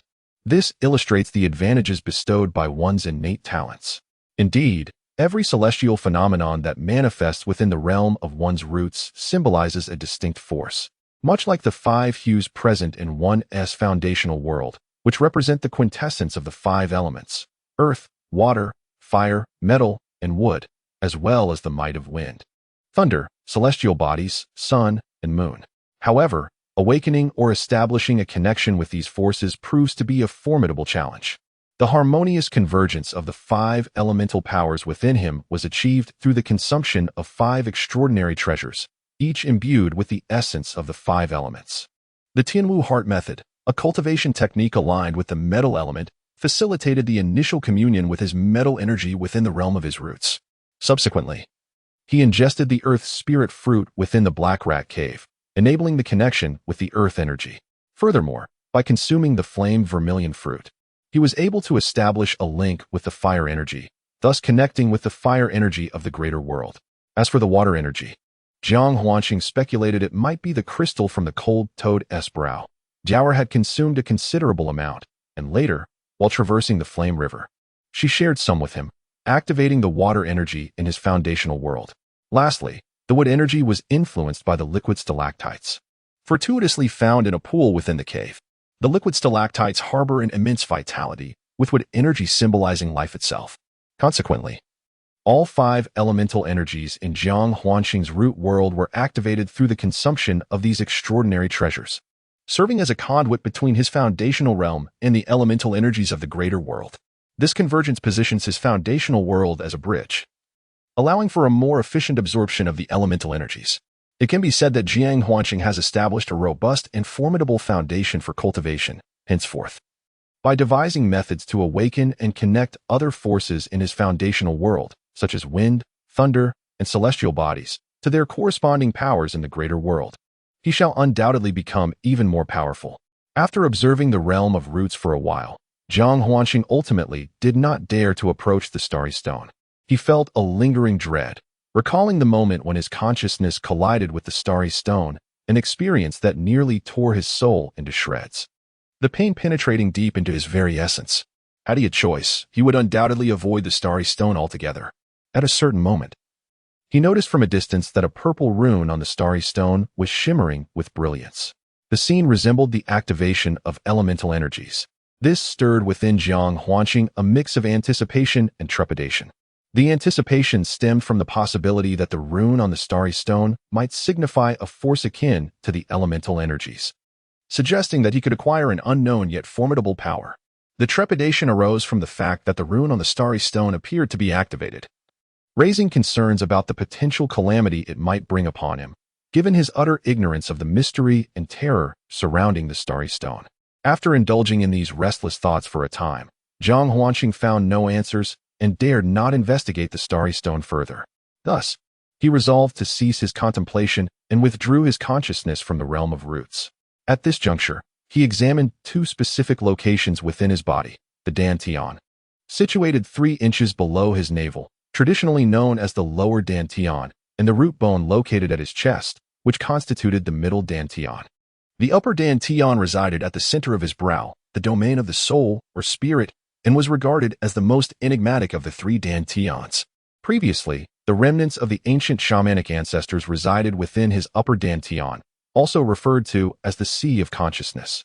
Jiang Huanqing had traversed this Sea of Consciousness numerous times and was familiar with it. A singular thought materialized within the consciousness of the upper dantian. As Jiang Huanqing ventured into the Sea of Consciousness, he had yet to find his footing when he felt a tremor in his soul. In that instant, he grasped the reason for his survival and the injury of the pterosaur. Chapter 46. Let us call it silver. The binding spell could be cultivated. The more formidable one's powers, the more potent the spell one could cast upon powerful beings, thereby achieving control. At its zenith, the binding spell could govern entities of divine caliber. All living things possessing a soul fall within the purview of the binding spell. Upon perusing the binding spell, Jiang Huanqing inhaled sharply, his mind racing with boundless fantasies, saliva escaping his lips. Upon opening his eyes, he was struck by the sight of a remarkably familiar mark adorning the pterosaur's brow, an emblem akin to the rune activated upon the celestial stone. In that moment, Jiang Huanqing contemplated the binding spell, a flicker of realization igniting within him. He mused that his intent to unleash the cataclysmic power contained within the celestial stone and perish alongside the pterosaur had not only spared his life but had inadvertently inflicted harm upon the creature through the stone's power. Furthermore, by a stroke of fortune, he had activated one of the myriad runes etched upon the celestial stone, bringing forth the binding spell into existence. Unbeknownst to him, the rune representing the binding spell had directly cast its enchantment upon the pterosaur. To validate his thoughts, Jiang Huanqing began to silently recite the binding spell, eager to ascertain whether the pterosaur had indeed fallen under the stone's spell. Following the content of the binding spell in his mind, he commenced his incantation. A miracle unfolded. After merely whispering a couple of phrases, the pterosaur, which lay motionless on the ground, seemingly merely unconscious, began to stir with life once more. A piercing cry escaped from the mouth of the pterosaur, its 3-meter-long body beginning to thrash in terror. Simultaneously, the pterosaur's voice resonated within Jiang Huanqing's mind. Though it could not articulate human language, it communicated through spiritual awareness, conveying its thoughts with clarity akin to spoken words. "Ah, please, do not chant any further. I beseech you, spare my life." Upon hearing the pterosaur's plea for mercy, Jiang Huanqing was struck by a peculiar sensation. Observing the creature's head repeatedly striking against the crystalline surface in agony, it reminded him vividly of the scene in Journey to the West where the monkey suffers under the constraint of the monk's incantation, lacking only the confinement of a circlet. How familiar and delightful the scene felt. Jiang Huanqing disregarded the pterosaur's desperate pleas and continued to silently recite the incantation of restraint, only ceasing once he had completed the chant. By that time, the pterosaur had curled itself into a ball, inhaling less and exhaling more, lying in the stalactite pool. Soft and pliable like a loach, its eyes wide with fear as it gazed at Jiang Huanqing. In that moment, Jiang Huanqing felt life was truly beautiful. Previously, he had been likened to an ant in the pterosaur's eyes, utterly powerless to resist. Yet now, the majestic being he once looked up to lay before him like a mere loach. Could his cultivation level possibly rival that of a sun-moon realm expert? Or perhaps even that of the heaven-earth realm? Could he transcend the legendary transformation realm? At that moment, he longed to once again delve into the realm of roots, activating all the runes on the celestial stone, acquiring every mysterious incantation akin to the incantation of restraint. However, the thought of the overwhelming aura or power emanating from the celestial stone, which could shake the very soul, caused him to shudder involuntarily, compelling him to suppress this notion. He was certain that if he were to attempt once more to strike the starry stone, his very essence would surely dissipate into the void of existence. The sensation was profound and unmistakable. Thus, in the face of the mysterious and unknowable starry stone, which eluded his grasp, he dared not to engage it again. After a while, Jiang Huanqing noted that the pterosaur's breathing had become significantly more even, and with a disdainful snort, he remarked, "If you are feigning death, I shall recite the binding spirit incantation once more." Upon hearing this, the pterosaur, which had appeared to be on the brink of demise, suddenly surged to life. Swimming energetically before Jiang Huanqing, its tone imbued with a servile eagerness as it tremulously implored, "Please, my master, do not chant it again." "Master?" Jiang Huanqing found himself both pleased and perplexed by this appellation. The pterosaur, sensing his confusion, eagerly elucidated, "Indeed, my master. When I intended to act against you, an overwhelming force emanated from your chest, one that could subdue the heavens, which compelled me into submission. Following this, I witnessed a rune penetrate my demon soul, and thus I realized that a bond had been forged between us, a celestial seal. You have become my master." Initially, Jiang Huanqing had overlooked the significance of the pterosaur's explanation, but now he truly felt an extraordinary connection between them, whenever the pterosaur harbored rebellious thoughts. Jiang Huanqing could sense it. "So, does this mean you are now my pet, and I am your master?" he inquired tentatively, still unable to fully fathom the reality of having tamed such a formidable demon beast. "Indeed, my master, I now find myself your humble pet," the pterosaur reluctantly spoke. Jiang Huanqing sensed the tumult within the pterosaur's heart and narrowed his eyes, saying, "What is this? Are you unwilling to accept your role as my pet? Shall I recite the incantation once more?" Upon hearing the mention of the incantation, The pterosaur realized that the spell Jiang Huanqing had uttered earlier had nearly brought it to the brink of despair. Instantly, it wilted like a frostbitten plant, trembling in fear, and pleaded, "I am truly honored to become your pet, dear master. I implore you, please do not chant it again, please." The pterosaur continued to beg for mercy, evoking a sense of delight in Jiang Huanqing, who was reminded of the monkey pleading before Guanyin, begging, "Please, do not chant it." A mischievous thought crossed his mind as he clasped his hands together and said, "Ami Tofu, since you have repented, I shall bestow upon you a title. As I have become your master, you must refrain from addressing yourself as this esteemed one. Such disrespect towards your master could compel me to recite the incantation." Before Jiang Huanqing could finish, the pterosaur quivered and exclaimed, "I beseech you for this title." "You are perceptive," Jiang Huanqing replied, having had his fun. He then assumed an erudite demeanor and said, "Given your silvery appearance, akin to the currency of the mortal realm, I shall henceforth call you Silver." "Silver? Currency?" The pterosaur snorted smoke from its nostrils, filled with rage, unable to fathom being likened to mere currency as one of the 10 great demon emperors of the demon realm. "What? Are you unwilling?" Jiang Huanqing scoffed, immediately adopting a pose as if to recite the incantation. The creature known as the pterosaur, or rather now referred to as Silver, wilted at Jiang Huanqing's gesture. Instantly donning a cheerful facade, it exclaimed, "Thank you, master, for bestowing this name upon me. From this moment forth, Silver shall be your most loyal companion." Jiang Huanqing adopted an inquisitorial demeanor, to which Silver promptly assured, "I shall speak freely and reveal all." Thus, Silver began to recount its tale. After several hours of rambling, Jiang Huanqing realized that he had indeed acquired a most extraordinary pet. In its narrative, Silver revealed that its lineage was a remarkable amalgamation of the divine dragon and the ancient demon god, the winged serpent, categorizing it as a rare entity of the cosmos. Though the bloodlines of the divine dragon and the ancient demon god coursed through its veins, they were but faint remnants. Should it evolve, there existed a possibility of awakening the ancestral bloodline, transforming into a divine beast. Moreover, Silver's true age exceeded 10 millennia. In its infancy, it had merely been a third-tier pterosaur serpent.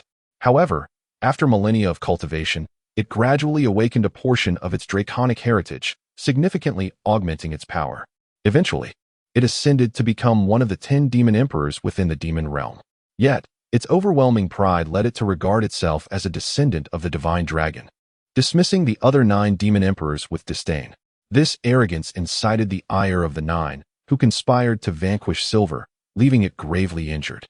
It fled the demon realm to the Two Worlds Mountain, inadvertently finding itself in the abyss of the suspended cave mountain. After 5 centuries of recuperation, it finally regained its strength. Upon recovery, Silver discovered that, through this misfortune, it had inadvertently absorbed the essence of the cave's stalactites, thereby reactivating a fragment of its divine dragon bloodline once more. After 5 centuries of self-imposed seclusion and evolution, it transformed into a dragon form, completely altering its serpentine body, adorned with dragon scales, horns, and claws. Naturally, Inzi, being a hybrid of dragon and winged serpent, retained certain serpentine traits, such as the wings and forked tongue observed by Jiang Huanqing. Furthermore, as Inzi articulately stated, it had truly become a dragon, the foremost descendant of dragons in the demon realm for millennia. However, to Inzi's astonishment, it discovered an ancient witch demon's aura within Jiang Huanqing, deducing that he possessed the powers of the ancient demon god and witch. Overcome by greed, Inzi sought to absorb these powers for itself, only to find itself tamed by Jiang Huanqing as a mere pet. Most notably, its strength had diminished significantly. When Inzi lamented the drastic decline in its realm, it was filled with profound resentment.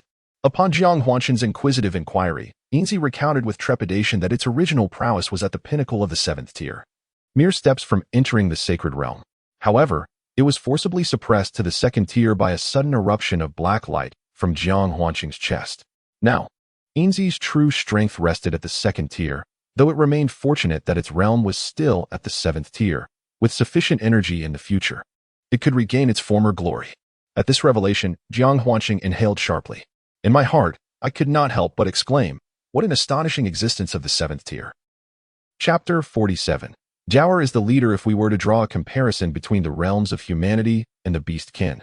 The nascent Qi realm would correspond to a 1st-tier beast, the transformation Yuan realm to a 2nd-tier beast, the 5 elements realm to a 3rd-tier beast, the stellar realm to a 4th-tier beast, the sun and moon realm to a 5th-tier beast, and the heaven and earth realm to a 6th-tier beast. Thus, a 7th-tier beast would be akin to the existence of a human at the transformation god realm. According to the ancient texts observed by Jiang Huanqing, the number of transformation god beings across the entire demon hunting continent is scarcely more than a handful. For an ordinary martial practitioner, the transformation god realm is but a legend. It is worth noting that the records Jiang Huanqing perused were from a millennium ago, detailing only the openly acknowledged transformation god beings of humanity. The exact number of covert transformation god beings remains shrouded in mystery. Additionally, there exist transformation god beings among the beast kin and the demonic path. The records from 1,000 years ago, when considered in the present context, are undoubtedly flawed. Who can fathom how many transformation god beings humanity may have produced over the course of a millennium? As for the beast kin, judging by Ainzi's words, there were 10 great beast emperors in the demon realm 1,000 years ago, each of whom possessed strength equivalent to that of human beings at the heaven and earth realm. Now, a millennium later, who can ascertain whether the 9 remaining beast emperors have ascended to become 7th-tier beasts, reaching the prowess of transformation god beings? This exchange has prompted Jiang Huanqing to reassess his understanding of the world. At the very least, there exists a possibility of several dozen transformation god beings. The prowess associated with the title of transformation god aptly illustrates their profound capabilities. He mused to himself, "It seems that the path I must traverse ahead is still exceedingly long." At present, he has only attained the first level of the transformation origin realm. The distinction between the transformation origin realm and the transformation god realm is merely a single character. However, the gap between them encompasses a staggering 5 major realms, which is by no means a trivial disparity. In the pursuit of martial arts, it is not uncommon for individuals to become ensnared for decades, even centuries, at the threshold of a single major realm, with many ultimately finding themselves at an impasse in their martial journey. Overall, he is quite satisfied with the identity and information associated with Ainzi. The only lamentation lies in the fact that its true power currently resides solely within the transformation origin realm, while its level remains at the 7th tier. This implies that Ainzi can still serve as an effective deterrent under certain circumstances. Moreover, despite Ainzi's self-absorption, it possesses a significant advantage for Jiang Huanqing: its remarkable longevity. Having existed for over 10 millennia, Ainzi brings to mind the adage, "An elder in the family is like a treasure." To Jiang Huanqing, Ainzi's millennia of existence is a veritable trove of wisdom and knowledge. As a novice just embarking on the path of martial arts, he finds himself lacking an understanding of the vast and boundless demon hunter continent. Ainzi's presence perfectly compensates for this deficiency. Most notably, he learns from Ainzi about the existence of the 10 demon emperors within the demon realm, and that the so-called demon realm is not a singular domain. Rather, it refers to the southernmost region of the demon hunter continent, isolated from the human realm by the Two Realms Mountain, thus creating a pure territory inhabited solely by demons. He also discovers that there exists another location within the demon hunter continent that is home to formidable demonic forces. At the summit of Tongtian Mountain, located in the farthest reaches of the west, a formidable demon clan has established a modern court, also referred to as the Heavenly Court. This court is presided over by the Celestial Emperor and Empress, accompanied by 36 demon deities, 72 demon emperors, and 108 demon kings, bolstered by an army of 100,000 demon soldiers. According to Ainzi, the influence of the Tongtian Mountain Court is potent enough to contend with the 10 great demon emperors of the Two Realms Mountain Demon Realm, showcasing its remarkable strength. There are also various transcendent forces from the Hunter Demon Continent, each one an entity previously unknown to him, or a revelation he encounters for the first time. In summary, Jiang Huanqing perceives the acquisition of Ainzi as an astute bargain, despite the fact that Ainzi is a demon emperor from a millennium ago, potentially harboring rebellious thoughts at any moment. However, with the runes from the Starry Stone and the God-binding spell at his disposal, Jiang Huanqing feels no trepidation. After several hours, Jiao awakened, prompting Jiang Huanqing to conclude his discourse with Ainzi. Although it may appear that he has acquired 2 companions, his trust and affection lean more towards Jiao than towards Ainzi. Not only is Jiao endearingly adorable and has saved his life, but Jiang Huanqing also recognizes her innate goodness and purity as she willingly chose to accompany him. This contrasts with Ainzi, who, from a certain perspective, was compelled into servitude. And given Ainzi's extensive lifespan of 10,000 years, his complex thoughts evoke a sense of apprehension even in Jiang Huanqing. Upon awakening, Diao's first glance fell upon Inzi, and then she noticed Jiang Huanqing standing perilously close to the demon, prompting her to instinctively issue a warning dam. Observing the anxious leaps of Diao and the frantic cries of Jin Huanqing towards Inzi, a warmth enveloped Jin Huanqing's heart. Unable to bear Diao's distress, he hastily reassured, "Fear not, Diao. This creature is now my pet. It shall no longer pose a threat to us." Diao gazed at Jin Huanqing, seemingly perplexed, her expression filled with confusion. Jin Huanqing understood that Diao did not grasp his meaning, despite her remarkable sensitivity. The inherent communication barrier between humans and beasts persisted. At a loss for words, Jin Huanqing flailed anxiously. In that moment, a voice echoed in his mind, "Master, I can teach you a universal language of the demon realm, enabling you to communicate with the creatures." Inzi had initially intended to use the term "this esteemed one," but quickly corrected himself to "I," demonstrating his newfound submissiveness to Jin Huanqing, wary of inadvertently inciting his ire and invoking the binding spell once more. "Why didn't you mention this sooner? Teach me at once," Jin Huanqing exclaimed, first elated, then rolling his eyes in exasperation at Inzi. "You didn't ask me." Inzi muttered softly. "What did you say?" Jin Huanqing huffed. "Oh, I meant to say I'll teach you right away," Inzi replied, startled by Jin Huanqing's intensity. Then, a beam of white light emanated from the center of Inzi's brow, penetrating Jin Huanqing's forehead. Initially hesitant, Jin Huanqing felt no hint of danger from the luminous essence and allowed it to enter. At that moment, a gentle voice, reminiscent of a 7 or 8-year-old girl, resonated within his mind. "Splendid. Diao, we can finally converse." Jiang Huanqing felt a surge of excitement. Hearing Diao affectionately refer to him as brother filled him with warmth. "Brother." Diao evidently grasped that Jiang Huanqing had mastered a means of communication with her, and her voice resonated with unrestrained joy.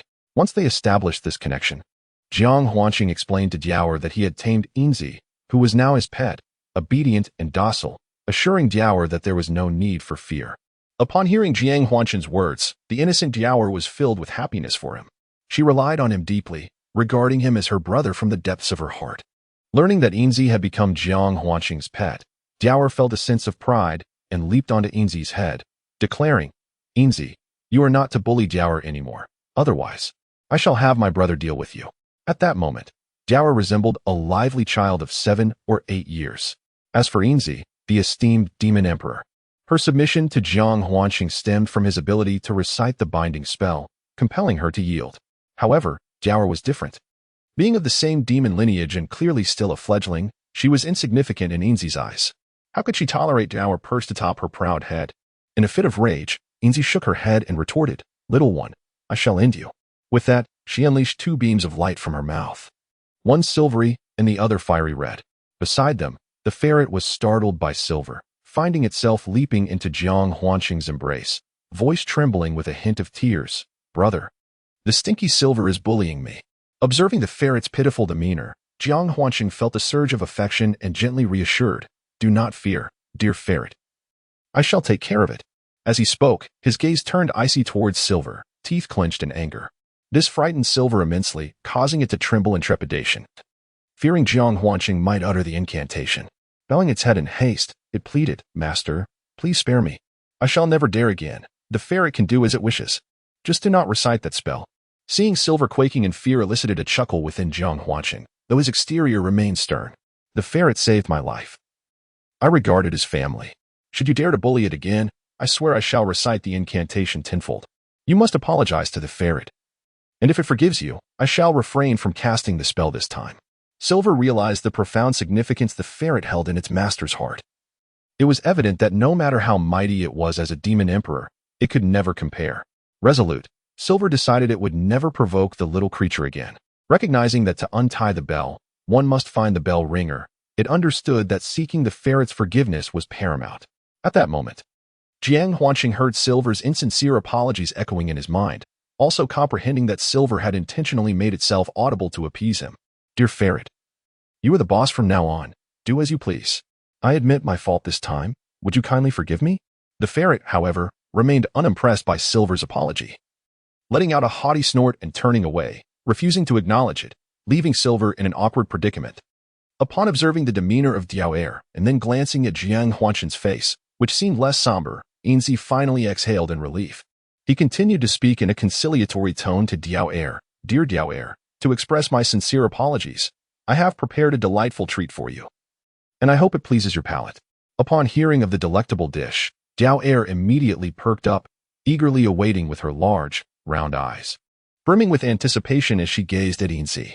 Jiang Huanshan, watching from the sidelines, mused to himself, the naive Diao Air, the cunning Inzi. He then added silently, Indeed, Diao Air is a true foodie. What delicacy awaits? Bring it forth quickly. Should it meet my satisfaction, I shall forgive you. Diao Air, in her foodie enthusiasm, expressed her eagerness.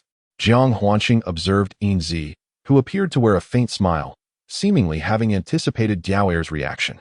Inzi promptly assured her, I guarantee it will be delicious. I shall fetch it for you right away. With that, Inzi opened his mouth wide and suddenly inhaled deeply towards a pool of stalactite liquid. In an instant, he consumed the entirety of the pool's contents in one gulp, leaving not a trace behind. Jiang Huanshan, witnessing the entire pool of stalactite liquid being devoured, felt an urgent pang of panic. Just as he was about to exclaim, Leave some for your master, he abruptly halted, his eyes widening in astonishment as he gazed into the empty depths of the pool, saliva pooling in his mouth. Chapter 48. Riding the dragon from the abyss in his line of sight, the stalactite pool shimmered with a dazzling silver glow after Inzi had drained it completely. Upon closer inspection, what appeared were crystalline formations the size of candy, crystallized from stalactite essence. They completely covered the bottom of a pool with a diameter of 50 meters. Jiang Huanxing's consciousness revealed that each crystal harbored immense primordial energy from the heavens and earth, remarkably pure.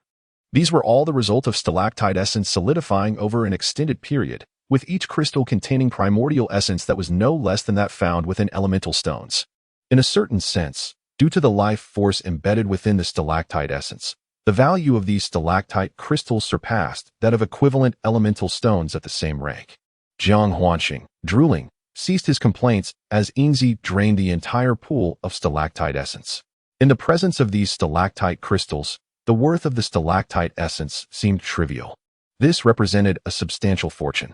Dower let out a joyful squeal and dashed towards the stalactite crystals, her tiny paws hastily stuffing the crystals into her mouth. Jiang Huanxing, witnessing this, felt a surge of urgency. With a thought, his consciousness enveloped the stalactite crystals, and in mere moments, he had stored them within his Jinkoan belt. Dower, displeased, exclaimed, Brother, you're so mean. I haven't had enough. Jiang Huanshan, with a thick skin, replied with a righteous expression, I am merely safeguarding them for you. Whenever you wish to indulge, I shall return them. As he spoke, he waved his hand, retrieving 2 stalactite crystals for Dower. The childlike Dower instantly brightened, successfully duped by Jiang Huanxing. Meanwhile, Inzi looked on, agape, silently thinking, This master seems to possess an even thicker skin than I. Inzi hesitated to speak, but Jiang Huanxing caught her eye and shot her a warning glance, prompting her to seal her lips.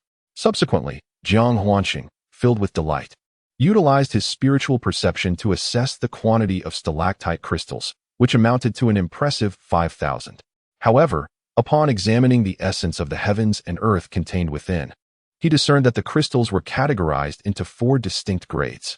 The inferior ones, akin to low-grade elemental stones, numbered over 3,000. Those comparable to mid-grade elemental stones exceeded 1,500. The superior grade consisted of 300 crystals, while the finest quality, the exceptional stalactite crystals, totaled more than 160.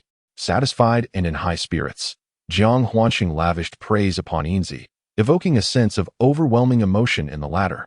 As the master finally regarded him favorably, Inzi, having discerned Jiang Huanxin's affinity for wealth, seized the moment to ingratiate himself, stating, Master, all the stalactite liquid is contained within my belly. Whenever you desire, I shall provide it to you. Contained within your belly? Are you implying that you did not consume all the stalactite liquid, but rather stored it within? Inzi promptly sealed his lips, refraining from further speech. Nevertheless, Jiang Huanxing smiled warmly and kindly inquired, Inzi, aside from the stalactite liquid, what else resides within you? There is nothing else, only the stalactite liquid. Over the course of 1,000 years, I have expended all my worth on healing and evolution. Truly, there is nothing else, Inzi earnestly replied. Jiang Huanxing, with a cold chuckle, retorted, Is that so? His voice elongated, accompanied by a gesture that sent shivers through Inzi, reminiscent of the previous incantation of the binding spell. Observing Jiang Huanqing's demeanor, Inzi trembled and quickly exclaimed, "Ah, Master, I suddenly recall that there are some reserves. Did you not consume everything? How is it that there is still more now?" Jiang Huanqing remarked with a cold laugh. "Master, please spare me. I will give you all my stock. But you mustn't chant that incantation. My body is on the verge of collapse." Silver crumpled to the ground, resting its head against Jiang Huanqing's leg. Weeping and pleading for mercy, genuinely terrified of Jiang's spell, which felt worse than death itself. "Humph. First, I shall store the items in your belly.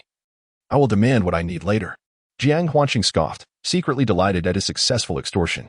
Initially, he intended to have Silver regurgitate everything for him. Yet the remaining space in the Qian Kuan belt was limited. Rather than extracting them with no place to store them, it was preferable to keep them within Silver for the time being, as it was already his tamed pet, and he had no fear of it withholding anything. As he pondered the exit, Jiang Huanqing recalled the strong gravitational pull of the abyss. Escaping was indeed a quandary. He inquired of Silver, "Is there another way out of the abyss?" "Master, escaping the abyss is quite simple. You can just ride on me and fly straight up," Silver replied casually, as if the endless abyss posed no challenge to it. "Yet, there exists a formidable pull 100 meters above. Can we really ascend directly?" Jiang Huanqing expressed his doubts. Upon hearing this, Silver proudly declared, "All we need to do is remove the array. Flying out of the abyss is a trivial task." "Remove the array? Are you suggesting that the pull at 100 meters is a result of the array's existence?" Jiang Huanqing then stated, "In that case, let us depart swiftly. I have urgent matters to attend to and cannot linger here." "Ah, are we leaving now?" Silver questioned. "What? Are you unwilling?" Jiang Huanqing glared, his anger palpable. Silver was taken aback, repeatedly insisting, "No, no, no. Master has misunderstood. I am currently covered in wounds and fissures. I humbly request an hour to tend to my injuries."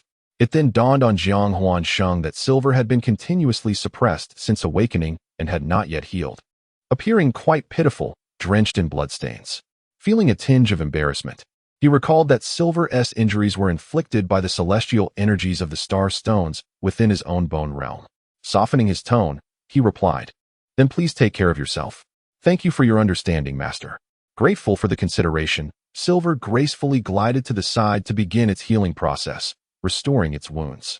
Jiang Huanqing observed Silver as it radiated a myriad of silvery lights, exuding an aura of sanctity in that moment.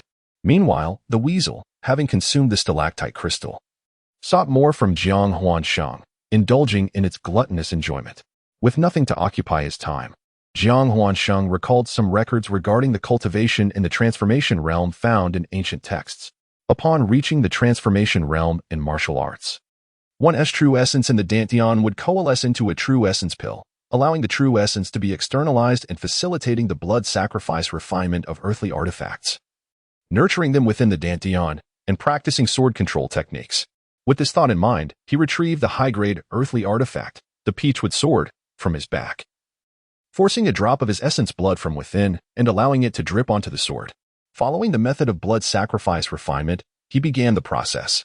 As the blood touched the peachwood sword, Jiang Huanqing silently recited the incantation from the celestial martial heart method for refinement, and instantly, the sword emanated beams of golden light. Upon completing the recitation, as a thought crossed his mind, the peachwood sword transformed into a 3-inch size and became a streak of light, entering his dantian.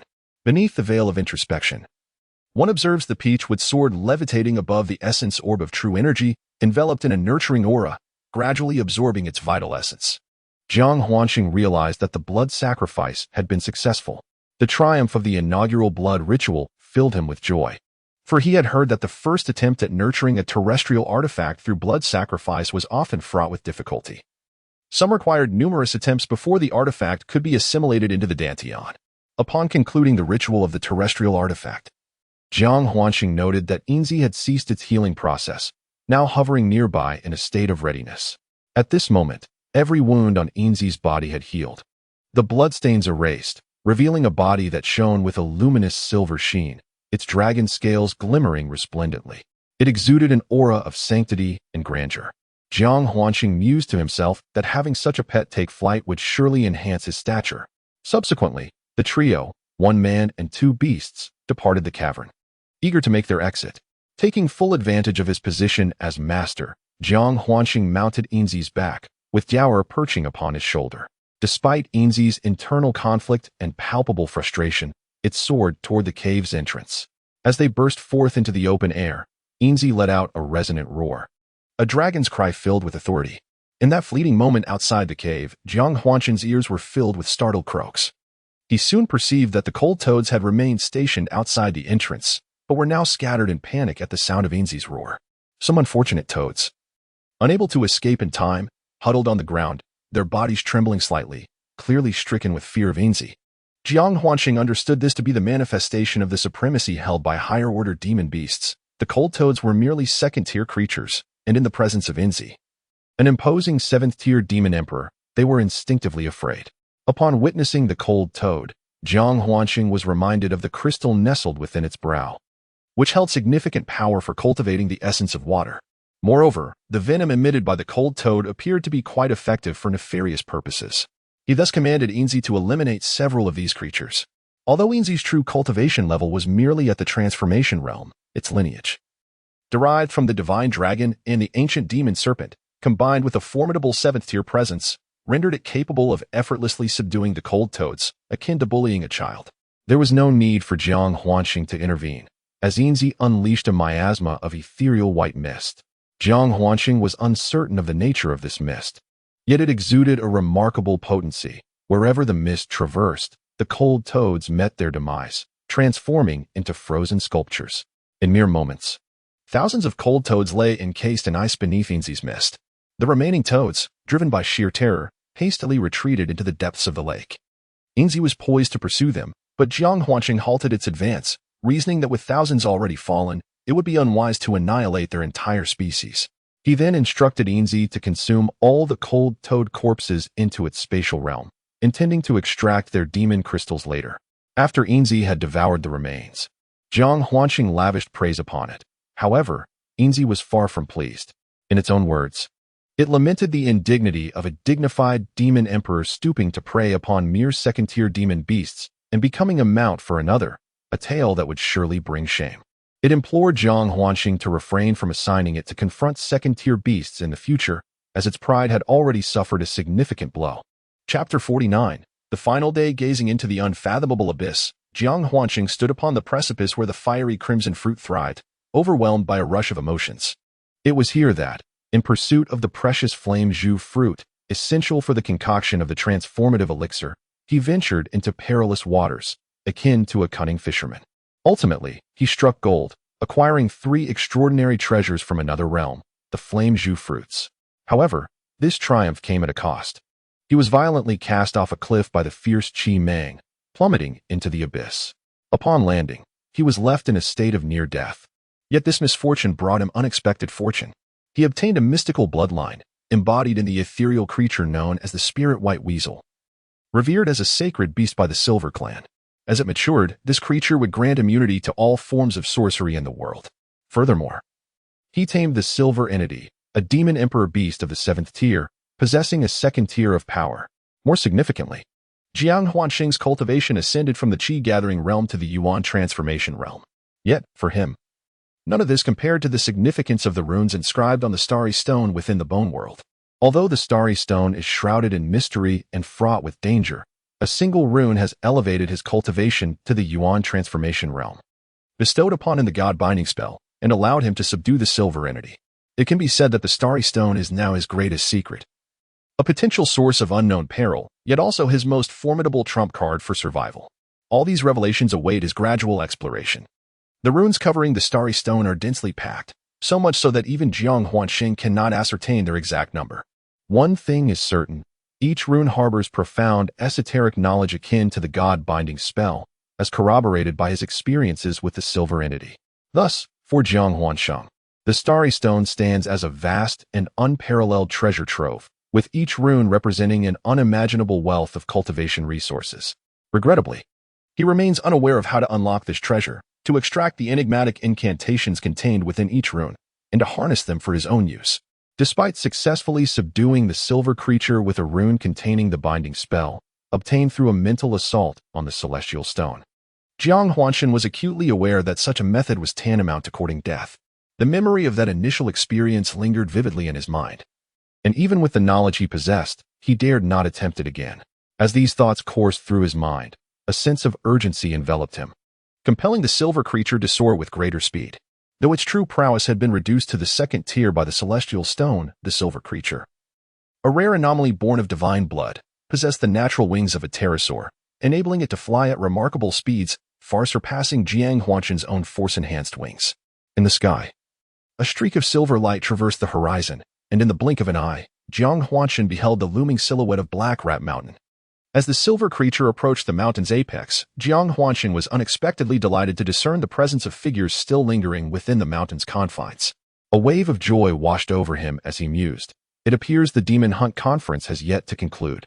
This realization indicated that the days remaining were fewer than 10, allowing him a few more days before his master's demonic affliction would manifest. With this thought, Jiang Huanshan's anxiety eased significantly. He signaled for the silver creature to descend onto a clear patch atop Black Rat Mountain, mindful to avoid detection by others. After all, it was unthinkable to conceal it within the cosmic belt. Moreover, it was impossible to do so. What could he possibly do? As he shared his concerns with the silver creature, it responded, "Master, these are trivial matters. I can adjust my size and hide within your hair." Subsequently, under Jiang Huanshan's watchful gaze, the silver creature shimmered brilliantly, its 3-meter-long form shrinking to a mere 7 inches. It then deftly positioned itself behind Jiang Huanshan, twirling to transform his hair into an elegant bun, effectively becoming a hair tie. Haha. Jiang Huanshan, witnessing the frustration of the silver coins, burst into laughter. He then cradled the sable in his arms and proceeded towards the individuals he had just observed. Eager to inquire about the current day of the Demon Hunting Conference and to gather news regarding Tang Tieta and Qi Pongzi, as he traversed through a thicket, Jiang Huanshan suppressed his aura to a minimum, projecting the facade of a mere cultivator at the 7th level of the Qi-gathering realm. Upon emerging, he encountered 3 individuals adorned in garments embroidered with 7 stars, each possessing the prowess of the 9th level of the Qi-gathering realm.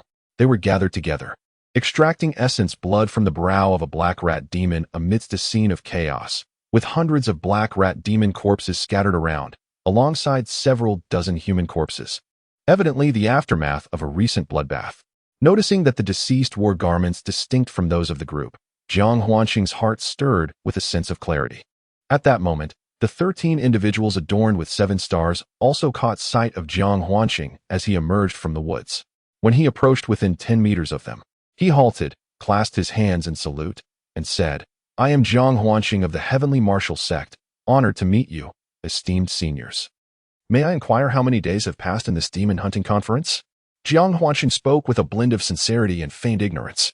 The leader of the 7-star disciples, his eyes flickering momentarily, continued, "So it seems, dear junior, that you have become separated from your companions. If you do not mind, we invite you to accompany us of the 7-star sect. It would be unwise for you to wander alone in the Black Rat Mountains, and we are about to depart ourselves." The leader of the 7-star sect spoke seemingly with goodwill. Gratitude is due to this esteemed senior for his kind intentions. However, I, a humble disciple, am preoccupied with thoughts of my fellow sect members and must hasten my departure. I shall not trouble you further. Farewell. With that, Jiang Huanshan turned to leave. He could sense that the leader of the 7-star sect was attempting to ensnare him with veiled intentions. Yet, just as Jiang Huanshan pivoted away, the leader called out, "You are Jiang, a disciple of the Heavenly Martial Sect, are you not? Surely, you would not exhibit such a lack of decorum?" Hearing the man's tone grow increasingly severe, Jiang Huanshan scoffed internally while feigning confusion. "I beg your pardon, esteemed senior. I am but a novice in the ways of etiquette. I would be grateful for your guidance." The man chuckled derisively. "If that is the case, allow me to be forthright. As the saying goes, one must pay a copper coin to inquire about directions. Rest assured, we do not seek your coins. We merely request that you relinquish your belt to us. What say you to this proposition?" Jiang Huanshan narrowed his eyes, realizing that this individual had recognized the value of his Qinquan belt. He retorted slowly, "And what if I were to refuse?" The lad lacked self-awareness. A brash disciple of the leader interjected, "Why waste words? Just slay him and seize it." The leader, seemingly losing interest, coldly remarked, "Since you refuse to comply, we shall not be held accountable for what follows." With a flick of his wrist, he commanded, "Brothers, form the 7-star sword array." At that moment, the other disciples of the 7-star sect, who had long been poised for action, responded in unison, "As you command, esteemed senior. 7 individuals encircled Jiang Huanqing, their positions mirroring the celestial arrangement of the 7 stars. Jiang Huanqing observed the situation with calmness, showing no signs of panic. He had heard from Tang Tiata about the formidable 7-star sword formation of the 7-star sect. However, it was clear that the opponents were misusing this renowned formation for nefarious purposes, tarnishing the sect's esteemed reputation, especially when he heard their excitement upon surrounding him. It was evident that they were all too familiar with their deadly craft, having likely ambushed numerous disciples from various sects before. The notion that these 13 disciples of the 7-star sect intended to take his life was utterly absurd, as the 7 positioned themselves in the 7-star sword formation. The leader of the 7-star sect appeared to be brimming with confidence. With an air of nonchalance, he addressed Jiang Huanqing, offering him one last chance to surrender his Qinquan belt, promising to spare his life. It seems you have some discernment, knowing of the Qinquan belt. I presume you possess other storage artifacts as well. I extend the same proposition to you. Relinquish all your valuables and artifacts, and I shall allow you to retain your corpses intact. With a smile that belied his intentions, Jiang Huanqing replied, his heart now steeled for violence. These individuals had shown their murderous intent over wealth. Thus, he felt no obligation to hold back. The members of the 7-star sect were momentarily taken aback by Jiang Huanqing's words. They had not anticipated that a person who appeared to be merely at the 7th level of qi gathering could audaciously challenge 13 opponents at the 9th level. Seeing Jiang Huanqing's calm demeanor, the leader of the 7-star sect felt a twinge of unease. Meanwhile, the 7 individuals who had formed the 7-star sword formation were incensed by his words. In an instant, they brandished their swords and charged at Jiang Huanqing. The 7 practitioners, each positioned in the formation of the Big Dipper, created an impenetrable barrier. It seemed that Jiang Huanqing was destined to be shattered beneath their sword array. Yet, Jiang Huanqing appeared utterly motionless, seemingly rendered speechless by fear. The leading disciple of the 7 Stars Gate mused inwardly, "It seems I have overthought this." However, scarcely had this thought crossed his mind when he witnessed an unimaginable scene. A chilling scream echoed in his ears. It was the agonizing cry of his own comrades. In the eyes of the 7 Stars disciples, 7 swords lunged toward Jiang Huanqing, mere inches from his body, yet he exhibited no discernible movement. To their astonishment, the next moment brought a blur before their eyes. Jiang Huanqing flickered momentarily. Then, they beheld their 7 companions being hurled backward, accompanied by their agonizing wails. Upon landing, they lay still, devoid of life, a clear indication of their demise. The leader of the 7 Stars Gate and the other 5 companions were utterly bewildered, unable to comprehend what had transpired. It appeared as though their 7 comrades had been instantaneously annihilated, forever consigned to eternal slumber. Meanwhile, the individual from Trenwu Gate, who claimed to be Zhang's junior, remained poised, exuding an air of nonchalance. Notably, hovering before him was a gleaming Earth-grade weapon, a superior-grade artifact. Upon seeing the suspended weapon, the leader of the 7 Stars Gate felt his pupils contract sharply, a mixture of fear and astonishment flooding his senses. Sword control technique? Transformation realm? A wolf in sheep's clothing? In an instant, this senior disciple of the 7 Stars Gate was beset by a multitude of thoughts, his heart consumed by dread. At that moment, a formidable aura erupted from Jiang Huanqing. An aura that the remaining 5 disciples of the 7 Stars Gate recognized all too well. It was the distinctive pressure of the transformation realm. Oppression, strength, and an overwhelming surge of vitality. In the presence of a master swordsman at the transformation realm, their only option was to flee. Thus, the chief disciple of the 7 Stars sect bellowed, "Run." As he spoke, he was the first to take flight. The other 4 were not far behind, scattering like blossoms in the wind as they sped away. A faint smile graced Jiang Huanqing's lips. He harbored no concerns regarding their escape. With a mere thought, his peachwood sword transformed into a streak of light, pursuing them relentlessly. His consciousness wielded the sword up to 30 meters, and within 3 breaths, the fleeing quintet collapsed within that distance. The swiftness of his sword was as blinding as lightning, and his consciousness guided the blade as deftly as his own arm. Thus, none could evade the reach of his peachwood sword. Their speed paled in comparison to his consciousness. Within that 30-meter realm, Jiang Huanqing wielded his sword with divine precision, sealing the fate of the 7 Stars sect's members. He felt no psychological burden in slaying them.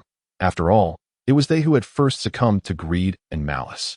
To Jiang Huanqing, their movements appeared as sluggish as snails, allowing him to remain composed as he summoned the peachwood sword nurtured by his internal essence, swiftly dispatching 7 members of the sword formation. His mastery of swordsmanship relied entirely on his consciousness, and due to his formidable essence at the transformation realm, he was on an entirely different plane than those at the Qi-gathering realm, which enabled him to slaughter them with overwhelming dominance. As he utilized his consciousness to wield the sword for the first time, Jiang Huanqing felt immensely satisfied.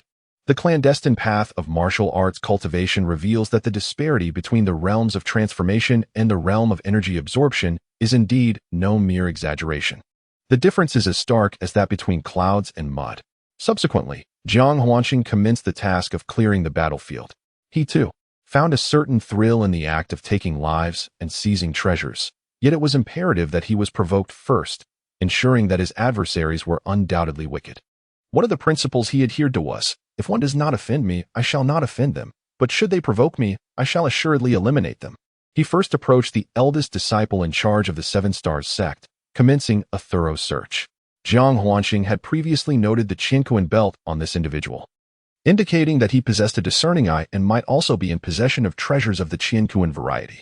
Storage-type magical artifacts are exceptionally rare and precious, unlike the common combat instruments, as even the ordinary martial artist might never have heard of them. To echo the words of Fatty Chi, anyone knowledgeable about storage artifacts would undoubtedly possess a substantial background and status.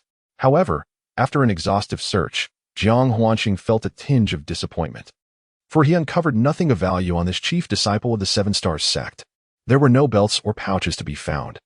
He only retrieved a token of identity from the man. This token bore the emblem of the 7 Stars sect, and its reverse side inscribed the individual's identity information. Upon reading it, Jiang Huanqing realized he might have unwittingly stepped into peril, for the token revealed that this individual was none other than the son of the sect leader, the young master of the 7 Stars sect. In terms of status, he was akin to Yu Chaishan. Yet the 7 Stars sect boasted a far more profound foundation than the Tianwu sect. Thus, this person, named Han Ji, held a significantly higher rank than Yu Chaishan. One could only imagine the dire consequences that would ensue should the 7 Stars sect discover that their young master had been slain by him. Fortunately, all 13 disciples of the 7 Stars Gate perished, leaving no one aware of the source of their demise, thus averting any potential complications. Moreover, having committed the act, Jiang Huanqing felt no remorse. Turning the page on this chapter, a sense of curiosity arose within him. Given that this individual was the young master of the 7 Stars Gate and recognized his Qiankuan belt, one would expect his background to be far more affluent than that of an ordinary person. It was inconceivable that he would possess no valuable items, not even the most basic black rat demon blood. The more illogical the situation appeared, the more it piqued his suspicion. As Jiang Huanqing lowered his gaze to scrutinize the corpse once more, he finally discerned a singular anomaly. On the man's wrist, there rested a bracelet. Typically, bracelets are adornments associated with women, making their presence on a man rather unusual. Jiang Huanqing reached out and removed the bracelet, examining it closely. It appeared to be an unremarkable piece, composed of a material that resembled jade, yet was distinctly black. Drawing upon his prior experience with the belt, Jiang Huanqing employed his spiritual sense to investigate the bracelet. As his consciousness enveloped the ornament, an unexpected jolt coursed through him. As his spiritual awareness penetrated the bracelet's interior, elation surged within him. His assumptions had proven correct. The bracelet was indeed a storage artifact, and of a superior grade compared to the belt. Remarkably, the space within the bracelet exceeded 100 square feet, tenfold that of the belt. Information regarding storage artifacts is often deemed too precious, leaving most individuals unaware of their distinctions, and thus Jiang Huanqing remained oblivious to the hierarchy of such items. However, gazing at the expansive space of over 100 square units within the bracelet, which far exceeded that of the belt, he concluded that storage artifacts must indeed possess a hierarchy. This black bracelet was evidently a superior artifact compared to the belt pouch. Elated by the acquisition of a more advanced storage artifact than the Qiankuan belt, Jiang Huanqing felt a surge of excitement. He had long desired to present a gift to his master, Yi Qingyuan, yet struggled to find something suitable. Now, the black Qiankuan bracelet was perfect. Beyond the inherent value of the bracelet itself, the wealth contained within was substantial. Inside, Jiang Huanqing discovered 250 low-grade essence stones, 108 gourds filled with the blood of black rat demons, and several unidentified first-tier medicinal herbs. Truly, as the young master of the Seven Stars sect, the worth of this low-grade heavenly artifact surpassed that of most cultivators at the transformation realm. Jiang Huanqing mused inwardly. The value of a heavenly artifact was such that only a few elders within the entire heavenly martial sect possessed one, underscoring its rarity and preciousness. After the initial excitement, Jiang Huanqing directly performed a blood sacrifice to refine this low-grade heavenly artifact, absorbing it into his body for nurturing. With this low-grade heavenly artifact, his combat effectiveness would undoubtedly be enhanced, providing an additional safeguard for his life.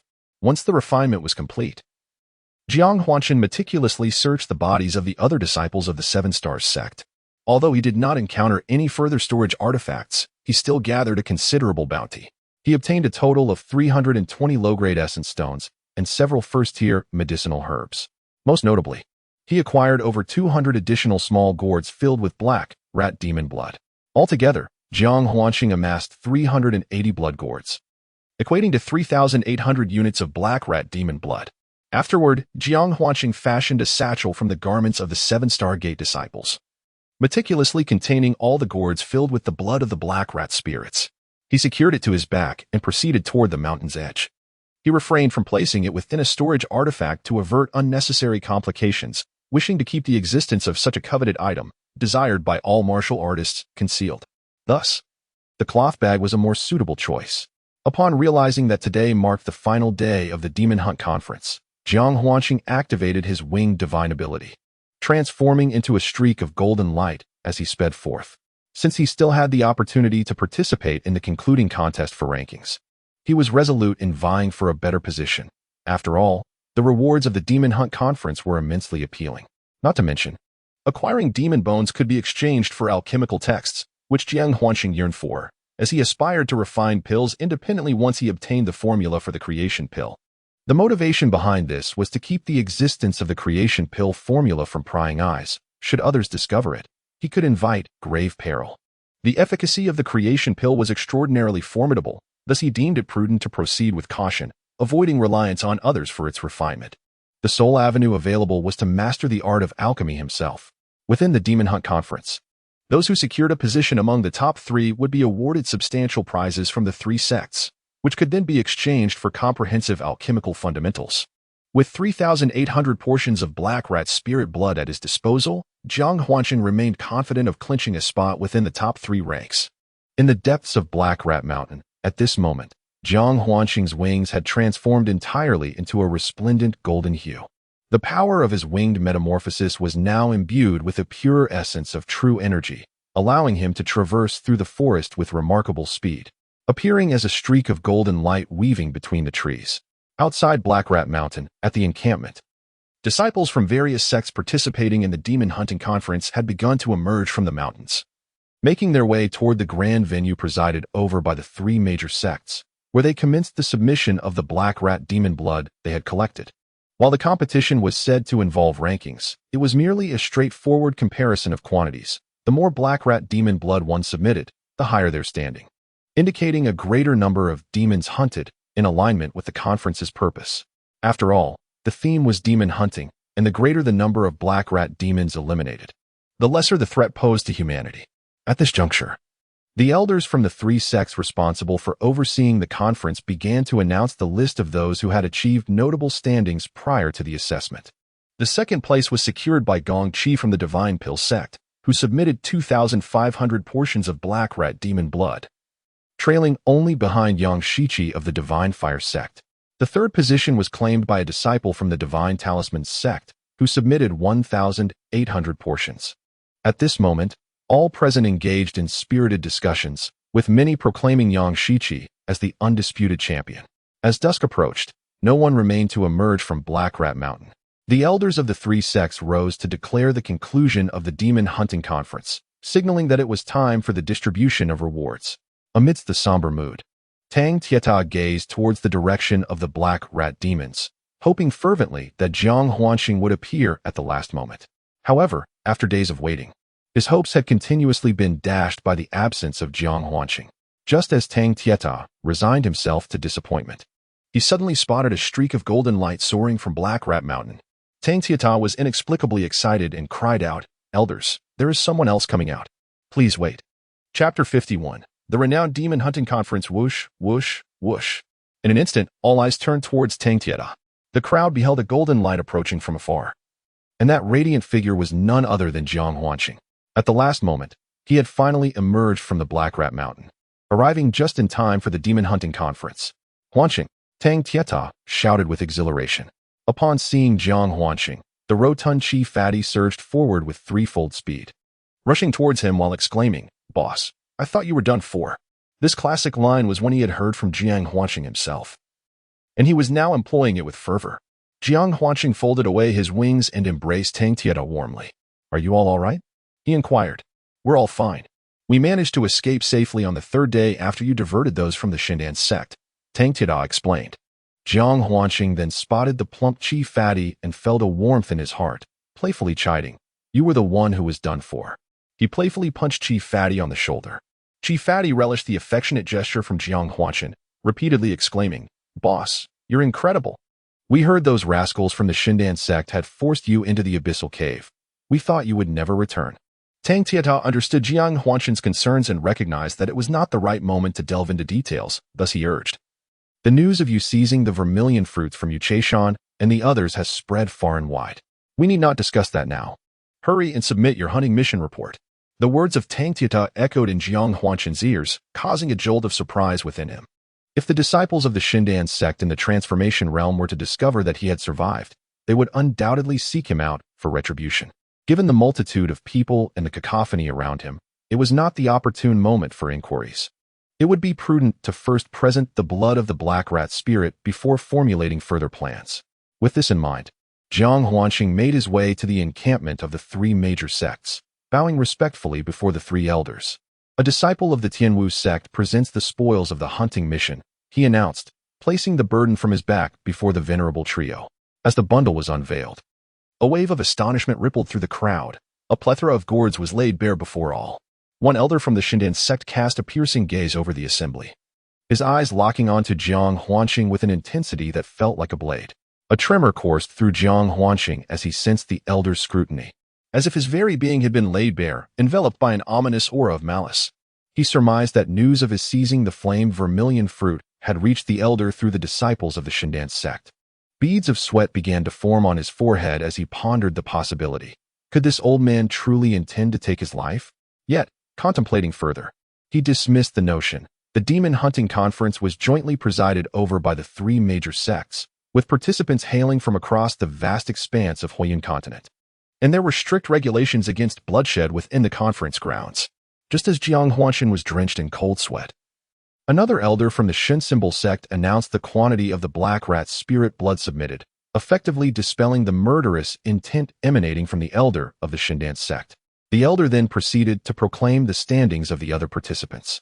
However, when the assembly learned of the amount Jiang Huanqing had submitted, an uproar ensued. Jiang Huanqing of the Tianwu sect? Had this individual not been previously known? 3,800 entries. That surpasses Yang Shiqi by a full 1,002. I am aware that Tianwu Gate is situated in Beilu Mountain. Is this Jiang Huanqing the one pursued by Gong Qi from the Shindan sect? It seems so. I have heard he was driven into the perilous Shuangqua Mountain, home to second-tier demonic beasts, yet he managed to emerge from it. Truly remarkable. Humph, what does that even signify? It is said that Jiang Huanqing seized some extraordinary fruit from the hands of several transformation realm experts and was subsequently cast into the abyss, only to unexpectedly return. Hiss. Upon hearing this, everyone drew in a sharp breath. To snatch extraordinary fruit from transformation realm cultivators, this fellow possesses extraordinary audacity. Those in the crowd who were privy to Jiang Huanqing's background began to murmur amongst themselves. Listening to their discussions, Jiang Huanqing was indifferent. He had resolved to seize his reward and flee. He was certain that factions led by the Shindan would seek vengeance upon learning of his survival. In stark contrast to the chaos around him, the three elders from the sects remained composed, continuing to announce the rankings of the thousands gathered at the event. Following that, the distribution of rewards commenced. Jiang Huanqing initially assumed the rewards would commence from the first place, yet to his surprise, they began from the last. This rendered his intention to swiftly claim his reward and escape futile, leaving him to await his turn in silence. After 3 hours, it was finally Jiang Huanqing's moment. At this time, All eyes converged upon the reward for the first place. When Jiang Huanqing acquired several elemental stones, elixirs, and earthly artifacts, the moment for the grand rewards arrived. The eyes of nearly all the disciples from various sects and families in attendance turned crimson with envy and jealousy. At this point, Jiang Huanqing's name reverberated throughout the entirety of the demon hunting conference. The powerhouses of the entire Huiyan continent were now aware of his remarkable presence, marking his complete rise to fame. As promised, the three major sects each presented a piece of demon bone as a reward for the first place. The Divine Fire sect offered a crystal lion's demon bone, capable of harnessing the power of water to launch attacks, transforming into water blades or swords in various forms. The Divine Talisman sect provided the demon bone of a pangolin, which could enhance defensive capabilities during combat. Finally, when the Divine Alchemy sect presented their demon bone, Jiang Huanqing requested an exchange for the comprehensive foundation of alchemy. This request led many to believe that Jiang Huanqing had lost his senses, trading a combat demon bone for an alchemical compendium. Although the comprehensive foundation of alchemy is undoubtedly precious, the art of alchemy requires innate talent, and achieving mastery in this field demands significantly more time than the pursuit of martial arts, with no guarantee of success. The elder of the Divine Alchemy sect was momentarily taken aback by Jiang Huanqing's proposition, but he swiftly resolved to accept the trade. While the comprehensive foundation of alchemy holds substantial value in other sects, it is considered quite ordinary within the Divine Alchemy sect, a place dedicated to the craft of alchemy. In contrast, the demon bones were a significant investment made by the sect's higher-ups for the demon hunting conference, as they vied for prestige and profit against the other two sects, unwilling to tarnish their reputation. One can only accompany the bleeding. And every year at the demon hunting conference, it pains the heart to offer demon bones as rewards. Thus, an elder of the Divine Elixir sect, in a moment of folly, decided to bestow upon Jiang Huanqing a comprehensive foundational guide to alchemy. With the distribution of rewards completed, today's demon hunting conference reached a gratifying conclusion. The disciples of the sects who received rewards were filled with elation, while those who did not, along with the sects who suffered losses, wore expressions of deep discontent. For instance, the enemies Jiang Huanqing had made, such as the Divine Elixir sect, the Su family, and the Mystical sect, were all awaiting an opportunity to settle scores with him. Although casualties among disciples are a common occurrence at the annual conference, it is predicated on the ignorance of who was responsible for the deaths. Once the culprits are identified, retribution becomes a customary obligation. However, within the confines of the demon hunting conference venue, combat is strictly prohibited, thus no one dared to act in haste. Just as Jiang Huanqing prepared to bid farewell to his rotund companion, the elders of the three major sects announced, the demon hunting conference has concluded successfully. The trading session in the free market is now open. Those possessing rare treasures may choose to trade with our three major sects, ensuring fairness and equity. What is the meaning of this? Jiang Huanqing inquired, looking quizzically at Tang Tieta. I have heard this is a customary practice following the conclusion of the demon hunting conference. Consider it. During the hunt, one may not only pursue the designated demon beasts but may also encounter others not listed for hunting. Any such encounters may yield rewards in the form of essence stones or precious medicinal herbs and cultivation items. It is only natural for one to seek to trade what is unnecessary for what is beneficial, Tang Tieta elucidated. Thus, it became clear to him. Jiang Huanqing pondered for a moment and then, struck by inspiration, inquired of Tang Tieta, is it possible to find someone to concoct elixirs? As long as you possess primordial stones, anything can be achieved. Tang Tieta elucidated the matter. Upon hearing this, Jiang Huanqing resolved to delay his departure. After all, stepping beyond the encampment would likely result in being besieged, making it more prudent to assist his master in refining elixirs. Thus, Jiang Huanqing's primary focus remained on the creation pill, contingent upon gathering the necessary materials, and this marketplace presented a convenient avenue. Reflecting on the ingredients, he recalled Fatty Chi, who was in possession of some of the requisite components for the formulation. He then asked Tang Tieta, where is Fatty Chi? Was he not just here? Tang Tieta glanced around and noted Fatty was nowhere to be found. He then exclaimed, I understand. Fatty is at the tent of the Divine Talisman sect. He stayed behind to wait for you, but was subsequently discovered by their members.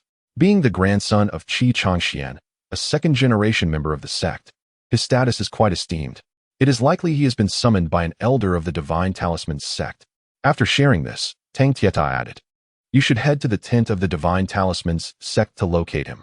Jiang Huanqing held a considerable trust in Fatty Qi, so he promptly made his way to the tent of the Divine Talisman's sect.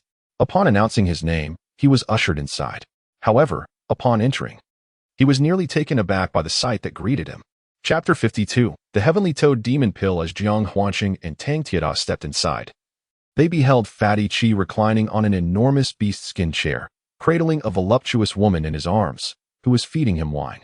Meanwhile, a nearby table overflowed with an array of fruits and delicacies. The elder of the Divine Symbol sect, who previously hosted the demon hunting conference, stood nearby, exuding an air of stewardship. At that moment, Jiang Huanqing felt a surge of envy and resentment, inwardly cursing, "Isn't this the life I have always longed for?" Upon noticing Jiang Huanqing's arrival, the elder of the Divine Symbol sect addressed the rotund Qi with a flattering demeanor, saying, "Young master, your friend has arrived." Qi, already slightly inebriated, blurted out, "What, my friend?" It seemed he was anxious that Jiang Huanqing might misinterpret his words, prompting him to hastily clarify. Jiang Huanqing smiled and shook his head in understanding, aware that the old man Qi referred to was his grandfather, Qi Changxian. While the old fellow denoted the elder of the Divine Symbol sect, a wave of nervousness washed over him. The Qi, the esteemed elders of the three sects, were merely old fellows. From Qi's current mannerisms, Jiang Huanqing realized he had perhaps underestimated Qi's standing within the Divine Symbol sect, or his grandfather Qi Changshuan's stature. Qi Changshuan's position within the sect seemed akin to Lin Qianshu's status in the Heavenly Martial Gate, serving as an unwavering pillar of support. "Eldest, please take a seat. You both need not stand. Bring forth the wine, the finest." Qi urged them to sit. The unfamiliar wine was a pale blue hue, exuding a delicate fragrance, as the third elder of the Divine Symbol sect personally poured drinks for Jiang Huanqing and Tang Tieta. In response, Jiang Huanqing and Tang Tieta felt a sense of trepidation, hastily rising to express their gratitude to the sect. Yet, the elder of the Divine Symbol sect smiled warmly, displaying no airs of superiority, and kindly remarked, "You are the young master's friends. It is my duty to entertain you, so please do not stand on ceremony." "Indeed, my dear friend, there is no need for formality between us. I have known this old fellow since childhood, and you are my superior, so feel free to be at ease." From the tone of the rotund gentleman, Jiang Huanqing discerned a different sentiment towards the elder of the Divine Symbol sect. Though he jestingly referred to him as this old fellow, the warmth in his voice revealed a deep familiarity, which could be considered the peculiar manner of the rotund man's communication. Consequently, Jiang Huanqing also relaxed his demeanor. He was not one to be pedantic, rather, he possessed a generous spirit. He welcomed the elder's attentiveness, feeling quite pleased, as few could boast of receiving such hospitality from a senior of the Divine Symbol sect in the fiery realm of Huiyuzhou. After taking a hearty sip of wine, the rotund man set down his large bowl and declared, "I have prepared this for you long ago."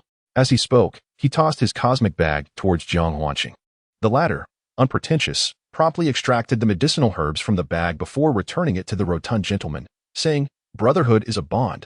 Who knows when we shall meet again? I shall keep the herbs, and you may retain the spirit stones as a token from me, your elder." Upon hearing Jiang Huanqing's words, the jovial rotund man sat up straight, his expression turning earnest. "In my lifetime, I, Qi the Rotund, have never had a true friend. You are the first I acknowledge as my elder brother, and this bond shall last a lifetime. Keep this cosmic bag." As Jiang Huanqing beheld the bag tossed back to him, he recognized the steadfastness and sincerity in the rotund man's eyes. It was clear that he intended to bestow the entire cosmic bag upon him, and to claim that he was not moved would be a disingenuous statement. On the path, I must confess that I have encountered a remarkable adventure and acquired a storage artifact. Thus, I shall forego the bag, for I have ample yuan stones and appreciate your kindness. Do you look down upon me? The portly man was incensed. "Not at all. Observe. I have obtained a Qianquan belt." As Jiang Huanqing spoke, he presented the Qianquan belt he acquired from the Su family to the rotund man. "What belongs to you is yours, yet this is a gift from me. Moreover, I had previously promised to procure a storage artifact from my grandfather for you." The portly man remained resolute. After a brief standoff, unable to resist the man's earnestness, Jiang Huanqing reluctantly accepted the Qianquan belt, which also contained several yuan stones and talismans, all generously bestowed upon him by the rotund man. Subsequently, as Jiang Huanqing expressed his intention to take his leave, the portly man, with a tinge of reluctance, implored. "Stay a while longer. What is the rush?" Jiang Huanqing replied that he needed to find someone to concoct elixirs. The portly man waved his hand dismissively, saying, "A trivial matter. Simply present the refining recipe to the old fellow. He has some accomplishments in alchemy, and there is no need to seek others." Encouraged by the portly man's words, Jiang Huanqing quickly retrieved the formula for the elixir left by Lin Qianshu to show to the elder of the Divine Talisman sect. This was a fundamental recipe for a potion, not truly an elixir. With some refining, it could be prepared in a mere 2 hours. After reviewing the recipe, the elder of the Divine Talisman sect remarked, "Then it shall be my pleasure to assist." Jiang Huanqing expressed his gratitude and promptly produced all the necessary ingredients, entrusting them to the elder for refinement, believing that every additional potion crafted would be beneficial. Once the elder of the Divine Talisman sect had taken the materials to commence the refining process, the three resumed their convivial drinking and conversing. During this period, the corpulent man inquired of Jiang Huanqing about his escape, to which Jiang Huanqing responded with a blend of truth and embellishment, recounting his theft of the Zhu fruit and the assistance he received from the spirit weasel, while intentionally omitting the matter of the silver. Upon hearing that Jiang Huanqing had acquired a mystical weasel, both the corpulent man and Tang Tieta clamored to behold it. The weasel, renowned for its divine nature in relation to silver, was deemed extraordinary. Hence, when departing from the Black Mouse Mountain, Jiang Huanqing concealed the weasel within his bosom. Now, in the presence of the trusted corpulent man and Tang Tieta, he revealed the weasel for their admiration. With a squeak, the weasel promptly leaped towards the wine jug, its tiny paws clutching it as it began to drink. Having caught the scent of the wine while nestled in Jiang Huanqing's embrace, it had been yearning to emerge. Restrained only by Jiang Huanqing's hold, now liberated, it eagerly approached the wine jug, driven by its insatiable craving. Under the watchful gazes of the three, the weasel polished off an entire jug of wine, then swayed unsteadily towards the corpulent man, performing a bow of gratitude, as if acknowledging him for the generous hospitality. Its pristine white fur and adorably animated eyes rendered it irresistibly charming, eliciting hearty laughter from the corpulent man, who exclaimed, "Boss, you've struck gold." Even the simple-hearted Tang Tieta was compelled to reach out and pet the weasel, yet it permitted only Jiang Huanqing to touch it, emitting squeaks of refusal at Tang Tieta's advances. Delighted by the weasel's antics, the corpulent man ordered 3 more jugs of wine. Although the materials required for the elixir of transformation were exceedingly rare, Jiang Huanqing remained steadfast in his belief that he would ultimately gather all that was necessary to completely eradicate his master's demonic poison. Currently, the 3 primary medicinal ingredients have been secured, the flame Zhu fruit and the ice snow lotus. What remains is the 3rd primary ingredient, along with 9 auxiliary herbs, to concoct the coveted creation pill, which is indeed a promising omen. As he pondered over the medicinal materials, Jiang Huanqing suddenly recalled that the Divine Rune sect, being a centuries-old and profoundly established sect, might enlist the help of the corpulent individual to assist in the search, as it would certainly be more convenient than undertaking the quest alone. He promptly conveyed his requirements to the portly fellow, who, without hesitation, instructed Elder Zhong to inquire further. At this juncture, the marketplace had already attracted merchants from various sects and noble families. Elder Zhong, unwaveringly committed to the portly man's directive, took the list of herbs pinned by Jiang Huanqing and set out to seek them. After a considerable period, Elder Zhong returned with news.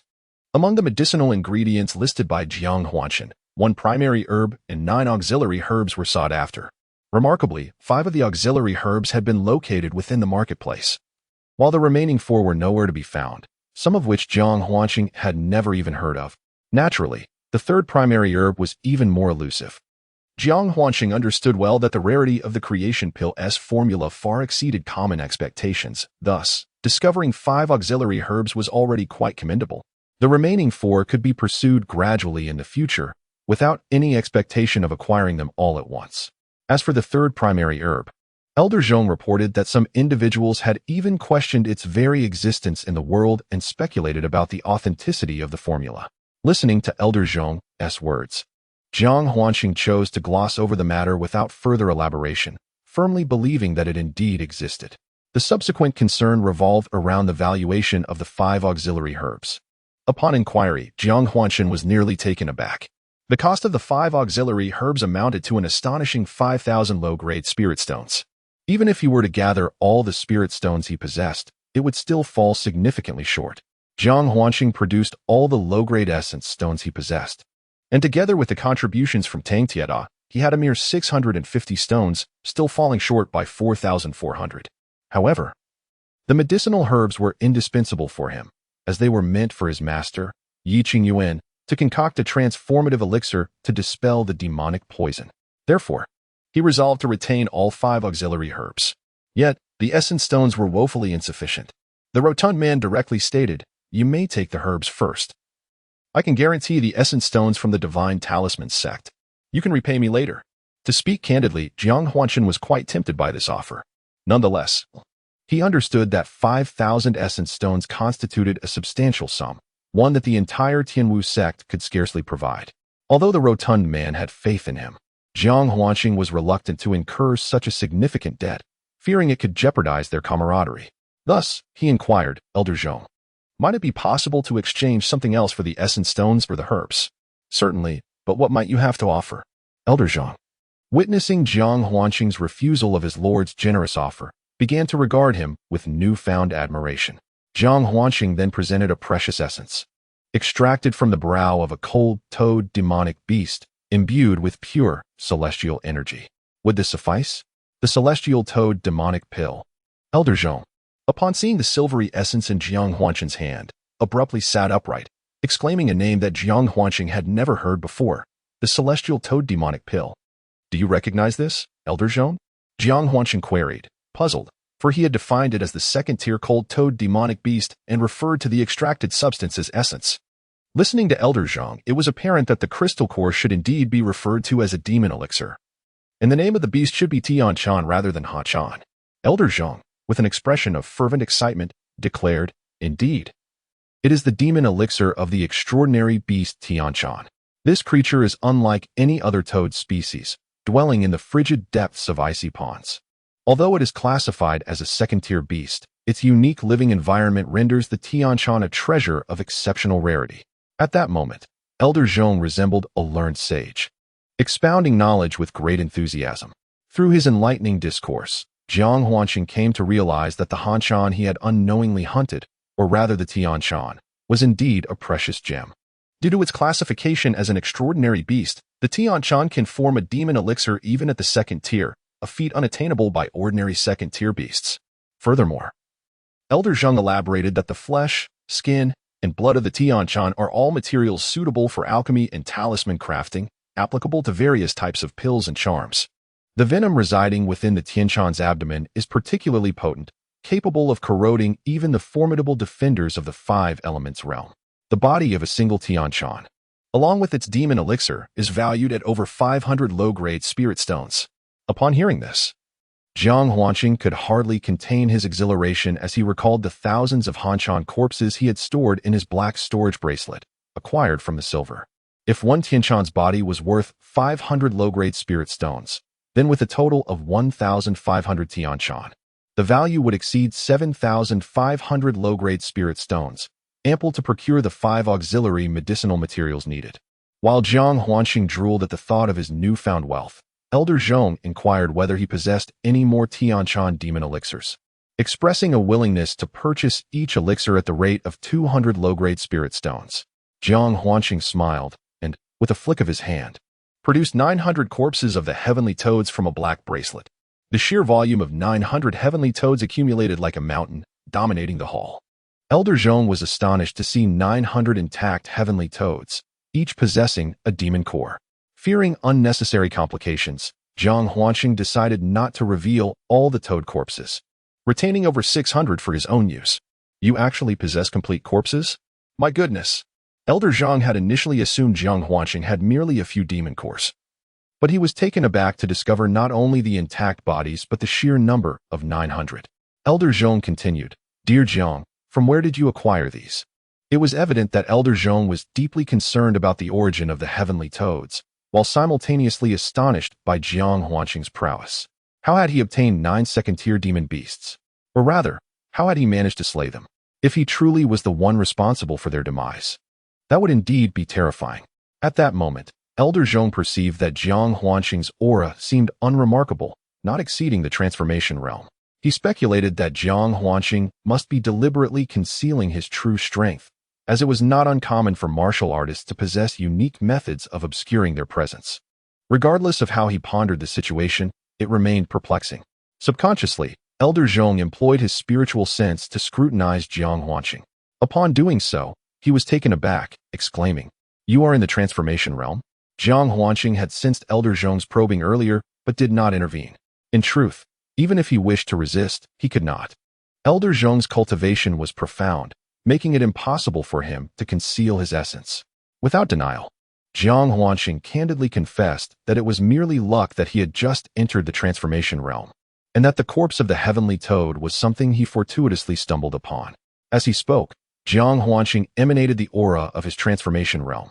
Instantly, both the plump man and Tang Tiada gasped in astonishment, while Elder Zhong wore an expression of shock. After a moment of silence, the three exclaimed in unison, "A prodigy." "A prodigy?" Elder Zhong inquired. "May I ask, young friend Zhong, how old are you this year?" Following Elder Zhong's praises and the envy of the plump man and Tang Tieta, the conversation once again shifted to the corpse of the heavenly toad. With the involvement of the plump man, Elder Zhong offered Jiang Huanqing a price after some negotiation, ultimately providing him with 5 types of auxiliary medicinal herbs alongside his own essence stones and 900 heavenly toad corpses. Subsequently, Elder Zhong inquired about the origin of the heavenly toad, appearing somewhat anxious. "If you reveal the location, I would be willing to offer you 3 of our sect's 3rd-tier minor heavenly transformation talismans. What do you say?" Although Jiang Huanqing had his suspicions and had long guessed that Elder Zhong's ultimate aim was the Ice Lotus, hearing it confirmed by him brought a sense of relief.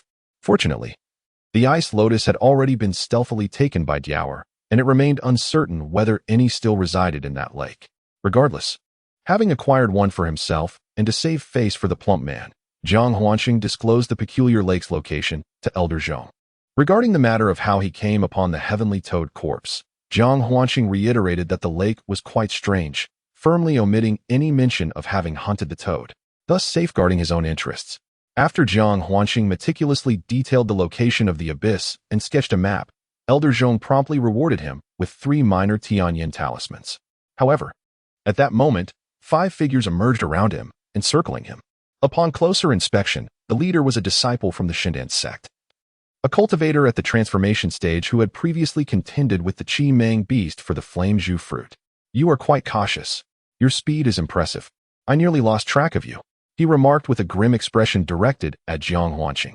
Jiang Huanqing scanned the surroundings with his spiritual sense and discerned that all 5 were at the transformation stage, with the leader being at the 8th level, while the other 4 were at the 3rd level. Each of them surpassed him in cultivation, although he had anticipated an ambush. He had expected it to come from the Su family, not the Shindan sect. Upon reflection, it made sense. This disciple, along with the 7 others from Shindan sect, had suffered losses at the hands of the Qi Mang beast while seeking the flame Zhu fruit. In the end, the fruit had fallen into his hands instead. The extraordinary value of the rare Zhu fruit was beyond imagination. Now that they realized he had emerged alive from the abyss, the Shindan sect would undoubtedly not let him go. Even if other factions sought revenge, the Shindan sect might intervene for the sake of the Zhu fruit. "Daring to pluck the fruit from the grasp of my palace, you are the first to do so. Who are you?" "I do not comprehend what you mean by Zhu fruit," Jiang Huanqing continued to feign ignorance, wishing to buy time and find a flaw to escape. Jiang Huanqing surveyed his surroundings, only to feel a wave of disappointment wash over him. The 5 individuals occupied strategic positions, leaving no room for evasion, and he sensed 5 strands of spiritual awareness fixated upon him, rendering any attempt at escape futile. A mere practitioner of the Qi-gathering realm, at this moment, dared to exhibit such audacity, utterly oblivious to the gravity of his predicament. How naive to be ignorant of the concept of death. "I shall grant you this lesson." The leader, addressing himself as Gong Ming, seemed to have exhausted his patience, issuing a direct command for execution. Buzzing sounds filled the air as 5 flying swords materialized, hovering before the 5 individuals, poised to strike Jiang Huanqing. Witnessing this scene, a sense of solemnity enveloped Jiang Huanqing, the display of 5 advanced practitioners against him. A mere Qi-gathering cultivator in their eyes, resembled a lion poised to seize a rabbit. This revelation unveiled Gong Ming as a person of meticulous caution. In an instant, Jiang Huanqing's thoughts coalesced, and his peachwood sword soared from his dantian. Chapter 54. The terrifying value of Silver the Five, brimming with confidence, were taken aback when they beheld the flying sword summoned from Jiang Huanqing's body. However, the sudden transformation within him encompassed far more than they anticipated. Simultaneously, a familiar aura erupted from Jiang Huanqing, the distinctive essence of a practitioner at the transformation realm. What initially appeared to be a Qi-gathering realm practitioner at the 7th level surged with power in that moment. 8th level, 9th level, perfection. While the 5 were momentarily stunned, Jiang Huanqing's aura stabilized firmly at the 1st level of the transformation realm. Moreover, in the eyes of the 5, he was now enveloped in a golden radiance, with a pair of golden wings unfurling behind him. The sudden transformation left the 5 members of the Divine Pill sect in a state of astonishment. The manifestation of corporeal vigor, the prowess of demonic bones. The 1st level of the transformation realm. Observing the dense layer of vigor enveloping Jiang Huanqing's form, the 5 cultivators from the Divine Pill sect exchanged grave glances, their thoughts converging on the term holistic cultivation. A practitioner of the transformation realm is no longer the novice who merely traverses the energy-gathering realm. They recognized the characteristics of Jiang Huanqing's corporeal vigor and the wings that signified the power of demonic bones. In an instant, they each arrived at an unfavorable conclusion regarding Jiang Huanqing. A person who intentionally suppresses their cultivation is one of cunning intellect, possessing wings akin to those of demonic bones. His speed surpasses that of his peers, rendering him a formidable opponent. The purity of the corporeal vigor, which enveloped his entire being, indicated its successful manifestation, suggesting he could be subdued with relative ease.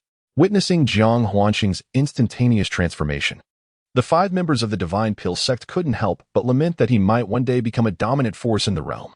Fortunately, at this moment, Jiang Huanqing's cultivation was merely at the 1st level of the transformation realm, while Gong Ming, the leader of the group, had achieved the 8th level of the transformation realm, and the others were at the 3rd level, significantly surpassing Jiang Huanqing in power, ensuring they could still overwhelm him. "You little thief, have you already consumed the scarlet fruit?" Gong Ming, the leader of the Divine Pill sect, questioned darkly, recalling how he had seen Jiang Huanqing seize the scarlet fruit when he was still in the energy-gathering realm. In just a few days, he had ascended to the transformation realm, indicating that he must have consumed the scarlet fruit to achieve such rapid advancement. The thought that the fiery scarlet fruit, for which he had fought desperately, had been snatched away by Jiang Huanqing filled him with rage, causing his entire body to tremble. "And what of it?" Jiang Huanqing replied with calm indifference. "Indeed, you are cursed." Gong Ming was utterly enraged, for in his heart, Zhu Guo rightfully belonged to him. With a furious exclamation, he launched himself into action, directing his flying sword towards Jiang Huanqing's neck. The other 4 also ascended on their swords, attacking Jiang Huanqing. Beneath the assault of 5 flying swords, Jiang Huanqing dared not be careless. His consciousness stirred as he summoned his peachwood sword to confront Gong Ming, who possessed the highest cultivation level among them, being at the 8th tier of the transformation realm. Thus, he concentrated his efforts on countering Gong Ming's attack. Simultaneously, Jiang Huanqing twisted his body to evade the onslaught of the other 4 swords. With a clang, he felt his mind jolt, and a surge of turmoil coursed through his body, resulting in a spurt of blood and severing his connection with the peachwood sword. Subsequently, he was struck by the 4 other flying swords, sent hurtling backwards, and he crashed to the ground, creating a large crater. In a mere exchange, his peachwood sword was unexpectedly severed and destroyed by Gong Ming of the 8th tier of the transformation realm. Furthermore, he could not evade the assaults from the other 4 swords, which sent him flying. Fortunately, his physical defenses had reached their peak, allowing him to withstand the blows of the 4 swords without sustaining injury. However, his protective energy was shattered by their combined assault. Among the 5, 1 was at the 8th tier of the transformation realm, while 4 were at the 3rd tier. Jiang Huanqing had just stepped into the 1st tier of the transformation realm. If he faced any one of them individually, he would have confidence in battling. Yet, confronting all 5 simultaneously left him utterly without hope. Lying in the crater, he felt his internal organs shift, his blood and energy roiling within him, causing great discomfort. Had it not been for the protection of his physical defenses, he would have perished long ago. With a single strike, Jiang Huanqing comprehended the notion of a chasm between the 1st and 2nd tiers of martial arts cultivation. However, time for idle contemplation was scarce as 5 individuals approached. Jiang Huanqing regarded the leading figure, Gong Ming, with a scornful expression and promptly activated the 9 turns golden body technique, summoning his protective aura. To his dismay, he found that the chaotic energy rendered his protective force ineffective. As the disciple closed in within 3 paces, a sudden determination surged within him. A radiant light flickered from his core, targeting the neck of the 4th disciple. At that moment, the other 4 members of the Shindan sect were obscured by the 4th disciple, oblivious to the unfolding event. Yet, Gong Ming, the leader, sensed the impending danger first.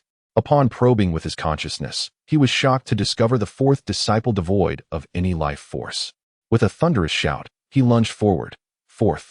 In the wake of his exclamation, the 4th disciple's head fell with a thud. It was only then that the remaining 4 realized the grim reality of his demise.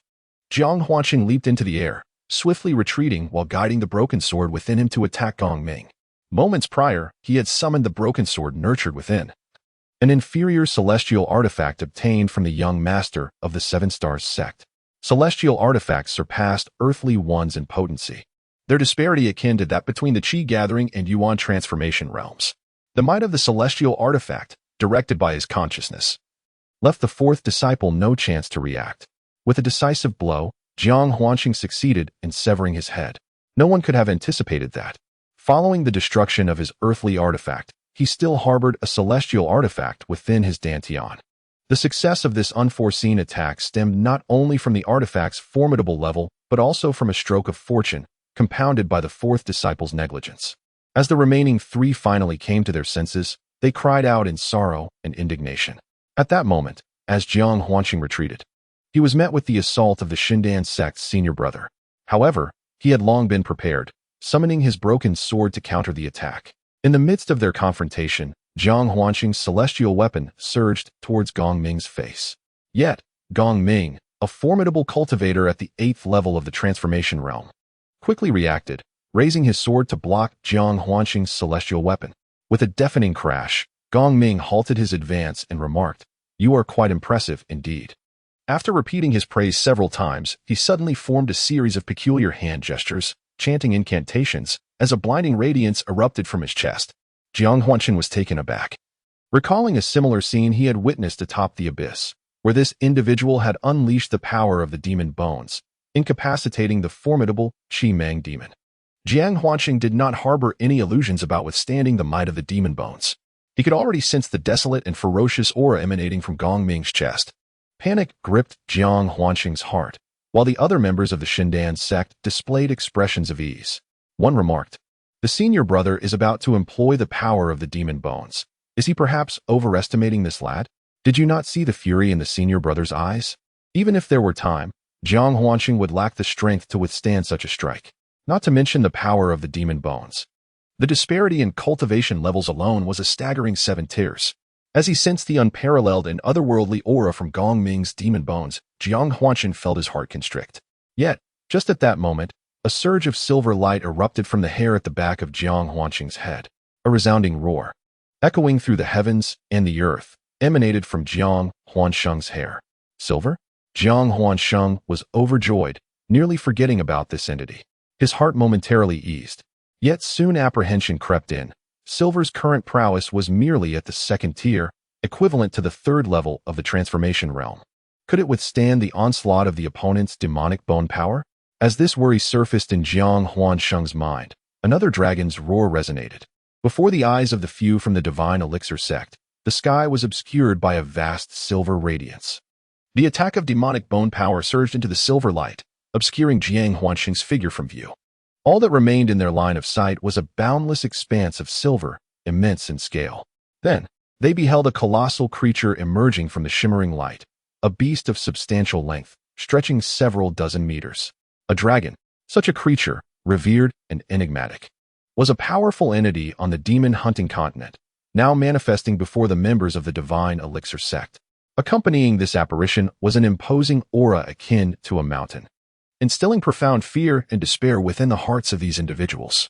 One by one, they fell to their knees, overwhelmed not only by terror, but also by the sheer might of silver, their legs trembling beneath them.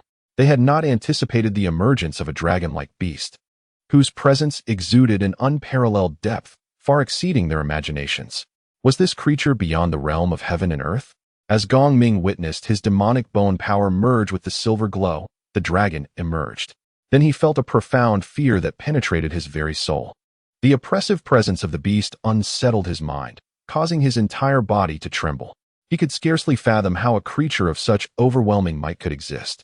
His vision was engulfed in a silvery haze, and in the sky loomed the colossal form of the beast, measuring dozens of meters in length. Adorned with glittering scales and wings, completely obscuring the figure of Jiang Huanqing. Chapter 55. Return. The ominous phrase "Great Calamity is upon us" resonated in the hearts of the 4 members of the Shatters sect. A wave of despair surged from the depths of their beings, leading them to believe that their end was nigh. Suddenly, such a formidable beast had appeared. There seemed to be no chance of survival. Yet, the overwhelming pressure came swiftly and dissipated just as quickly. In an instant, the weight upon them lifted, and the suffocating aura of despair vanished. They found themselves collapsed on the ground, and when they raised their eyes again, there was no trace of the beast, nor of Jiang Huanqing. They felt as if they had emerged from water, drenched in sweat. One disciple of the Shindan sect stammered, "Senior brother, is it over? Are we still alive?" The commanding presence of their senior brother had vanished entirely, and he murmured, "Still alive, still alive?" After a moment of silence, another disciple, filled with confusion, inquired, "Why did it spare us? Are you foolish? That beast is a being of unimaginable status, perhaps a legendary entity of this realm, or even more powerful. It might have deemed us unworthy of death. Is that not fortunate? Must you insist that it devour us?" Another disciple, still trembling from the encounter, expressed his lingering fears. "I find it utterly astonishing that throughout history, the 2 factions of humans and demons have been at odds with one another, akin to fire and water. It is indeed strange that a demon beast would refrain from devouring a human upon sight, just as it is peculiar that humans would not seek to hunt down their demon counterparts. How could they possibly spare us? Additionally, the disappearance of that young man raises further questions. Could it be that he was consumed by a demon beast? Why then would they choose to devour only him while allowing us to escape? This perplexing inquiry was once more articulated by one of the disciples. Upon reflection, the others concurred. It seemed plausible that Jiang Huanqing had met his end at the jaws of a demon beast. Yet, why would the beast single him out while sparing the rest of them? Such a scenario defies logic. After a period of contemplation, they arrived at a conclusion. Jiang Huanqing had not perished, nor had he been consumed by a demon beast. Rather, it was highly likely that he had been rescued by one. Yet, another question arose. Why would a demon beast come to his aid? Could it be that the beast had a prior acquaintance with Jiang Huanqing, or perhaps some other connection? It was evident that Jiang Huanqing shared ties with a formidable dragon-shaped demon beast. Given such a connection, one would assume that with the assistance of the demon beasts, Jiang Huanqing would not allow them to escape unscathed. Yet, paradoxically, it was as if the demon beast had merely emerged to frighten them before retreating, which is utterly illogical. After much deliberation, they reached 2 conclusions. Firstly, it was suggested that Jiang Huanqing possessed some form of a magical artifact belonging to the demon race, capable of exerting an unparalleled aura of power. Secondly, it was postulated that the demon beast might simply exude an intimidating presence, while its actual strength was not particularly formidable. Having rescued Jiang Huanqing, it chose to depart to avoid further complications. One must acknowledge the astuteness of their deductions, however, at this moment. Jiang Huanqing remained oblivious to their discourse. Upon further reflection, I sensed that within a 10-mile radius, hundreds of presences were rapidly approaching. If I did not take flight, I would find myself in considerable trouble. Furthermore, I had just forcibly absorbed a blow of demonic bone power, leaving me in a state of profound distress. My body cried out for relief, and I scarcely possessed the strength to engage in combat. Upon hearing Silver's words, Jiang Huanqing recognized that he had indeed overestimated his capabilities. Although Silver exuded an impressive aura, it was merely sufficient to intimidate in a real confrontation. His vulnerabilities would undoubtedly be exposed. Very well, I shall not hold this against you this time. Within the clouds, Jiang Huanqing conversed with Silver, pinpointing the direction of the heavenly martial sect as they soared forward. Silver's natural winged serpent wings allowed for swift travel, and within a few hours, Jiang Huanqing had arrived at the borders of Bailu Mountain. After instructing Silver to descend and to shrink in size, he concealed him behind his hair, transforming him into a hair tie. He then hastened towards his master's abode, his heart already soaring into the bamboo forest, yearning to be by his master Yi Qingyuan's side. achieving such extraordinary feats as plucking peach-like treasures from the hands of those at the transformation origin stage, descending into the abyss, emerging unscathed, and winning first place in the demon hunting conference. Such accomplishments had elevated Jiang Huanqing to the status of an idol among the third-generation disciples. In the face of the enthusiastic greetings from his fellow disciples, Jiang Huanqing lacked the desire for pleasantries. His thoughts were consumed by concern for his master's well-being. With a smile and a nod, he continued on his way towards the bamboo grove. At this moment, he had reached the transformation origin stage of cultivation, and with the aid of his wings, he quickly ascended the peaks of the bamboo forest. Prior to his departure, the construction of the bamboo residence had reached its final stages, and he had advised his master to relocate there, knowing that his master was currently within the confines of the bamboo grove. Upon reaching the bamboo forested peak, Jiang Huanqing soon beheld a pristine bamboo and wood cottage nestled deep within the verdant thicket, exuding a serene ambience akin to a picturesque scroll. Outside the entrance, a martial servant spotted Jiang Huanqing and approached, ready to pay his respects. Jiang Huanqing quickly supported him, preventing him from kneeling, and remarked, "Uncle Jiao, there is no need for such formalities." This martial servant, in his 60s, was well acquainted with Jiang Huanqing. During Jiang Huanqing's time at the Academy of Knowledge, Uncle Jiao had been the one responsible for maintaining the premises, accompanying him for nearly a decade. Due to his fondness for wine, everyone affectionately referred to him as Uncle Jiao. Interestingly, he had entered the Heavenly Martial Sect in the same year as Jiang Huanqing, which instilled a deep respect within Jiang Huanqing for him, not only because of his age, but also for the comfort Uncle Jiao provided during Jiang Huanqing's moments of distress in his youth. In his heart, Jiang Huanqing regarded him as family. However, Uncle Jiao was a martial servant, tasked with serving martial artists, a role found across various sects, where such servants lacked the innate talent for martial cultivation and possessed only basic martial techniques. To Jiang Huanqing's surprise, his master, Yi Qingyuan, did not turn to face him. A sudden pang of emotion struck him, prompting him to swiftly step in front of Yi Qingyuan. Yet, she hastily lowered her head, wishing to shield her visage from Jiang Huanqing's gaze. Nevertheless, he caught sight of her, noting that she still wore a veil, but the skin on her forehead had turned a deep shade of black. In that moment, she burst into tears, overwhelmed by her emotions. Subsequently, Jiang Huanqing urged her to take the medicinal pill. Gradually, the dark hue on her forehead began to fade, as the venom within her was subdued. Yet, Jiang Huanqing was acutely aware that beneath Master S' veil lay a countenance marked by the duality of yin and yang. Only when the demonic poison within her was completely purged would she unveil her true visage. His responsibilities remained substantial.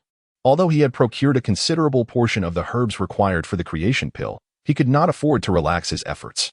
It was imperative that he concoct the creation pill for his master at the earliest opportunity. In the ensuing days, Yi Qingyuan appeared to find tranquility within herself, having subdued the demonic poison with the elixir she consumed, and began to inquire in detail about Jiang Huanqing's experience at the demon hunting convention. When Jiang Huanqing recounted his descent into the abyss, Yi Qingyuan felt a pang of anxiety in her heart. Fortunately, Jiang Huanqing refrained from elaborating on the perils that followed, merely brushing over the ordeal. Instead, he revealed both the silver and the weasel for her inspection. As for the silver, it had previously nearly led to Jiang Huanqing's demise, which had left Yi Qingyuan with an unfavorable impression of it. Despite Jiang Huanqing's reassurances that he had subdued the silver, a lingering distrust remained in Yi Qingyuan's heart. However, once the silver recognized Yi Qingyuan as Jiang Huanqing's master, it transformed into a sycophant of sorts, showering her with flattering gestures, which gradually softened Yi Qingyuan's demeanor towards it. In contrast, upon seeing the weasel, Yi Qingyuan was utterly smitten. Not only had the weasel saved Jiang Huanqing's life, but its adorable and somewhat clumsy appearance, coupled with its lively and spirited eyes, endeared it to her immensely. She cradled the weasel in her arms and refused to let go. Observing the joyful expression of his master, Yi Qingyuan, as she embraced the weasel, Jiang Huanqing felt a profound sense of contentment and promptly rewarded the weasel with a plethora of stalactites. Let the silver cry out in bias, yet Jiang Huanqing's retort, "If you possess the ability, make my master smile," swiftly deflated its spirit. The following day, Jiang Huanqing paid a visit to his esteemed ancestor, Ouyang Bing, along with several elders, presenting a piece of combat demon bone to the sect, fulfilling his duty as a disciple of the Heavenly Martial Sect. The remaining rewards from the demon hunting conference were naturally his to keep. Yu Chaishan's face turned a shade of green with fury, yet he refrained from further remarks. His initial intent was to pressure the elders into compelling Jiang Huanxing to relinquish the Zhu fruit, but having just received a piece of demon bone from Jiang, even the thickest-skinned elder could not demand the Zhu fruit from him. Although the elders were tempted upon hearing of Jiang Huanxing's possession of the Zhu fruit, they remained silent, leaving Yu Cheshan's aspirations unfulfilled. In the ensuing days, Jiang Huanxing continued to accompany his master, Yi Qingyuan, in the bamboo grove, diligently cultivating and solidifying his first layer of transformation into the Yuan realm, while also attempting to refine the 9 transformations golden body technique, hoping to break through to the second transformation. Regrettably, after reaching the pinnacle of the first transformation, he seemed to have hit a bottleneck, making no progress whatsoever. In the 56th chapter, The Secret of the Creation Pill Formula, just 3 days before the various sects approached the heavenly martial sect, the Su family.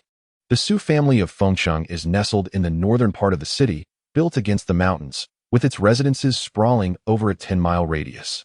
Within the Su family's forbidden ground, in the cave of the rear mountain, the current head of the Su family hurriedly entered the cavern. He subsequently paused before a stone door within the mountainous depths, respectfully proclaiming, Su Chun, the third-generation head of the Su family, seeks an audience with the ancestral founder. After a prolonged silence, the stone door creaked open, revealing an aged voice. Did I not instruct you not to disturb me during my seclusion? What has caused you such distress? Come in and speak. Su Chen, the head of the Su family, upon hearing this voice, treaded cautiously, trembling as he entered the hidden chamber. A venerable elder, his hair a cascade of silver, sat cross-legged upon a stone bed, suddenly opening his eyes. 2 beams of light shot forth, piercing 3 meters away before vanishing, yet the stars seemed to flicker within his gaze. As Su Chen stepped into the chamber, he promptly prostrated himself, exclaiming, Su Chun dares to disturb the esteemed ancestor, a sin deserving of death. However, concerning Su Ying, I had no choice but to intrude. I implore the ancestor to forgive my transgression. The elder, initially perturbed by the disruption of his meditation, softened considerably upon hearing Su Ying's name, his tone turning gentler as he inquired, Oh, Inga, is he not studying alchemy at the Divine Elixir sect? How has the child fared of late? From the elder's tone, Su Chen sensed a profound affection for Su Ying, which only heightened his anxiety. Outsiders might perceive Su Ying as merely the youngest son of the family head, yet they were oblivious to the truth that the elder was Su Ying's true father. The thought filled Su Chun with a sense of shame. It was, after all, the fault of his alluring concubine, whose beauty had captivated the elder's attention, resulting in Su Ying's existence. The elder, having fathered a son in his later years, bestowed upon Su Ying an extraordinary level of affection, with family resources almost unreservedly at his disposal. Yet now, contemplating the matter he was about to disclose to the elder, Su Chun felt as if thunder rumbled within him, cold sweat beating upon his forehead, yet he knew he must address the issue concerning Su Ying, the venerable ancestor, with an air of authority, sensed the trepidation in Su Chen's stammering words. An ominous intuition gripped his heart, prompting a disdainful snort as he demanded, What are you hesitating for? Speak. Grandfather, forgive me, Su Ying. He has been murdered, Su Chen proclaimed, pressing his forehead to the ground, trembling in fear of retribution from his ancestor. The patriarch of the Su family, seemingly lost in his own thoughts yet addressing Su Chun, mused, What? The creation Dan formula is in Su Ying's possession? Upon hearing this, Su Chun was struck with shock. He had not anticipated that the ancestor would bestow upon Su Ying the clan's most treasured possession, the creation Dan formula. This revelation only deepened his discontent towards the venerable elder. As the head of the Su family, Su Chun was acutely aware that the ancient scripture detailing the creation Dan was not merely a recipe for potent elixirs, but rather concealed the secrets of the divine realm of the creation god emperor. Through meticulous research conducted by the Su family's forebears, they had unearthed clues within the first volume of the creation Dan formula, pointing to the whereabouts of the creation god emperor's domain. Regrettably, the ancestors had only obtained the first volume, and to uncover the emperor's sanctuary, they needed to locate the subsequent volume. On the surface, the first volume of the creation Dan formula was reputed to be a remedy capable of dispelling all poisons. However, its true worth lay in the hidden clues regarding the creation god emperor's realm. Upon hearing Su Chen's intention to lead a force against the heavenly martial gate, the venerable ancestor let out a mocking laugh, saying, Foolish, how could you, as the family head, presumed that our Su clan alone could contend with the heavenly martial gate. Chastised by his ancestor, Su Chen dared not voice his anger, yet he managed to say, "Ancestor, you are overly concerned. I have heard that the founder of the heavenly martial sect, Yu Tianji, has been missing for nearly a century. The sect lacks formidable masters, with only 5 elders, none of whom possess the strength of the Starry Realm. If you were to intervene, with your cultivation at the 2nd level of the Starry Realm, capturing the heavenly martial sect would surely be a trivial matter. Cease your flattery. The world is vast. Do you believe that the Starry Realm renders one invincible? Not to mention my own cultivation at the 2nd level. Even if I were to ascend to the 3rd or 5th level of the Starry Realm, I would not dare claim I could conquer the heavenly martial sect," the ancestor of the Su family lamented. "The heavenly martial sect has only been established for a brief century, and their founder has vanished. Is there some deeper secret at play?" Su Chen, bewildered by the ancestor's scolding, could not help but retort. The elder of the Su family coldly replied, "Let me speak plainly. There are rumors that the founder of the heavenly martial sect was a discarded disciple from the sacred land, the Holy Sword Mountain. Setting aside Yu Tianji's identity, the grand elder of the heavenly martial sect, Lin Qianshu, is not to be trifled with.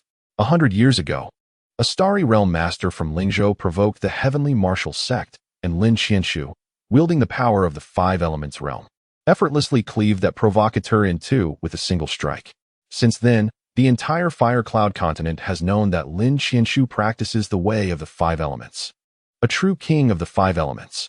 Typically, a master of the Starry Realm would stand no chance against a king of the 5 elements. Moreover, a century has passed. Who knows whether Lin Qianshu has achieved a breakthrough?" Su Chen gasped in astonishment, for he understood that the 5-element king referred to the mastery of the 5-element realm, having cultivated all 5 elemental energies to their pinnacle, achieving the revered status of the 5-element king. Typically, when one reaches the 5-element realm, most individuals opt to specialize in one elemental path, such as the energy of metal, striving for perfection to break through to the Starry Realm. However, the 5-element king's cultivation encompasses all 5 elemental energies, which means that the combined power is far beyond mere addition. It is not simply 1 + 1 = 2. Mastering the path of the 5 elements is akin to ascending to the heavens. You can cultivate all 5 elements to their zenith and attain the title of 5-element king. Yet, once one achieves the convergence of the 5 elements, they become a formidable force defying the heavens. A 5-element king is equivalent to 5, or even 10, or 100 cultivators of the 5-element realm, making it a trivial matter to challenge adversaries of a higher realm. It is no wonder that the ancestor harbors concerns. Lin Qianshu, a 5-element king of the sword path from the Holy Sword Mountain, possesses strength comparable to the Starry Realm cultivator Yu Tianji. Thus, this matter requires careful consideration. Please elaborate on the circumstances surrounding Ingner's demise, the elder of the Su family inquired, his brow furrowed. Su Chen understood that the elder sought details regarding the perpetrator of Su Ing's murder and recounted all that he had discovered. The elder of the Su family issued an order to Su Chen. "Yes, I shall attend to this immediately. Should this proceed, the heavenly martial sect will have no choice but to surrender Jiang Huanqing. Otherwise, they risk being expelled from the sect. However, the Divine Pill sect, being a formidable 1,000-year-old faction, can they muster their forces to collaborate with us? The Su family cannot command the Divine Pill sect. If I were to present the divine weapon of the Su family, coupled with the losses suffered by the Shindan sect in personnel and reputation, I firmly believe the Shindan sect would be amenable to such an arrangement." The elder of the Su family gritted his teeth. Ancestor, please think twice. My entire Su family possesses but a single divine weapon. Are you truly considering offering it to the Shindan sect?" Su Chen exclaimed in alarm upon hearing the notion of relinquishing the family's sole divine weapon as leverage for the Shindan sect. "Without the divine weapon, do you truly believe we can persuade the experts of the Shindan sect to take action? Moreover, the worth of a single divine weapon pales in comparison to that of the creation pill formula. The creation pill formula is the ultimate treasure in the world. The Emperor of Creation Pill is an ancient deity. If one were to locate the abode of the Emperor of Creation, what significance would a divine weapon hold?" At the Hall of Elders of the Tianwu sect, all the senior members had gathered, and Jiang Huanqing, as the person involved, was naturally summoned as well. Each bore a countenance of distress. This is intolerable. In every year's demon hunting conference, how can there be no casualties? Even if Jiang Huanqing were to have killed someone, It would be due to the inadequacy of their disciples' cultivation. How can there be any justification for seeking fault afterward? Ouyang Bing exclaimed indignantly. Let us refrain from further discussion and proceed to the mountain gate to ascertain the situation, the Grand Elder declared, taking the lead and ascending on his sword. Ouyang Bing cast a glance at Jiang Huanqing and followed suit. All proceeded towards the mountain gate to uncover the intentions of the various sections. Outside the mountain gate of the Tianwu sect, the Xindan sect, Qixing sect, Su family, Xuanji sect, and several smaller factions converged, preparing to launch an assault on 13 forces gathered there. After the elder of the heavenly martial sect emerged, the patriarch of the Su family was the first to speak, declaring, Jiang Huanqing has slain 25 of my Su family disciples. Today, I, Su Qian, demand the surrender of the murderer Jiang Huanqing to provide an explanation to my kin. Otherwise, my Su family shall vow to pursue a relentless vendetta against the heavenly martial sect. An elder from the Seven Stars sect added vehemently, Jiang Huanqing has also killed the young master of our sect.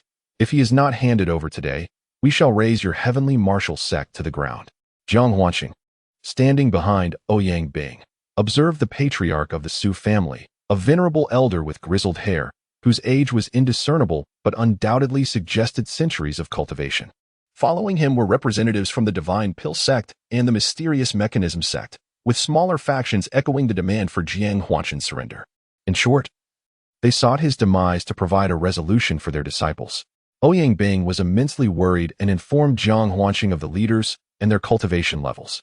The Su family patriarch was at the Star Realm, while the elders from the Divine Pill sect and the Seven Stars sect were also of the same realm. Although other sects did not possess Star Realm experts, collectively they had 12 formidable practitioners at the Five Elements realm, more than double the number of elders from the Heavenly Martial sect. Such a formidable assembly instilled fear in the hearts of the Heavenly Martial sect's elders. And even among the younger generations, voices clamored for Jiang Huanqing's surrender. Witnessing the intent of over a dozen sects to annihilate the Heavenly Martial sect was indeed a source of great trepidation. Jiang Huanqing stood silently behind several elders, his heart weighed down with gravity. Confronted by the united front of over a dozen sects and sensing the formidable presence of 3 celestial realm masters, he could not deny the fear that gripped him. However, the words of the Grand Elder that followed plunged him into an abyss of despair. Chapter 57. Searching the soul. Jiang Huanqing remained silent, observing everything unfold before him. He understood all too well that without strength, all efforts were futile. In this world where power reigned supreme, lacking in strength meant being at the mercy of others. The Demon Hunting Conference was designed to hone disciples, eliminating the weak. Only the survivors would emerge as elites. Any deaths occurring during the conference would not be accounted for afterward, at least not openly. This was an unwritten rule among the various factions. Yet, the current situation revealed that the various sects and families, led by the Divine Pill sect, had clearly torn off the facade of civility. In the face of overwhelming strength, the entire Tianwu sect had merely 5 elders at the Five Elements realm. And against the backdrop of 3 celestial realm masters and 12 at the Five Elements realm, Jiang Huanqing recognized his inability to resist. Nevertheless, hearing the Grand Elder's intention to abandon him was a bitter pill to swallow. He could only lament his own lack of power, realizing that without formidable strength, he had no voice in his fate. He was resigned to the Grand Elder's decision regarding his destiny.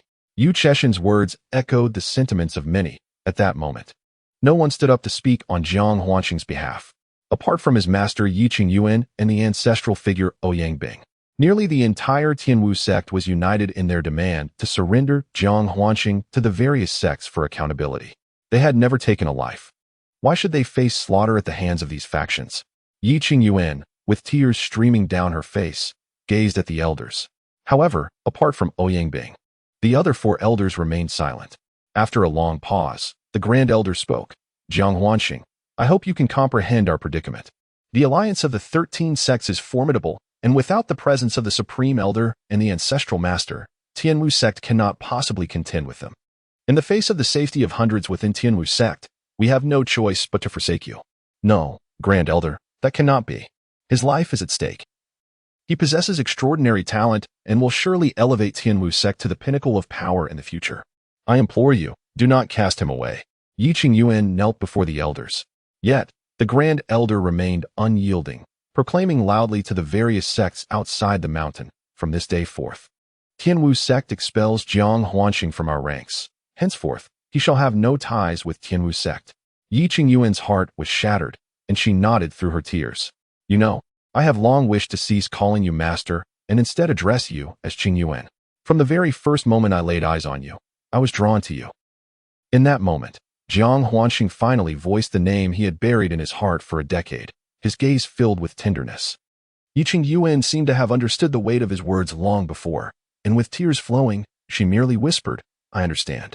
Jiang Huanxing smiled gently, wiping away Yi Qingyuan's tears, then turned to Ouyang Bing and said, Huanxing asks the ancestral master to take good care of her. Ouyang Bing nodded with a bittersweet expression. She had long perceived that Jiang Huanxing's feelings for Yi Qingyuan transcended mere master-disciple affection, blossoming instead into something deeper, love. Jiang Huanxing, upon hearing Ouyang Bing's consent, was about to present the formula for the creation pill, intending to reveal its potential to alleviate Yi Qingyuan's demonic poison.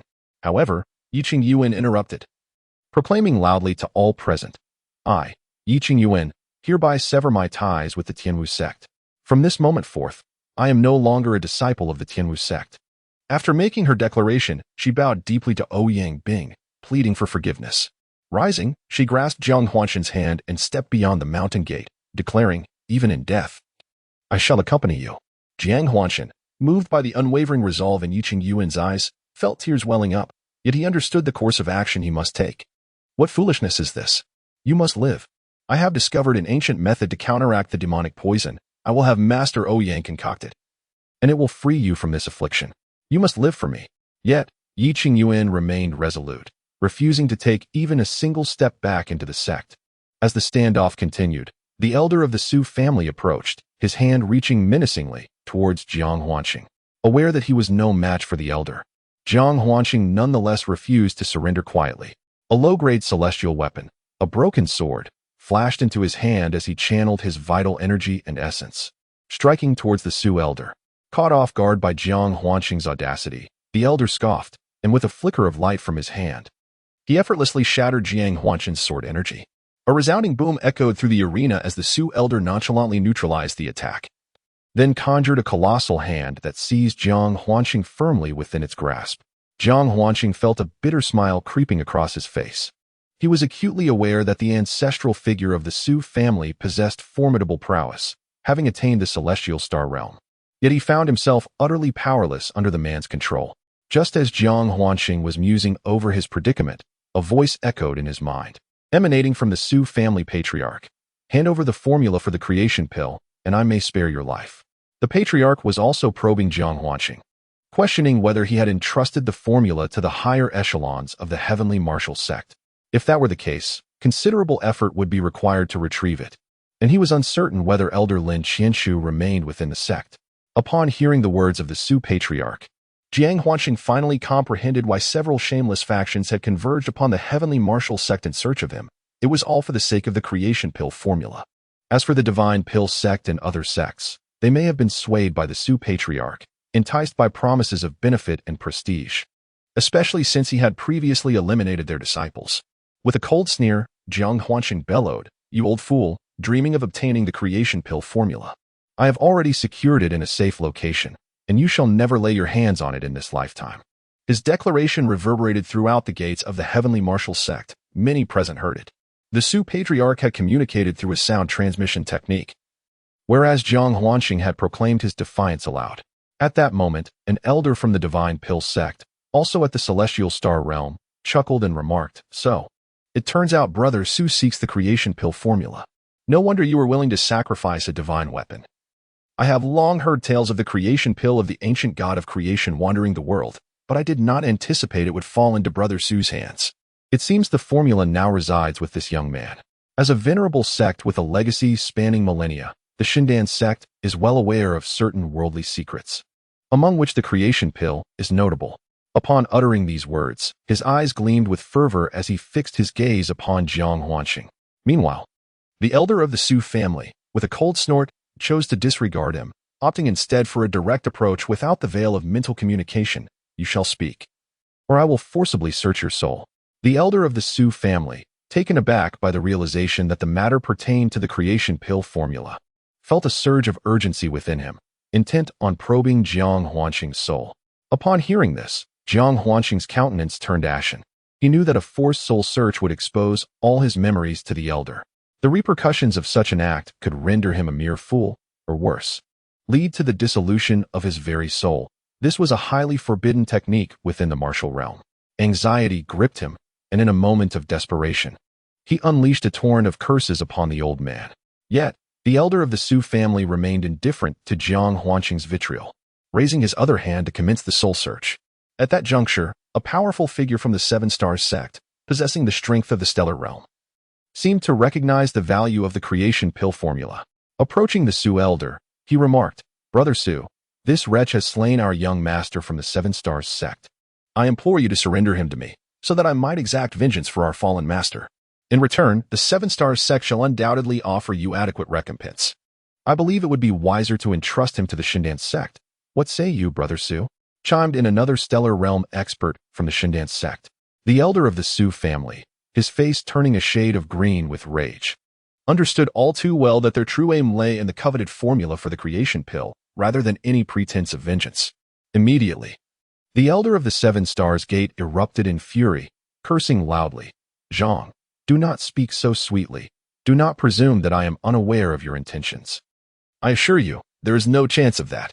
Should you wish to engage in combat, I am more than willing to oblige." The patriarch of the Su family addressed the formidable star realm expert of the Seven Stars Gate, confident in his own prowess as a second-tier star realm cultivator. While the individual named Zhang had only recently entered the first tier, this provided him with the audacity to hurl insults. The only concern for the Su patriarch lay with the star realm expert from the Divine Pill sect, who also possessed second-tier capabilities. Although he felt no fear in confronting him, the potential for conflict was daunting, especially with the possibility of the Divine Pill sect rallying other forces to launch a joint assault. Observing the burgeoning alliance between the Su family and the Divine Pill sect, the other factions, though begrudgingly, refrained from rash actions, well aware of the consequences of antagonizing the Divine Pill sect. With no other powers lurking in the shadows, the atmosphere stabilized, and the Su patriarch, with a sinister grin, prepared to probe Jiang Huanqing's soul. As he raised his hand, Jiang Huanqing, in despair, closed his eyes. In the presence of a star realm expert, he felt utterly powerless, secretly channeling his inner essence, ready to self-destruct. He would rather perish than endure humiliation. Chapter 58. The Servant of the Demon Path. The sound of dragon roars naturally emanated from the silver. Earlier, Jiang Huanqing had realized that even with Silver's intervention, it would be futile against such powerful beings, thus instructing it to seek an opportunity to escape. However, to his surprise, the creature proved loyal, not fleeing but instead choosing to act at a critical moment. The Su patriarch had initially thought that extracting the soul of a nascent martial artist would be a trivial matter, believing that once he dealt with the Divine Pill sect and those who eyed him covetously, there would be no further complications. Suddenly, a formidable and unparalleled aura emanated from this young man, startling everyone momentarily. In an instinctive reaction, a sharp pain shot through the Elder Su's wrist, causing him to release his grip. At that very moment, a resounding dragon roar echoed in his ears, coinciding with Jiang Huanqing's narrow escape from the Elder Su's clutches. A voice resonated in his mind. "Master, hurry. I can only intimidate them for a brief moment. Prolonged exposure will reveal our presence." Jiang Huanqing understood that there was no time to waste. Silver had managed to land a blow on the Elder Su, allowing him to break free. He swiftly leaped onto the back of Silver. The entire sequence, from Silver's appearance to Jiang Huanqing's liberation, transpired in the blink of an eye. Seizing the moment, Silver transformed into its true form, over 3 meters in length, and soared rapidly into the sky, intending to carry Jiang Huanqing to safety. However, Jiang Huanqing was apprehensive about whether Silver could evade the grasp of a formidable star realm expert. He cast a worried glance towards Yi Qingyuan's position, silently wishing for her survival. The Elder Su and the 2-star realm experts from the Divine Pill sect and 7-star sect were equally taken aback by Silver's overwhelming presence, igniting a primal urge to flee within them. Before their eyes stood a resplendent, scaled beast adorned with wings, its roar akin to that of a dragon. Upon recognizing this creature, they collectively inhaled sharply, murmuring in unison, "Descendant of a divine beast, the winged dragon." This creature, a descendant of a divine beast, surpassed their expectations in terms of power. It was rumored that an emperor of the demon realm was a descendant of the winged dragon. Could this beast be connected to that legend? As they pondered in their hearts, they suddenly beheld the astonishing sight of a pterosaur soaring into the heavens, carrying Jiang Huanqing aloft. At that moment, the three formidable beings of the star realm, each a master with over a century of cultivations, swiftly discerned the truth. The creature was merely a fade, lacking the power commensurate with its fearsome appearance, possessing only an intimidating aura of its realm. The elder of the Su family was the first to react, his fury igniting like flames, realizing he had been outwitted by a mere beast. He bellowed, "Stars illuminate. Seal the heavens." With this thunderous proclamation, Jiang Huanqing and Inzi, who had ascended over 100 meters into the sky, suddenly perceived a brilliant light illuminating the heavens. To their astonishment, they witnessed celestial illusions shimmering against the bright sky, followed by a cascade of silvery luminescence spreading across the firmament. In a moment of panic, Inzi emitted a piercing cry as he collided violently with a shimmering net, akin to a spider's web, that had materialized before them. This, they surmised, was the celestial barrier the elder had invoked to seal the skies. Inzi, having struck the woven net, lamented to Jiang Huanqing, "Master, it seems we cannot escape. That old man is a powerful star realm cultivator capable of manipulating stellar energy. I cannot break through this web." No sooner had he spoken than the elder of the Su family surged towards them, appearing in the air without any visible means of transport. And with a gesture of his hands, he pressed downward in a commanding motion towards Jiang Huanqing and Inzi. Suddenly, Jiang Huanqing felt as though an immense mountain had descended upon him, causing his body to involuntarily plummet downwards. As he fell, he distinctly sensed that the silver beast trembled all over, its entire form shimmering with silver light, seemingly exerting every ounce of strength to resist the overwhelming pressure. Yet to no avail. Ultimately, they could not escape the fate of crashing down from the heights, and with a resounding thud, both man and beast struck the ground. A cacophony erupted, accompanied by the anguished cries and curses of the silver beast echoing in Jiang Huanqing's mind. "How? Once I regain my powers, I shall reduce you, old wretch, to ashes." Despite the harrowing descent, Jiang Huanqing remained unscathed, thanks to the silver beast's misfortune. At that moment, the patriarch of the Su family landed before Jiang Huanqing, exclaiming, "You possess a wyvern as a divine companion. How delightful! From now on, it shall serve as my steed. Why conceal your identity? Who could it be?" He recalled the supreme elder of the Tianwu sect, Lin Qianshu, the master of the 5 elemental forces. "I am your elder." The haughty voice resounded once more. This time, Jiang Huanqing heard it clearly, realizing that this aged, arrogant voice was resonating right beside him. With a thunderous crash, Jiang Huanqing suddenly felt light as he found himself standing 10 meters away. Meanwhile, the patriarch of the Su family was sent flying, landing several dozen meters away, blood spilling from his mouth. Following this, a swirling mass of pitch-black mist materialized before Jiang Huanqing, and as it dissipated, a familiar figure emerged. Although this figure faced away from him, Jiang Huanqing instantly recognized his uncle Jiao, the enigmatic figure of the wine steward, who had entered the heavenly martial gate in the same year as myself, has accompanied me for a decade. It is astonishing that he would appear in such a mysterious manner at this critical juncture. Who exactly is he? His identity surely transcends that of a mere servant to the heavenly martial gate. Just moments ago, he had sent the ancestor of the Su family flying, uttering the audacious phrase "you old man," which resonated with a certain satisfaction. This mysterious wine steward, a connoisseur of fine spirits, prompted my involuntary exclamation, "Wine, steward."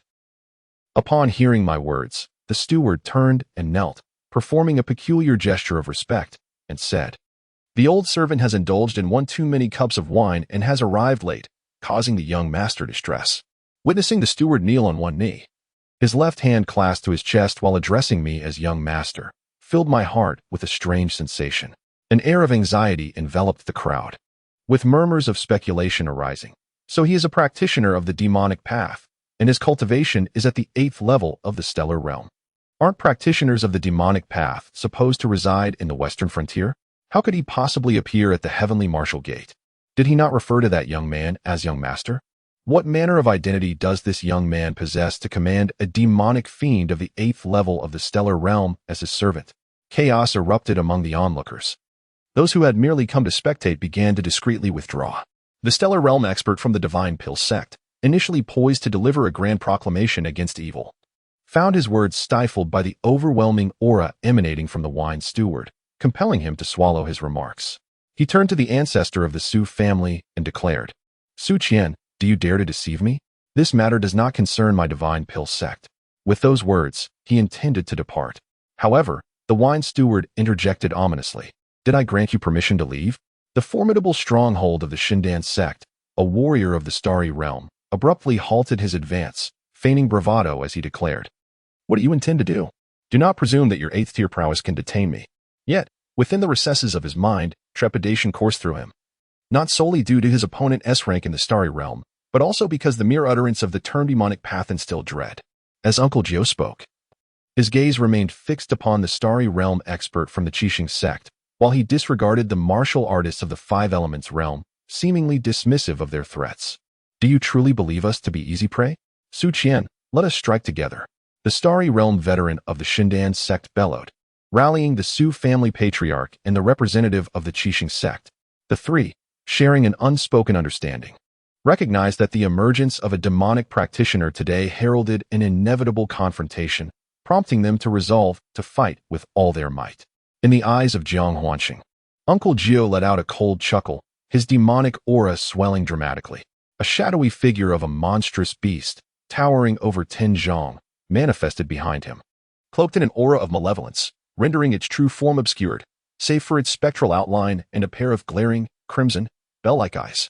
A thunderous roar echoed in Jiang Huanxing's ears. Whether it emanated from Uncle Gio or the phantasmal beast was unclear, but in an instant, Uncle Gio surged into the fray with a tempestuous wave of demonic energy, plunging into the midst of the three adversaries.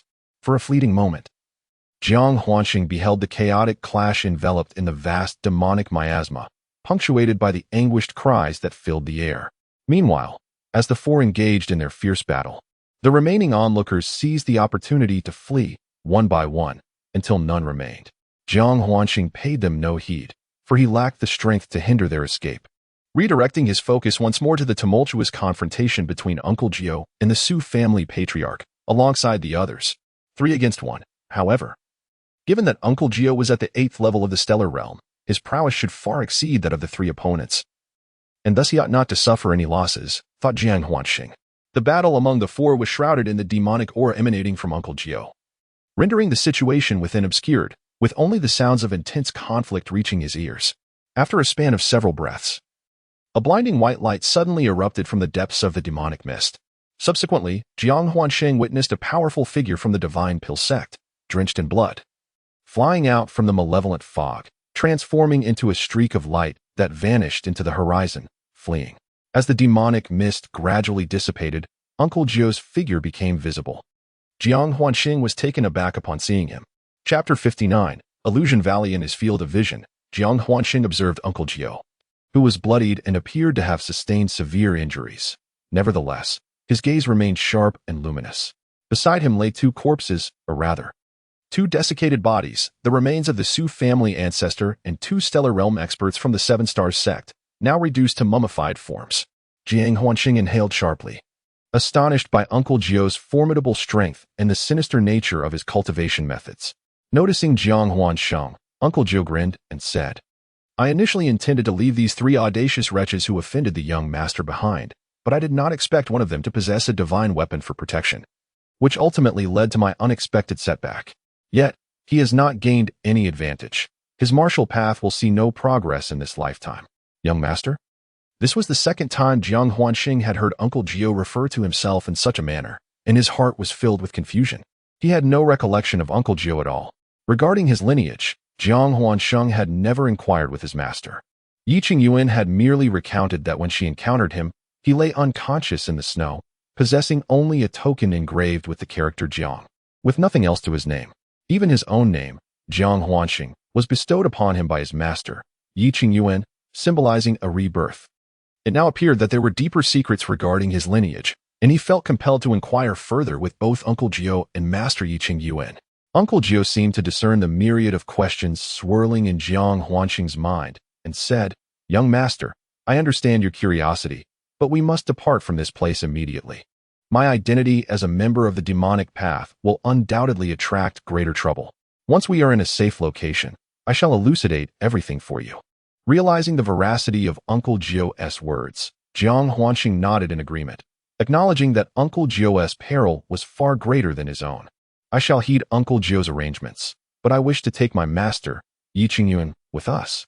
Certainly, Yi Qingyuan has rendered great kindness to you, and it would be ill-advised for her to remain in this wretched Tianwu sect, Uncle Jiao replied with a nod. At that moment, Yi Qingyuan approached from a distance. Concern etched on her face as she asked, "Are you all right, my child?" She had been hindered by Ouyang Bing from reaching him earlier. But now that Uncle Jiao had resolved the predicament, she hurried to his side. "I am fine. Though I have been sealed of my true essence by the ancestor of the Su family, I can no longer remain in Tianwu sect, so we must leave swiftly. I hope to take you with me," Zhang Huanqing said, gazing earnestly at Yi Qingyuan. Yi Qingyuan, who had previously vowed to withdraw from the Tianwu sect, had long since resolved to share life and death with Zhang Huanqing. In that moment, there was no reason for reluctance. Tears glistening in her eyes, she nodded in agreement. Upon seeing Yi Qingyuan nod, Zhang Huanqing felt an overwhelming sense of joy. At last, he could be with her. Now that both had been expelled from the Tianwu sect, their former master-disciple relationship had vanished, and the barriers that once separated them had been dismantled. From this moment onward, he could pursue her openly and care for her, a prospect that filled Zhang Huanqing's heart with elation. Nearby, Uncle Jiao, upon hearing that Zhang Huanqing had been sealed by the patriarch of the Su family, remarked, "It was my oversight." As he spoke, he casually patted Zhang Huanqing's shoulder. Instantly, Zhang Huanqing felt a rush of vitality coursing through him, and the true essence in his dantian began to circulate again. He realized that Uncle Jiao had lifted the seal. He was astonished by Uncle Jiao's formidable cultivation and felt a surge of happiness. It seemed that Uncle Jiao had become a powerful ally by his side, providing a sense of security. After expressing his gratitude to Uncle Jiao, Zhang Huanqing approached Yinzi, who lay on the ground, grievously wounded by the patriarch of the Su family. Still groaning in distress. "Yinzi, how are you?" he inquired. "Master, you finally remember to show concern for me," Yinzi replied, somewhat touched, yet laced with annoyance. "Young master, your steed is quite resilient. It has sustained no grave injuries," Uncle Jiao observed as he approached and glanced at Yinzi. He then added, "In recognition of your loyalty to the young master, I shall grant you a blood essence pill. Consider it a boon." With that, a radiant, blood-hued pill appeared in Uncle Jiao's hand, which he flicked towards Yinzi's mouth. Moments later, Yinzi let out a mighty roar and soared into the air, brimming with vitality, showing no signs of prior injury. Moreover, Zhang Huanqing sensed a sudden surge in the demonic power of Yinzi, which seemed to have surpassed the strength of a second-tier demon beast. "How? I have finally regained my first-tier status. It turns out to be the sacred elixir. The demon crystal pill. Not bad, my little friend. I shall remember your kindness and repay you in due time, waha." This was Yinzi conversing with Uncle Jiao. To Zhang Huanqing's astonishment, he actually heard Yinzi articulate human speech, not merely communicating in his mind, but genuinely speaking with a human tongue. Uncle Jiao, taken aback by Yinzi's verbal expression, was momentarily stunned. However, upon hearing Yinzi refer to itself in such an arrogant manner, he scoffed coldly, causing Yinzi to tremble. A mere third-tier demon beast dared to claim superiority before me? Zhang Huanqing realized that both were headstrong individuals, and that Yinzi, having just consumed some sort of demonic sacred elixir, had not only healed its injuries but also advanced to a third-tier demon beast, leading it to become somewhat overconfident. Observing the brewing conflict, Zhang Huanqing hastily interjected, "Yinzi, you can actually speak human language now? What happened to your silence back in the abyss?" "Master, there is something you may not know. In the depths of the abyss, as the demon emperor, I deemed human speech beneath me. Later, when my power regressed to the second tier, I found myself unable to speak at all. To articulate human language, one must be a third-tier demon beast and utilize secret arts. Generally, to achieve such speech, a demon beast must reach at least the fourth tier," Yinzi proclaimed with an air of pride, as if its ability to speak at the third tier was a remarkable feat. "You still consider yourself a demon emperor? How could the demon emperor possibly choose my family's young master as his mount?" Uncle Jiao jested, provoking a fierce anger in Silver. Yet, faced with Uncle Jiao, a formidable figure at the eighth heaven of the starry realm, Silver could only remain silent. Uncle Jiao harbored no doubt that Silver could be the demon emperor. After all, there were many demon beasts capable of human speech within the demon clan, and he had encountered numerous such beings. He then turned to Zhang Huanqing and said, "Young master, it would be wise for us to depart at once. Delay may invite unforeseen changes." "Indeed, let us leave at once," Zhang Huanqing responded, lifting Yi Qingyuan onto Silver's back. As Yiqing Yuan found herself cradled in Jiang Huanchen's embrace, her face blushed a deep crimson beneath her veil, stirred by an inexplicable sensation. In a moment of life and death, Jiang Huanchen's earlier words had escaped her notice amidst her anxious concern, but now, reflecting upon them, they seemed to resonate differently. At that moment, a rustling sound emerged as the weasel unexpectedly appeared from an undisclosed location, transforming into a flash of white light and landing snugly in Jiang Huanchen's arms. Wearing a look of grievance. Upon seeing the weasel, Jiang Huancheng burst into hearty laughter. Its naturally restless nature had led it to wander aimlessly throughout the heavenly martial gate. During the previous assaults from various factions, it had been entirely oblivious to the chaos. Had it not made its appearance now, he might have nearly forgotten about it. With a resounding dragon's roar, Silver soared towards the clouds, carrying Jiang Huanchen, Yiqing Yuan, and Uncle Jiao away from the heavenly martial gate, a place they had called home for a decade.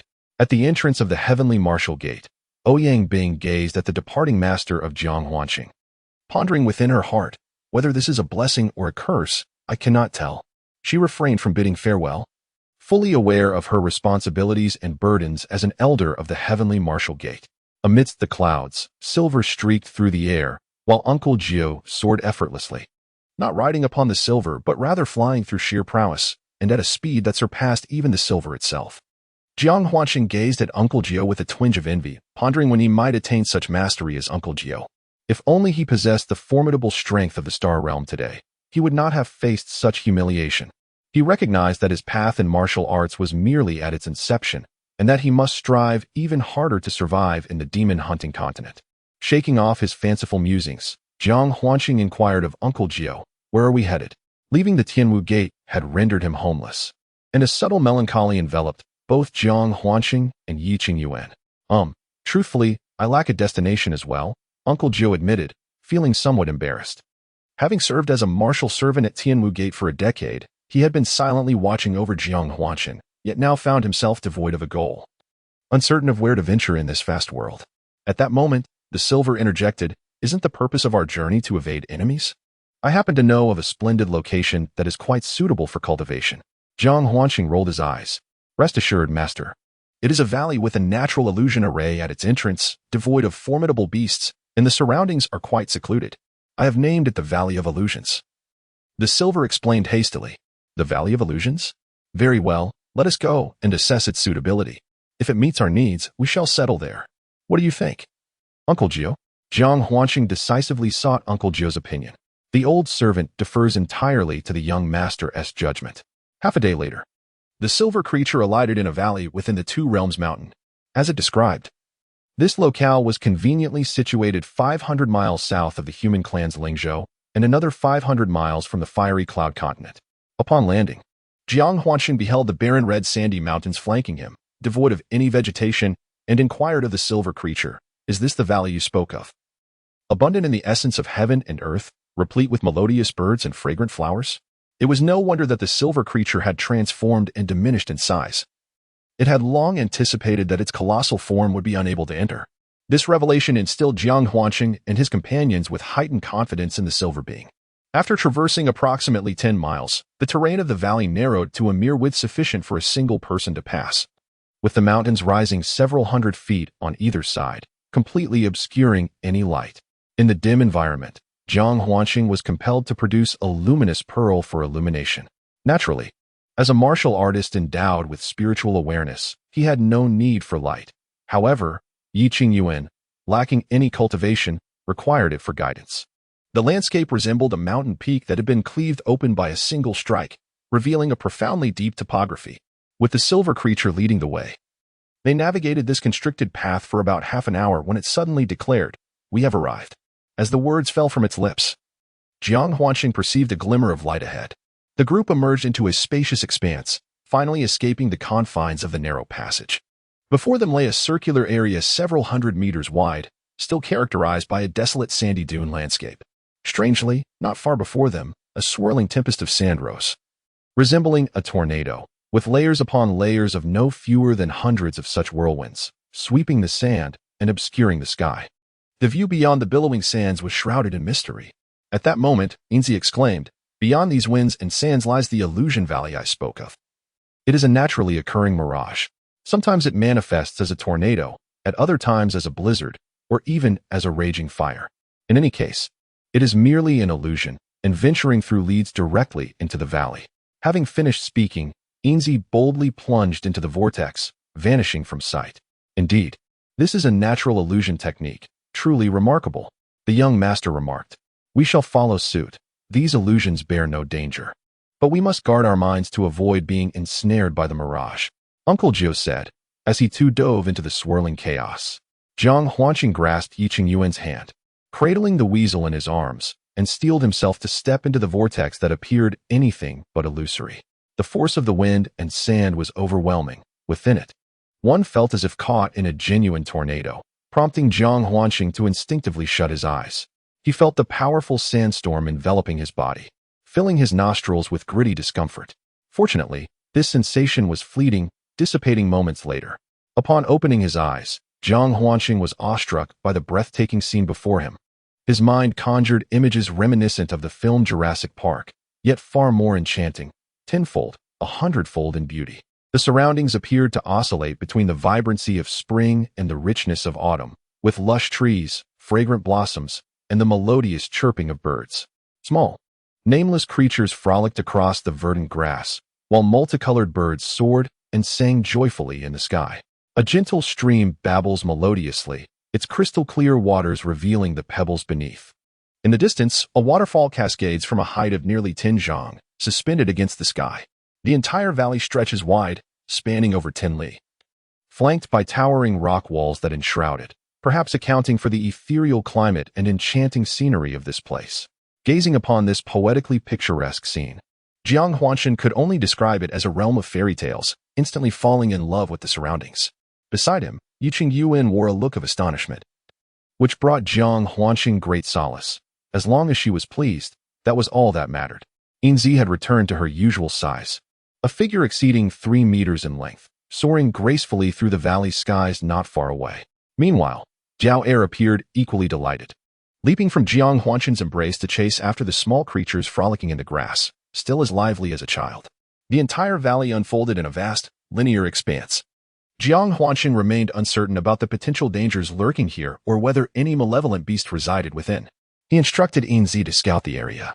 Despite Ainzi's grumbling about having visited a millennium ago and finding no beasts, only some animals lacking spiritual awareness, she complied with Jiang Huanqing's request and surveyed the entire valley. Ultimately, her observations confirmed her prior claims. The valley posed no threats. Subsequently, Ainzi guided the group to a natural cave she was familiar with as twilight approached, necessitating a search for shelter. In the heart of the valley, a natural cavern, large enough to accommodate a basketball court, emerged. Once inside, Jiang Huanqing and Uncle Jiu utilized flying swords to carve out training chambers and living quarters within the cavern.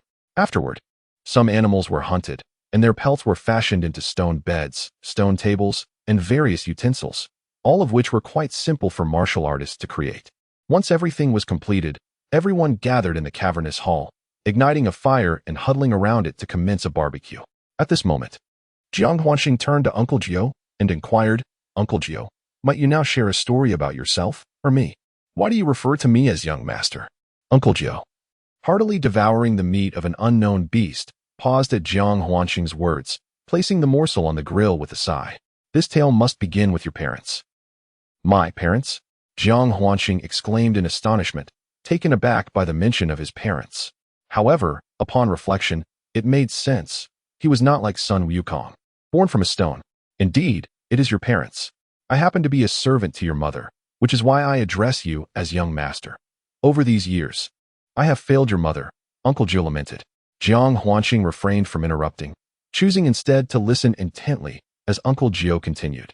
In the western territories of the demon-hunting continent, 2 formidable factions existed, the demonic path divine sect and the righteous path divine nation. Both ancient forces that had endured since the primordial era. These 2 powers were undoubtedly irreconcilable, destined to be eternal adversaries. The divine nation stationed itself in the west, serving to intimidate the demonic path. Their relationship was as volatile as fire and water. Yet, remarkably, several decades prior, the daughter of the demonic path's holy lord and the prince of the divine nation encountered one another, each unbeknownst to the other's true identity. they traversed the continent, ultimately falling in love, yet remaining oblivious to each other's true identities. Despite being a pair of ardently devoted lovers, they never revealed the formidable factions they represented, continuing to cherish one another in blissful ignorance, until 16 years ago, when the upper echelons of the divine kingdom discovered that the crown prince had fallen for the holy maiden of the demonic sect, unveiling their secret romance.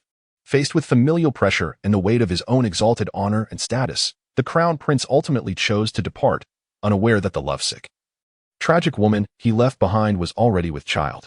A year later, the holy maiden gave birth, but the demonic sect soon learned of the child's existence. Aware that the ancient animosities between their factions could never be reconciled, she understood that the child would be a disgrace to both the sect and the kingdom. And should either power discover the child's existence, they would undoubtedly seek to eliminate it. Thus, she embarked on a desperate journey to evade the sect's relentless pursuit. But how could she possibly escape the vast might of the demonic sect? Eventually, news of the child's birth reached them.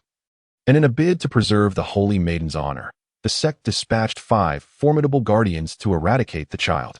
Tragically, the divine kingdom's leadership also learned of the child's existence, and both factions, driven by their respective desires to protect their reputations, mobilized resources to ensure the child's demise. Finally, one fateful day, the holy maiden's whereabouts were disclosed to the sect's guardians, and the hunt began. In a desperate act, she expended all her remaining powers to ensure an elderly servant could escape with the child. At this juncture, Uncle Jiao spoke, tears streaming down his face. Jiang Huanshan could sense the deep resentment in Uncle Jiao's voice towards the crown prince of the divine kingdom, loathing him for abandoning her in pursuit of his exalted status. Stealthily tracking her, he eventually discovered that the young maiden was a disciple of a modest sect known as Tianwu Gate in the fiery region of Huyanzhu. It appeared she harbored deep affections for the young master. From that moment on, the young master was taken in by the maiden and became a disciple of Tianwu Gate, while the old servant concealed his cultivation and assumed the role of a martial servant within the sect. Life finally settled into a semblance of tranquility, allowing them to evade the relentless pursuits of the divine cult and the divine kingdom. A decade swiftly passed. After Uncle Jiao's heartfelt narration, Jiang Huanshan came to understand the truth of his origins.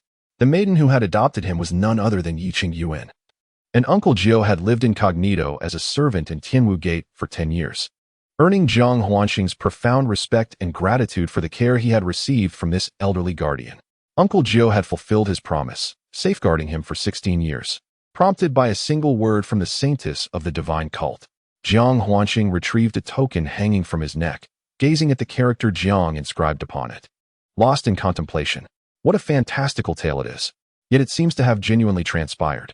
Regarding his parents, Jiang Huanshan found it difficult to pass judgment. Nevertheless, it did not diminish his yearning for parental figures, for in his previous life, he was an orphan. Now, it seemed that his identity had become a source of misfortune. After all, his parents represented both the righteous and the wicked, and he was the offspring of both realms of darkness.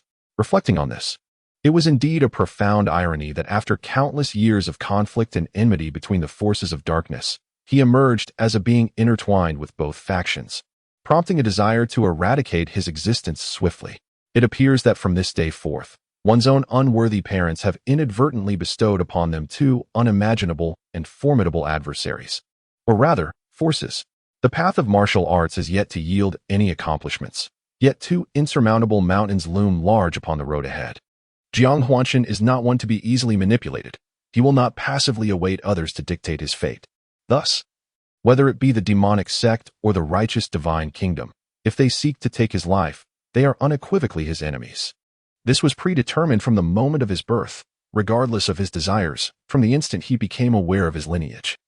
Jiang Huanshan found himself facing 2 colossal opposing forces. Having lived 2 lives, Jiang Huanshan was not intimidated by the so-called demonic sect or the righteous divine kingdom.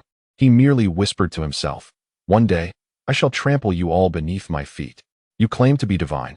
Then I shall become a martial deity, a being who crushes all forces and individuals that dare to call themselves divine, a martial god who can govern his own destiny." Chapter 61, The Origin of the Witch. Demon and human races Yiqing Yuan sat quietly beside them, listening intently as Jiang Huanshan conversed with Uncle Jiao.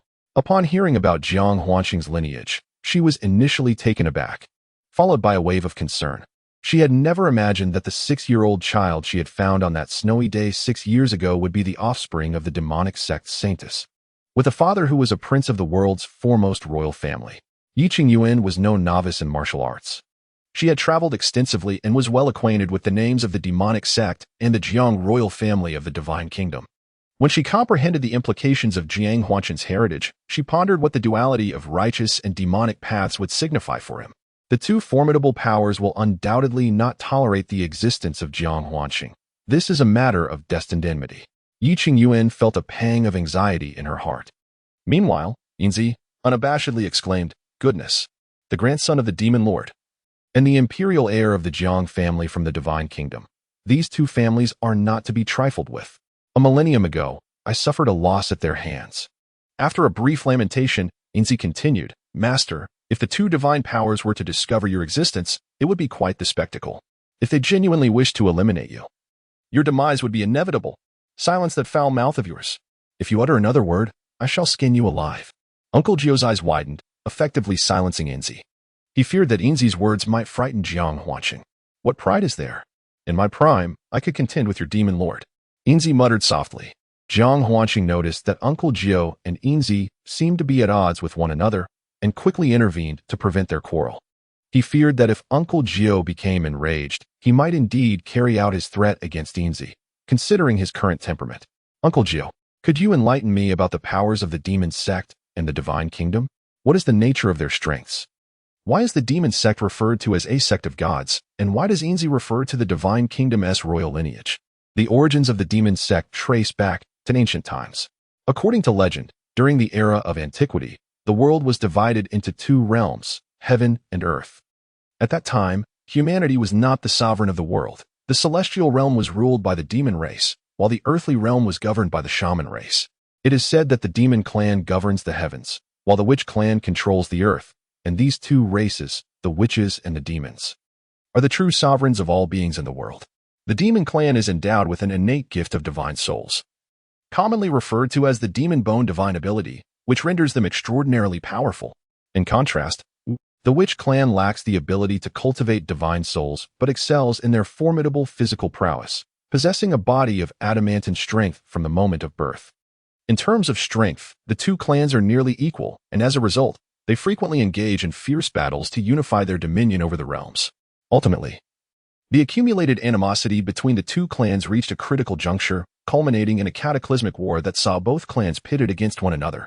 Following the devastating clash, the celestial realm collapsed, resulting in the near-total annihilation of all demon gods. The ancient witch deities similarly vanished from existence. However, a handful of minor witches managed to survive, as did some descendants of the demons. In the aftermath of the witch-demon war, the human clan, endowed with innate intelligence, swiftly ascended to prominence, thereby establishing themselves as the new rulers of the realms. In a bid to prevent the resurgence of the witch and demon clans and the consequent threat to their existence, the humans launched a campaign to eradicate the remnants of the two clans. During this period, some extraordinarily gifted humans acquired demon bones, significantly enhancing their martial prowess. Others, likewise, obtained the arcane techniques of the witch ancestors, leading them to develop a unique cultivation system for the humans, ultimately discovering a means for the witches to cultivate divine souls.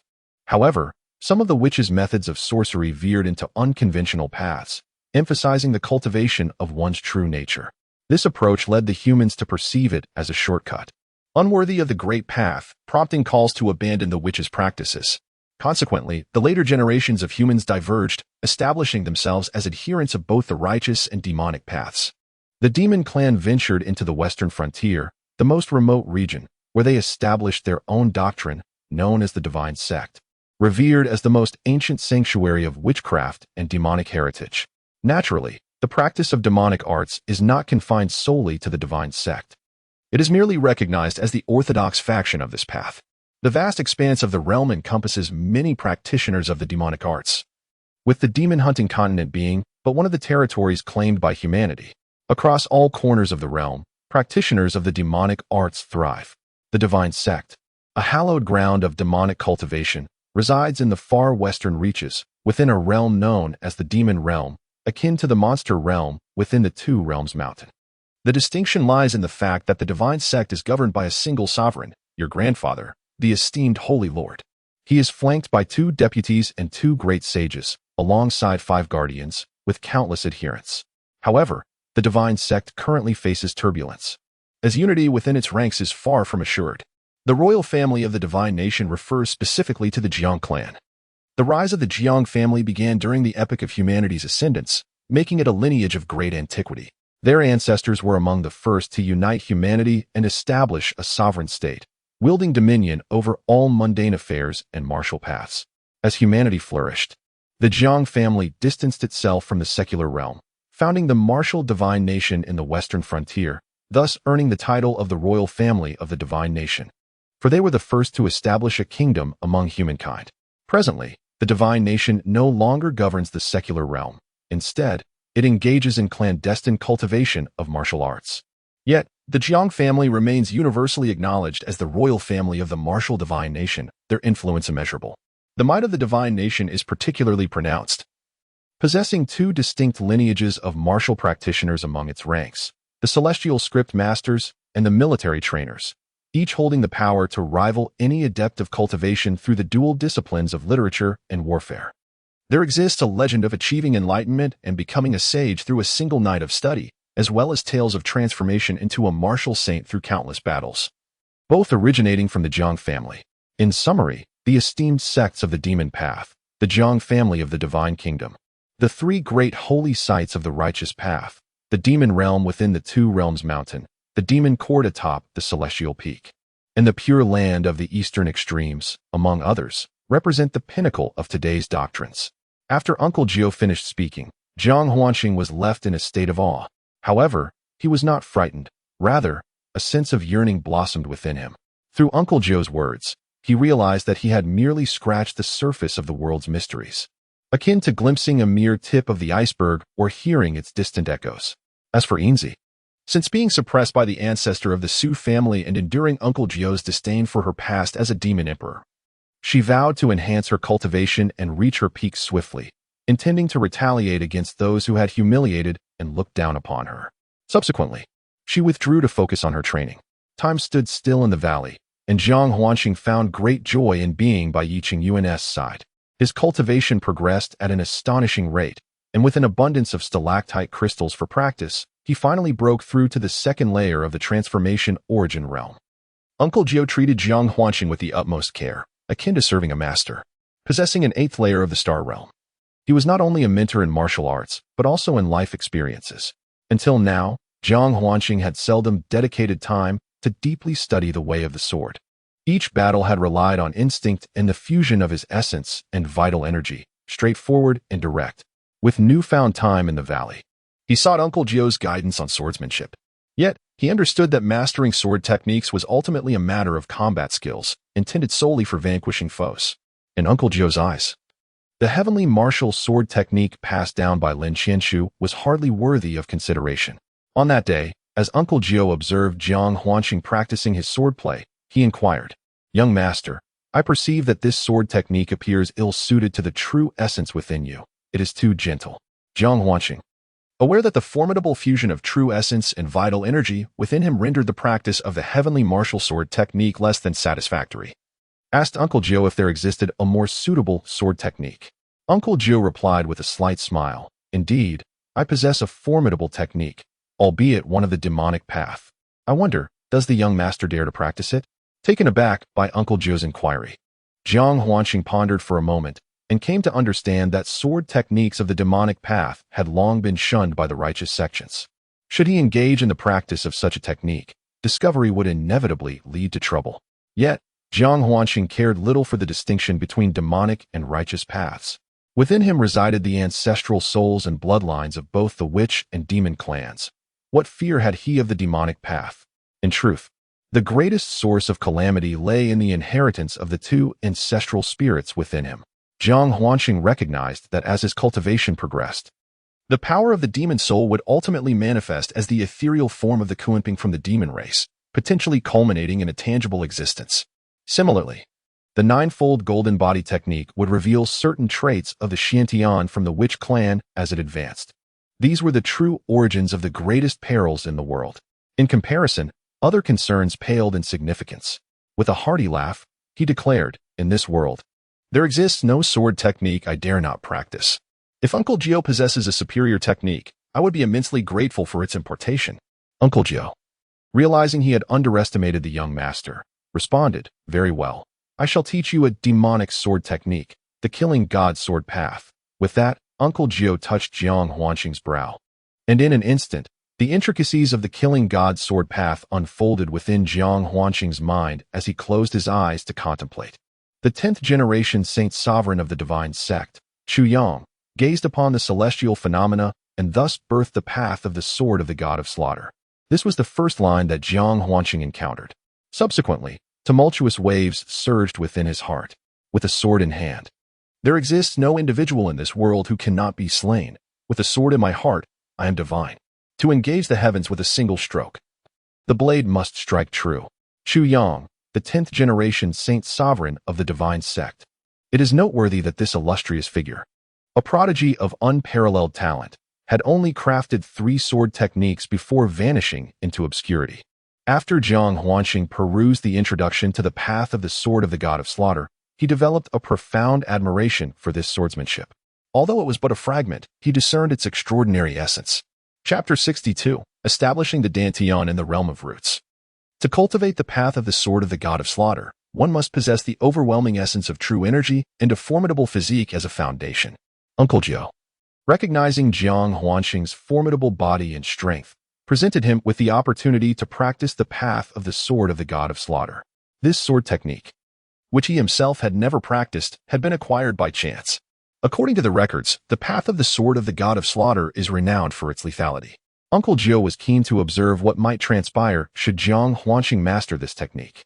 The 3 strokes of the sword of the god of slaughter are named Heavenly Pointer of the god of slaughter, Heavenly Worship of the god of slaughter, and Heavenly Gaze of the god of slaughter. While these 3 techniques may seem straightforward, their execution is fraught with difficulty.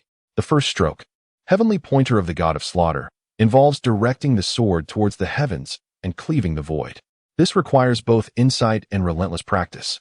In pursuit of mastery, Jiang Huanqing trained beneath a waterfall in a secluded valley, fervently engrossed in his practice as if possessed. Each day, he executed the same motion countless times, nearly tens of thousands of strikes. From the very first day, he stood beneath the waterfall for a continuous 6 days and nights, yet regrettably, there was no response. No semblance of progress. On the 7th day, just as Jiang Huanqing began to doubt whether Uncle Gio was deceiving him, the latter appeared by the waterfall. Addressing him, "Young master, you are too eager for immediate results. The path of the sword god is not merely about swordsmanship. It encompasses the very essence of the sword. Only through heartfelt contemplation can one truly gain insight." Upon hearing Uncle Gio's words, Jiang Huanqing's restless spirit found a semblance of tranquility. The concept of the sword path? Enlightenment. With a flicker of understanding in his mind, Jiang Huanqing closed his eyes and raised his sword toward the heavens once more, entering a state of indescribable transcendence at that moment. On the shore, Uncle Gio observed Jiang Huanqing's stillness, his eyes sparkling with admiration as he softly murmured, "Epiphany." Not daring to disrupt Jiang Huanqing, he remained quietly on the bank. Watching him, Jiang Huanqing stood motionless, sword raised, for 3 days. On the 4th day, he finally stirred, opening his eyes. A brilliant radiance erupted from his entire being, revealing the complete form of the broken sword, a spectral blade manifesting before him. Jiang Huanqing swung his sword downwards. To the untrained eye, the motion appeared as slow as an elderly man's deliberate strike, reminiscent of a film in slow motion. Yet, to Uncle Gio, it was perceived in an entirely different light. In his vision, Jiang Huanqing's strike was blindingly swift, transforming into a myriad of swords before consolidating into a singular, powerful blow. At last, the sword struck the ground with a thunderous crash that reverberated throughout the valley, shaking the very earth. The silver-haired elder, engrossed in seclusion for his cultivation, was roused by the force of Jiang Huanqing's strike. As the sword descended, Uncle Gio's eyes widened in astonishment, staring at Jiang Huanqing, or rather, at the might of his singular blow. Before him lay a chasm, a meter wide and seemingly endless, stretching for several hundred meters into the distance. It resembled a fissure carved into the earth by a violent earthquake. Not only was Uncle Gio taken aback, but even Jiang Huanqing himself stood in stunned silence. With such a formidable sword technique, Jiang Huansheng felt emboldened to confront even the formidable ancestors of the Su family, those of the stellar realm. Of course, he understood that this was merely the first sword of the god of death, instilling him with confidence. Should he truly encounter a powerful being of the stellar realm, he would not stand a chance. Nevertheless, he felt assured that he could contend with those at the transformation realm and even the five elements realm. When Yinzi arrived and beheld the chasm before the waterfall, learning it was the result of Jiang Huansheng's prowess, he felt profoundly disheartened. Shaking his head, he declared that he must continue to strive for excellence, for true strength is the ultimate path. With the cultivation of the god of death's swordsmanship, Jiang Huansheng finally gained a measure of confidence for future confrontations. In the time that followed, he diligently practiced the first sword, the god of death, progressing from clumsiness to mastery, ultimately wielding it with effortless precision before pausing. Subsequently, under Uncle Jio's guidance, he delved into the art of alchemy, starting with the comprehensive foundational text acquired from the Divine Pill sect. He began by familiarizing himself with and distinguishing various rare materials, followed by understanding the attributes and combinations of medicinal substances, essentially immersing himself in theoretical knowledge. Jiang Huansheng possessed a deep-seated obsession. Once he set his mind on a goal, he would not relent until it was achieved, dedicating himself relentlessly to the study of alchemical foundations. He ultimately completed his studies after 3 months of tireless effort. At this moment, Uncle Jio casually assessed him, demonstrating the art of crafting detoxifying elixirs and enhancing one's cultivation with various types of pills. He answered effortlessly all inquiries regarding the proportions and attributes of the medicinal herbs required. The only aspect lacking was practical experience, unfortunately. Alchemy necessitates both an alchemical flame and a furnace, which they currently lacked. They would have to wait for the opportunity to acquire a furnace for practical application. Jiang Huansheng's theoretical knowledge and insight into the path of alchemy, as Uncle Jio remarked, were nothing short of genius, and he was destined to become a master of the alchemical arts. As his time with Uncle Jio extended, Jiang Huansheng increasingly felt like an infant unable to walk on the path of martial arts, with a plethora of knowledge still to be acquired. The vastness of learning in martial arts aptly corresponded to the phrase "the sea of learning knows no bounds." In the mountains, time passed unnoticed, half a year slipping away. During this period, Jiang Huansheng witnessed Yi Qingyuan consuming detoxifying pills 6 times to suppress the demonic poison, although each time the poison did not manifest, and Yi Qingyuan herself reported no discomfort. Jiang Huansheng sensed that the poison still affected her, albeit subtly diminished by the elixirs. Observing Yi Qingyuan stirred profound emotions within Jiang Huansheng. He could only commit to relentless cultivation. With a solid foundation of strength, he aspired to traverse the demon-hunting continent in search of the necessary ingredients for the creation pill, aiming to concoct it for Yi Qingyuan and completely eradicate the demonic poison from her body. Thus, after mastering the fundamentals of alchemy, Jiang Huansheng entered seclusion, aspiring to further his abilities, at the very least to break through to the 2nd level of the transformation realm and step into the 3rd, thereby fortifying the reservoir of true essence within him. After all, the Slaughter God Sword path demands a considerable amount of true essence, and with his current reserves, he can only execute the Finger of Heaven 3 times. However, the purpose of his seclusion extends beyond mere cultivation.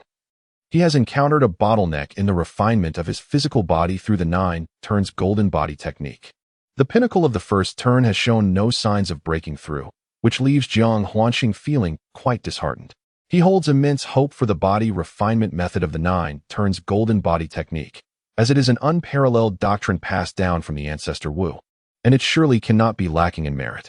Jiang Huansheng eagerly anticipates what the 2nd turn of the 9 turns golden body technique will bestow upon him. The first turn has already granted him an indomitable physical aura, rendering him nearly invincible among his peers, even able to withstand blows from across realms. One can only imagine the prowess the 2nd turn may confer. Within the confines of his secret chamber, Jiang Huansheng diligently cultivates the Tianwu heart method, circulating through the cycles of his body. The true essence from his dantian disperses, and with each cycle completed, he senses an increment in his internal true essence.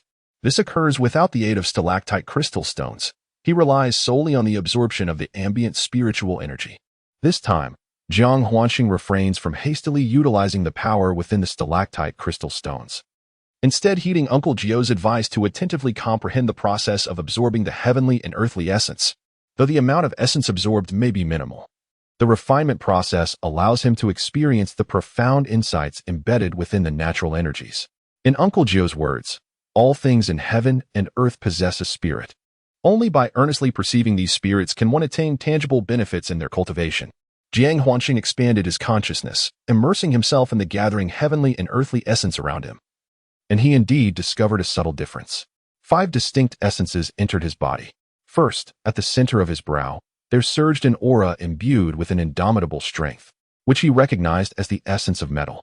Next, a second force flowed into his body from the palm of his left hand, radiating a vital energy, characteristic of wood.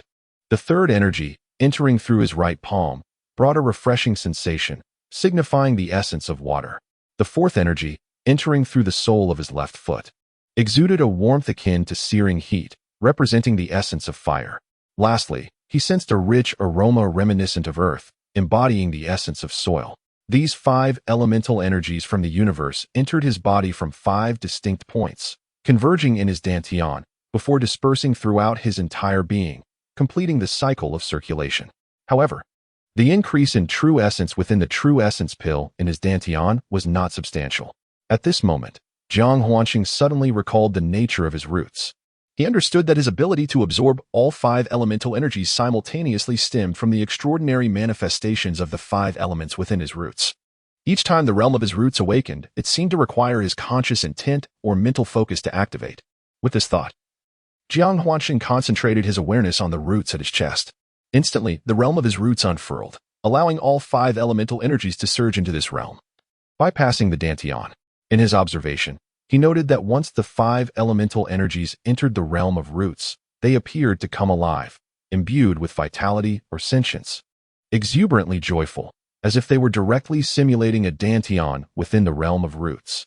Inspired by a sudden impulse, Jiang Huanqing commenced the guidance of the elemental energies of the 5 elements, orchestrating the trajectory of the root-bone world simulation technique. As the formation took shape, he was astounded to discover that his absorption of the world's vital energies had accelerated at least tenfold, with the rate seemingly increasing further. Meanwhile, Uncle Gio, who was fishing beneath a waterfall in the valley, sensed the rapid depletion of the surrounding elemental energies, which converged into a gust of wind heading towards a specific location. Abruptly halting his fishing, he took a moment to attune himself to the environment, only to be taken aback upon realizing that within a 10-mile radius of the valley, all elemental energies were coalescing in one direction, with the source being the secret chamber where Jiang Huanqing was in seclusion. Chapter 63. Uncontrolled. Uncle Gio's eyes widened in astonishment as he discarded his fishing rod and transformed into a wisp of dark energy, racing towards Jiang Huanqing's secluded chamber. Upon arriving outside the chamber, he found Inzi already present. Seeing Uncle Gio's arrival, Inzi promptly inquired, "Drunkard, have you noticed as well?" The name Drunkard was a new moniker bestowed upon him by Inzi, who believed it suited him better. Is it not obvious that nearly all the elemental energies in the valley have gathered in the young master's chamber? How could I not notice? Uncle Gio retorted, rolling his eyes. It seemed that the two were naturally ill-suited to each other, as they began to bicker the moment they were in proximity. You've consumed flames. Haven to you? Inzi shot back, having grasped Uncle Gio's temperament. Aware that his master was the young master, he felt emboldened to engage in banter. Knowing Uncle Gio would not dare to retaliate physically. Do you believe I want to strike you? Uncle Gio raised his hand, revealing a whip that had appeared in his grasp. At that moment, Yi Qingyuan entered the cave and arrived at the entrance of Jiang Huanqing's secret chamber. The creature named Inzi, upon spotting Yi Qingyuan, hurriedly exclaimed, "Mistress, this old wine connoisseur is trying to extort me. You must intercede on my behalf." Having lived for tens of thousands of years, the ancient spirit Inzi had long discerned the intricate relationship between Yi Qingyuan and Jiang Huanqing. Just a few days prior, in an attempt to curry favor with Jiang Huanqing, Inzi had addressed Yi Qingyuan as mistress in his presence. At that moment, he noticed Jiang Huanqing's spirits lift considerably. Though he verbally chastised Inzi, he subsequently rewarded him with several hundred mid-grade stalactite crystals. Astonishingly, Yi Qingyuan herself blushed and remained silent. Inzi realized that he had successfully flattered her by using the title mistress, and since that day, he had grown accustomed to calling her so. knowing full well that she appreciated the appellation. Indeed, after Inzi's plea for help, Yiqing Yuan muttered a scornful remark about deserving it, yet she turned to advise Uncle Gio, saying, "Uncle Gio, let it go. It's just his incessant prattling. By the way, since you all gathered here at the entrance of the secret chamber, has he been cultivating or encountered some issue?" Her face was etched with concern. Yiqing Yuan, devoid of any cultivation, could not sense the fluctuations in the world's vital energy. She had merely come to investigate the commotion caused by Uncle Gio and Inzi, only to find them congregated at Jiang Huanchen's secret chamber. "Do not worry, Miss Yi. Just now, the vital energy from a radius of 10 miles around the valley converged into the young master's chamber. I just observed with my spiritual awareness. It is due to the young master's cultivation. I did not expect him to absorb the vital energy of heaven and earth at such a remarkable pace." Uncle Gio explained to Yiqing Yuan. "This brings me great solace. It is likely that Uncle Gio is aware of the significance of Sheng'er's innate gifts. During his initial foray into meditation at the Tianwu Academy, Sheng'er elicited a remarkable manifestation of the world's vital energies. Perhaps today's developments are indeed a result of his extraordinary constitution." Yiqing Yuan, composed and serene, articulated these thoughts. Uncle Gio nodded thoughtfully, remarking, "The young master possesses an exceptionally high-grade constitution. It stands to reason. Let us wait and see. There should be no unforeseen occurrences. Alas, I lack such a constitution myself, and thus remain uninformed about the intricacies of its cultivation." The two individuals and one beast, unable to quell their concerns for Jiang Huanqing, chose to await him outside the secret chamber. Meanwhile, within the confines of the chamber, Jiang Huanqing experienced a profound transformation. Upon discovering the operational trajectory of the techniques within the realm of his innate gifts, he was astonished to find the emergence of a second dantian. The speed at which he absorbed the world's vital energies surged exponentially once this second dantian took form, increasing 100-fold. Remarkably, the true essence from the dantian within his realm of innate gifts could be directly converted to his physical dantian with mere thought. This revelation filled him with elation and exhilaration, for it was tantamount to possessing two dantians. From a certain perspective, one individual could rival two. Sensing the escalating true essence, Jiang Huanqing devoted himself entirely to absorbing the vital energies of the world, striving to align the cultivation of the second dantian with that of his physical dantian. At last, a moment arrived when his physical dantian emitted a deep, resonant sound, accompanied by a tremor throughout his being. He had achieved a breakthrough, ascending from the second layer of the transformation realm to the third. Following this breakthrough in his physical dantian, the second dantian within the realm of innate gifts also ascended to the third layer. At this moment, Jiang Huanqing realized that the enhancement of his cultivation primarily relied on the physical body and the dantian, while the dantian of the root bone world could only serve as a secondary dantian. He continued his practice, absorbing the essence of heaven and earth, gradually solidifying his cultivation at the third level of the transformation realm. Subsequently, his progress stabilized, and the speed of energy absorption slowed. Jiang Huanqing understood that haste would lead to setbacks. He could no longer force the absorption, as such actions would be akin to hastily pulling up seedlings, ultimately detrimental to himself.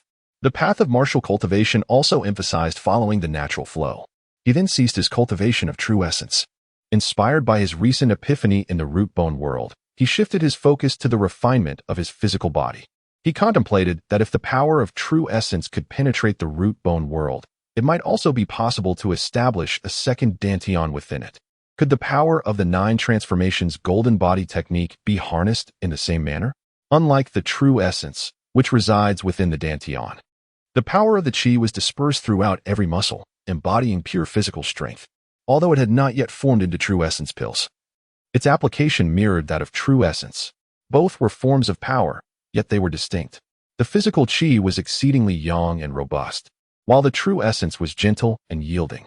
The two bore similarities to the duality of male and female, or the contrasting elements of water and fire, unable to merge seamlessly. Each time Jiang Huanqing employed the 6 meridians divine sword, he first summoned true essence, then enveloped it with the power of qi to unleash a deadly strike. It appeared as if the two powers were fused, yet in essence, the qi merely encased the true essence, lacking genuine integration. At this moment, Jiang Huanqing was contemplating whether it was possible to truly merge the powers of Gongqi and Jinyuan into a singular force. If successful, he would no longer need to summon them sequentially in battle, A mere thought could unleash both energies simultaneously. He was a man of audacious spirit, driven by a nature that embraced risk and exploration, never pausing to consider the potential harm that such a fusion might inflict upon himself. Curiosity and discovery, after all, are often accompanied by peril. However, when Jiang Huanqing attempted to channel the Gongqi into his physical dantian, tragedy struck. As the power of Gongqi surged into his dantian, a thunderous roar erupted within him. He felt his blood surge violently, and he coughed up a mouthful of old blood. Almost immediately, the meridians throughout his body began to explode and rupture. In mere moments, the dantian and meridians were ravaged by the Gongqi.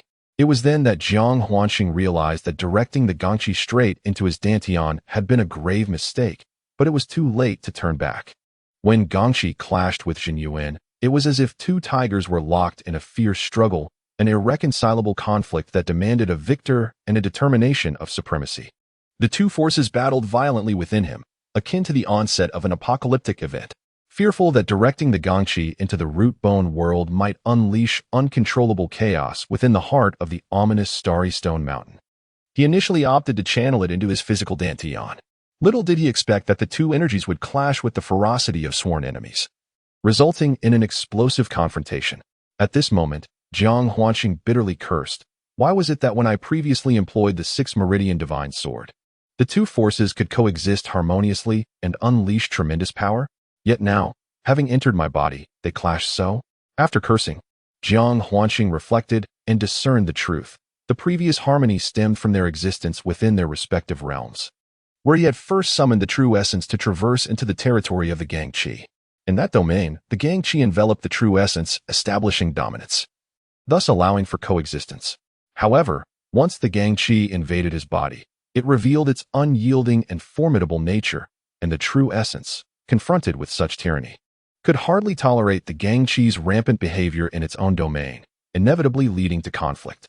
Ultimately, it boiled down to the incompatibility of their intrinsic properties. Yet now, it was too late. The Gangqi and true essence wreaked havoc within his meridians, threatening to burst forth and resulting in a catastrophic demise, subjecting Jiang Huanqing to excruciating torment. What to do? Should he attempt to confine both forces within the root-bone world? However, what if, upon entry, he lost control and awakened the mighty starry stone? Would he not be reduced to mere bone fragments? As these thoughts swirled in his mind, he found himself in a quandary. Yet, feeling the extent of destruction within his meridians, he realized that if this continued, the true essence pill would shatter, rendering him utterly incapacitated. Better to take a desperate gamble. If death were inevitable, then what difference did it make? Resolute, Jiang Huanqing gritted his teeth and activated the root-bone world. Instantly, a familiar warmth radiated from his chest. At this moment, the two destructive forces seemed to have found an outlet, surging into the root-bone world. Finally, there was a semblance of calm.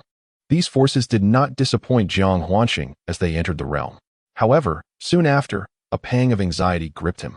It is said that thoughts manifest, and what is feared often comes to pass. Once the two forces entered the root-bone world, they did not cease their rampage, but instead recklessly surged toward the celestial stone mountain at the heart of the realm. This was truly perilous. At this juncture, the two forces were completely beyond Jiang Huanqing's control, akin to wild stallions breaking free, hurtling toward the celestial stone mountain. Jiang Huanqing, feeling helpless, was engulfed in despair, forced to watch the chaotic forces charge toward the mountain. Would he survive this time? Could fortune favor him once more? The psychological shadow cast by the celestial stone mountain loomed large, instilling a profound fear within him. It represented the unknown, a force utterly beyond his control, so terrifying that he did not even dare to approach with his consciousness. The horror concealed within was unfathomable. Suddenly, a thunderous roar reverberated throughout the root-bone world. Prepared for loss and destruction, Jiang Huanqing was taken aback to discover that, seemingly, his consciousness still lingered. He was not dead. Was he truly unharmed? Overwhelmed with emotion, tears streamed down his face as he hurriedly gazed toward the celestial stone mountain. At the sight before him, he was instantly jolted, staring blankly at the celestial stone mountain, which stood majestically in the heart of the bone world. At that moment, even his soul began to tremble. Chapter 64. Anomaly. In the depths of the north flow, the celestial stone was struck by two colliding forces, yet rather than being harmed, it appeared to have birthed something fortuitous. In his gaze, Jiang Huanqing observed that the rune he had once employed to subdue the silver creature on the celestial stone mountain was now radiating brilliantly, preventing the clash of the two forces, vigilant qi and true essence. Moreover, a second rune emerged on the celestial stone, resonating with the initial rune that had subdued the silver creature, and in an instant, it seemed to devour both the vigilant qi and true essence. This implied that upon mastering the devouring 10,000 laws incantation, one could refine and integrate the myriad forces of nature. It was, in essence, an extraordinarily formidable cultivation technique. Jiang Huanqing was momentarily stunned, followed by an overwhelming ecstasy. Until now, he had been practicing the Tianwu heart method passed down by Lin Qianshu of the Tianwu sect, which was not particularly advanced. Yet now, through a twist of fate, the fierce conflict between vigilant qi and true essence had unlocked the second rune on the celestial stone, granting him access to the cultivation technique of the devouring 10,000 laws. This technique could assimilate and refine all forms of power in the world. The first rune on the celestial stone was the divine restraint incantation, capable of casting spells upon all living beings and exerting control over them. This had already been validated when he subdued the silver creature, confirming the divine restraint incantation as a supreme art. However, Jiang Huanqing had yet to truly employ it. Now, with the activation of the second rune, he had encountered the most advantageous cultivation method for himself, the devouring of 10,000 laws. Could such wonders truly exist? Is it necessary to be so audacious? The claim to devour all laws and refine every force is indeed formidable. Jiang Huanqing found it hard to believe. Yet as the second rune's violet light gradually dissipated and the celestial stone regained its tranquility, a swirling mass of violet tinged with gold materialized before him. This phenomenon utterly convinced him of the reality behind the second rune's promise of devouring all laws, suggesting that it could indeed refine and amalgamate all powers into a supreme technique. Within the violet golden stream before his eyes, he sensed the essence of both vigorous energy and true yuan force. Could it be that the method of devouring all laws had truly refined and fused the two ferocious powers that had been locked in deadly combat? To validate his thoughts, Jiang Huanqing commenced his practice of the incantation of devouring all laws. Remarkably, an extraordinary event unfolded. His damaged dantian began to mend at a pace visible to his spiritual consciousness. However, the original true yuan pill diminished from the size of a fist to that of a mung bean, yet the energy contained within had become more refined. Furthermore, Jiang Huanqing could feel the potent strength concealed within the diminutive true yuan pill. At that moment, his body was devoid of true yuan and vigorous energy. Both had been completely transformed into devouring true yuan force through the incantation of devouring all laws. Once his physical first dantian was fully restored, he discovered that the true yuan within the second dantian of his bone root world had also metamorphosed into devouring true yuan force. The appearance of both dantians had notably changed, becoming significantly broader, while the color of the true yuan pill transformed to match the violet gold hue of the devouring true yuan. Surrounding the true yuan pill, an invisible shield emerged, enveloping it like a protective layer. The inferior heavenly artifact, the severed sword, now truly floated 3 meters above the true essence Dan, basking in the nourishing embrace of the devoured true essence energy. This profound connection between Jiang Huanqing and the severed sword deepened further. Once his dantian had recuperated, Jiang Huanqing began to guide the absorption of true essence energy, mending the damaged meridians throughout his body. As the true essence energy coursed through the intricate network of his meridians, they restored to their original state, now considerably more resilient and expansive than before. This heralded a significant enhancement in his future cultivation speed. Previously, a single cycle through a small celestial circuit would consume an entire day. Now, with his meridians widened, he could complete a full circuit in merely half a day, effectively doubling his cultivation efficiency. After 3 hours of restoration, Jiang Huanqing's meridians were entirely healed. Next, contemplating the potential effects of the refined and integrated true essence on his physical energy, he endeavored to practice the body refinement technique, the 9 turns golden body secret. As the technique activated, the devoured true essence energy permeated his flesh, bones, and sinews. Jiang Huanqing breathed a sigh of relief, finding that there were no adverse effects. Rather, with a mere thought, the devoured true essence transformed into formidable energy, amplifying his strength. Following the cultivation method of the 9 turns golden body secret, Jiang Huanqing began the refinement of his body. He distinctly felt an immense power surging through every inch of his muscles, harboring explosive potential. As the true essence energy traversed through his muscles, with each inch it covered, Jiang Huanqing sensed a corresponding increase in his physical strength. This exhilarating sensation elicited a soft groan of delight from him. Time seemed to slip away unnoticed. At last, Jiang Huanqing completed a full cycle of body refinement throughout his entire being. As the final iota of muscular fortitude and true essence converged, Jiang Huanqing experienced a profound tremor throughout his being, with every bone and aperture resonating in a symphony of crackling sounds.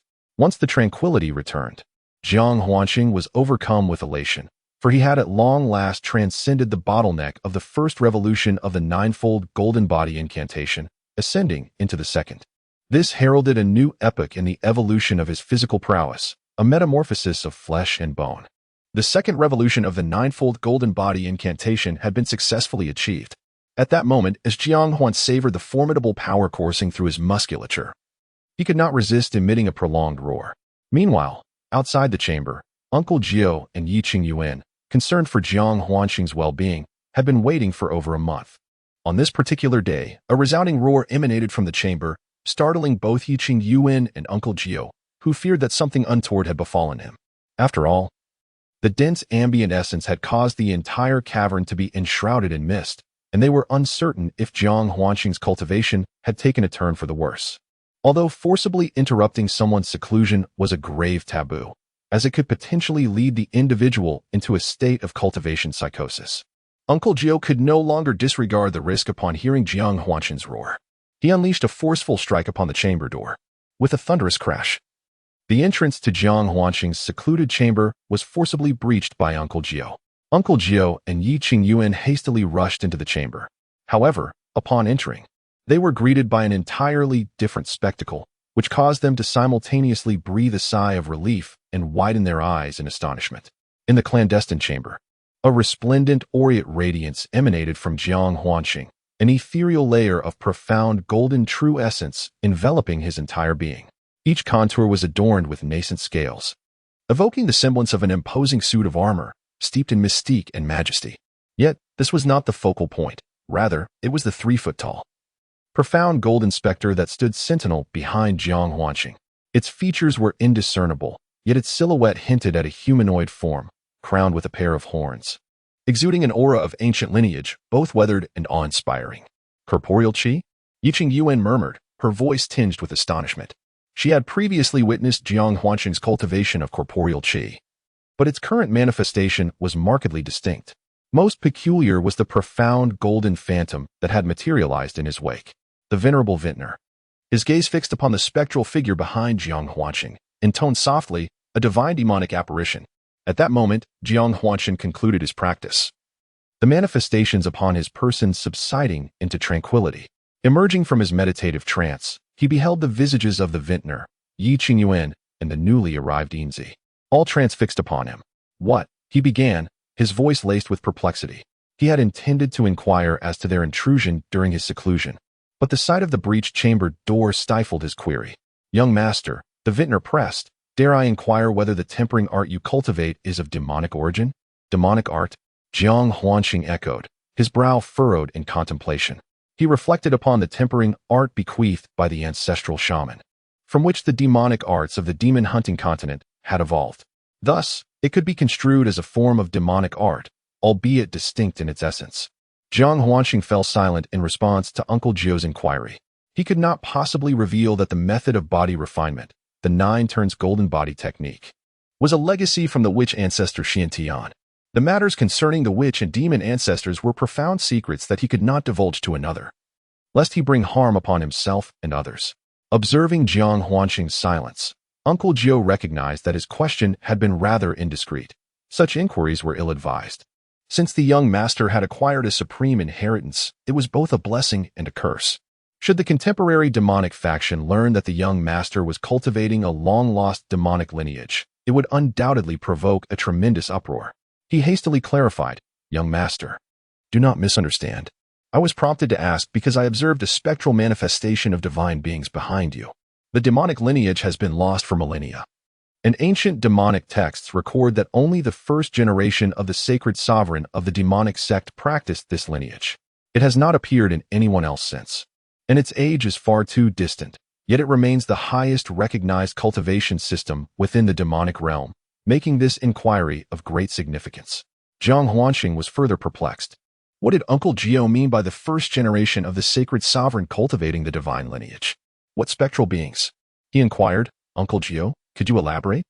Did I truly have a divine spectral presence behind me? What is the divine lineage?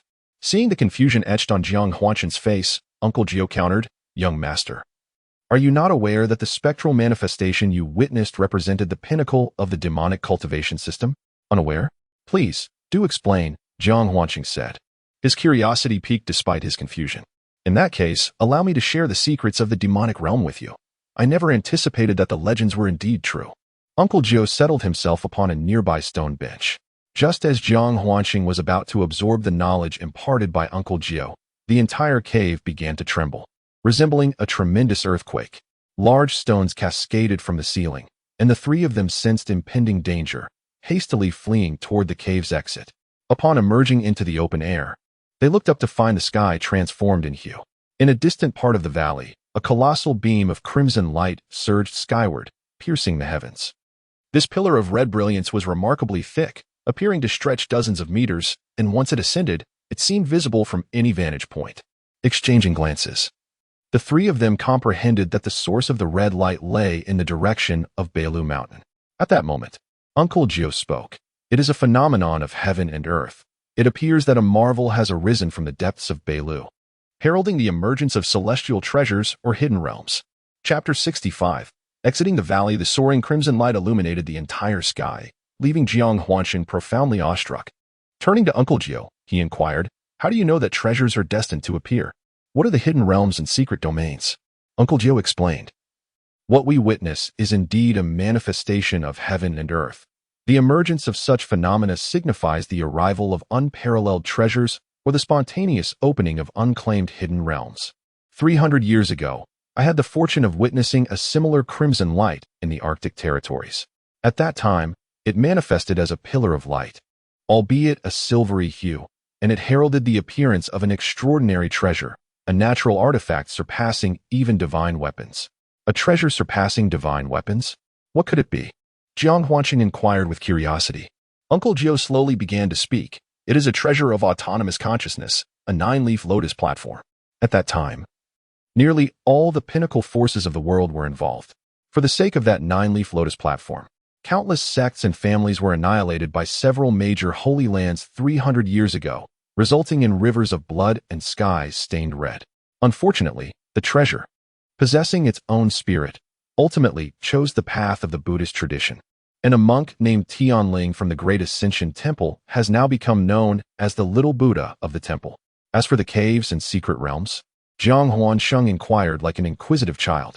It is said that after the ancient battle between the shaman and the demon, both the great shaman and the demon gods perished.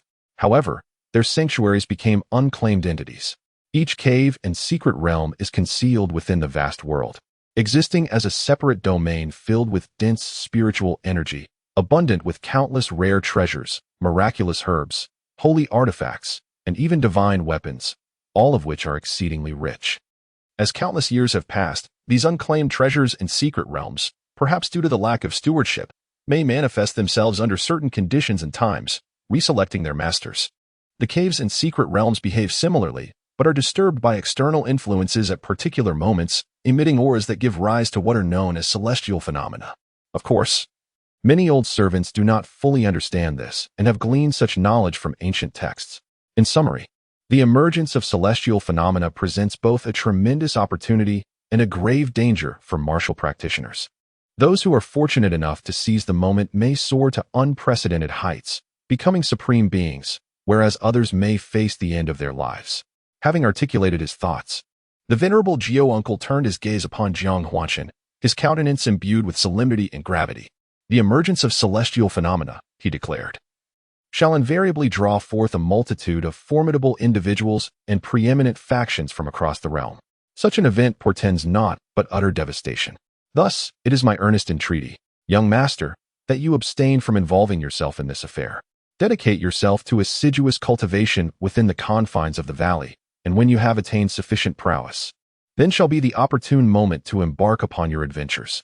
Caught off guard by Jiao Uncle's perspicacity, Jiang Huanqing found himself in an awkward predicament. He could scarcely deny the allure of overnight enrichment. The advent of celestial phenomena held the promise of acquiring unparalleled treasures or unearthing untold riches within the hidden realms. It was akin to a lottery, where a fortunate strike could catapult one into the echelons of affluence, transforming them into a scion of privilege. The temptation to test his fortune was indeed strong. However, Jiao Uncle's discerning gaze had already penetrated his innermost intentions. I shall remain here, Jiang Huanqing equivocated. Pray, continue to enlighten me regarding the spectral apparition that trails behind me. How is it that I have remained oblivious to its presence? As he spoke, Jiang Huanqing activated his physical defenses, and this time, he beheld with his own eyes the veritable specter that loomed behind him. Adorned with a pair of horns and standing 3 feet in height, confined within the secret chamber and immersed in a state of introspective cultivation. He had yet to observe the manifestations of his second stage refinement. Could this be the distinctive hallmark of the 9 Revolutions Golden Body Incantation's second stage? The initial stage had manifested as an aura of invulnerability, while the second stage had given rise to a 3-foot-tall apparition. Jiao Uncle had referred to it as a divine demon phantom, suggesting that the 9 Revolutions Golden Body Incantation, a technique for physical refinement, belonged to a lineage of divine demons. Jiang Huanqing mused inwardly, contemplating the transformations that were unfolding within him. Uncle Jiao gazed at the ethereal figure behind Jiang Huanqing and nodded, saying, "It should not be mistaken. The descriptions within the sacred texts of the holy sect depict such a form of divine and demonic apparitions, scaled armor, and dual horns. However, it ought to be golden in hue. What is this purple gold? Is there a distinction?" Upon hearing Uncle Jiao's musings, Jiang Huanqing inquired, "Young master, there is something you may not be aware of. According to the sacred texts of the holy sect, the lineage of the demonic path primarily cultivates divine skills through body tempering. Once successful, a radiant glow manifests upon the surface of the body, with colors ranging from green, azure, black, red, to gold, which signify different levels. Green is the lowest, while gold stands at the pinnacle. The golden glow of body tempering has only ever been observed with the first-generation Holy Sovereign. The texts recount that the first-generation Holy Sovereign's lineage is the closest to that of the ancient witch who practiced the divine and demonic path. The apparition that appeared behind him was a pure golden color, the highest grade, adorned with scales and dual horns. Regrettably, the first-generation Holy Sovereign mysteriously vanished in the end. And thereafter, the lineage of the divine and demonic path was lost. Although, to this day, the demonic path practitioners can cultivate body tempering techniques to summon an apparition. In terms of potency, it pales in comparison to that of the divine and demonic lineage. At best, it is a derivative inspired by the divine and demonic path. However, I cannot ascertain whether your practice, young master, is indeed of the divine and demonic lineage. Hence my inquiry about whether you have obtained the legacy of the first-generation Holy Sovereign. I have indeed acquired a body tempering technique that may bear some relation to the demonic path, yet it is by no means a legacy of the Holy Sovereign. The technique I practice should have originated around 10 years ago. I once encountered a disheveled beggar who imparted a technique to me. At that time, I dismissed him as a charlatan and paid him no mind. It was only after I successfully delved into meditation that I realized the beggar had indeed shared a genuine method of body refinement, prompting me to commence my practice. Jiang Huanqing could not divulge the secrets of the witch ancestor, so he resorted to weaving tales to deceive Uncle Jiao and Yi Qingyuan. Yet, Uncle Jiao believed him wholeheartedly. Nodding in agreement, the realm is vast beyond measure. It is worth noting that the current demonic sect is not the sole beneficiary of the body refinement technique. Perhaps ancient witches still exist to this day. It is possible that the young master encountered one of them. It would be wise for you to refrain from discussing this matter in front of outsiders to avoid inviting trouble. After saying this, Uncle Jiao said no more. Aware that the young master had his own fateful encounters, some matters were better left unknown. He merely advised Jiang Huanqing to diligently practice, so that one day he could confidently visit the demonic sect and see his mother. From Uncle Jiao's words, Jiang Huanqing discerned a profound love and concern for his mother. Faced with this steadfast elder, Jiang Huanqing could not utter a refusal. He solemnly nodded in agreement. promising that one day he would indeed set foot in the demonic sect to catch a glimpse of that devoted woman. Regarding his lineage and parents, to be candid, Jiang Huanqing initially felt a sense of indifference upon hearing the news. However, as he spent more time with Uncle Jiao and learned of their story, he began to miss her. What kind of woman could sacrifice her entire cultivation to preserve her own life? For Jiang Huanqing, this was a debt to be repaid, a responsibility he bore. He intended to visit her one day and also inquire of the man in the god realm as to why he had forsaken such a devoted woman. Was it truly for the sake of unparalleled status? These were his innermost thoughts. Lost in contemplation, the crimson glow on the horizon faded. Uncle Jiao had retreated into seclusion, while Jiang Huanqing accompanied Yiqing Yuan on a stroll through the valley. Observing the veil she wore and gazing at the sky, Jiang Huanqing made a resolution. Having spent over half a year in the valley, and with Yiqing Yuan having taken several doses of elixirs to suppress the demonic poison, Jiang Huanqing did not wish for her to perpetually wear a veil, nor did he desire her unhappiness. A once proud and exceptionally talented woman of the heavenly martial sect had suddenly lost all her cultivation and was afflicted by demonic poison, rendering her unable to cultivate or restore her appearance. A truly agonizing predicament. Though she would often say that being an ordinary person was good, Jiang Huanqing could sense the disappointment within her. Therefore, he resolved to venture to Mount Bailu to try his luck. The refinement of the creation pill was still lacking one primary ingredient and 4 auxiliary medicinal herbs. Perhaps in the depths of Mount Bailu, he might encounter the opening of a secret realm or blessed grotto. If he could enter, might he be able to find the remaining spiritual herbs? 3 nights later, Jiang Huanqing sought out Yinzi, informing it that he would be going out to search for spiritual herbs for Yiqing Yuan, entrusting it to take good care of her. He also left a letter for Yinzi to give to Uncle Jiao. The gist of the letter conveyed to Uncle Jiao that Yiqing Yuan held the utmost significance in his heart. He implored Uncle Jiao to safeguard her well-being meticulously.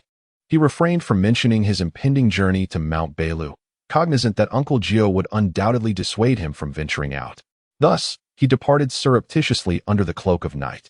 Naturally, Yinzi insisted on accompanying him, but Jiang Huanqing promptly extinguished that notion with a single remark. At your current level, you cannot even best me in combat. Following me would only prove to be a hindrance. It is incumbent upon you to remain in the valley, diligently honing your cultivation and safeguarding Yiqing Yuan. Previously, Jiang Huanqing had sparred with Yinzi, resulting in the third-tier Yinzi being pummeled into a sorry state. Consequently, Yinzi obediently remained behind, continuing its secluded cultivation to elevate its strength, refraining from further entreaties to accompany him. Since Yinzi had brought him misfortune, Jiang Huanqing recognized that while the creature was prone to impudent remarks and arrogance, he had come to realize that Yinzi possessed genuine loyalty towards him. Upon his departure, he bequeathed all of his superior and exquisite stalactite crystals to Yinzi for its cultivation. The familiar sound belonged to Diaoer. Diaoer, inherently of an active temperament, had been perpetually absent since arriving at the Illusion Valley, constantly frolicking and disappearing from sight. Unexpectedly, it had discovered his clandestine departure from the valley. Squeak, squeak. Diaoer's voice echoed in Jiang Huanqing's mind. Brother, where are you going? Why are you being so secretive? You must take me with you, given that the wings on his back would emit golden radiance during the night. Jiang Huanqing refrained from activating them to avoid attracting unwanted attention. His legs propelled him forward at an impressive pace. As dawn broke, Jiang Huanqing finally beheld a city. Bailu Mountain lies within the sphere of influence of Huiyin Island and serves as the stronghold of the heavenly martial sect. Previously, Jiang Huanqing had embroiled himself with several of the most formidable sects in Huiyin Island alongside Uncle Jiao, and he feared being recognized. Thus, he resolved to enter the city to commission a new set of garments and perhaps adorn himself with some makeup. From a distance, the words Shinfu City shimmered brightly above the city gate. As he stepped into Shinfu City, Jiang Huanqing pondered whether there was a connection between Shinfu City and the Shinfu sect when he suddenly caught sight of a familiar figure. Chapter 66. The treasure recognized by Jiaoer. Jiang Huanqing, having entered the realm of martial arts somewhat late, had few acquaintances. Yet the rotund figure he had just spotted was unmistakably familiar. It was none other than the corpulent Qi, a member of the Shinfu sect and indeed Jiang Huanqing's subordinate, albeit a relationship largely fabricated by Jiang Huanqing's own persuasion. For Qi was blissfully unaware of the multifaceted implications of the term subordinate. In his understanding, a subordinate was simply a brother, a comrade of Jiang Huanqing. In his line of sight, Qi was surrounded by 7 or 8 young men, among whom a particularly arrogant individual led the way, striding forward with an air of superiority. Qi and the others followed closely behind, resembling a group of sycophants, treating the young man with utmost deference.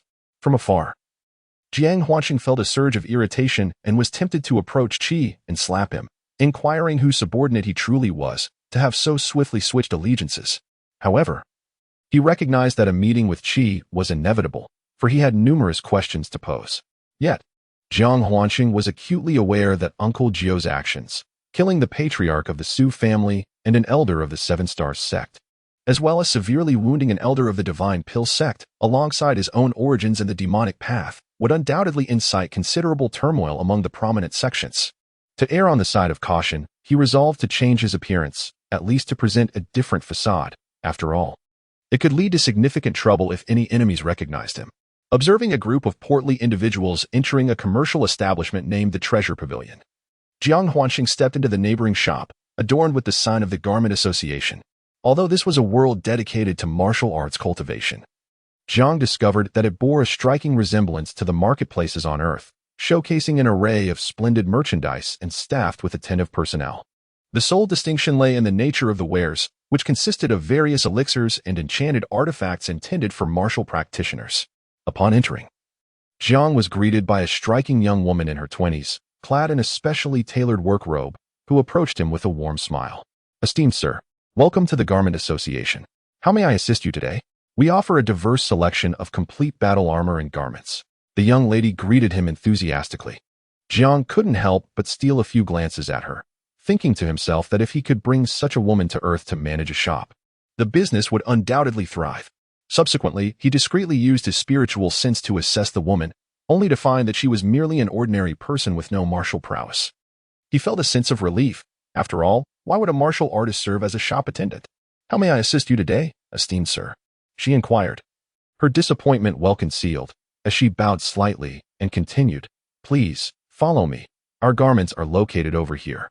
Jiang Huanqing listened to the woman address him as sir repeatedly, and he felt a sense of satisfaction in his heart.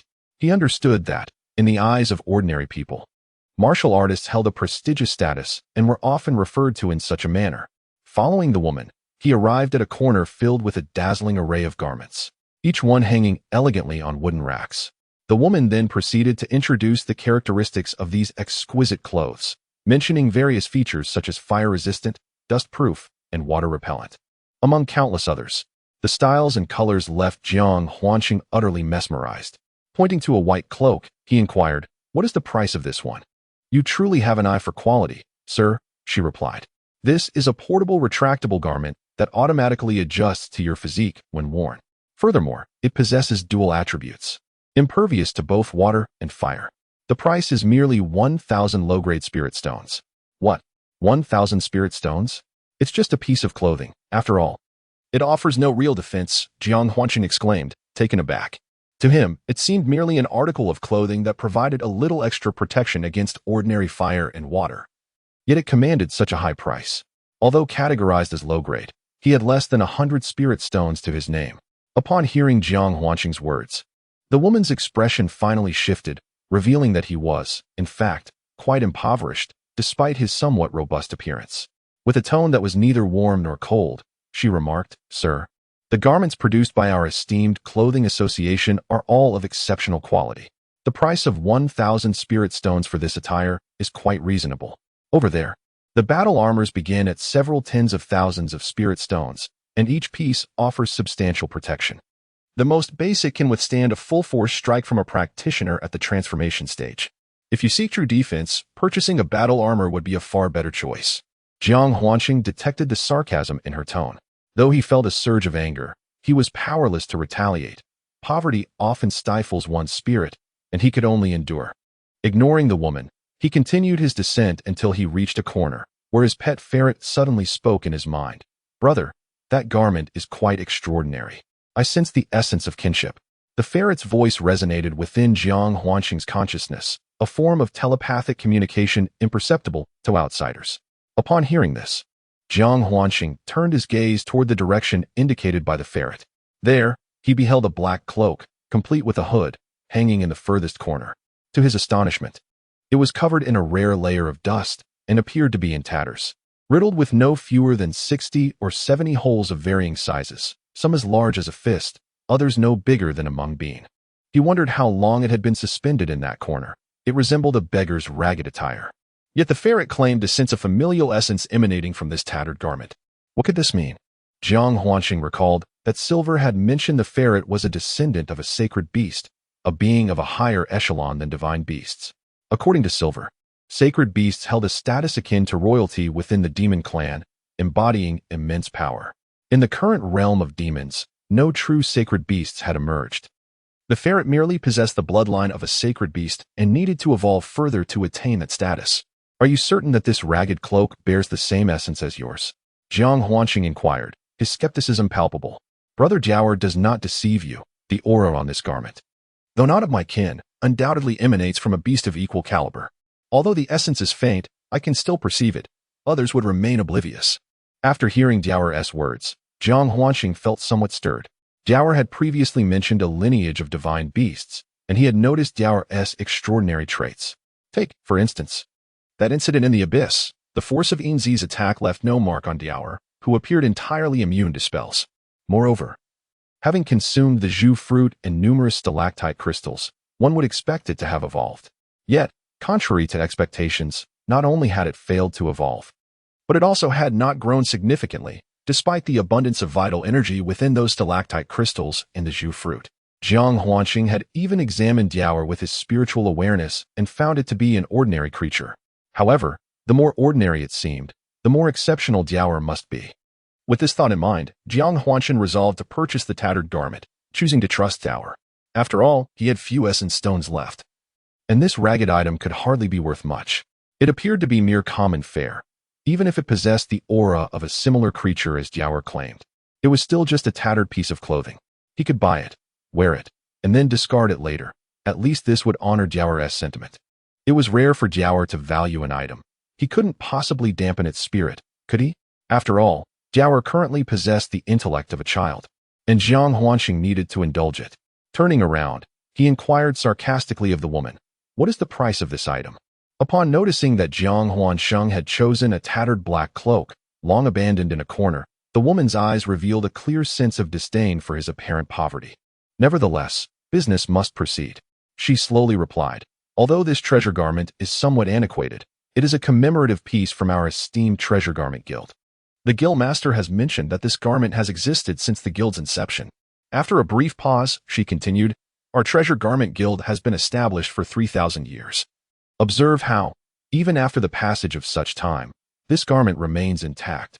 Jiang Huanxing understood that it was customary in commerce to embellish the value of even the most tattered items. He interrupted her, stating intact, "How can it be so with such holes? Come now, just tell me how many yuan stones it costs. I hardly possess any yuan stones." "Do you truly believe I would want this ragged garment?" The woman was momentarily taken aback by Jiang Huanxing's bluntness, regaining her composure after a while as she replied, "The specific characteristics of this garment have never been documented. While it has several holes, it is indeed an antique from the guild's founding, its commemorative significance outweighing its monetary value. If you desire it, it can be yours for 500 inferior yuan stones." 500? That's outrageous. Jiang Huanxing exclaimed in frustration. He recognized that the woman's claims about the garment's lack of value were genuine, yet she still demanded 500 yuan stones. His own resources barely amounted to 100 inferior yuan stones at most. "My good lady, 500 inferior yuan stones is simply untenable. If that is the case, I shall pass." At this point, the woman had entirely lost patience with Jiang Huanxing's apparent destitution. "You, Jiang Huanxing, find yourself destitute, yet your heroic spirit remains unyielded, albeit with no recourse." At that moment, Jiao suddenly interjected, "Brother, you are foolish. Do you not possess the stalactite crystal?" With only the finest stalactite crystals remaining in his possession, he reluctantly considered utilizing one, as it appeared that without such a sacrifice, acquiring suitable garments would be impossible. Jiang Huanxing lamented his predicament. He desperately required a cloak with a hood, and thus, with a swift motion, he produced a premium stalactite crystal. Most of the mid-grade ones had been reserved for silver and personal use, while the inferior ones had been consumed by Jiao, the glutton. Now, he was left with merely over 100 premium stalactite crystals, intended for his own cultivation. After producing one, he inquired of the woman. Could this serve as a currency equivalent to a spirit stone? Ultimately, the woman was just an ordinary individual. She could not perceive the immense vitality and life force contained within the stalactite crystal Jiang Huanqing held. Observing the seemingly ordinary crystal in his hand, she rolled her eyes and remarked, "Do you think our treasure garment guild is some sort of establishment for such trifles? How dare you present this rubbish as a spirit stone? Begone. I have encountered many like you, attempting to pass off worthless items as treasures." Jiang Huanqing felt a surge of indignation. Chapter 67, Celestial Garments. Alas, he had merely intended to elucidate the value of the stalactite crystal, yet he was met with derision. He now comprehended the nature of a sycophant. Such superficiality exists not solely on Earth but also in the demon-slaying continent. This is an inherent trait of humanity, persisting regardless of the realm. Not only had he been scorned, but he was also branded a charlatan. To think that the stalactite crystal was dismissed as mere refuse? At that moment, Jiang Huanqing felt as though he could spit blood. However, the stalactite he produced was a crystallization of stalactite fluid, which is exceedingly rare even within the entire martial arts realm. The even more precious stalactite crystal is a true rarity. The woman, having never encountered such a thing, mistook it for a mere worthless rock, and one cannot wholly blame her for that. Just as Jiang Huanqing stood there, momentarily stunned by her ire, neither he nor the woman noticed three individuals approaching them, their eyes gleaming with avarice. She was an ordinary person lacking discernment and experience. He would not stoop to her level. Discarding the tattered garment, he resolved to leave, for with the stalactite crystal in his possession, the prospect of acquiring fine attire was hardly daunting. After all, there were multiple treasure garment establishments in Shinfu City, were there not? Jiang Huanqing made a concerted effort to reassure himself, striving to maintain his composure and prepare for his departure. The woman, witnessing his continued presence, became even more infuriated. Hurling insults, "I've seen shamelessness, but you take it to unprecedented levels. It's utterly foolish to present a worthless stone as a yuan stone. Have you no idea what a treasure garment establishment entails? It's only because I possess a good heart that I even bother to inform you. If you do not leave at once, I shall summon someone to deal with you." Silence. Before the woman could continue her tirade, she was abruptly interrupted by a voice. Jiang Huanqing and the woman turned simultaneously to see a middle-aged man striding towards them. Upon recognizing the man, the woman hastily bowed and inquired, "I have the honor of meeting Lord Yu." She realized that the one who had silenced her was none other than the Lord of Shinfu City, and as he regarded her with a countenance marked by fury, she trembled slightly in fear. In contrast, Jiang Huanqing's feelings upon seeing the middle-aged man were entirely different. He thought to himself, "At last, it seems I have encountered someone with discernment." A middle-aged man approached, first offering Jiang Huanqing a benevolent smile, before abruptly scolding the woman, "You uncultured wretch. The young master holds a genuine treasure in his hand, while you dismiss it as mere rock. Clearly, you lack worldly experience." Indeed, the woman replied, lowering her head and repeatedly echoing the man's words. "Lord Yu's admonition is well taken. It is I who has failed to recognize greatness and misjudged this young master." Upon hearing himself referred to as young master, Jiang Huanqing felt a surge of indignation. "I am Yuan Shan, the Lord of Divine Talisman City. May I inquire as to which esteemed family you belong?" After introducing himself, Lord Yu inquired of Jiang Huanqing, explaining that he had come to the treasure garment chamber to purchase a fine garment for a certain enchanting creature in his residence. Upon entering, he sensed a vibrant energy and turned to find the young man holding a stalactite crystal, a type he had encountered years ago with a renowned alchemist, which had been highly valued at the time. The quality of the crystal in the young man's possession appeared superior even to that prized specimen. At that moment, it bewildered Lord Yu to see the shop staff dismiss such a remarkable stalactite crystal as mere rubble. Recognizing its exceptional quality, he felt compelled to stand up for Jiang Huanqing and chastise the female attendant. "Ah, I see now. It is my oversight, Lord Yu. I am no young master. Please, call me Jiang Sheng." Jiang Huanqing casually introduced himself, offering little elaboration. He was acutely aware that he had many enemies now. If it were to be revealed that he was Jiang Huanqing of the Tianwu sect, with connections to the demonic path, who could say whether Lord Yu of Yuqing would seek to apprehend him? Jiang Sheng? What a splendid name. I shall take the liberty of addressing you as Brother Jiang. Yuan Shan expressed a keen desire for the stalactite crystal in Jiang Huanqing's possession, enthusiastically attempting to establish a rapport. "Indeed, my brother. I find myself lacking in elemental stones and was contemplating the purchase of a modest item, Jiang Huanshan replied, half-truthfully, as he could not disclose that the exquisite garment bore the essence of a similar item. Is it merely a treasured garment? Since you have already called me elder brother, I shall gift it to you as a token of our newfound brotherhood. Yu Wanshan declared generously, gesturing for a nearby woman. Why are you still dawdling? Wrap this up for my brother. Yes, my lord Yu. The woman nodded submissively, hurriedly retrieving the garment from its hanger and placing it into a wooden box. No reward without effort. I shall offer a price for this crystal, dear brother Yu, Jiang Huanqing stated. Do you think so little of me, dear brother? As a city lord, my words bear weight, you know? Yu Wanshan feigned a stern expression in response to Jiang Huanqing's refusal. Then, gazing at the stalactite crystal in Jiang Huanqing's hand, he continued, as your elder brother, I shall not deceive you. While I have promised you the treasured garment, might you be willing to part with this crystal and offer it to your elder brother at a price? At last, Yu Wanshan revealed his true intentions. As a party involved, Jiang Huanqing, despite feeling somewhat displeased with Yu Wanshan's roundabout attempts to ingratiate himself, ultimately regarded the latter's request for the stalactite crystal with disdain, perceiving him as insincere and hypocritical. If you desire the crystal, why not express it plainly? Must you meander in such a convoluted manner? He mused, thus characterizing the man as duplicitous and untrustworthy. Nevertheless, since he intended to part with the stalactite crystal regardless, and acknowledging that Yu Wanshan, after all, had afforded him a degree of respect, Jiang Huanqing resolved to set a price for him. At that moment, a young man approached directly, proclaiming, How much for the stalactite crystal you hold? I shall take it. Jiang Huanqing observed that this individual, clad in opulent attire, was evidently no ordinary person. Appearing to be in his early 20s, he nonetheless possessed the formidable cultivation of the 7th level of the transformation realm. In contrast, Yu Wanshan, in Jiang Huanqing's eyes, exuded an air of profound strength, rendering him inscrutable. Just as the young man finished speaking, an aged voice interjected, Young Master Yu, this gentleman, Lord Yu, is a valued guest of my Bowie Chamber of Commerce. I can negotiate a price for the esteemed Bowie. The elder did not conceal his formidable prowess. To Jiang Huanqing's perception, he was a powerful figure at the elemental realm. From his demeanor and tone, Jiang Huanqing deduced that the elder was affiliated with the Bowie Chamber of Commerce and likely held a managerial position. At this juncture, Yu Wanshan was the first to erupt in fury, his previously concealed aura now unleashed without restraint.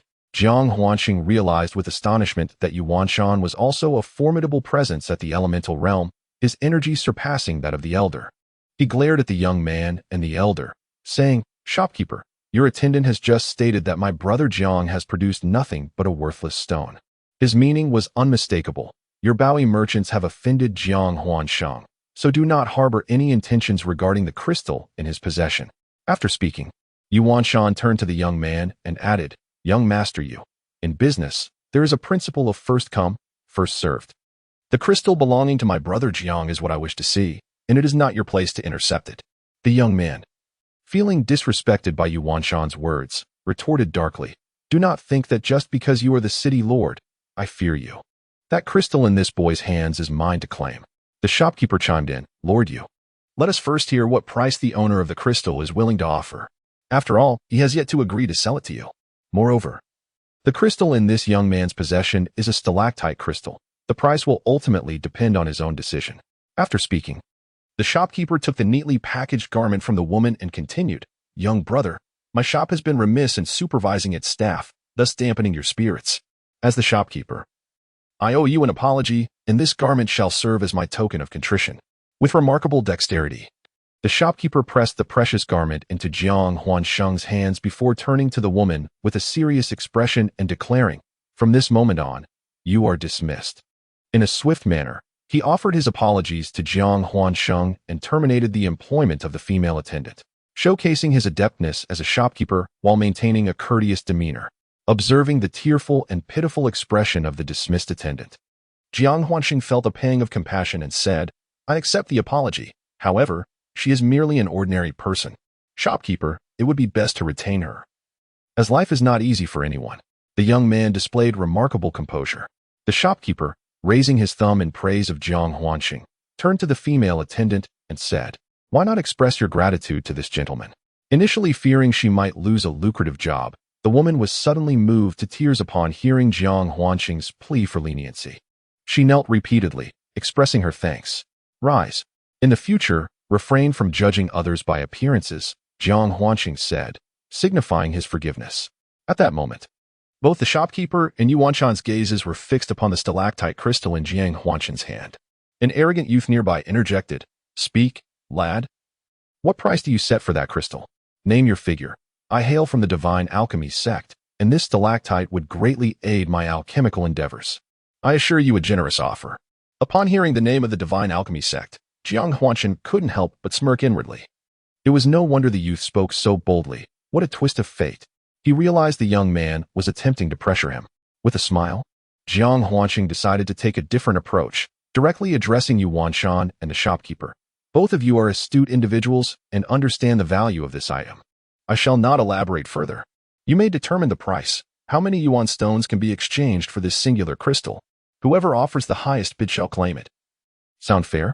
Both Yuanshan and the shopkeeper recognized the rarity and preciousness of the stalactite crystal. Understanding Jiang Huanqing's proposition, they nodded in agreement. Meanwhile, the youth, identifying himself as man from the divine alchemy sect, seethed with rage upon being disregarded by Jiang Huanqing. His teeth clenched as he prepared to confront him. At that moment, both Yuanshan and shopkeeper she exclaimed in unison, Young master you, how dare you? The combined aura of the two five elements realm experts bore down on the youth, forcing him to halt his actions. He retorted angrily, Both of you have dealings with my divine pill sect. Are you going to stand up for this whelp? Shopkeeper she responded tepidly, This is treasure garment commerce's territory. Young master you, if you make a move here, are you not giving me face? Yuanshan was more direct, scoffing. Divine City is the domain of my divine sect. How dare a mere nascent disciple of the divine pill sect act wildly in Divine City? Seeing that the two were showing him no regard, the youth harumphed coldly, glared at Jiang Huanqing, and turned to leave. After the youth departed, Yuanshan and shopkeeper she each offered their prices. In the end, Yuanshan acquired Jiang Huanqing's stalactite crystal for the high price of 3,000 low-grade essence stones, leaving in high spirits. Shopkeeper she, having made his offer a moment too late, was somewhat dejected at not obtaining the stalactite crystal, seeing as he had gifted him a treasure garment. Jiang Huanqing told him that he had one last stalactite crystal, which he had originally intended to keep for himself. But he could not accept Shopkeeper she's treasure garment for nothing. In the end, Shopkeeper she obtained his wish and acquired a stalactite crystal, also for the price of 3,000 low-grade essence stones. With everyone satisfied, Jiang Huanqing also obtained the tattered treasure garment as he wished and left the treasure garment commerce. After exiting, he found a secluded corner and immediately donned the dark, tattered treasure garment, then inquired of the sable, What now? You said this tattered garment has the aura of your kind. The implication was clear. You must tell me the value of this tattered garment, right? After Jiang Huanqing spoke, Diao displayed a pained expression, placing her tiny paw in her mouth and, in agony, biting down on it. Instantly, a milky white blood appeared on Diao's small paw. Under Jiang Huanqing's gaze, Diao let a drop of her milky blood fall onto her brow and then onto the tattered treasure robe. The moment Diao's blood touched the ragged garment, Jiang Huanqing felt a surge of energy emanating from it. In that instant, he sensed the distinctiveness of the worn white robe. Soon, a wave of dizziness washed over him, followed by a cascade of information flooding his mind. The first thing he saw was the phrase heavenly garment. As he absorbed the information, a myriad of expressions danced across Jiang Huanqing's face, exclaiming, What a treasure I've stumbled upon. Chapter 68. Invisibility. After perusing the information conveyed through the tattered robe, Jiang Huanqing realized that he had indeed come across an invaluable treasure. Naturally, the credit belonged entirely to Diao, for it was she who recognized the uniqueness of this ragged, hole-riddled robe. It was also Diao's milky blood, which she had seemingly used in a ritualistic manner on her brow and the garment, that unveiled the true value and origin of the tattered treasure robe. However, beyond the robe itself, what truly captivated Jiang Huanqing was Diao's remarkable ability to seek out treasures. She was certainly no ordinary creature. Even her blood was of a milky hue, a sight Jiang Huanqing had never encountered before. Furthermore, Diao possessed a secretive technique akin to a blood ritual, establishing a connection between herself and the robe. How did she acquire such knowledge? How was she aware of these things?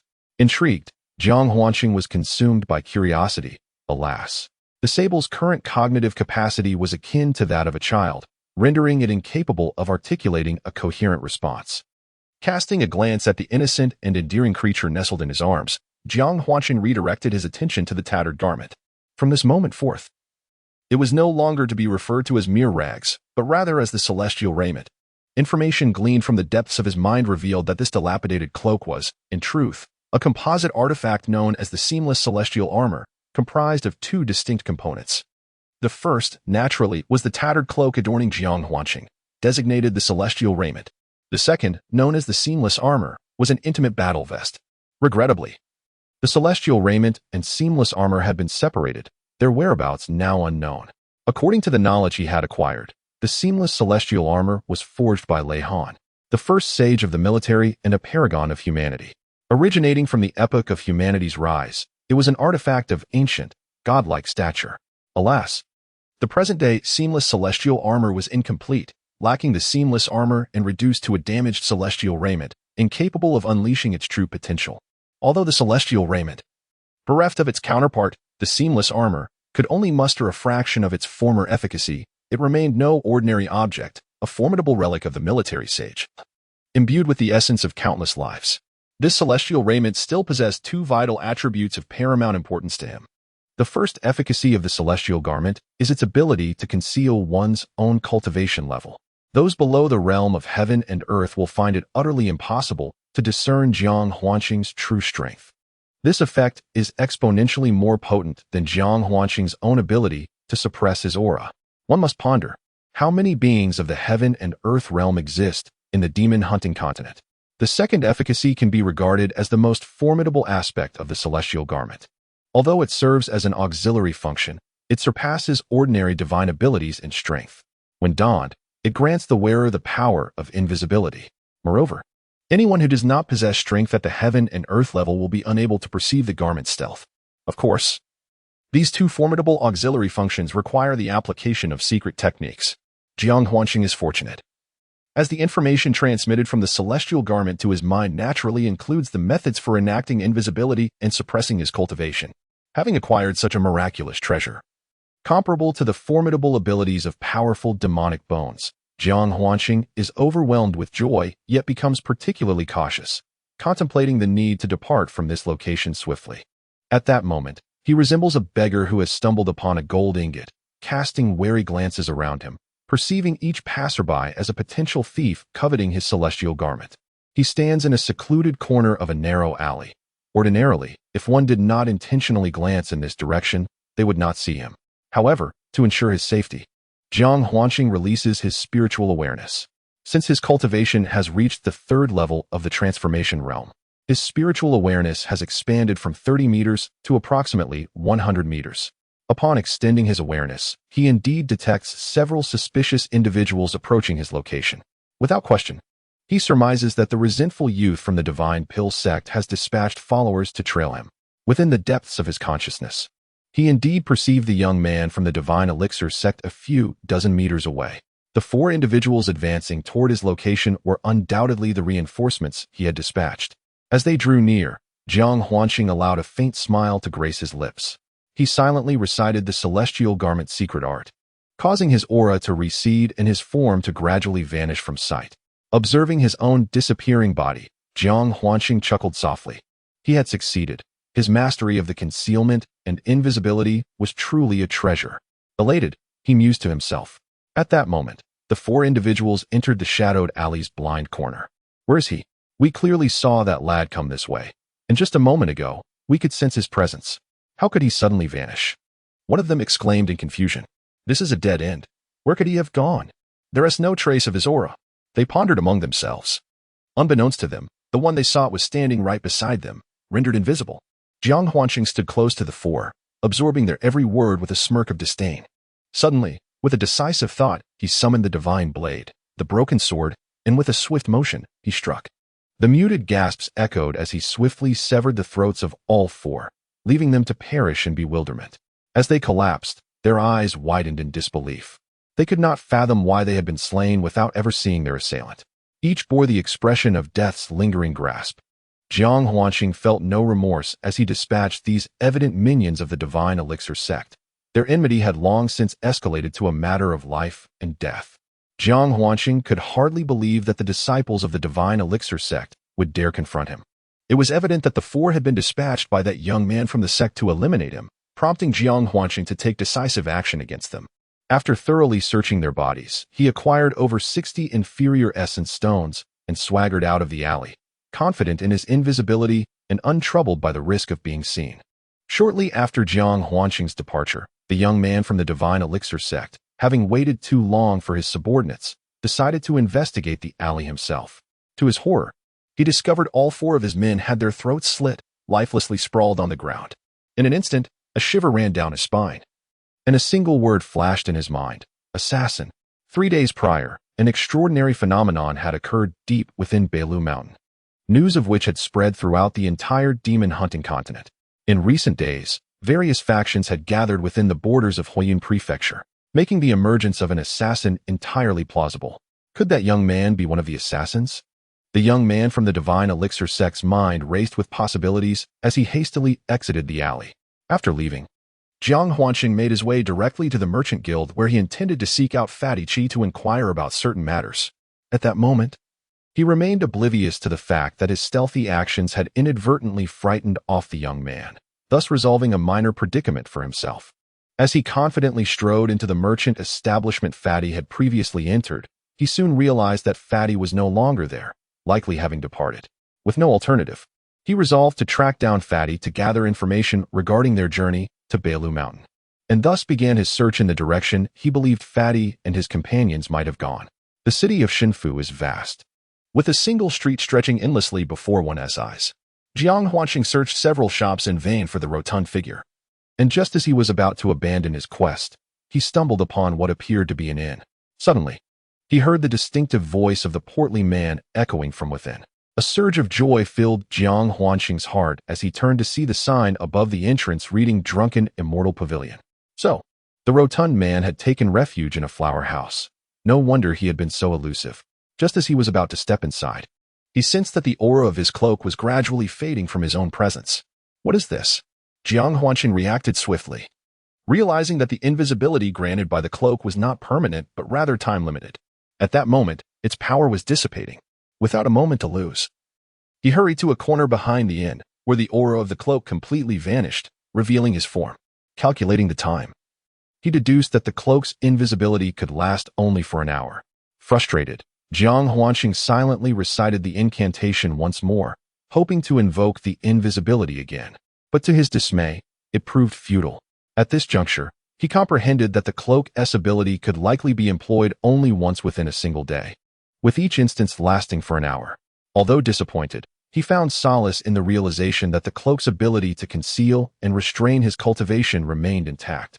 Jiang Huanqing surmised that as long as the cloak was not removed, this effect was likely permanent.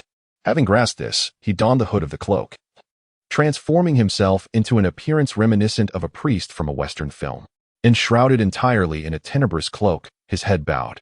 His true physique and countenance remained indiscernible unless one were to unveil his hood. Subsequently, Jiang Huanqing emerged from the tavern's rear and ventured into the floral establishment known as the Drunken Fragrance Pavilion. Having dedicated himself to cultivation for the better part of a year, Jiang Huanqing had grown considerably in stature, now standing a full meter and 80 centimeters tall. Augmented by the tenebrous cloak, albeit adorned with rents, his demeanor had undergone a profound transformation, exuding an aura of mystique to onlookers. As he entered the Drunken Fragrance Pavilion, his head lowered. No one attempted to impede his progress. This was, in part, due to the influx of various factions from across the continent converging upon Firecloud Isle in recent days, and the tavern's staff had become accustomed to a diverse array of individuals. Upon entering the main hall, Jiang Huanqing lifted his gaze and immediately spotted the portly figure of his acquaintance, ensconced with 7 or 8 others in a corner of the second floor. Jiang Huanqing ascended directly, positioning himself behind the corpulent man. After half a year's absence, the portly man had attained the first level of the transformation realm. He had transcended the 9th level of the Qi-gathering realm, and his martial path had truly commenced. Feigning a raspy voice, Jiang Huanqing declared, "Young brother, my search for you has been arduous indeed." Startled by the unexpected raspy voice at his ear, the corpulent man, who had been engaged in conversation and libations with his companions, turned around, ready to unleash a torrent of invective. However, Upon lifting his head, he was astonished into silence. L. Leader. Chapter 69. Entering the Grotto Heaven. The corpulent man stammered, then added, Are you a specter or a mortal? You wish for my demise, you rotund fellow. Jiang Huanqing retorted, abandoning his jesting tone and employing his normal voice. It is truly a relief to see you alive, my esteemed leader. You cannot imagine the rumors that have reached my ears. I was led to believe you had. The words of the hefty fellow were quite revealing. I genuinely thought you had perished. At that moment, a composed and affable young man inquired of the hefty one. Brother Qi, who is this esteemed individual? This is my leader, he is. The hefty one suddenly remembered that he was not alone. Yet he was aware of Jiang Huanqing's predicament. He initially intended to introduce his sect, but hesitated, considering the circumstances. Fortunately, Jiang Huanqing took the initiative to speak. I am Jiang Huanqing, hailing from the Illusion Valley. In the midst of his introduction, Jiang Huanqing casually assigned himself a sect, as he resided in the Illusion Valley. Initially intending to conceal his name, he reconsidered, knowing that with his current possession of the concealing garment, he could evade any pursuers from a sect without issue. Thus, he decided to reveal his full name. After all, in the vast expanse of the Demon Hunter continent, there are countless beings who share the same name. The hefty one, demonstrating cleverness, proceeded to introduce Jiang Huanqing to the 7 individuals present, starting with the young man who had asked the question. Allow me to introduce you, esteemed leader. This is Sikong Huan from the Yunqing sect, the foremost sect of the southern wilderness. After finishing his introduction, the hefty one quietly added, The Yunqing sect holds a position in the southern wilderness second only to the sacred land of eternal life. Following this, the hefty one introduced the others, all of whom were talented individuals from various sects or families across the Demon Hunter continent. As Jiang Huanqing had anticipated, they had all gathered in the Fire Cloud continent for the celestial treasure of Beilu Mountain. The Divine Symbol sect, being one of the 3 major sects of the Fire Cloud continent, naturally attracted these formidable factions seeking collaboration, with the Divine Symbol sect acting as the host. Each external faction possessed formidable power, far surpassing that of the Divine Talisman sect. The sect dared not refuse them hospitality, especially since those who could find their way to their doorstep were familiar sections. As a junior member of the Divine Talisman sect and the grandson of Qi Changshin, Fatty held a noble status. Consequently, the task of receiving the peerless geniuses from other sects naturally fell upon him. Following Fatty's introductions, everyone became acquainted. Due to Fatty's connections and the fact that he addressed Jiang Huanqing as, these prodigies from various sects could not discern the depth of Jiang Huanqing's cultivation.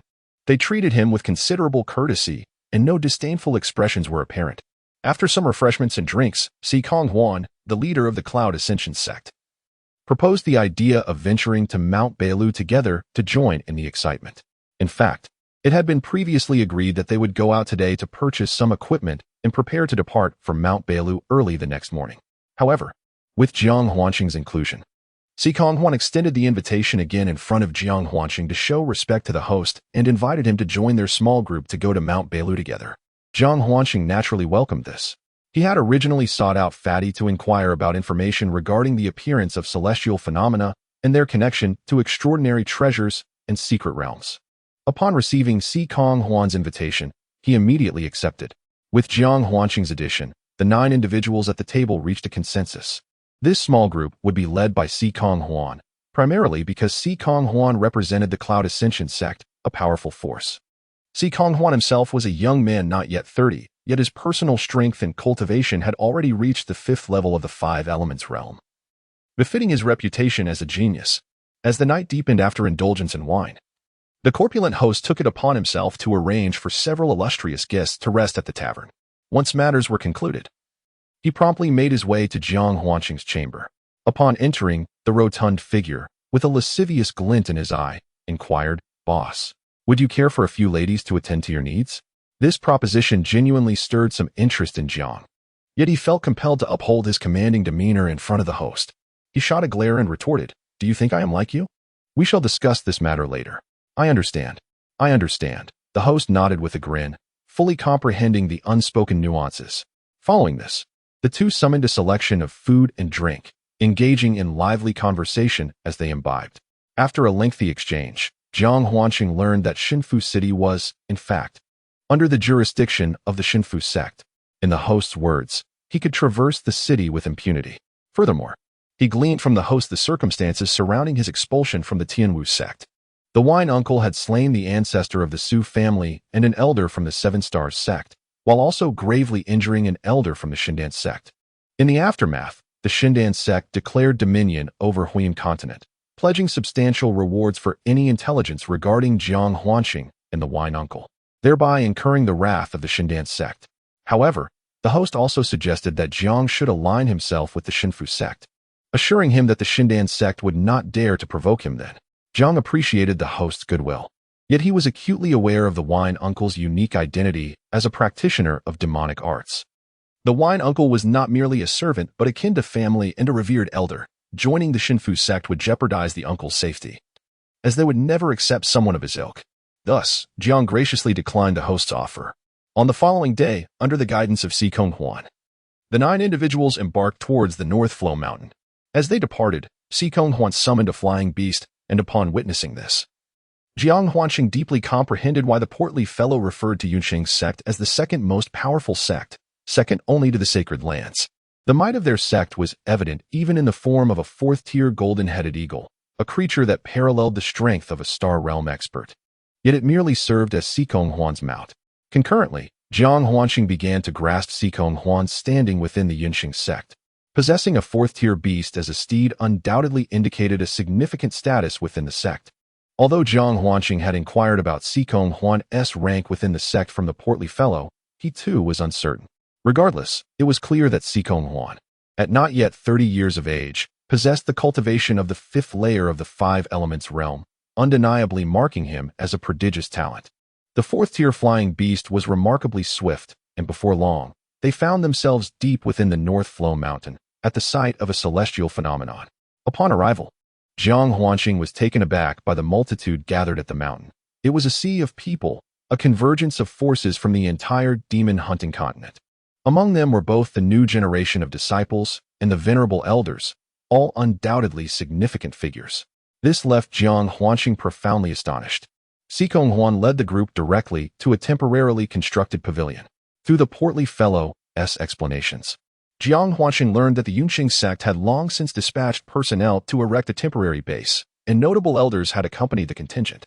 Si Konghuan, likely a genius of the sect with a high status, had no need to concern himself with such matters. He could simply take residence.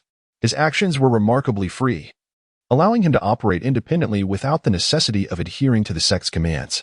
Numerous sects have established temporary encampments deep within the North Flow Mountain, akin to the Yunqing sect. For martial practitioners, erecting a few pavilions within a matter of days is merely a trifling task. Not far from the encampment, Jiang Huanqing beheld a colossal luminous ring enveloping a mountain. Upon inquiring, he learned that this was the extraordinary phenomenon resulting from the convergence of heaven and earth. Beneath the luminous ring lay a celestial cave. However, with the ring's protective barrier, no one could gain entry. At the very center of the ring, a swirling vortex of air resembled a grand portal, rumored to be the entrance to the ancient celestial cave. It was said that on the first day, formidable figures of the sun and moon realm attempted to breach the barrier, yet they could not penetrate its luminous veil. Ultimately, it was concluded that the cave could only be accessed once the luminous ring dissipated, the timing of which remained uncertain. Thus, all sects and factions remained vigilantly stationed on the periphery, constructing their temporary abodes, awaiting the dispersal of the ring and the automatic opening of the cave's entrance. In the ensuing days, Jiang Huanqing encountered the much-discussed younger generations of several top-tier factions.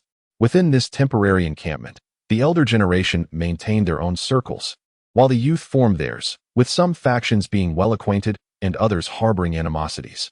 For instance, the 3 great holy lands, the Sacred Sword Mountain, the Eternal Sky, and the Martial Hall, alongside the Divine Kingdom and the Great Ascension Temple, among others, had converged due to this celestial phenomenon heralding the emergence of a celestial cave. Although everyone appeared amicable, Jiang Huanqing understood that true bloodshed would ensue once the cave's entrance was finally unsealed. In the dead of night, the portal vanished without warning. In an instant, powerful figures from various factions took notice. Swiftly, countless formidable beings surged towards the mountain where the portal had once stood. Each exuded a formidable aura, undoubtedly representing the elite among their respective forces. There were no fewer than 100 figures of the Star Realm. while those of the Sun and Moon realm epitomized the mightiest, with 10 leading the charge into the unknown. However, at the site of the celestial anomaly, a 10-meter diameter mist encircled the entrance to the cave, rotating in a mesmerizing and orderly manner. The 10 powerful figures of the Sun and Moon realm were indistinguishable to Jiang Huanqing, obscured by the mist that surrounded them, which glimmered with the light of the Sun and Moon. Following them, the figures of the Star realm, numbering in the hundreds, were similarly barred from entry. Surprisingly, those arriving later from the Five Elements realm were able to pass directly through the entrance to the cave. Subsequently, practitioners of the transformation realm also entered the cave in droves. It became evident to all that this cave had restrictions. Only those of the Five Elements realm and below were permitted entry, while those above the Star realm were barred from crossing its threshold. Initially, the 10 figures of the Sun and Moon realm joined forces to assault the cave's entrance, yet their efforts yielded no results. Reluctantly, they instructed their disciples of the Five Elements realm to proceed inside.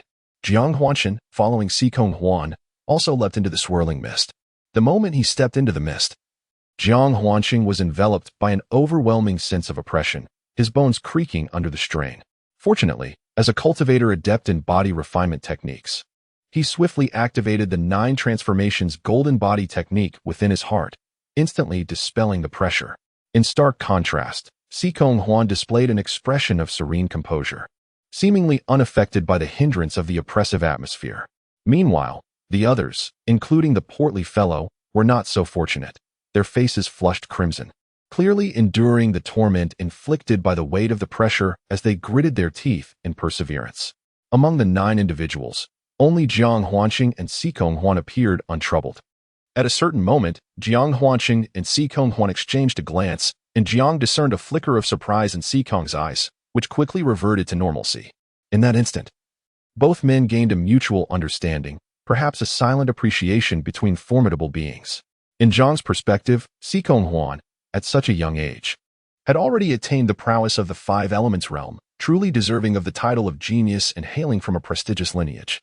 Faced with the immense pressure emanating from the portal, his demeanor remained unruffled, suggesting not only a profound cultivation, but possibly also mastery of body refinement techniques.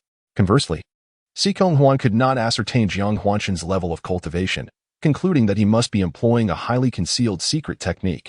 Moreover, he had just sensed a powerful aura emanating from Jiang's body, indicating that he was a hidden master, perhaps of a higher cultivation level than his own, likely surpassing the 5-star realm and reaching the 6th heaven. He could never have imagined that Jiang Huanqing was merely at the 3rd heaven of the transformation realm. This swirling pressure persisted for only a few breaths. Suddenly, Jiang Huanqing felt a lightness envelop him, the pressure entirely dissipating. The surrounding environment had transformed, revealing a landscape he had never encountered before. At this moment, his heart was filled with a sense of wonder and shock. Murmuring to himself, "Is this the Cave of Wonders?" In Chapter 70, each with their own means, Jiang Huanqing beheld a realm entirely distinct from the outside world. A place where both the sun and moon grazed the sky simultaneously. It was a dimly lit world, where the interplay of light and shadow created an atmosphere that felt both surreal and oppressive. The sight of both celestial bodies hanging in the heavens was a phenomenon that defied all logic. As he surveyed this boundless expanse, a profound tranquility enveloped the entire world. A calmness so deep it was stifling. Prior to this moment, those who had entered gathered around a stone tablet measuring over 10 meters in height and width. Jiang Huanqing and his companions approached the tablet, standing before it in awe. Upon glimpsing the tadpole-like runes etched upon the stone, Jiang Huanqing was jolted. At first glance, he nearly mistook the characters for those found on the celestial stones of his own realm, but a closer inspection revealed a fundamental distinction. The runes on the celestial stones appeared imbued with a semblance of soul, animated, as if they possessed life beyond mere symbols. In contrast, the characters on the stone tablet lacked such vitality. They were simply rudimentary runes, resembling those on the celestial stones yet devoid of their ethereal essence. Whereas the runes on the celestial stones were akin to symbols, the ones on the tablet were more reminiscent of written language. Coming back to his senses, Jiang Huanqing's gaze returned to the tablet, and suddenly, he felt a familiar, melancholic aura rising from the depths of his soul. This sensation was all too well known to him. It was reminiscent of the moment when the demon ancestor Kunpeng had once cleansed his soul with its own spectral essence. At this moment, Jiang Huanqing recalled the words spoken by the Kuanping of the demon race just before its final disappearance. In the future, all methods of the myriad demons can be cultivated. In an instant, a profound understanding dawned upon Jiang Huanqing. The Kuanping had claimed to have purified his soul with its lingering essence, but in truth, it had bequeathed its lifelong legacy deep within his own spirit, destined to manifest at the opportune moment. The runes inscribed on the stone tablet served as a vital medium for this revelation. Suddenly, Jiang Huanqing comprehended the meaning conveyed by the runes upon the tablet. A fleeting spark illuminated his gaze as he lifted his eyes. The celestial abode of the white tiger. Within the confines of a mere few dozen runes lay an account of the ancient demon god, the White Tiger clan's celestial domain. The stone tablet not only designated this realm as the abode of the White Tiger, but also delineated the entirety of its layout.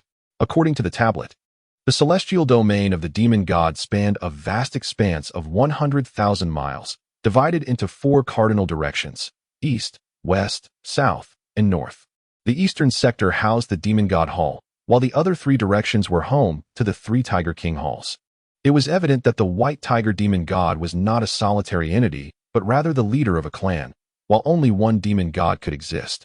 The remaining figures would naturally be the Tiger Kings, hence the establishment of the 3 Tiger King halls. Aside from these 4 significant locations, the tablet offered little else of note. Jiang Huanqing observed that the number of individuals present exceeded several thousand, yet scarcely a handful seemed capable of deciphering the stone tablet. Only a select few displayed contemplative expressions upon encountering the tablet, likely due to their familiarity with the demon script. Most of these individuals hailed from esteemed factions he had previously encountered, including the 3 great sanctuaries, the Divine Realm, and the Great Ascension Temple. It was not surprising that some among them could decipher the ancient inscriptions, given their lineage from time-honored powers. Those who could not comprehend the situation quickly dispersed, embarking on their individual quests for treasure. Jiang Huanqing remained unperturbed, observing the heirs of the foremost powers, eager to discern which direction they would choose. The stone tablet inscribed with 3 locations clearly indicated that the temple of the demon god was the most significant site within the cave realm. If the heirs of the prominent factions all gravitated towards the eastern temple of the demon god, it would signify their understanding of the demon script and underscore the temple's paramount importance in this mystical domain. Indeed, shortly thereafter, the successors of several major powers unanimously set their sights eastward. At that moment, Si Konghuan seemed to sense something amiss. With a wave of his hand towards Jiang Huanqing and the others, he too followed the footsteps of the powerful heirs, choosing the eastern path. In this world of caves, a realm unto itself, the stone tablet described an expanse of 100,000 miles. The location where the crowd gathered was an endless thicket of flora. Within moments, thousands of individuals dispersed in their chosen directions, each faction eager not to fall behind and miss the treasures hidden within the cave realm. Given that it was a cave realm, it indicated the existence of abodes belonging to ancient demon gods or human deities, replete with prodigious treasures, divine weapons, and rare resources. Fortune favored the bold. One might stumble upon a sacred artifact or an unparalleled legacy, catapulting them to unparalleled heights of freedom and power. The emergence of this cave realm heralded boundless temptation, an allure to which no one could resist. Shadows flitted throughout the cave world, both above and below, as every individual sought to uncover the greatest treasure hidden within this enigmatic domain. At this moment, everyone is showcasing their unique abilities, all aware that within the cave lies an exceptionally significant treasure. The one who locates it first will encounter great fortune. Thus, the challenge at hand is one of swiftness. The advantage of those at the 5 elements realm becomes evident, as they take to the skies on their swords or wield various celestial artifacts, competing in a race against time. Alas, the cave prohibits the entry of flying demonic beasts. Had they been permitted, the scene would have been even more spectacular. At this juncture, Si Konghuan addressed Jiang Huanqing and the others behind him, stating, "In the presence of so many factions, speed is the key to fortune. I can only inform you that the true great opportunity lies to the east. I shall take my leave first. You may rely on your own abilities." His meaning was clear. The greatest fortune within the cave likely resides in the east, but he could not afford to be hindered by them. Those capable should follow, while those lacking the skill should not blame him for their misfortunes. Jiang Huanqing and the others understood Si Konghuan's sentiments, recognizing that in the face of such great fortune, everyone is eager to seize every moment. He could not sacrifice his chance at the treasure for the sake of others. After Si Kong-Huan finished speaking, a radiant glow enveloped him as a flying sword materialized beneath his feet, and he soared into the sky, heading eastward. Among the remaining 8, 6 others took to the air on their swords or harnessed various celestial artifacts, leaving only Jiang Huanqing and the plump individual behind. They exchanged a glance and shared a wry smile, lamenting, "It seems we are the only ones at the transformation realm, while everyone else is at the 5 elements realm." With a flick of his hand, 2 yellow talismans materialized, and he addressed Jiang Huanqing. "Boss, this is one of our divine talisman sect's signature talismans, the Swift Movement Talisman. Crafted by my grandfather. Affix 1 to your body, and you can traverse 1,000 miles with a speed that rivals that of even the most adept practitioners of the 5 elements realm flying on their swords. Here, take it." Jiang Huanqing had encountered the talismans of the divine talisman sect before, having heard from the chubby one that the Swift Movement Talisman originated from Qi Chongxian. He accepted it without reservation. However, Jiang Huanqing had no intention of utilizing the talisman. Firstly, it was precious, and secondly, he had his own plans. With his recent surge in cultivation, the true essence within him had transformed into devouring true essence, significantly enhancing his prowess. The divine ability of his wings had also accelerated considerably. Wasn't it merely a matter of traversing quickly? The speed of his flapping wings was now not at all inferior to that of the 5 elements realm practitioners soaring on their swords. Thus Jiang Huanqing resolved to rely solely on his own strength. After a moment of boastful exclamation, the chubby one affixed the Swift Movement Talisman to himself and activated his true essence. With the talisman glowing brilliantly, he shouted, and instantly his rotund form transformed into a streak of light, vanishing from Jiang Huanqing's sight in the blink of an eye. "Wow, that is impressive." Witnessing the chubby one's disappearance, Jiang Huanqing felt a surge of determination and activated his devouring true essence. Golden wings sprouted from his back, and with a flicker, he covered a distance of 10 zhang. Though it was not true flight, his speed was by no means slow. Within just a few breaths, he spotted the chubby one's figure again. The chubby one had witnessed the speed of Jiang Huanqing's wings before. In his mind, it would never compare to the speed of his Swift Movement Talisman. Yet, he was astonished to find that Jiang Huanqing had chosen not to employ the talisman he had gifted him, instead opting to activate his divine wings, which were proving to be remarkably swift, closing in on him rapidly. Although I was already aware from last night's conversation that Jiang Huanqing had reached the 3rd tier of the transformation realm, the portly fellow could not help but exclaim, "What a freak! His speed has increased significantly." The 2 of them followed closely behind the formidable practitioners of the 5 elements realm. Of course, it was not solely those of the 5 elements realm who could enter the cave heaven. The majority were indeed from the transformation realm. After several hours of rapid travel, shadows appeared on the horizon, revealing that those who had arrived before them had come to a halt. Upon closer inspection, they discovered that a stone cave obstructed their path. A stone cave in itself posed no significant hindrance, as one would assume that martial artists capable of flight would easily bypass it. However, as Jiang Huanqing and the portly fellow approached, they perceived an invisible barrier spanning the sky above the stone cave, rendering any attempt to fly over futile. At that moment, whether one was a 5 elements realm practitioner soaring through the air or a transformation realm adept traversing the ground, they would have to walk around the stone cave with utmost diligence. To the east, the stone cave and barrier extended infinitely, leaving no room for detours unless they chose to alter their course entirely. Yet, who could guarantee that the other 3 directions did not harbor similar stone caves and barriers? While the cave heaven appeared enticing, it was far from devoid of peril. On the contrary, it was fraught with danger, and one misstep could lead to death. After halting, Jiang Huanqing and the portly fellow were left puzzled as to why the others had not proceeded. Could the invisible barrier truly impede martial artists of their caliber from moving past the stone cave? Soon, the 2 were rendered speechless as they beheld a middle-aged man, proficient in the transformation realm, rushing towards the stone cave mountain without comprehending the situation. In Jiang Huanqing's eyes, this man was rather reckless. He failed to consider why so many people lingered at the foot of the mountain, refraining from entering. Undeterred, he exuberantly stepped into the cave. Those who had arrived earlier and witnessed the man's impetuous entry wore expressions of schadenfreude, fully aware of the dangers that lurked within the cave yet choosing not to warn him. A blood-curdling scream echoed, and the man's voice vanished behind a massive boulder. Jiang Huanqing then beheld a scene that sent chills down his spine. The rotund figure beside him had firmly grasped Jiang Huanqing's arm, his chubby face trembling as he stared into the depths of the cave. Jiang Huanqing could distinctly hear the clattering of his teeth. Those who remained on the sidelines, oblivious to the cave's eerie nature, gasped in horror, silently thanking their fortunate stars for not having ventured inside. It was utterly terrifying. Chapter 71. Poison against poison. After the middle-aged man's scream, a multitude of crimson and ebony heads emerged from the myriad stones of the cave, resembling a dark swarm. Delicate, slender antennae swayed as if stirred by a gentle breeze. This was followed by a rustling sound, akin to a cacophony of cries. Suddenly, someone shouted in alarm. "It's the centipede poison demon beast." It appeared that the entire stone cave mountain functioned as a nest, teeming with third-tier poison demons.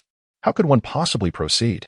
It is a third-grade mutated centipede demon, its eyes a ghastly crimson. Such a venomous beast, its power rivals that of a formidable practitioner at the Five Elements realm. And one can surmise that even a powerhouse at the Starry Realm would find it arduous to neutralize its poison. The murmurs of discussion reached Jiang Huanqing's ears.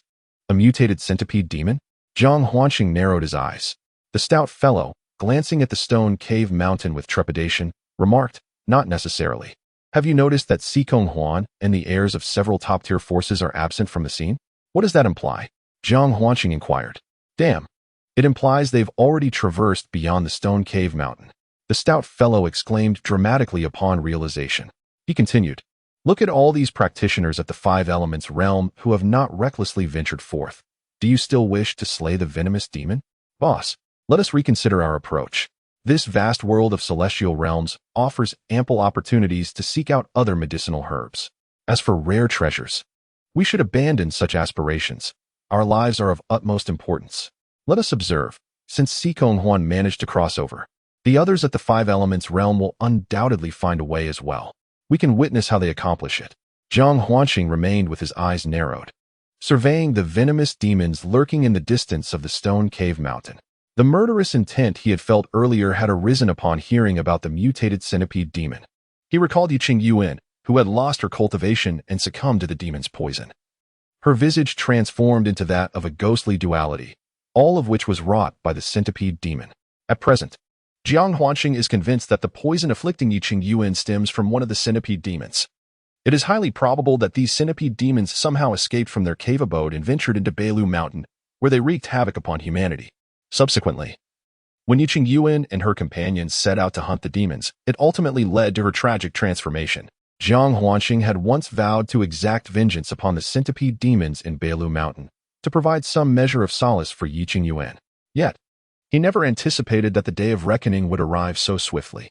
However, what lay before him now was a den of venomous demons, teeming with millions, possibly even tens of millions, of mutated third-tier creatures, obstructing their passage, whether for avenging Yiqing Yuan or pursuing his own objectives. Today, Jiang Huanqing resolved to eliminate a number of these centipede demons. Yet, he found himself at a loss regarding how to proceed against such formidable foes. The sheer multitude of these third-tier, mutated venomous demons sent shivers down the spines of the two men. Thus, Jiang Huanqing advised his companions to wait for an opportune moment, to test the waters and discern the weaknesses of the venomous demons. He firmly believed in the natural balance of all things, and could not fathom that these demons lacked vulnerabilities. At that moment, 3 individuals entered the cavern, each possessing the cultivation of the Five Elements realm. A wave of relief washed over him. This indicated that the physical forms of the centipede demons were not particularly strong, perhaps even quite feeble. However, his relief was short-lived as he soon witnessed the venomous demons encircling the 3 newcomers, simultaneously unleashing a noxious green gas. In an instant, everyone present heard the agonizing screams of the 3 Five Elements realm experts. Before long, they beheld the horrifying sight of the 3 experts, their bodies decaying and ultimately reduced to mere white bones under the assault of the centipede demon's green venom. A collective gasp echoed throughout the arena as 3 formidable warriors of the Five Elements realm were swiftly vanquished. Under the relentless assault of the venomous demon, they succumbed to its toxic miasma within mere breaths, leaving behind nothing but skeletal remains. Jiang Huanqing discerned the truth. While the physical form of the centipede demon was relatively frail, its noxious gas proved to be overwhelmingly potent, even overwhelming practitioners of the Five Elements realm. At that moment, an individual took flight, attempting to soar above the chaos on a sword of the skies. Yet, an eerie phenomenon unfolded. As this swordsman ascended to a mere 3 meters, a bolt of lightning manifested from the heavens with uncanny precision. Crack! A slender streak of lightning, as fine as a chopstick, struck him with unerring accuracy, erupting into a plume of green smoke before rendering him utterly non-existent. This time, not even remnants of his body remained, as the lightning reduced him to mere ashes. All onlookers widened their eyes in disbelief. How could one navigate this perilous situation? Beneath lay the lair of the venomous demon, and above, an invisible barrier hovered at 3 meters, compounded by the terrifying lightning that seemed to strike from nowhere. Hundreds gathered at the base of the stone cave mountain, yearning to delve deeper in search of great fortune, yet found themselves ensnared in a deadly predicament. Rendered helpless before the demon's lair and the ominous bolts from above. Fortunately, the centipede demon within the mountain appeared disinterested in emerging. Otherwise, an onslaught of venomous creatures would spell disaster, forcing the crowd into a desperate flight for survival. However, among the multitude, wisdom emerged. Soon, a voice proclaimed the existence of a potential escape route, a path just beneath the 3-meter threshold, allowing passage as long as one did not exceed that altitude. However, the premise is to avoid the venomous centipedes on the ground. But is that feasible? Each venomous centipede exceeds 3 meters in length, and simply raising its body allows it to reach 3 meters in height. An opportunity arises, yet one must devise a means to evade the ground-dwelling centipedes, which appears to be a formidable challenge. Though perilous, it undoubtedly presents a potential method of passage. Subsequently, it seemed that a formidable individual with 5 elemental cultivations had gathered information about me. Someone indeed took to the skies on a sword, soaring not more than 3 meters, and began to charge towards the stone cave mountain. As this person approached the mountain, they suddenly began to scatter red powder from their hands. An astute observer exclaimed, "It is the 5 poisons powder. This individual intends to use poison against poison to pass through." As the words fell, the cultivator, who was flying on a sword while dispersing the 5 poisons powder, remarkably traversed the stone cave mountain with great speed. When the powder fell from their hand, onlookers witnessed the venomous centipedes indeed retreating, albeit only for a brief interval of 2 or 3 breaths before they roared and retaliated with toxic gas and bites. Nevertheless, for the one soaring on the sword, gaining a few extra breaths of time from the centipedes was sufficient. Maintaining an altitude not exceeding 3 meters, they successfully flew past.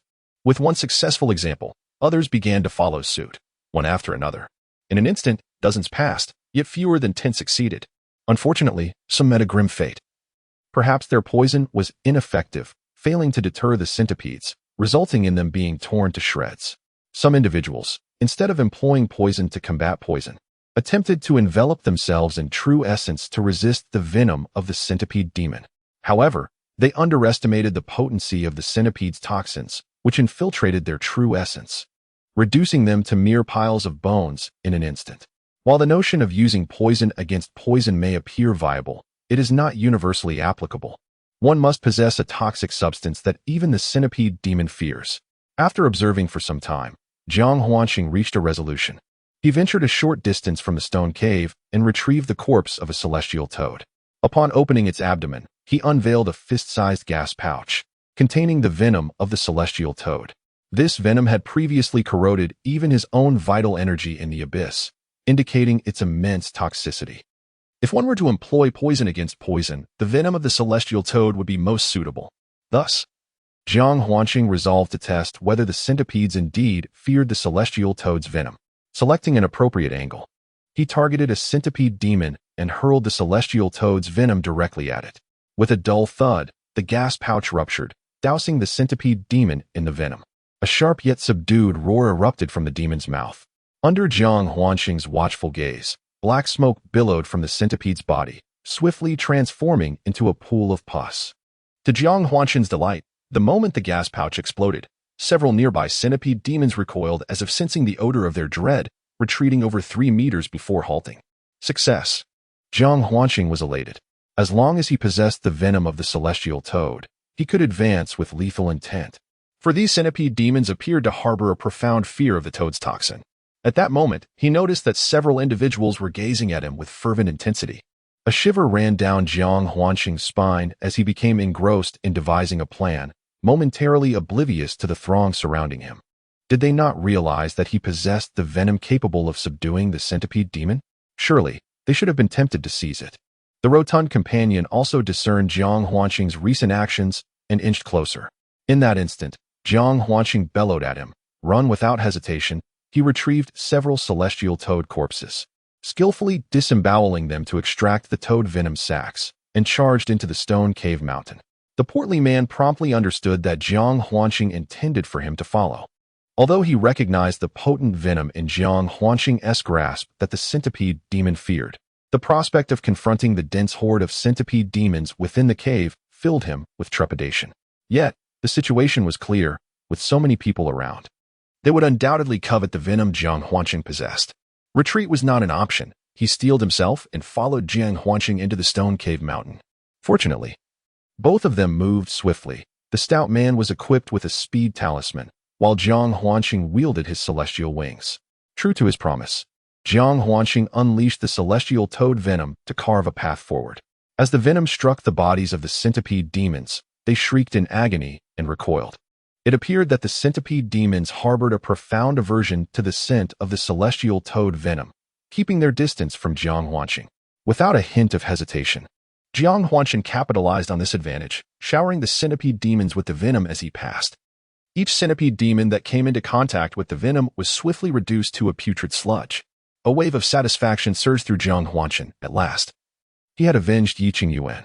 The stout figure trailed closely behind Jiang Huanqing, observing with admiration how effortlessly the latter dealt with the centipede demon. The stout man felt a surge of respect for Jiang, silently acknowledging his prowess. The leader is indeed formidable when he speaks of eliminating the centipede demon. It is as good as done. Within a mere incense stick's time, the duo emerged from the stone cavern.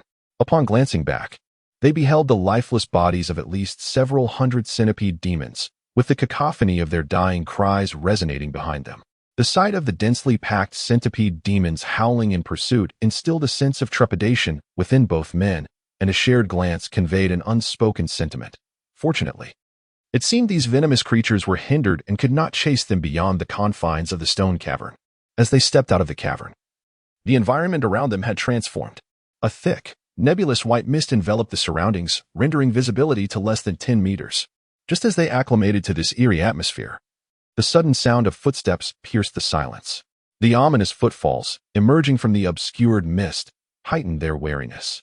Peering into the dense fog, they discerned the vague outlines of over a dozen towering figures standing a few meters away. In an instant, Jiang Huanqing and the stout man tensed, their nerves on edge.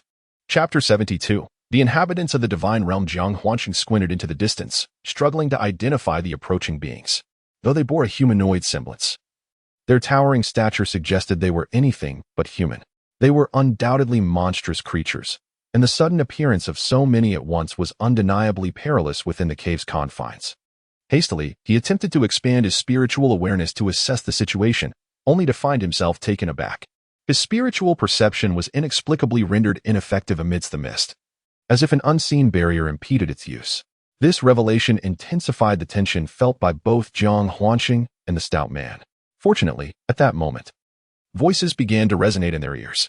This place was exceedingly eerie, prompting everyone to remain vigilant and cautious. "It's a human voice," the rotund figure exclaimed, filled with excitement. "Is it not obvious? Are there not demon beasts capable of human speech?" Jiang Huanqing retorted, rolling his eyes as he peered ahead. Suddenly, he noticed that the towering shadow had vanished, replaced by indistinct human forms emerging from the mist. Could it be that we were merely seeing things? The stout man pondered aloud, also recognizing the anomaly.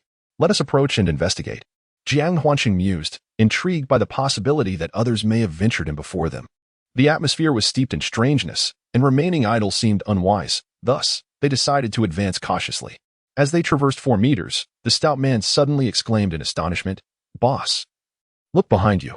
Upon turning, Jiang Huanqing beheld 2 towering figures, each over 4 meters tall, emerging from the fog behind them.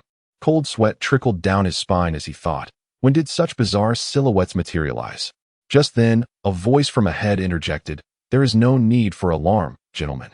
Those are merely your own shadows." As the words settled, a youth appeared before them, exuding a refined demeanor. He appeared to be around 17 or 18 years old, donned in a flowing blue robe, wielding a folding fan. His complexion was fair, and he bore the appearance of an elegant scholar. At this moment, Jiang Huanqing felt a sense of relief deep within, confirming that the voices he had just heard belonged to humans and not some monstrous beast. However, he was simultaneously perplexed by the youth's words. Was the towering figure behind him merely his own shadow? It seemed the young man could read Jiang Huanqing's confusion and explained, "There's no need to ponder further. The mist in this place is quite peculiar. It has the ability to magnify one's silhouette several times in different times and environments. We were startled when we first entered, thinking it was a beast. Only later did we realize it was our own projection. If you don't believe me, try moving a bit." Upon hearing this, the stout fellow promptly shifted his stance, and indeed, the towering illusion followed suit. How astonishing! At that moment, 12 individuals approached, some young, some middle-aged, a mix of genders, and varying in age. Each exuded a formidable aura. Jiang Huanqing refrained from probing their cultivation levels with his spiritual sense, as doing so could breed resentment. Yet, he could discern from their powerful presence that each possessed a cultivation level at the 5 elements realm, their strength surpassing both his and the stout man's. One of the young men approached the scholar-clad youth and remarked, "Jiang Suan, what are you two idling about for? With this time wasted, we might miss our chance for a mere sip of soup. Look at this stout fellow. He is merely at the first level of the transformation realm." After speaking, he turned to Jiang Huanqing and added, "Oh, this lad is intriguing. I cannot discern his cultivation level. Have you mastered a secret method to conceal your prowess, young man?" The young man appeared to be in his early 20s, yet his manner of speaking was remarkably mature, direct, and forthright, revealing a character that was undeniably straightforward and fiery. Clad in a resplendent silver armor, he exuded an imposing aura reminiscent of a soldier, and as he spoke, he seemed poised to confront Jiang Huanqing. Jiang Huanqing, in the presence of this individual, felt a sense of uncertainty, perceiving an extraordinary power emanating from the young man.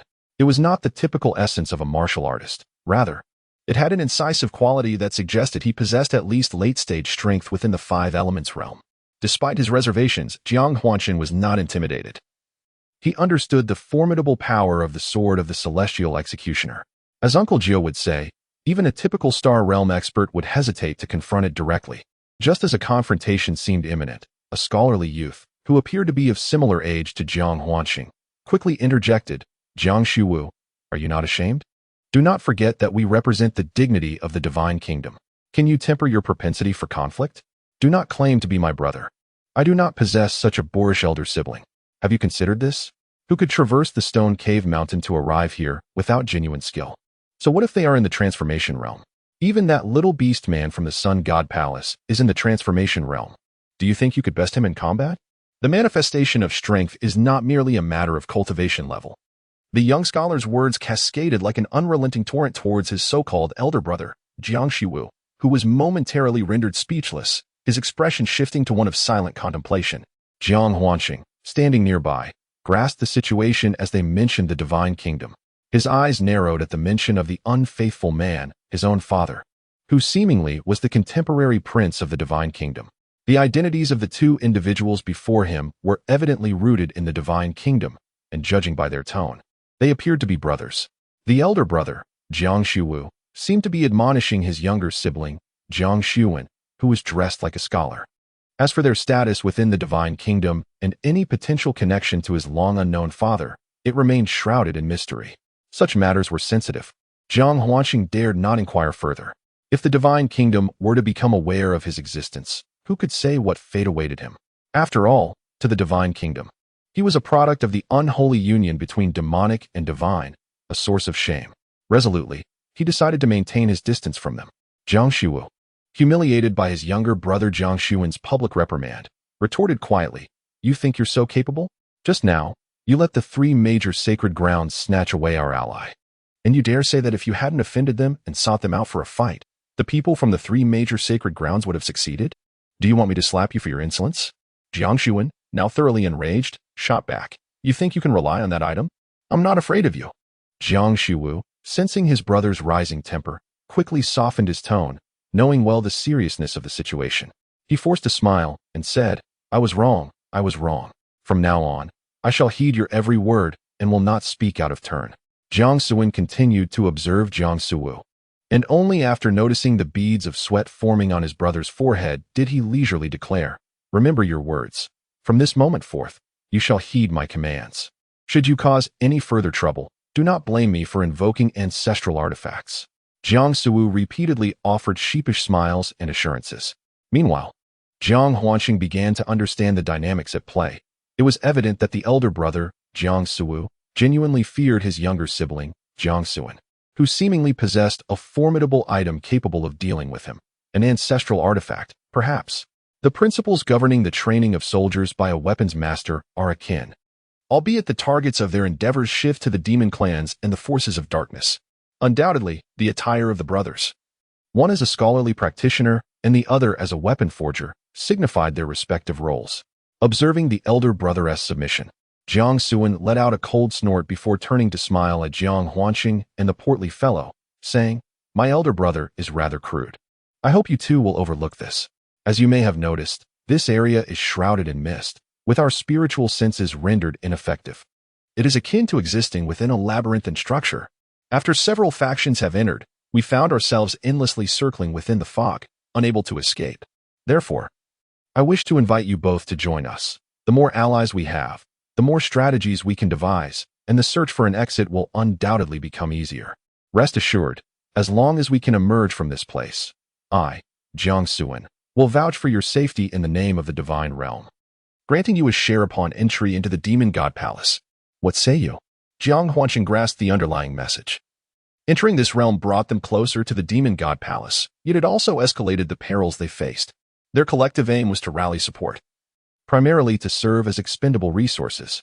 Yet, amidst the labyrinthine mist, the presence of additional hands undoubtedly increases the likelihood of discovering an exit. Whoever emerges first may well gain entry into the temple of the demon gods. Aware that Jiang Suan sought both himself and the rotund companion for ulterior motives, Jiang Huanqing nonetheless recognized the veracity of his words. To put it plainly, he too wished to enter the temple of the demon gods sooner rather than later, a mutual exploitation of interests.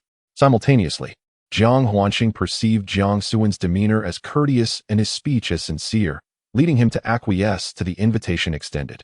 Subsequently, Jiang Suan introduced Jiang Huanqing and the portly fellow to others present, including disciples from the Divine Nation, as well as those affiliated with sects under its aegis and other martial arts schools.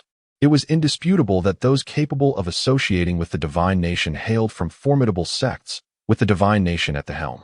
Upon Jiang Huanqing revealing his name, Jiang Suan responded with a smile, acknowledging him as a fellow clansman, which fostered a greater sense of camaraderie. Naturally, Jiang Huanqing refrained from elaborating further. The Jiang surname was not exclusive to the Divine Nation, and he harbored no fear that Jiang Suan would question his identity. Once familiarity was established, Jiang Suan produced 15 small paper cranes, distributing one to each individual. He informed them that while their spiritual senses could not penetrate the mist, these paper cranes would serve as a means of communication. They were to form pairs or trios and venture forth in search of a route out of the fog. The first group to succeed would simply speak to their paper crane, which would then take flight to relay the message to Jiang Suan. The mechanism for employing the paper cranes was straightforward, requiring only the activation of one's internal essence. As they prepared to depart, Jiang Suan cautioned Jiang Huanqing and the portly companion, "By the way, while the mist should pose no danger from beasts, one must remain vigilant against other factions." This statement deeply moved Jiang Huanqing, awakening within him a fondness for Jiang Suan. After expressing his gratitude with a nod, he and the plump companion split up, each choosing a path in search of an exit. Amidst the fog, where visibility was scarcely 10 meters, the two proceeded cautiously, their minds ever vigilant. However, after a short distance, an inexplicable unease began to stir within Jiang Huanqing, unsettling his spirit. As a martial artist, his sensitivity to the surrounding environment far surpassed that of an ordinary person. At that moment, he sensed a disturbance in his consciousness and urgently signaled to his companion to halt and remain on guard. No sooner had they stopped than Jiang Huanqing felt a powerful wind surging towards him from behind. In an instant, he pushed his companion aside, but suddenly, an immense force struck him from behind. The impact felt like a thunderclap, propelling him forward several meters, and he crashed to the ground, spitting out a mouthful of blood. Unbeknownst to him, a middle-aged man clad in black had appeared in the vicinity.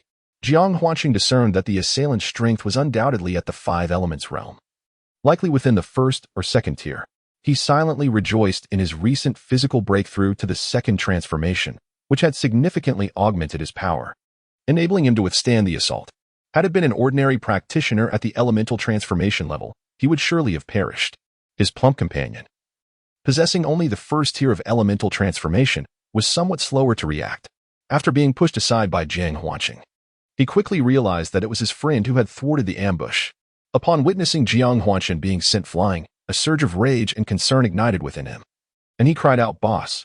Amidst his worries, the stout man produced a talisman and hurled it towards the assailant. Thunder roared as the talisman unleashed its power. He expected it to strike the attacker, yet to his astonishment, the individual reacted with remarkable swiftness, evading harm entirely.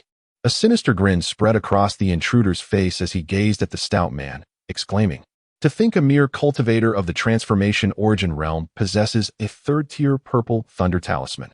Surrender your spirit stones, and I shall leave you both intact." Upon finishing his words, the man turned his attention to Jiang Huanqing, only to exclaim in surprise. The figure that had been sprawled on the ground, bleeding profusely, had vanished without a trace. His malevolent expression shifted to one of heightened vigilance. How could the person who had been within his line of sight simply disappear? It was utterly unnatural.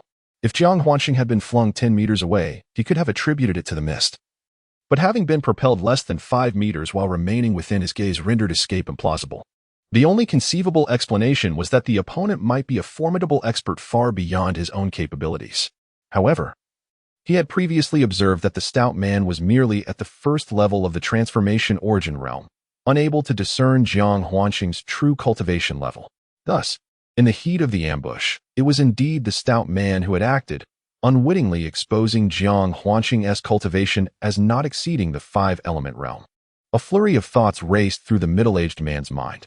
Despite his confusion, his wariness intensified.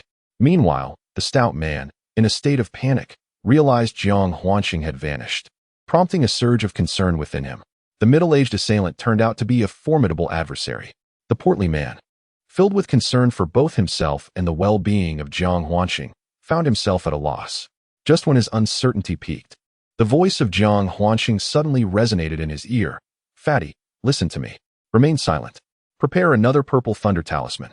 I have a way to eliminate him." Initially startled, the portly man soon felt a surge of joy.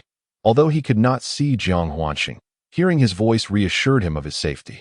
Without hesitation, he directed a purple thunder talisman towards the middle-aged assailant. The assailant, constantly wary of his surroundings, noticed the portly man brazenly launching another purple thunder talisman. With a derisive laugh, he sneered, "You think a useless fat man like you can harm me?" As he spoke, he effortlessly evaded the incoming talisman. The talisman detonated with a thunderous roar. At that very moment, a flash of silver light erupted from the assailant's neck as the talisman exploded. With a muted thud, the head of the middle-aged man fell to the ground, his eyes wide open in a final expression of disbelief. Unable to comprehend how a broken sword had suddenly materialized at his throat, the portly man, eyes widened in shock, gazed at the severed head rolling on the ground. Fully aware that it was Jiang Huanqing's doing, and it had been a decisive strike. At this juncture, Jiang Huanqing's figure gradually materialized before the astonished portly man. In truth, when the middle-aged man had initially ambushed him, Jiang Huanqing had promptly recited the incantation for the cloak of invisibility, prepared for a direct confrontation but opting instead for a stealthy assassination. For the sake of caution, he discreetly whispered to the portly man to conjure a purple thunder talisman, aiming to unsettle the middle-aged man's mind. Subsequently, he would stealthily approach and deliver a lethal strike. Indeed, Jiang Huanqing effortlessly succeeded. Even though the middle-aged man was a master of the 5 elements realm, he remained oblivious to any anomalies under the concealment of the celestial garment, only to find Jiang Huanqing's broken sword poised at his throat, resulting in a swift victory. The portly man chuckled gleefully, showering Jiang Huanqing with flattery, and then, without hesitation, began to search the middle-aged man's person. A master of the 5 elements realm undoubtedly possessed valuable items. After a brief exploration, the portly man's expectations were met. He discovered a blue bracelet on the middle-aged man's wrist, 2 fingers wide and as thick as a chopstick. A piece meant for male adornment. The portly man immediately proclaimed it to be a storage bracelet superior to the Qiankuan bag and promptly presented it to Jiang Huanqing with great enthusiasm. Jiang Huanqing, understanding the portly man's affluent background as a second-generation heir, graciously accepted the bracelet. having previously gifted a black bracelet to Yi Ching Yuan and lacking a suitable storage artifact himself. Familiar with the process, Jiang Huanshan began to refine the bracelet using his devouring true essence. However, he was unexpectedly met with a backlash of power from the bracelet, causing a brief dizziness. Resolute, Jiang Huanshan summoned all his strength to propel the devouring true essence in refining the bracelet. After a moment of trembling, the bracelet was successfully refined.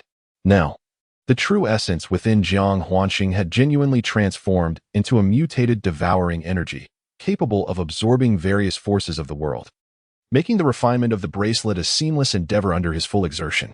At the moment the bracelet began its refining process, the lifeless body of the middle-aged man lying on the ground suddenly emitted a piercing scream.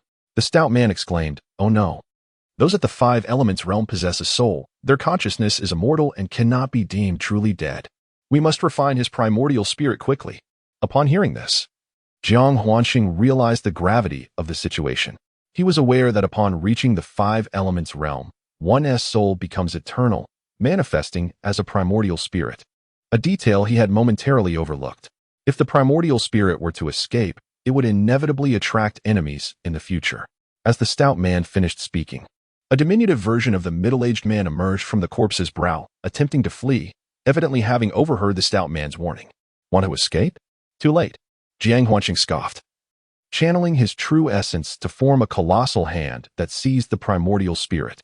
The primordial spirit, once separated from its physical vessel, was merely a feeble energy entity, devoid of any real threat.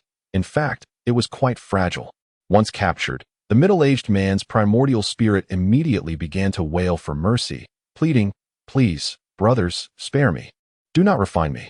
The stout man interjected, "You attacked us without provocation. Do you truly expect us to let you go?" In haste to eliminate any potential future threats, Jiang Huanshan prepared to refine the primordial spirit. Wait. I know how to navigate the mist. Please, do not refine me." The primordial spirit, terrified, hastily begged. "What do you know?" Jiang Huanshan inquired of the spirit. "Don't listen to his nonsense, boss. If he truly knew how to escape the mist, would he still be wandering here and ambushing us?" The stout man retorted, rolling his eyes. "Really, I am not deceiving you. I truly know." The primordial spirit insisted, desperate to convince Jiang Huanshan of its sincerity. "Very well, speak then. If you dare deceive me, I shall immediately refine you," Jiang Huanshan threatened him. Upon finishing his words, the yuanshan in his hand trembled, indicating that the man's words were but a blend of truth and deception. Indeed, what he uttered next was also half true and half false. He claimed to have seen a group of individuals in a certain direction within the mist collaborating to attack something. However, having previously killed one member of their party, he refrained from approaching, fearing recognition, and merely cast a distant glance. Nevertheless, based on Hansan's own deductions, that location might very well be the exit from the mist. After analyzing the situation, Jiang Huanshan and the rotund man deemed it plausible and decided to investigate further. Should they uncover any suspicious activity, they would alert Jiang Xuan and the others to join them. "Can you still locate that place?" Jiang Huanshan inquired of Hansan. "Of course, I can guide you there. But you must promise me that if I lead you, you will release me." Hansan stipulated. "Do not attempt to play tricks on me. Release you? Do you truly believe that is possible?" "At most, I shall refrain from refining your yuanshan." Jiang Huanshan shot a glare at Hansan. Agreed. As long as you do not refine me," Hansan conceded. In truth, he held little hope that Jiang Huanshan would actually set him free. Had he been in Jiang's position, he would have acted similarly. His additional words were merely an appeal for Jiang to delay the refinement, for if it were to occur, he would be utterly dissipated and reincarnation would be a distant dream. As long as he could buy some time, he hoped to find an opportunity to escape later. However, the stout man beside him doused Hansan with a bucket of cold water, chuckling, "Hansan, do not become too complacent. Even if my master does not refine you, given your current state of the primordial spirit, should you linger outside your physical form for too long, you too shall dissipate." Aha. Upon hearing the stout man's words, Hansan's primordial spirit trembled.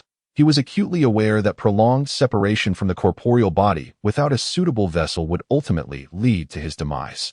He could only blame his misfortune. Having long battled eagles, he had ultimately been blinded by them, encountering a bizarre opponent capable of invisibility, and that too, silently. Jiang Huanshan was cognizant of this reality as well. If Hansan's spirit were to linger too long, it would undoubtedly fade away. Truth be told, after learning of Han San's background, he found himself rather reluctant to see this cunning and unscrupulous individual vanish. Han San was a quintessential figure who had clawed his way up from the depths of the martial arts community, possessing rich experiences and insights. Such a mind was remarkably agile. Having him by his side would prove immensely beneficial. Yet, as it stood, Han San was merely a primordial spirit, essentially just a more advanced version of an ordinary soul, fundamentally a spectral entity. To command him, one would first need to subdue him, and then find him a suitable vessel. The act of seizing a body and taking residence was bound to attract divine retribution, a venture Jiang Huanshan was not inclined to undertake. Nonetheless, the notion of control immediately brought to mind the spirit binding spell. It remained uncertain whether the spirit binding spell would have any effect on a spectral primordial spirit. Upon contemplating this, Jiang Huanshan resolved to proceed with a trial. Should he succeed in eliminating Han San, he would harbor no remorse, for Han San was indeed a wretched scoundrel. Having confessed during interrogation to having slain countless ordinary mortals in his pursuit of power, without hesitation, Jiang Huanshan entrusted Han San's primordial spirit to the portly man. As the portly man looked on in bewilderment, Jiang Huanshan deftly altered his hand gestures, executing intricate hand seals while reciting the incantation of the spirit binding spell. To the astonishment of the portly man, with each hand seal Jiang Huanshan performed and each peculiar incantation he uttered, a golden radiance emanated from his fingertips, penetrating Han San's primordial spirit. Each time, Han San emitted a harrowing wail that sent shivers down the portly man's spine. Under the scrutiny of the portly man, Jiang Huanshan continued this elaborate ritual, unleashing a total of 80 hand seals, gradually slowing his pace. Han San's primordial spirit echoed with 80 wretched cries in response. Yet, Jiang Huanshan showed no signs of ceasing. Beads of sweat began to form on his brow as he exerted himself to persist with the hand seals. It seemed that the final gesture was imminent. Should he complete it, it would signify the full completion of 99 hand seals. At a certain moment, Jiang Huanshan finally executed the concluding step. The portly man heard a thunderous sound akin to a clap of thunder emanate from Jiang Huanshan's lips. Bind. As Jiang Huanshan's voice fell, Han San let out one last anguished scream, and his primordial spirit erupted in a cascade of golden light.